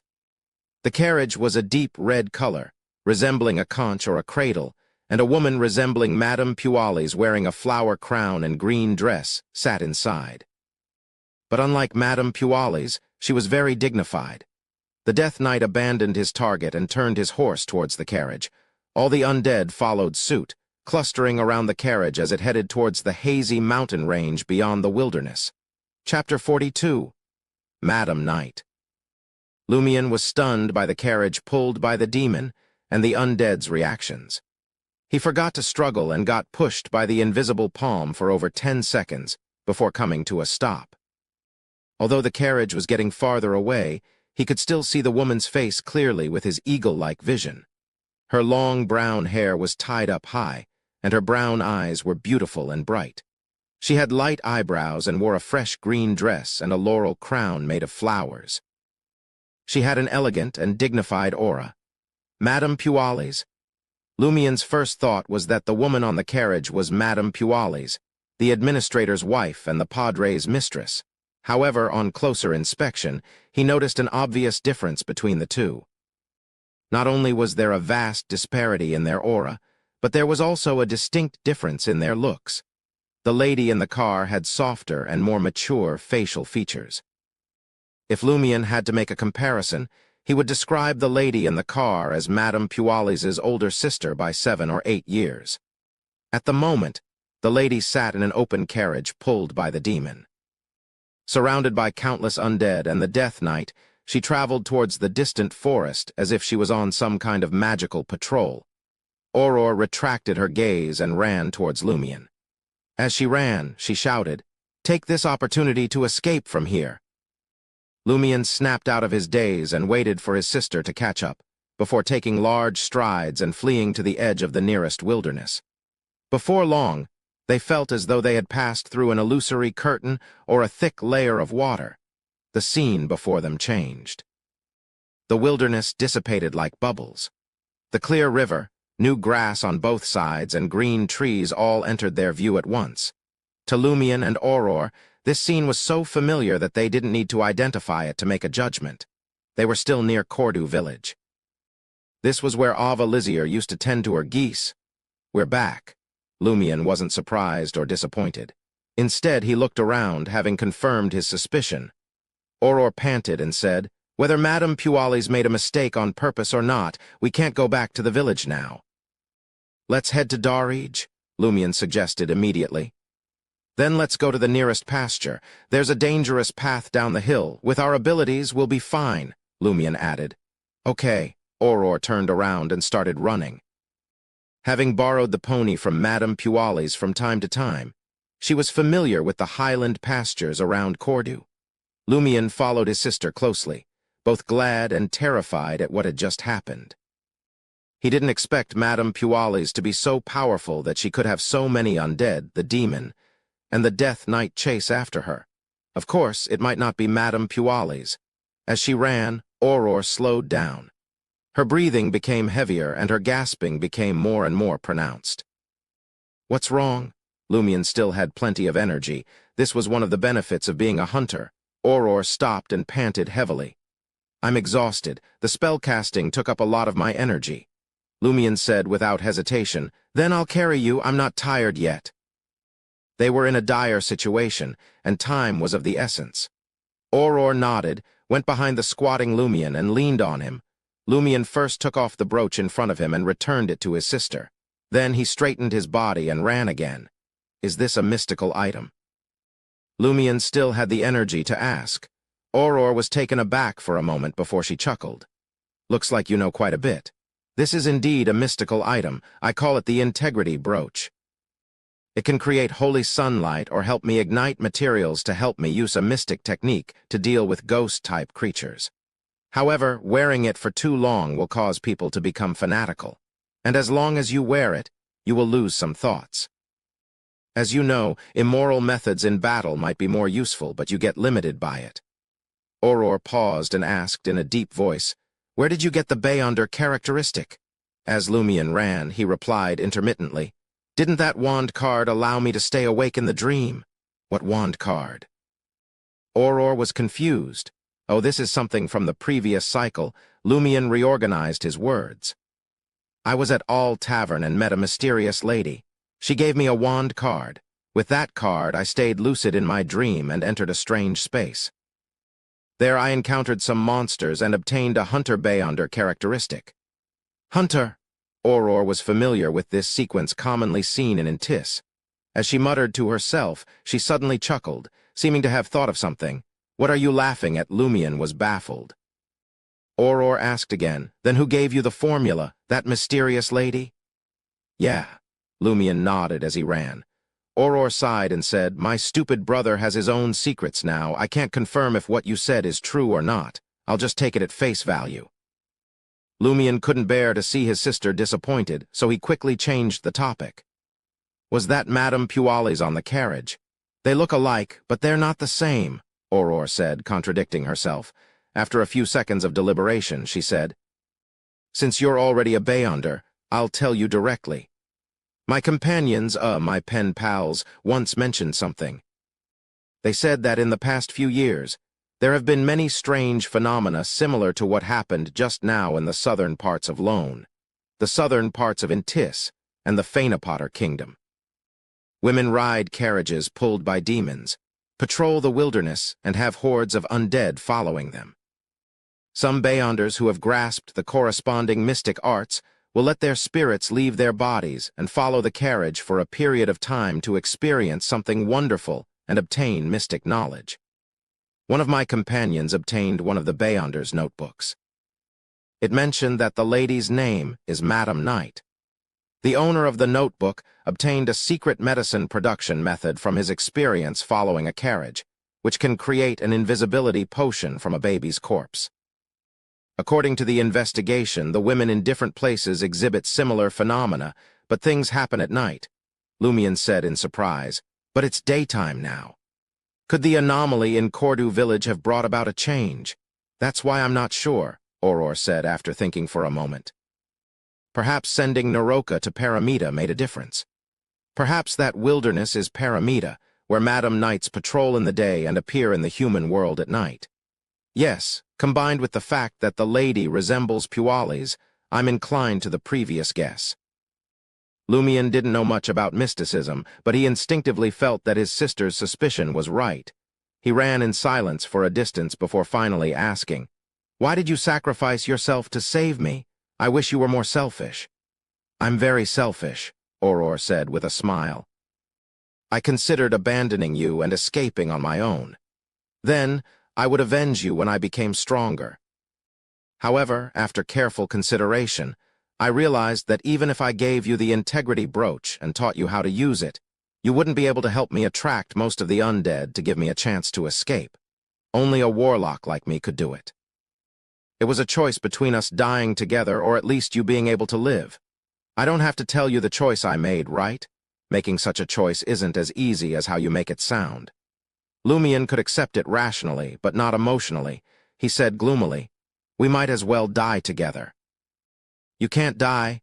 Who'll bring me back if you're gone? Anything's possible in the world of mysticism, lectured Aurore to her brother. That's why I said all those sappy lines, so you'll remember to work hard and bring me back. That's true, Lumion gradually agreed with his sister's choice. After running for a while, they saw the nearest highland pasture. Lumion, who had been carrying Aurore, clearly felt tired, but he didn't stop to rest. He mustered his remaining strength and rushed to the hill covered in green grass. There were many livestock pens and shacks here. The former was surrounded by rocks and tree branches. The ground was compacted soil and flattened feces. There was a long and narrow exit at one end that could only allow one sheep to pass through. The latter was similar to a primitive tent. Stones were first used to build a circle of low walls, leaving a door and a smoke vent. Then, a row of grates were built against the low walls. The bottom half of the grates was buried in the soil, and the upper end supported a wooden structure. On the wooden structure was a roof made of grass and mud. This was where the shepherds lived. The environment was very harsh. Lumion no longer carried Aurore and led her all the way to the other side of the hill. The dangerous path was hidden below. Looking at the path that required her to jump 7 to 8 meters off a cliff, Aurore said to Lumion, Although you can climb this now, don't waste time. I'll fly you down. All right. Lumion wanted to see what kind of changes would happen if he left Cordu. Aurore grabbed Lumion's arm with one hand and sprinkled silver dust with the other. The two of them floated up at the same time and slowly flew down the cliff. In midair, Lumion suddenly felt a pain in his head, as if someone had hit him heavily. Aurore had a similar reaction. Lumion's vision quickly turned black as he felt everything shatter. Lumion jolted awake and saw the familiar sights of the table, chair, bookshelf, and wardrobe. Back to square one, he got off the bed thoughtfully and went downstairs. As expected, he found Auror in a light blue dress preparing dinner. "Auror, what's the date today?" Lumion asked. Auror glared at him. "Call me Grand Sower, are you still not fully awake? It's the 29th today." Chapter 43, Frank. As expected, the loop has repeated. Lumion wasn't surprised to hear Auror's answer. This was the third cycle he could recall. Combined with his own experience and the mysterious lady's pointers, he had a preliminary conclusion. The time limit for the loop is until the 12th night. The spatial range of the loop is Cordu village and its surroundings. Characters in the loop are restricted from killing the Padre. These are the three key points of the loop. At this thought, Lumion looked at Auror and asked thoughtfully, "Grand Sower, if you wrote a novel about a time loop, where would you put the key to undoing it?" Auror looked Lumion up and down in confusion. "You suddenly asked such a question and even called me Grand Sower obediently. Did you come up with a new story to deceive others?" "I guess so." Lumion replied sincerely. Auror frowned and thought for a while before saying, "From a novelist's perspective, or rather, from the perspective of normal logic, the most critical part of the cycle is definitely the final scene. This is because it is both the end of this cycle and the beginning of the next cycle. It is the button that connects the end and the beginning. Without it, there is no way to turn the flow of time in a straight line into a closed circle. Think about it. The loop reverses, so there will always be a first time. Something must have happened at the last moment to cause time to restart. 12th night. Lumion agreed with his sister's guess about the 12th night. He nodded and asked, "Then why can't the most critical part be the first day of the loop? Shouldn't we ask why the loop starts at this moment?" Auror chuckled and said, "Making a short story to deceive a few people temporarily is your forte, but when it involves this kind of content that requires strict logic and rich knowledge, you aren't capable of it. The reason why the first day of the loop is the first day is perhaps due to the power or energy that causes the loop. Proceeding past the last day will end up overlapping this day. This is like why a loop probably doesn't cover the entire world, but some localized area. It's not that it doesn't want to, but it's incapable of doing so." Lumion had actually considered this possibility. He just hoped that his knowledgeable sister would come up with a different answer. Auror thought for a moment and added, "If the loop is not a completely closed circle, where there is still interaction between those inside and outside the loop. For example, information inside can be transmitted, and people outside can enter but not leave. The first day of the loop might start from the day the outsiders happen to enter, so that when the loop is repeated, they don't have a position. Of course, it can also compel the outsiders to do something they will do subsequently on the originally eventless first day. There are too many ways to make up similar stories." Lumion's eyes lit up when he heard that. He wanted to praise his sister loudly. He suspected that the entry of Lee, Ryan, and Valentine caused the cycle to start on the afternoon of March 29th. If that was the case, the 12th night might have already turned into the 10th or 9th night. Of course, it might also have originally been the 13th night that turned into the 12th night due to the intrusion of the outsiders. These were all possibilities that Lumion needed to verify himself. He completely agreed with his sister's deduction. He believed that something must have happened on the 12th night to cause the loop to happen. Only by figuring out what happened at that time could he find the key to undoing the loop. Therefore, Lumion decided not to trigger any abnormalities in this cycle. He also found an excuse not to join the procession and stay until the 12th night, but he couldn't do nothing. Time wouldn't allow it. Unless Lumion broke out of the cycle after experiencing the 12th night, he would have to make the best use of time for the next cycle. A complete cycle lasted 12 days. After that, the probability of the outside world discovering any abnormalities in Cordu would increase exponentially. Lumion had, at best, one complete cycle or less to resolve the problem. If he wanted to stop the abnormality in one cycle, he needed to have enough information and a sufficient understanding of the entire village. Lumion couldn't help but mock himself. Not only do I have to avoid triggering the abnormality, but I also have to investigate the problem. What was the difference between this and a clown walking on a tightrope at the edge of a cliff? Wanting both wasn't something good. Aurora saw that he didn't speak for a few seconds and seemed to be making up a story. She waved her hand and said, "I almost forgot to make dinner." "Wait a minute," Lumion said with a solemn expression. Aurora immediately clicked her tongue. "I smell mischief," Lumion said bluntly. "Aurora, a grand sewer, actually. We've already fallen into a loop." "Heh, you've just learned the trick and you're already using it on me." Aurora was both angry and amused. "I guess people need to be trustworthy at times." Lumion sighed silently. "Can you at least listen to the story I made up first? Why don't you score me while we're at it?" Aurora looked outside at the bright sky. "That works too." Lumion began from the time he met Lee and the other outsiders.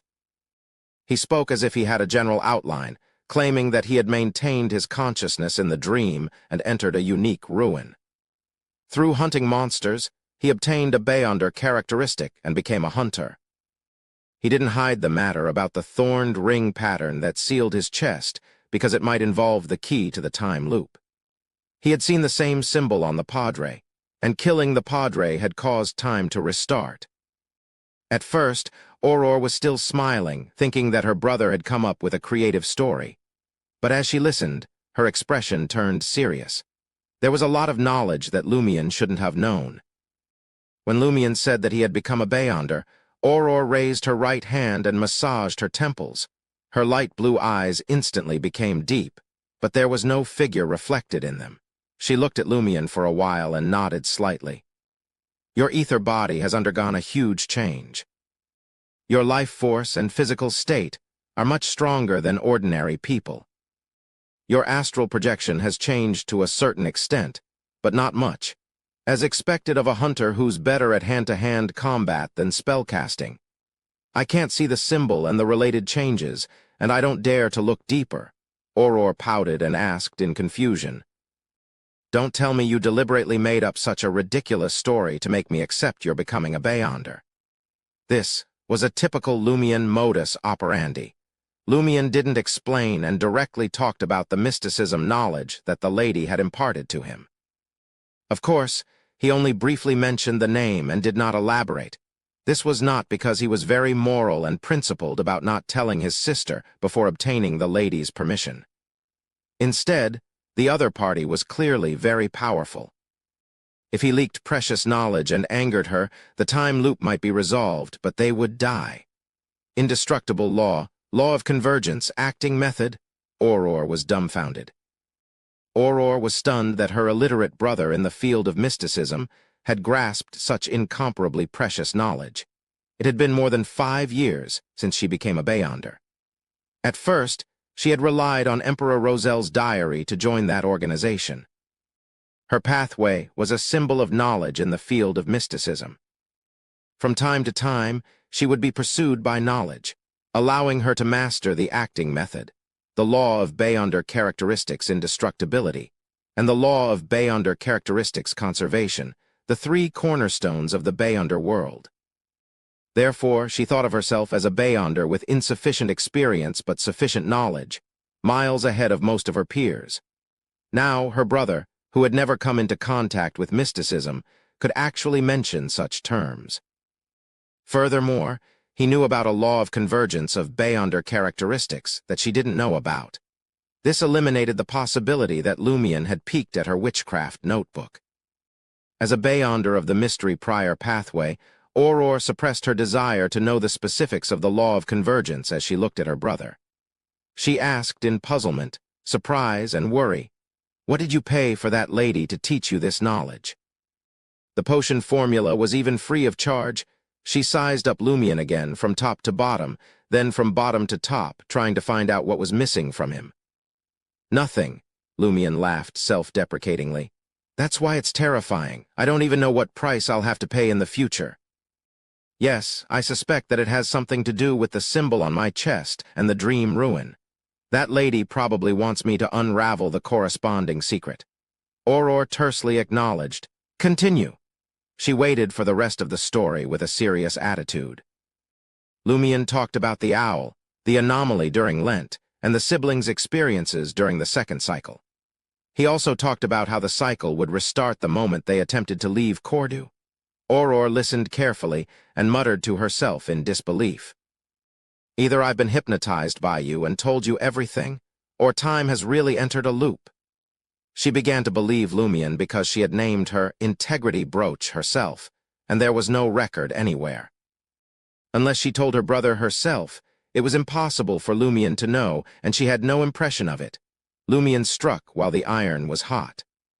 I can also prophesy that the 3 foreigners will appear at the All Tavern at night. I can also prophesy that the Padre is having an affair with Madame Pualis tonight. I can also prophesy that the shepherd, Pierre Barry, has returned to the village. There's something wrong with the 3 sheep he brought with him. The more Aurore listened, the more serious she became. After a while, she said, the 3 foreigners entered the village in the afternoon while we were practicing combat. After that, we rested and didn't go out at all. Yes, in the combat class in the afternoon, you were still an ordinary person. She accepted Lumion's time loop theory. If it were anyone else, Lumion would have laughed and said, "You believed it. Ha, you believed such a ridiculous story."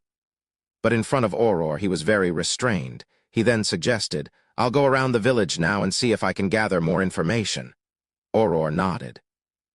"I'll also use my eyes to look around, but there are huge restrictions and it's very dangerous.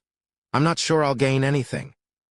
Lumion waved his hand, indicating that he understood, and walked out the door. As Lumion took a few steps, he looked back at Aurore's figure standing in the kitchen. He immediately thought of the scene of Aurore pushing him to safety among the countless undead, and felt an inexplicable pain of separation. He subconsciously asked, "Grand Sower, why did you adopt me in the first place?" Aurore grumpily replied, "I didn't want to either. I was just kind enough to give you some food, but you kept following me. I couldn't shake you off, and you even obediently helped me do all kinds of things.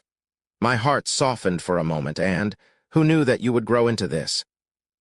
Do you know how hard it was for a young girl to raise a child like you?" Lumion wanted to thank and praise her, but the words were stuck in his mouth as if they wanted to rush to his eyes and nose. He turned his head and walked back into the village. Chapter 44. Eavesdropping. Lumion had to investigate, but he couldn't activate any abnormalities, causing the cycle to restart ahead of time. He had to consider starting from the peripheral problems and edge in one step at a time. His initial idea was to find the Padre's mistresses this afternoon, and use eavesdropping and other methods to see if they knew anything. If he didn't gain anything, or lacked the opportunity for the time being, he would go to the cathedral to see if he could meet the Padre and chat with him about daily life in the village. Lumion's first target was Sybil Barry, the mistress of the Padre Guillaume Bennett and the sister of the shepherd, Pierre Barry. She had a close relationship with the 2 abnormal figures, so perhaps she knew something. Lumion's friend Guillaume Jr., Guillaume Barry, was a distant cousin of Pierre Barry. Even his hair color was different, and they didn't live together. Sybil Barry was 24 years old and married to Jean Maury, a middle-aged man in his late 40s. He had been single for more than 30 years. The reason why he could marry Sybil Barry was because he did not have any requirements for dowry. Lumion suspected that the reason why she married him using only a small amount of assets was that she had already become the Padre's mistress at that time and needed a husband to be her illegitimate son's father. The Padre had secretly promised something. Although Intis was open-minded, and illegitimate children were common, many husbands or wives were still willing to take their spouse's illegitimate children under their wing, despite being angry when they found out. After all, this was equivalent to having an additional free manservant or maid in the future. Furthermore, they didn't have the right to inherit any of the assets, but clergymen of the Eternal Blazing Sun Church weren't allowed to get married and have children. They often found fathers for their illegitimate children. Lumion arrived at Jean Maury's house, a grayish-white short house at the edge of Cordoue with only 1 floor. Behind the kitchen was the bedroom, and the other side was connected to the basement, serving as a living room and dining room. There was no washroom. They only built a shed at the back of the house. Lumion entered without knocking, quietly coming to the side of the house and squatting under the bedroom window. At that moment, someone was sitting inside. Lumion could hear their breathing and determined their corresponding height. Not long after, light footsteps came from the kitchen to the bedroom. There was no need to calculate. As a hunter, Lumion naturally had the approximate weight of the owner of the footsteps in his mind. It was likely a woman, probably Sybil Berry. Lumion's impression of Sybil Berry was a woman with soft and smooth black hair who didn't like to tie it up like other women. She left it flowing down or tied it into a ponytail, giving off the feeling that she was still a young, unmarried girl. Her facial features were not outstanding, but they were soft and round, very fleshy. At this moment, Jean Maury, who had been sitting silently in the bedroom, spoke gloomily. The Padre came this afternoon. His voice was just like him, rather stuffy. He was the kind of person who usually chatted under the elm tree in the village square, replying one in every 4 or 5 sentences. In addition, he was often too lazy to comb his black hair. His brown eyes were lifeless, and his beard was not shaved clean. He looked gloomy. He was here. Sybil Berry's voice was still a little girlish. She was born like this. Jean Maury fell silent for a moment before asking, "Did you do it?" "We did," Sybil answered frankly. Jean Maury fell silent again. When Sybil walked to the kitchen, he said, "I don't have much to say about the Padre, but you watch out for other men, especially Potto Russell." Potto Russell was Madonna Bainet's husband. His wife was also the Padre's mistress. Lumion, who was outside the window, was secretly speechless.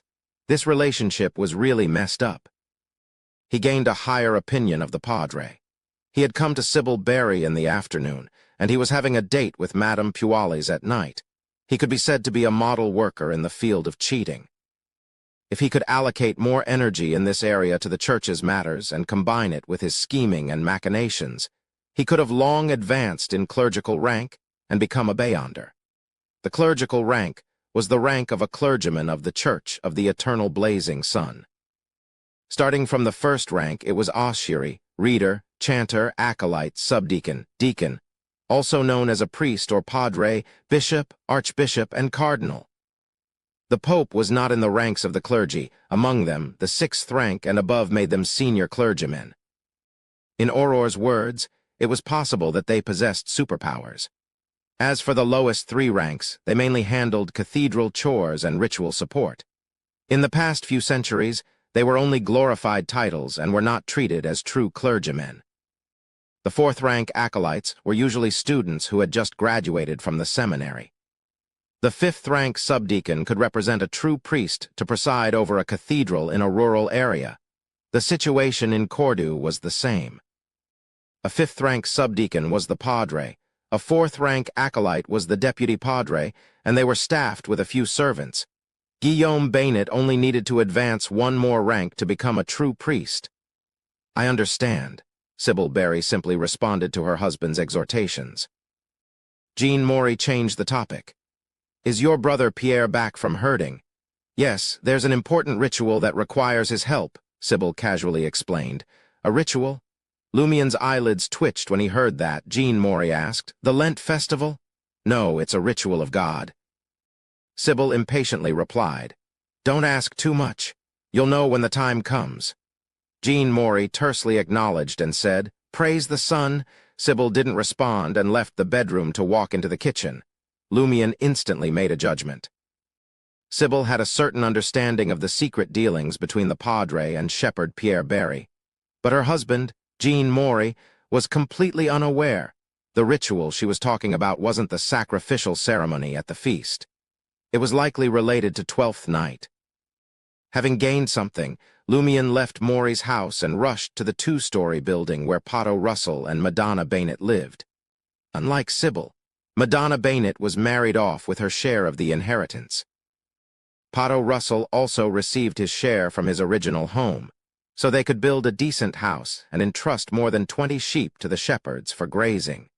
Lumion didn't know when Madonna became the Padre's mistress. He only knew that in the past year, before he hooked up with Madame Puales, the Padre often visited Madonna. Perhaps the taboo from his identity sparked some kind of flame. At this moment, Potto Russell, who had a gentleman's beard, was pacing in the kitchen. He asked Madonna, who was busy commanding the lady's maid, "When will you invite the Padre over as a guest again?" He had a fervent expression, hoping to cling to the person with real power in Cordoue. Madonna glanced at Pato's father's illegitimate daughter, who was also the servant cooking, and said in a subtle tone, "I don't know. It depends on his mood. And his physical condition, I suppose." Lumion, who was eavesdropping outside, silently muttered, "Don't you often go to the cathedral to pray recently? You can ask him while you're at it." Pato Russell refused to give up. "Often go to the cathedral." Lumion frowned. "The Padres group is planning something in secret in the cathedral. He really doesn't give a damn about the eternal blazing sun and Saint Sith." After listening for a while, Lumion walked from Russell's house to the cathedral at the edge of the village square, hoping to have a face-to-face chat with the Padre. However, when he arrived at the cathedral, Guillaume Bainet was no longer there. Only the deputy Padre, Mitchell Garrigue, stood in front of the altar. This foreigner from Darij had graduated from Bigorra Theological Seminary. Last year, he was sent to Cordoue on the bishop's orders to be Guillaume Bainet's deputy. He was usually ostracized, and was only in charge of the registration of funerals, marriages, and newborns. During the last cycle, Lumion had arrived at the cathedral and happened to encounter the Padre leaving. The latter had asked him to pray the next day, not giving Mitchell a chance to listen to the prayers and confessions of the believers. Mitchell was taller than Lumion. Lumion felt that he had grown 2 to 3 centimeters taller after consuming the Hunter potion. He was almost 1.8 meters tall. He was a young lad with curly brown hair. Looking at Mitchell Garrigue, who was wearing a white robe with golden threads, Lumion spread his arms. "Praise the sun." After bowing, he stared at Mitchell, wanting to see how this deputy Padre would react to the Church of the Eternal Blazing Sun's etiquette. If there was a certain amount of hesitation, Lumion would be able to determine that he had been implicated by the Padres group. But Mitchell Garrigue immediately returned with the same posture. "Praise the sun." He did not hesitate at all. His brown eyes were filled with joy and anticipation. From Madonna Bainet's words, the Padres group often discussed matters here. As a deputy Padre, Mitchell should have noticed something, right? Lumion didn't ask directly. He looked around and asked, "The Padre isn't here." "He's been gone for a while," Mitchell replied. "3 foreigners came here about 15 minutes ago, to no avail." The deputy Padre's eyes were passionate, as if he was asking if Lumion would make a confession while here. Considering that the Padre might have taken a detour and hid back in the cathedral, waiting for Madame Pualis to bring dinner over, and was eavesdropping on his conversation with Mitchell, Lumion deliberately sighed. "Then forget it. I'll pray again tomorrow." Mitchell's eyes lost their luster. Lumion turned around and left the cathedral. He planned on sneaking to Mitchell's residence when the night deepened to see if he could get any useful information. Seeing that the sun was about to set, he returned home and asked Aurore, "Did you find anything?" Aurore nodded slightly. "In addition to the abnormalities you mentioned, I also discovered that there's something wrong with the deputy Padre, Mitchell Garrigue." "Huh!" Lumion didn't hide his surprise. Chapter 45, Make-up Lesson. Lumion had just confirmed that Mitchell Garrigue should not have been implicated by Guillaume Bainet and the others. He planned to visit the deputy Padre late at night, but when he returned home, he heard his sister say that there was something amiss about him. Aurore glanced at Lumion and smiled. "My clueless brother was standing right in front of him when I realized that something was off about him. Seems like you didn't notice."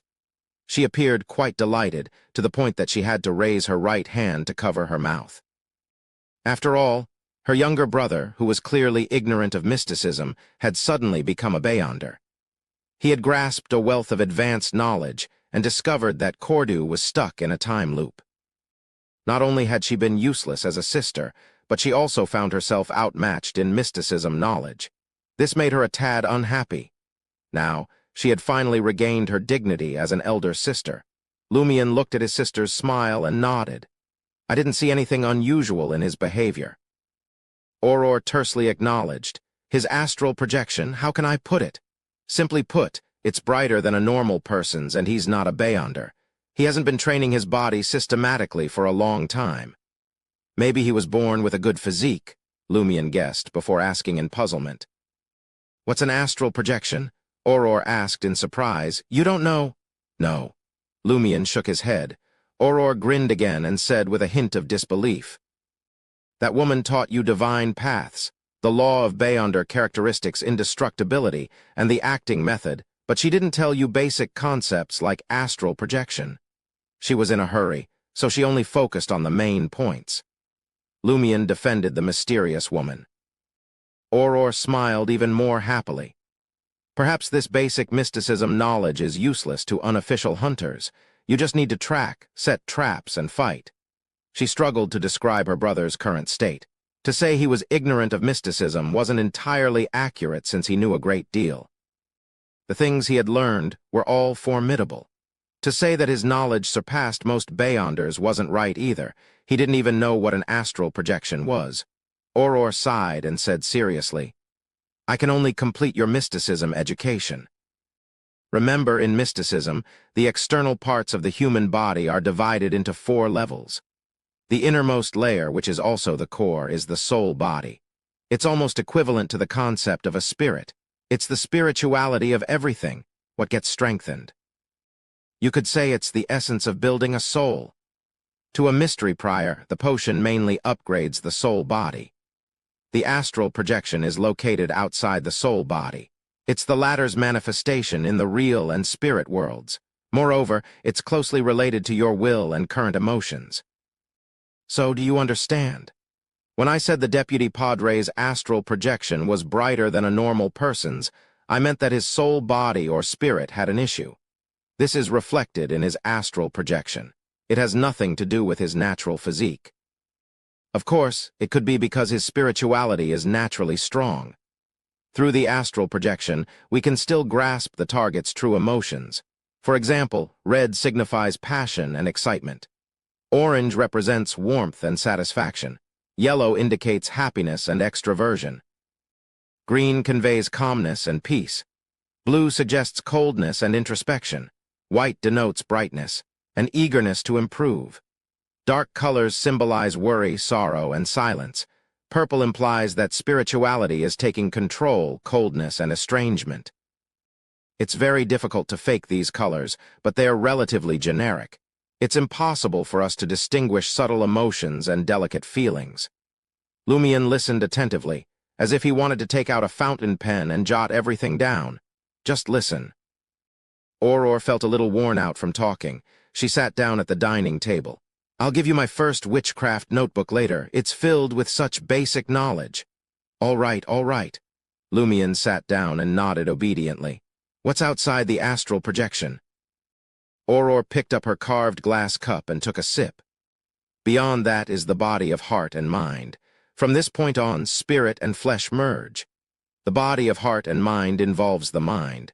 It relates to one's reasoning, thinking, insight, and ability to understand things. Some potions mainly improve this, but there are also many spells targeting it. The outermost layer is the ether body. It's a manifestation of life force and physical state, so I can tell at a glance that your body has improved greatly.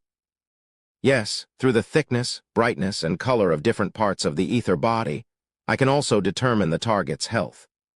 As a Sequence 7 mystery prior, I can even determine the target's lifespan from the specific situation of the ether body. As for how to differentiate them, read the notebook later." Lumion was enlightened. "The hunter potion mainly targets the ether body." "You're wrong. It targets the body and life force, and ether body is the straightforward manifestation of both."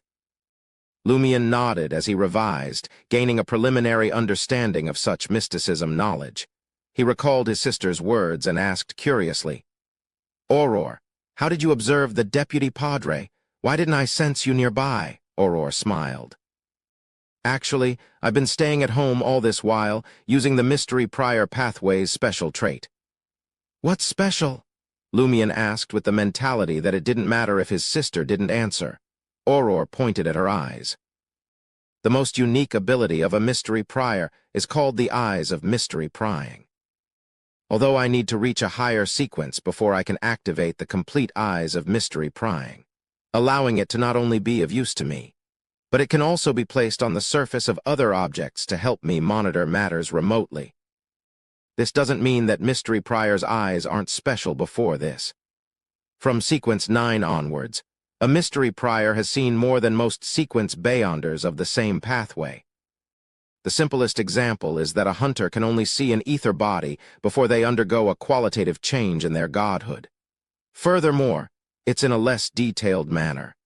And now, I can examine the various details of the astral projection. In addition, I can also see things around me that aren't normally visible. Auror glanced at the kitchen. This made Lumion inexplicably shocked. There was clearly nothing in that direction, but he felt that there might be something invisible that he could not see. Auror continued. Of course, this might not be a good thing. It's very easy for something to happen when you see something you shouldn't see. Therefore, I've been restraining myself. I don't look at things I shouldn't see, but as my sequence increases, it's not up to you not to look. Lumion thought for a moment and asked in confusion, "Didn't you say that only higher sequences can project out the eyes of mystery prying? Why can you observe the people in the cathedral from home?" Auror raised her right hand and pointed with her index finger. "I've always told you that knowledge equals power, but you didn't believe me. Under normal circumstances, it's true that I can't observe things hundreds of meters away from home, but humans can use tools, and I have 2 assistants." As she spoke, she took out 2 items from a hidden pocket in her blue dress. One was a brass telescope that could shrink and lengthen, and the other was a miniature version of a dark ink bottle. This was more like a child's toy. "Look, the telescope can help me see people a few hundred meters away clearly. Once the visual range is closed, I can observe the target's astral projection, ether body, and body of heart and mind state," Auror introduced with a smile. "This is suitable for open spaces without obstacles." Lumion was a little dumbfounded. That works too. They were clearly discussing mysticism. Why did his sister take out a telescope? "What about this?" He pointed at the pocket ink bottle. Auror didn't answer. She massaged her temples and opened the bottle cap. Lumion suddenly felt a little cold. A cool breeze seemed to blow in through the window. "It's a unique spirit world creature," Auror introduced. Where is it?" Lumion looked around. Auror was rather surprised. "You still don't know how to activate spirit vision, but didn't you say you saw a lot of undead in the wilderness?"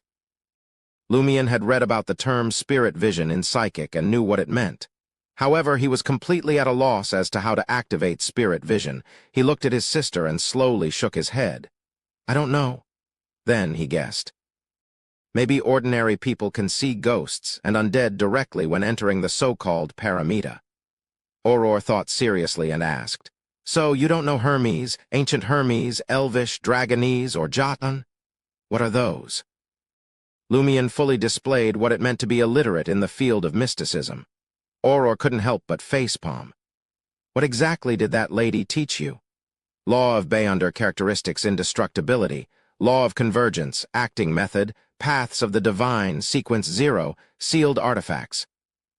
Lumion answered honestly. Auror felt like he was flaunting.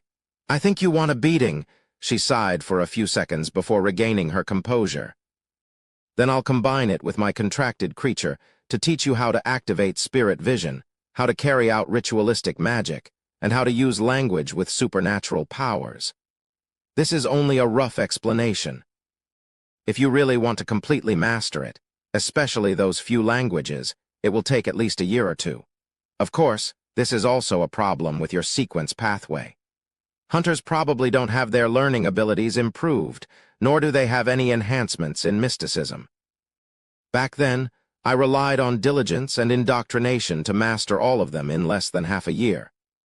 Her right hand gently stroked the void in front of her, as if she was stroking a transparent kitten. "It's very simple for Beyonders to activate their spirit vision, but it's not completely dark yet. Let's talk about something else first. I call it white paper. It's a very weak spirit world creature. As long as you have an accurate description, you can hold a ritual and summon it in your name. Other than the fact that spirit world creatures are difficult to see, it only has one use. That is to carry a certain supernatural ability of the contractor, but it can't be too complicated or too powerful." Chapter 46, Ritualistic Magic. Lumion gazed at the invisible spirit world creature and contemplated for a moment. How complicated can it get? How strong can it be? I thought you'd ask how to summon or perform ritualistic magic. but you just want to know how to use it, Auror teased. That might be a characteristic of the hunter pathway. You don't need to fully understand the principles, only consider how to apply them. Not waiting for Lumien's response, she pondered and said, I've tried. Not too complicated means it can only perform one action. Not too powerful means it can't surpass a mystery prior sequence 7 warlock spell.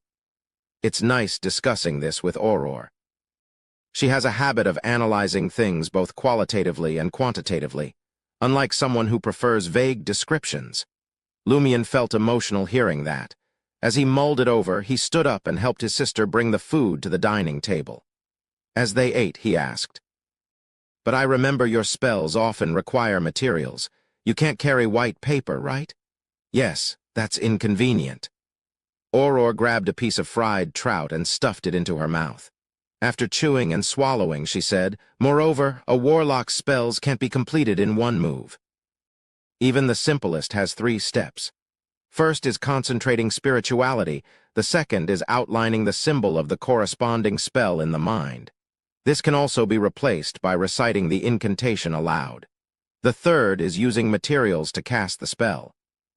The materials serve either as a medium or part of the spell. This does sound a little complicated. It isn't something the single-celled white paper can do. Lumien knew he couldn't do it anytime soon. He'd need extensive training before he could cast spells proficiently. Auror glanced at him. Don't even think about it. It's impossible for you to be like me. First, you're limited by your sequence and your spirituality is insufficient. Second, using materials to help cast spells is a unique ability only warlocks have. Yes, perhaps certain sequences of certain pathways can do it. I don't know enough to make a definite judgment. However, once a hunter reaches sequence 7 and becomes a pyromaniac, they can use many fire-related spells. Furthermore, they don't need materials, nor do they need to outline symbols or recite incantations in their minds. In terms of actual combat, it's faster, more convenient, and might even be stronger. As for warlocks, their main advantage lies in their versatility. The more knowledge they acquire, the more comprehensive and powerful they become. Lumien said with anticipation, I don't know when I can become a pyromaniac. He planned to explore the dream ruins again tonight.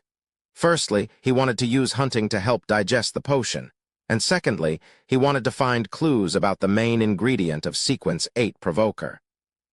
As for the corresponding monsters of the pyromaniac, he didn't dare think about them yet. He believed it would be like serving himself on a platter. After all, those creatures could definitely launch long-range attacks, rendering his special abilities useless. He then asked, Can white paper withstand the pyromaniac's one-movement spells? Theoretically, yes, but I'm not sure if pyromaniac's spells exceed a certain level. Auror's reference standard was warlock. Upon hearing this, Lumien became excited. If I could, wouldn't I be able to simulate the funnels you mentioned? Huh, Auror was puzzled. Lumien explained his idea in detail. I can summon a group of white papers and form a contract with them. Then I can have each white paper carry a fireball. They'll float in the air and attack the target together. Isn't that similar to the description of the funnels? Unfortunately, you can't have a group of white papers at the same time, Auror laughed. After you form a contract with a white paper, the next time you use the initial summoning description, the same white paper will appear. Can I summon one first and hold off on the contract? Then I'll summon another until I have a satisfactory number before forming a contract. Lumien hadn't received a traditional education, but instead, a custom one that included Auror's ideas. Combined with the refinement of years of pranks, he always had creative ideas. Auror admitted she wasn't that cunning. She considered and said, I've never tried it before, so I don't know if it'll work. You can try it yourself when you're at Sequence 7. However, I think having a white paper beside you while summoning others might cause a conflict. It's unlikely to succeed. The only hope is to directly summon multiple white papers, but there's a high chance that only sequences skilled at summoning can do it. Lumien decided to give it a try when the time came. After all, he had nothing to lose. Auror scooped up some mashed potatoes. Now let's talk about how to summon creatures from the spirit world. This is an application of ritualistic magic. Ritualistic magic is magic cast by selecting the date and time, preparing the corresponding materials, and strictly following the format and process. It's often used in prayers and summonings. Lumion nodded. It's to achieve a certain supernatural effect through a ritual. He thought of the various rituals of the Church of the Eternal Blazing Sun, as well as the process of the Lent celebration. Yes. Aurora was very satisfied with her brother's comprehension ability. To put it simply, ritualistic magic needs a target to pray to. It can be the 7 orthodox gods, other hidden beings, or even evil gods or devils. It can even be you. When you pray to the orthodox gods, you need to check or choose the date and time they rule over. For example, Tuesday symbolizes the eternal blazing sun, and there is a corresponding sun hour every day. During these times, the probability of success will be greatly increased if you perform the ritualistic magic that targets the eternal blazing sun. However, this isn't very useful. Those who aren't official Beyonders have a very low chance of successfully praying to the corresponding Orthodox god. Even if you receive a response, don't be happy. This might mean that you have been noticed by that entity. Of course, we also have ways to bypass restrictions. For example, obtaining an item closely related to the target deity. There's no need to pick a date or time to pray to a hidden being or an evil god or devil. But I don't need to tell you how dangerous it is, right? 99% of people who do this don't end up well. Therefore, for wild Beyonders, the most commonly used ritualistic magic is to pray to themselves to mobilize their spirituality to complete some relatively complicated tasks. Create charms and Beyonder weapons. Lumion recalled a point of knowledge that the lady had mentioned. Aurora nodded. That's right. Some mystical medicines also require ritualistic magic. You also missed something. Summoning a creature from the spirit world. She ate some more food before saying, the second step of ritualistic magic is to prepare the corresponding ingredients. If you wish to pray to an existence, prepare herbs, essential oils, powders, extracts, and so on from their domain to please them. Let's use the eternal blazing sun as an example. If you pray to him, you can use sun essential oil, rosemary powder, Buddha's hand, and all kinds of sunflowers. As for praying to yourself, it won't be too troublesome. Although it's best to use the ingredients in your domain, someone like you can even put a cup of absinthe. It's fine even if you don't do so. The third step is to set up an altar. This can be determined by the environment. There's no need for a special holy solemnity. It's mainly because there can't be any miscellaneous items. Most important thing about the altar is the candles. Aurora picked up her knife and fork as she spoke. She stretched out the 2 items and said, pretend that they are candles. If you pray to a deity, make them with the corresponding symbolic materials. As an example, the eternal blazing sun has the inextinguishable light and the embodiment of order in his name. Out of caution, Aurora paused for a few seconds before continuing. God of deeds and guardian of businesses. There should be the honorific name Father of all life, right? Lumion asked, familiar with the preaching. Aurora shook her head. That's just a title used by the Eternal Blazing Sun Church when proselytizing. It's beyond him in mysticism. If it was really part of his name, it would mean something big had happened. She didn't give any more details. Unsure herself, she brought the conversation back on track. Anyway, if you want to exorcise the undead, you have to pray to the symbol of inextinguishable light. So you need to make candles out of different sunflowers. For contracts, use the honorific title of the God of Deeds to make candles with Buddha's hand and other materials. Check my witchcraft notebook for more options. In ritualistic magic, we can only place 2 candles at the spot corresponding to the deity. This is because in mysticism, 0 represents the unknown or chaos. It symbolizes the state of the world before it was born. If we don't place the candles, it means that there won't be any effect. 1 represents a beginning, the first creator. It also accurately pinpoints a particular existence. 2 represents the world and various divinities that were produced from the creator's body. Therefore, ritualistic magic can only have 2 candles to represent the deity. As for which candles to use, It depends on the desired effect. 3 represent all things, so the third candle is for us.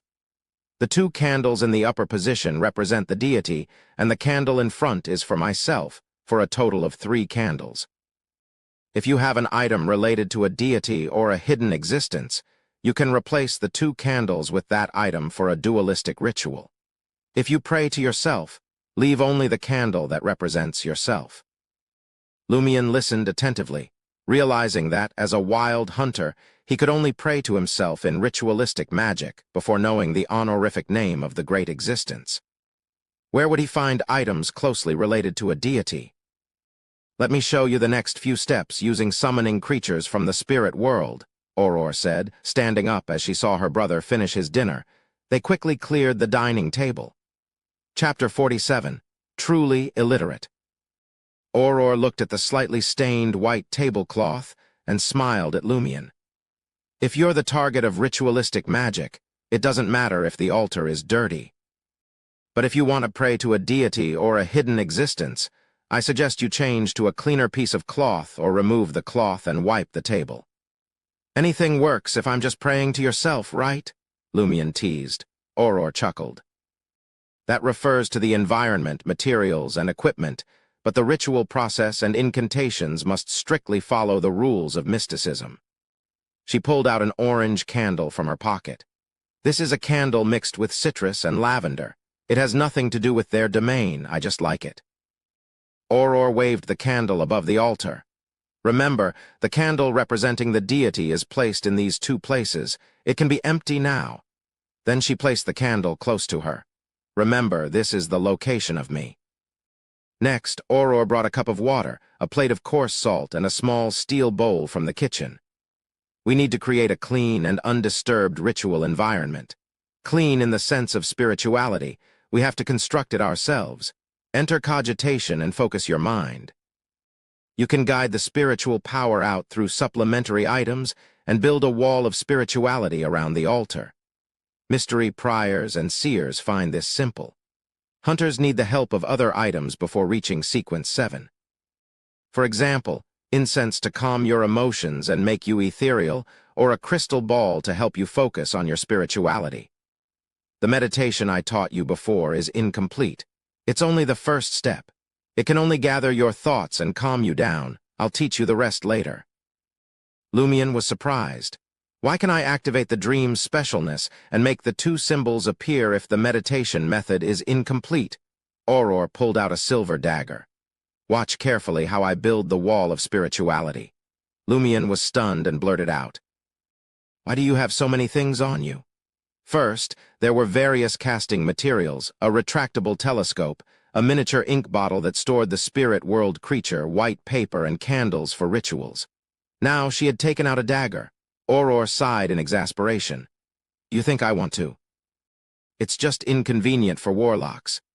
It takes me a long time to alter each of my clothes.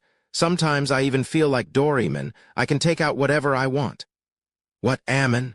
Lumion asked, not understanding the reference. Aurora hesitated for a moment before replying with a mixed expression. You don't need to know. Lumion suddenly felt a pang of sadness for his sister. Aurora composed herself and reached for the orange candle representing her. In ritualistic magic, candles can't simply be lit. Of course, there are times when ordinary methods can work, but that's not always the case. Aurora explained. The correct way is to extend your spirituality, rub it against the wick and light it. As she spoke, she lit the candle with a spark of spirituality, and it burned with an orange flame. The dining table transformed into an altar, and the surrounding area was bathed in a deep, otherworldly light. Aurora's light blue eyes had darkened, and an invisible wind swirled around her as she plunged the silver dagger into the coarse salt and began chanting a mysterious incantation. XXX, XXX. Lumion was bewildered as he watched his sister complete the incantation and draw out the silver dagger. She stabbed it into the cup of water and raised it again. Aurora pointed the dagger outward and began to walk around the altar. With each step she took, Lumion sensed an invisible force emanating from the dagger. It was agile and lively, mingling with the air to create an impenetrable barrier. As Aurora completed the circle, Lumion felt as if she had been transported to a different realm. Did you understand the steps? Aurora's voice sounded distant. Lumion nodded truthfully. Yes, but I don't understand what you mean. Aurora could not help but laugh. You're completely illiterate when it comes to mysticism. Literally. That's Hermes. When translated, it's, I sanctify you, blade of pure silver. I cleanse and purify you, allowing you to serve me in this ritual. In the name of Warlock Aurora Lee, you have been sanctified. Lumion scratched his head. It sounds ordinary. That's just the translation. The meaning of the incantation and the language used is what's important. Aurora explained, her eyes lighting up. In Intision, it might sound ordinary, but if you use Hermes, Ancient Hermes, Elvish, Dragonese, or Jotun, you can tap into supernatural powers. That's what sets them apart. Lumion asked curiously. Are these the only languages that can communicate with the mysterious? No. There are many other languages in the field of mysticism, each with its own specialties. For example, some are specifically meant for the undead, but most Beyonders won't be able to use them unless they want to study a unique and rare domain or perform the corresponding ritual, Aurora explained casually. She went on to explain the incantation. During the sanctification ritual, the penultimate sentence should be in the name of a certain deity or a hidden existence, but as wild Beyonders, it's best not to use them to avoid unnecessary trouble. As a Beyonder, it's enough to use your name to sanctify an ordinary item. Although it won't be as effective as the original version, it can still be used. Lumion nodded, then asked, You came up with my name. Can I use it in the ritual? Aurora replied confidently, Yes. A completely new name wouldn't work, but your name has been in use for several years, so there's a mystic connection. She paused for a moment before continuing. If you're in the wild and don't have many materials, you can complete the ritual with simple salt or clear water. With that, Aurora pulled out a small silver-black metal bottle from her pocket. This is my own concoction of essential oil called Wizard of Oz. What sets it apart is that it smells good, Aurora explained as she dripped 3 drops of light green liquid on the candle representing her.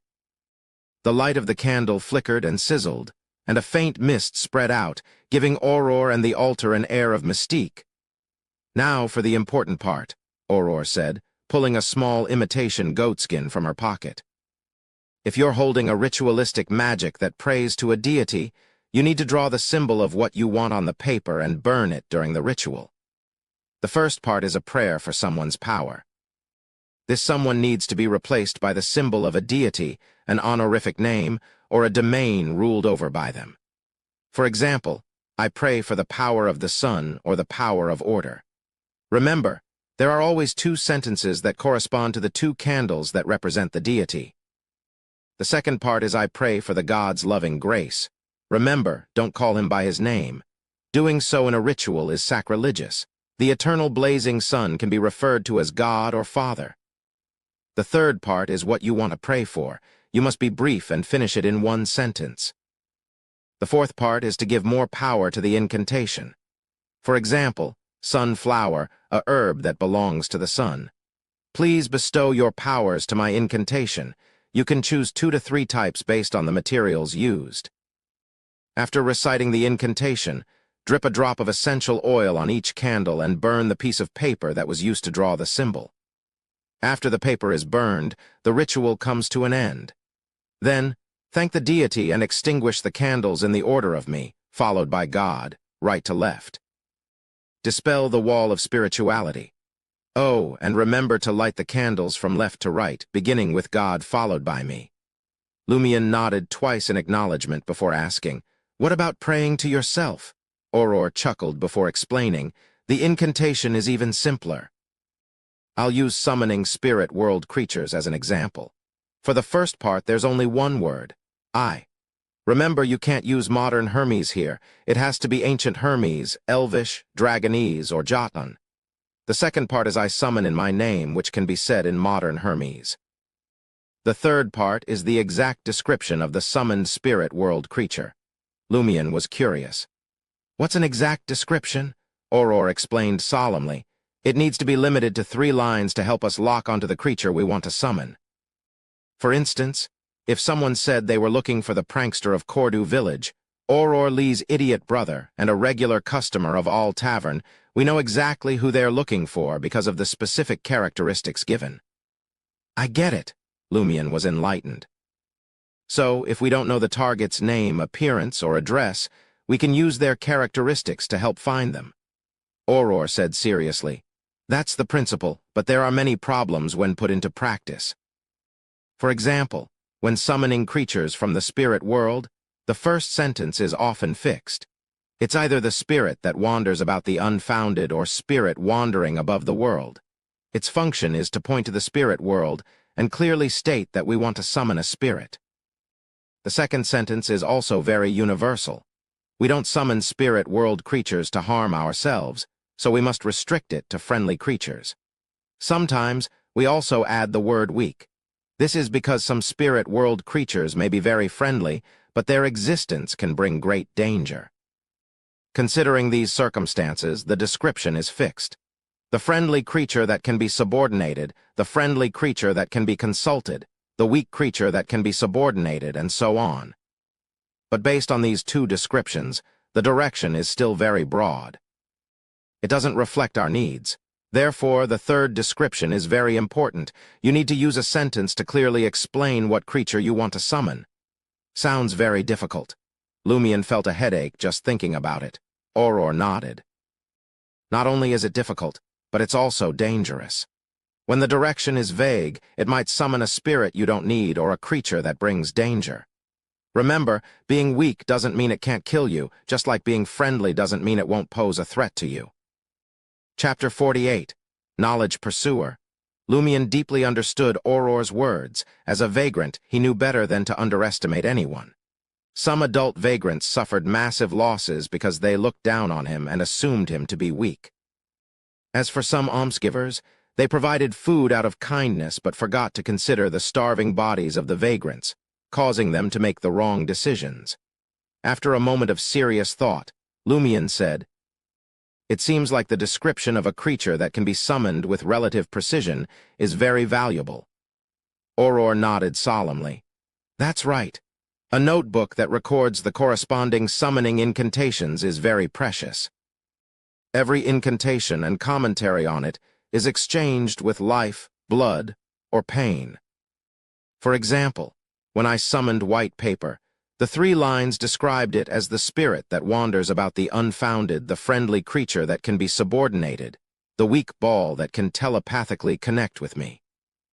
You have to make countless attempts and experience countless failures before you can piece one together, and every failure implies a huge risk. Is this a description that a normal person can come up with?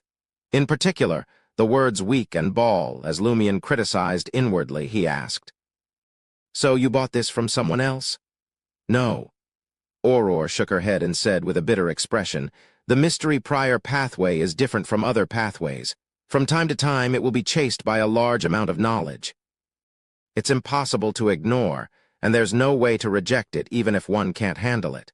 And when one consumes a potion to advance, the situation of being chased by knowledge becomes even more serious. Although most of this knowledge is useless, there will always be some that are valuable.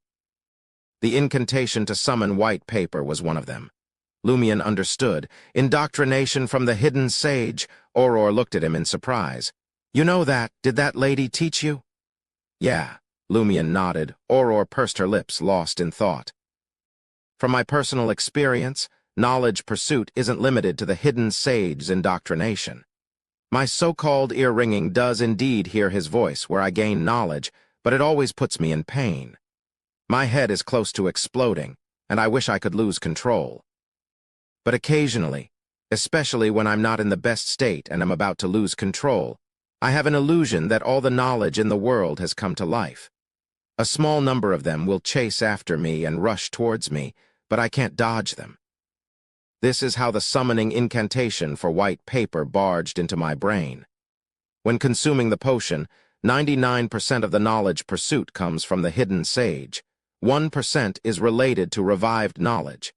It's very magical and terrifying. It can scare everyone in the village. As Lumion sighed with emotion, he was thinking for his sister about whether there was a way to resolve the problem of knowledge pursuit or reduce its impact. Auror replied with a bitter smile. It's precisely because I often suffer such torture that I don't want you to follow the path of Beyonders. But in our current situation, it's better to become a Beyonder than an ordinary person. To make her brother remember the madness and danger of the path to transcendence, she pointed at her head. After being pursued by knowledge and experiencing pain for a long time, I feel that my mind and personality have undergone a certain mutation. Don't I always tell you that I have a phobia for social interaction, but I am very talkative sometimes. I like to go out and chat with the old ladies in the village and tell stories to the children. Occasionally, I will go crazy and borrow Madame Pualis's pony to ride free into the mountains and shout. Being especially talkative is a kind of rebound from prolonged isolation and being unable to return to my true home. The path to transcendence is also a form of oppression. And the occasional madness. At this point, Auror chuckled and looked at Lumion. You don't think that's just an exaggerated adjective, do you? Lumion fell silent, feeling his sister's smile was self-deprecating, lost, and filled with indescribable pain and struggle. Auror sighed. During those times, I wouldn't even recognize myself. Lumion felt deeply helpless. There should be a solution. Hopefully, let's continue, Auror said, pointing at the altar. After we sign a contract with the summoned spirit world creature, it'll be easy to summon it again. We can change the last description to contracted creature that belongs to Auror Lee. That will be very accurate, right? Besides, before the contract is terminated, no one can summon it again. Lumion was concerned. Everyone can only have one contracted creature? Not really. I'm not sure how high the upper limit is, but it's definitely more than one, especially with some special sequences. When summoning, say the first contract creature or second contract creature of the person to differentiate. Auror spoke the truth. In addition, summoning creatures from the spirit world will consume your spirituality. The more you summon, the greater the consumption. With a hunter's spirituality, I estimate that it can only withstand one contract creature at most. Knowing her brother's personality, she curbed any loopholes that Lumion might find. Every spirit world creature can only stay for a limited period of time after being summoned to reality. The weaker they are, the longer they can stay. You don't have to think about summoning one first. You can summon the next one after your spirituality recovers, unless you choose a very weak one, and only when your spirituality is significantly stronger than it is now. She used white paper as an example. If I didn't let white paper be a vessel for my powers, it could stay in reality for 12 hours. If I share the specialness of my eyes with it and let it do things for me, it can last at most 3 hours, and my spirituality would be constantly depleted. Lumion was disappointed. He had wanted to form an army of spirit world creatures. He thought for a moment and asked, "Can I only summon creatures from the spirit world? Can I only summon spirits?" No, Auror shook her head. We can also summon creatures affiliated with the spirit world, the real world, and the astral world, as well as creatures from alternate worlds or other planets.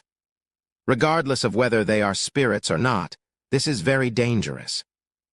Most of the Beyonders who have attempted this have died tragically, and a small number have mysteriously disappeared. Only the corresponding notebooks were left behind to prove what they had done. Lumion asked curiously, "Can I summon something from the real world?" Auror pondered for a moment before responding. In theory, as long as the other party has a close relationship with the spirit world or has reached a certain level, they should be able to hear the summoning and decide if they want to respond. However, such a target is either very special or very powerful. If you want to live well, don't try it. Furthermore, when the summoning target isn't a spirit, the requirements for the corresponding ritual will be even higher. It will require more spirituality, and it might even require a large number of sacrifices. Only then can we open the door of summoning that can be used by non-spiritual creatures. You can barely summon white paper with a hunter's spirituality. If you want to try something more powerful, you can only pray to a deity or a hidden existence. For this, You might have to prepare something filled with spirituality as a sacrifice. Lumion roughly understood the ritualistic magic of summoning. So next, you are going to recite an incantation and complete the summoning. How is that possible? Auror scoffed. The ritual has been interrupted so many times. How can we continue? In fact, normally, as long as we follow the process, we can resume from any breaks. However, I was mainly explaining and didn't divert my attention to do the corresponding things. You probably forgot. Lumion muttered inwardly, but didn't dare say it out loud. Auror then said, "However, I do want to hold a summoning ritual. On the one hand, I want to give you a complete demonstration of the entire process. On the other hand, I want to seek help." "Seek help?" Lumion asked in puzzlement. "Summoning powerful spirit world creatures to help," Auror explained. Among the countless spirit world creatures, only a very small number of them can act as messengers. Private messengers. Messengers can be summoned by others based on special contracts. For example, if I have a contracted messenger, someone in Trier can summon it and give it a written letter. It will immediately pass through the spirit world and deliver the letter to me. Due to the special connection between the spirit world and the contract, it only takes a second or two to complete the letter delivery. Lumion sighed from the bottom of his heart. Very impressive. It's as fast as sending a telegram. But the thought that crossed his mind was, I want one too. Don't even think about it. Auror read his mind. It's very difficult to summon a messenger. Unless you obtain an exact incantation, it's unlikely that you can succeed trying yourself. And only a few special sequences can grasp an exact incantation. Even I don't have one. Lumion was disappointed and asked, "Are you going to summon a messenger and write a letter to them for help?" "Yes," Auror nodded. "She's one of the few among us who have gone the furthest on the path to transcendence. She has her own messenger. I don't expect her to save me, but she should be able to give me some advice. I'm afraid it's very difficult." "That mysterious lady said that we can only rely on ourselves," Lumion asked curiously. "Us? You mean your pen pals?" Auror nodded and asked in confusion, "When did I ever mention pen pals to you?" "Last cycle, no, last cycle," Lumion answered honestly. "All right," Auror face-palmed. "Actually, it's a mutual support organization slowly established by those of us who can't return home. We rely on letters to communicate daily, share knowledge, and solve problems. There will be small-scale gatherings or communication through messengers. She's the vice president of our organization and one of the initiators. Her code name is Hela." "Code name?" Lumion was a little puzzled. Auror tersely acknowledged, "In the organization, everyone uses code names without exposing their real names. When they write letters, they emphasize that it's a pseudonym to avoid being discovered by the officials." "What's your code name?" Lumion was very curious. Auror was silent for a moment before she replied with a sigh, "Muggle." "What does it mean?" Lumion was puzzled. Auror's eyes darkened as she replied, "Ordinary person without superpowers." Lumion knew that his sister wanted to become an ordinary person living back home more, so he quickly changed the topic. "What's the name of your organization?" Auror's expression became complicated. "Originally, everyone wanted to give it a classy name, but considering that we would write letters every day, a name that was too conspicuous would attract the attention of certain forces. Therefore, in the end, we decided on a name that sounds like a group of animal lovers." "What is it?" Lumion pressed. Auror replied in embarrassment, "The Curly-Haired Baboons Research Society." Chapter 49. True Cogitation. Lumion couldn't help but suppress his laughter at the name of the Curly-Haired Baboons Research Society, but he managed to hold it in. But even if he held it in, he couldn't help but say, "Those who know will understand that you're studying curly-haired baboons. Those who don't know will think that a group of curly-haired baboons are doing research." Of course, he was only joking. Auror rolled her eyes at him. "We often tease ourselves as a group of curly-haired baboons being studied." Seeing that his sister was in a better mood, Lumion asked, "Are all the members of your research society Beyonders?" "Not all of them," Auror answered briefly, "but some gatherings can't be attended by ordinary people." She didn't say why they couldn't participate. "Who's the president? How many vice presidents are there?" Lumion asked. "Are you doing a census?" Auror snapped back.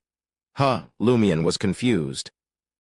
Lumion was confused and realized that Auror didn't like him asking too many questions about the curly-haired baboons research society. Auror pouted and exhaled. The president's code name is Gandalf. There are a total of 5 vice presidents. All right, I'm going to summon Hela's messenger. Lumion was puzzled and asked, Auror, Grand Sower, didn't you say that you only know the code name Hela and don't know her exact name? How are you going to summon her messenger? He remembered that his sister had just mentioned that by changing the last sentence of the summoning incantation to the messenger that belongs to so-and-so, he could very accurately pinpoint the target creature. However, she didn't know who so-and-so was. Excellent. Auror praised him and said, to be able to discover the problem is an excellent learning quality. Let's put it this way. It doesn't matter what name you use when you sign a contract with a spirit world creature.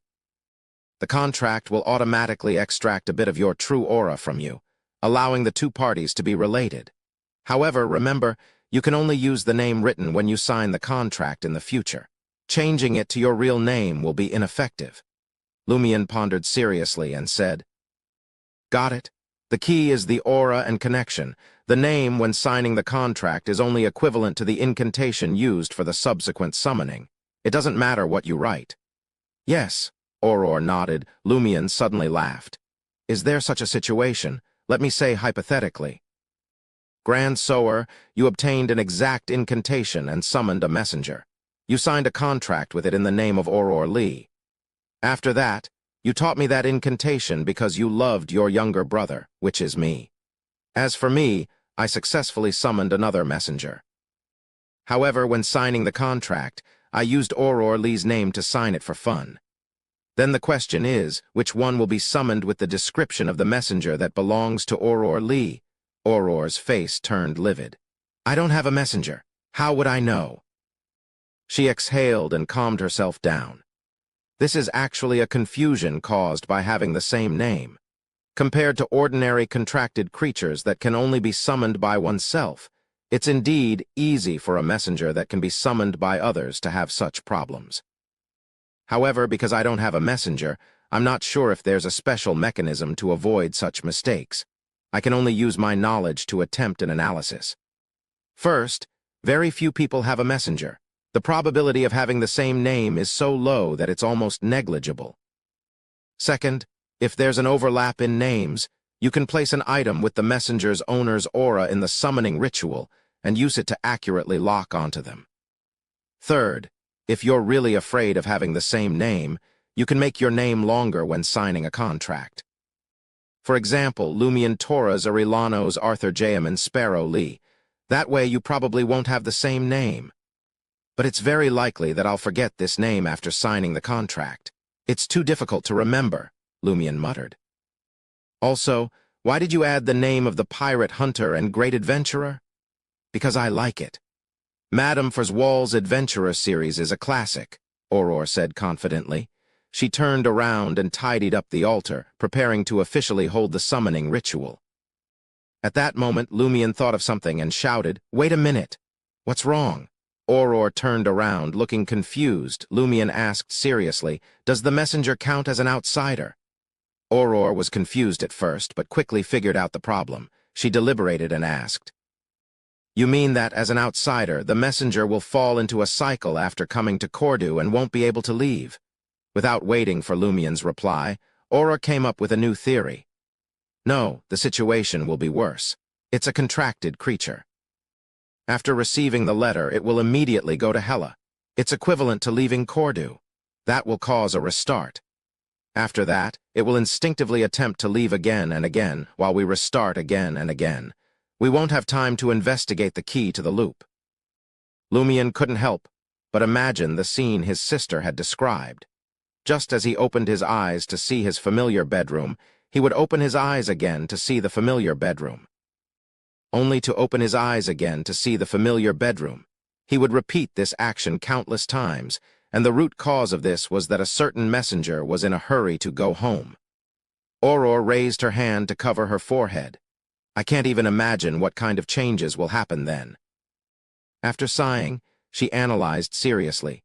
From the current situation, the departure of living things from Cordu and the surrounding area will cause the loop to restart, and inanimate objects won't trigger the restrictions. The telegram and the letter that were sent are proof. If that's the case, spirits definitely won't do either. From the looks of it, I can't summon the messenger. Lumion suddenly figured out why the liver blue could maintain its state of having its words cut out. The pieced-together notes had left Cordu, making it no longer affected. Since it couldn't return, it naturally couldn't return to its original state. He shared his speculation with his sister and asked, "The problem with liver blue has been solved, but how did that letter get sent?" "There's definitely no way to send it out during the loop. The moment the messenger leaves Cordu, it will cause a reboot, and if it's before the loop, I have no impression of it." "What about you?" "Neither do I," Auror thought for a few seconds before jokingly scolding. "You idiot, you almost led me astray. It's easy to send the letter in a loop." Lumion looked at his smart sister and asked, "Huh?" Auror chuckled before explaining, "There's no need for a postman to send the letter, nor is there a need to hire a messenger.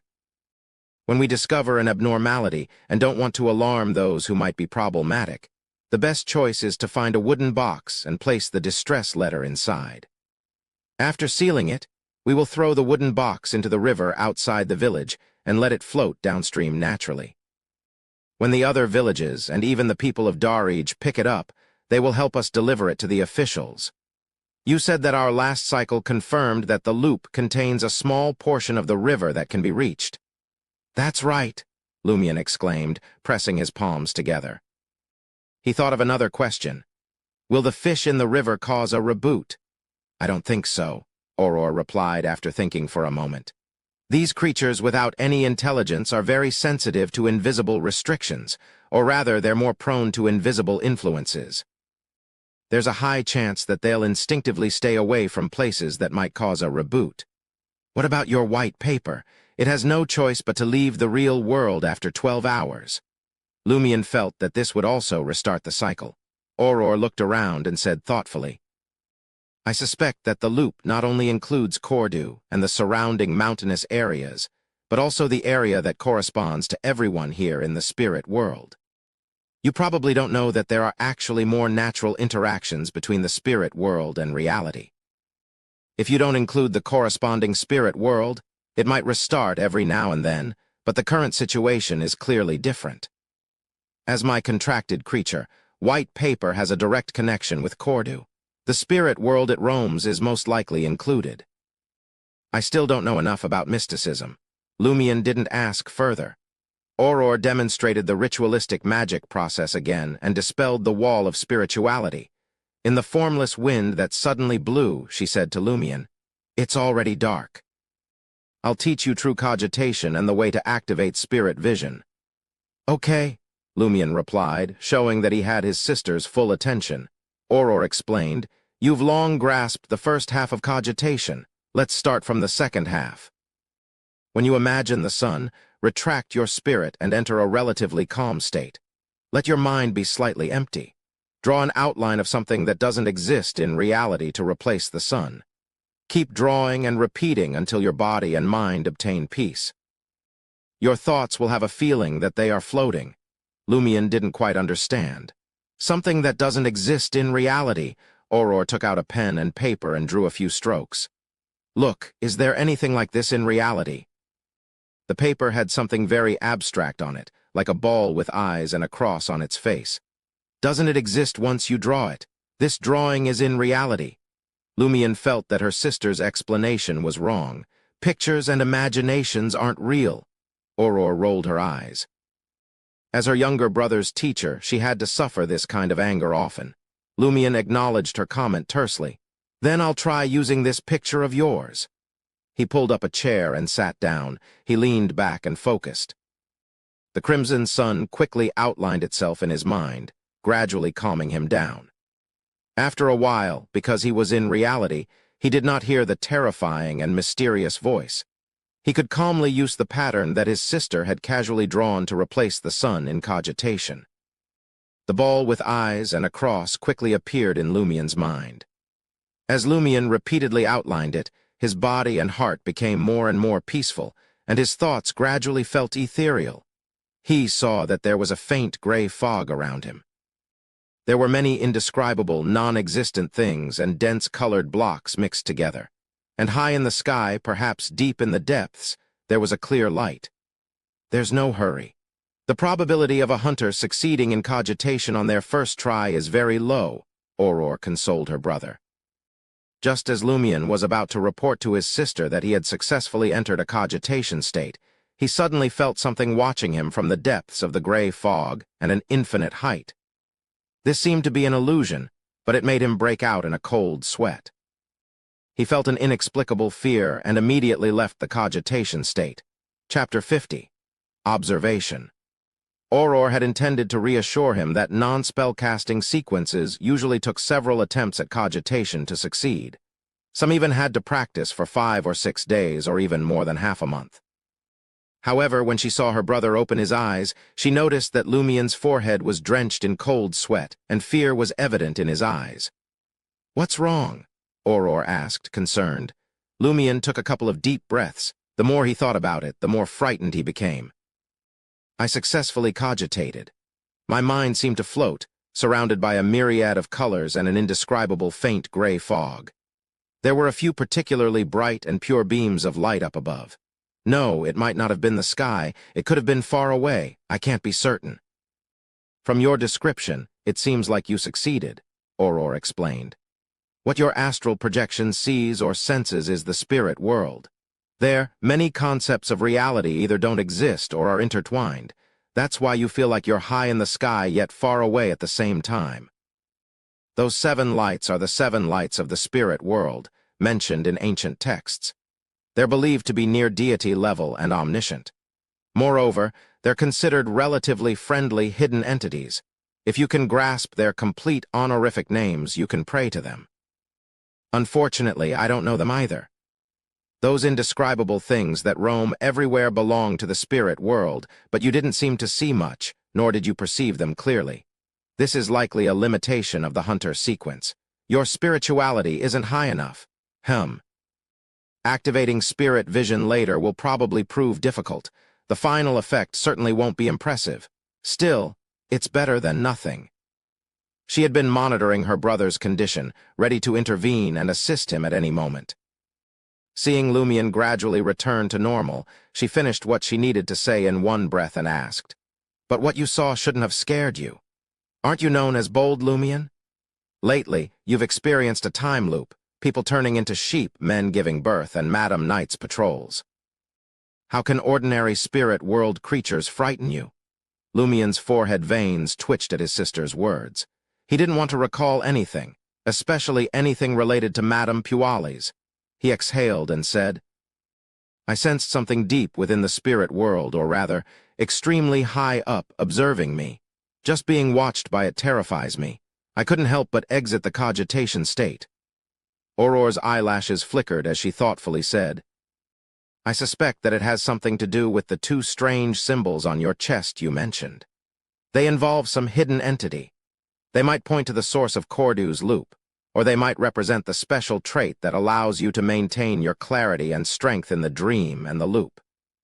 As a hunter, you succeeded in complete cogitation on your first attempt. It's highly likely that the 2 symbols influenced this." Lumion nodded as he listened, agreeing with his sister. This realization left him somewhat disheartened. "In that case, I can't cogitate. As soon as I succeed, I'll be watched and forced to leave that state. Besides, I don't think being constantly monitored is a good thing." "Do you think you aren't being watched now?" Aurora couldn't help but laugh. "It's just that you can't sense it without being in a state of cogitation. Since there's no way to evade it and you're bound to suffer damage, it's better to make more attempts to increase your resistance, allowing you to spend more time in cogitation. In the future, when facing certain situations, this might give you an edge. Of course, before becoming a Sequence 7 pyromaniac, hunters don't need deep cogitation. It's best to wait for your spirituality to improve before trying again." "Why does that sound a bit depressing?" Lumion had already composed himself and mocked his predicament. "Since I can't resist, I might as well enjoy it." Aurora scoffed. "In our current situation, I'd rather have a unique trait like yours. Even if it means facing numerous unknown dangers and challenges, at least I can retain my memory during the next cycle. I wouldn't need you to remind me, sparing many details. She then looked out the darkened window. It's time to teach you how to activate spirit vision. Keep sitting and attempt cogitation again. You don't have to enter a state where your thoughts are floating. Although that would be more conducive to activating your spirit vision, aren't there hidden entities watching you? Yeah. Lumion leaned back in his chair, relaxing his body. He first envisioned the sun in his mind, then swapped it out for the ball his sister had sketched haphazardly. He didn't repeat the outlining process, stopping only when his body and mind were serene. Auror monitored his condition, offering a soothing voice. Lift your hands in your current state and place them in front of your eyes. You can open your eyes now. Lumion kept his cool as he slowly opened his eyes. At some point, his sister had snuffed out the kerosene lamp, casting the first floor into darkness. The crimson moonlight outside the window was the only thing illuminating the outlines of objects. Once his eyes adjusted, he could barely see his hands. Point your index fingers at each other without touching. Then, concentrate on the back of your hand, which can be the back of the opposite point, Auror instructed. After completing this step, slowly move your fingers to keep them facing each other without touching. And remember, they can't leave your sight. Lumion followed her guidance, focusing his gaze on the empty space beyond his hands as he moved his fingers. Despite repeating the process countless times, he saw no changes. Soon after, he couldn't sustain the cogitation state and snapped out of it. See anything? Auror asked. Lumion shook his head. It's harder for hunters. Don't stress. If it doesn't work now, it'll work later. If it doesn't happen today, it might happen tomorrow, Auror consoled. Don't fret. Regular folks with high spirituality can activate their spirit vision after professional training, let alone Beyonders, but the results vary. If this loop fails, I can try again next time, but if that doesn't work, there may not be another chance. Lumion thought to himself. He was patient and resilient. After resting and regaining some strength, he tried again. After multiple attempts, he finally saw a fiery red dot emerge from the void between his index fingers. Success. Lumion was thrilled. He turned to his sister, but then he saw a red light radiating from Auror's body, encompassing it entirely. Didn't you say you could see the different colors of the ether body? Lumion asked, confused. Auror asked excitedly, Did it work? Lumion nodded and recounted his experience. It's a success, Auror breathed a sigh of relief. You're impressive. It's probably due to your special enhancement. Other hunters would need at least 2 weeks of practice, and some might have to reach sequence 8 before they can activate their spirit vision easily. You can only see a vague ether body. The red color means I'm healthy. You won't be able to see much else with your soul body's current strength as a hunter. She pulled out a tiny ink bottle and unscrewed the cap. Let's see if you can see white paper. Lumion focused and saw a transparent bubble emerge from the bottle. It was similar to the bubbles he made while blowing soapy water, about the size of a fist and tinted red by the moonlight. He could barely keep track of it and feared losing sight if he blinked. The bubble floated towards Auror's palm, which she scratched with her thumb, causing it to contract and expand. Lumion composed himself and reported what he saw to his sister. It's blurry, Auror shook her head. A hunter's spirit vision is limited. You can only perceive basic ether body concepts and creatures like white paper. Most things are invisible. It's better than nothing, Lumion replied with what his sister had just said. Having never experienced a stronger spirit vision, he was rather content with his current situation. Auror instructed Lumion to use cogitation to stop his spirit vision from deactivating, and to establish simple activation and deactivation triggers. Lumion practiced repeatedly until he mastered the method, but never succeeded in the express key Auror mentioned. He only vaguely understood the concept. Take a break. We'll monitor the deputy padre later for any anomalies, Auror advised, noticing Lumion's pale face from depleted spirituality. She urged him to rest. They ascended to the second floor and lit the lamp in the study. Lumion dozed off in a recliner while Auror read, waiting for night to deepen. Lumion quickly fell asleep in the recliner, while Aurora casually read her book, waiting for the night to get deeper. Lumion eventually fell asleep and forced himself to remain sleeping instead of exploring the dream world. Aurora woke him up shortly after. "We can observe the Deputy Padre now." "Okay." Lumion sat up and faced his sister. Aurora opened a miniature ink bottle and stroked white paper with her right hand, her eyes darkening. With the aid of the contract, she recited in Hermes, "My contracted creature, bear the uniqueness of my eyes." Lumion couldn't understand or see anything without his spirit vision. He waited patiently. In mere seconds, Aurora withdrew her hand and sat down. "White paper is on its way to the Deputy Padre's house." Lumion inspected the scene and noticed that his sister's eyes reflected trees swaying in the dark, not the study or himself. The trees were left behind swiftly. "That's what white paper sees?" Lumion realized. Aurora took out a mirror coated in mercury and sprinkled it with light white powder. The powder quickly bloomed with light, covering the mirror with an aqueous layer. In the water, the Deputy Padre, Mitchell Garrigue, appeared. White paper had reached the target's room and peered through a glass window. Mitchell Garrigue slept soundly, his eyes closed and breathing steady. Aurora and Lumion waited patiently, observing from all angles with white paper. Suddenly, Mitchell opened his mouth slightly, and a blurry, transparent figure emerged. It was a lizard-like thing,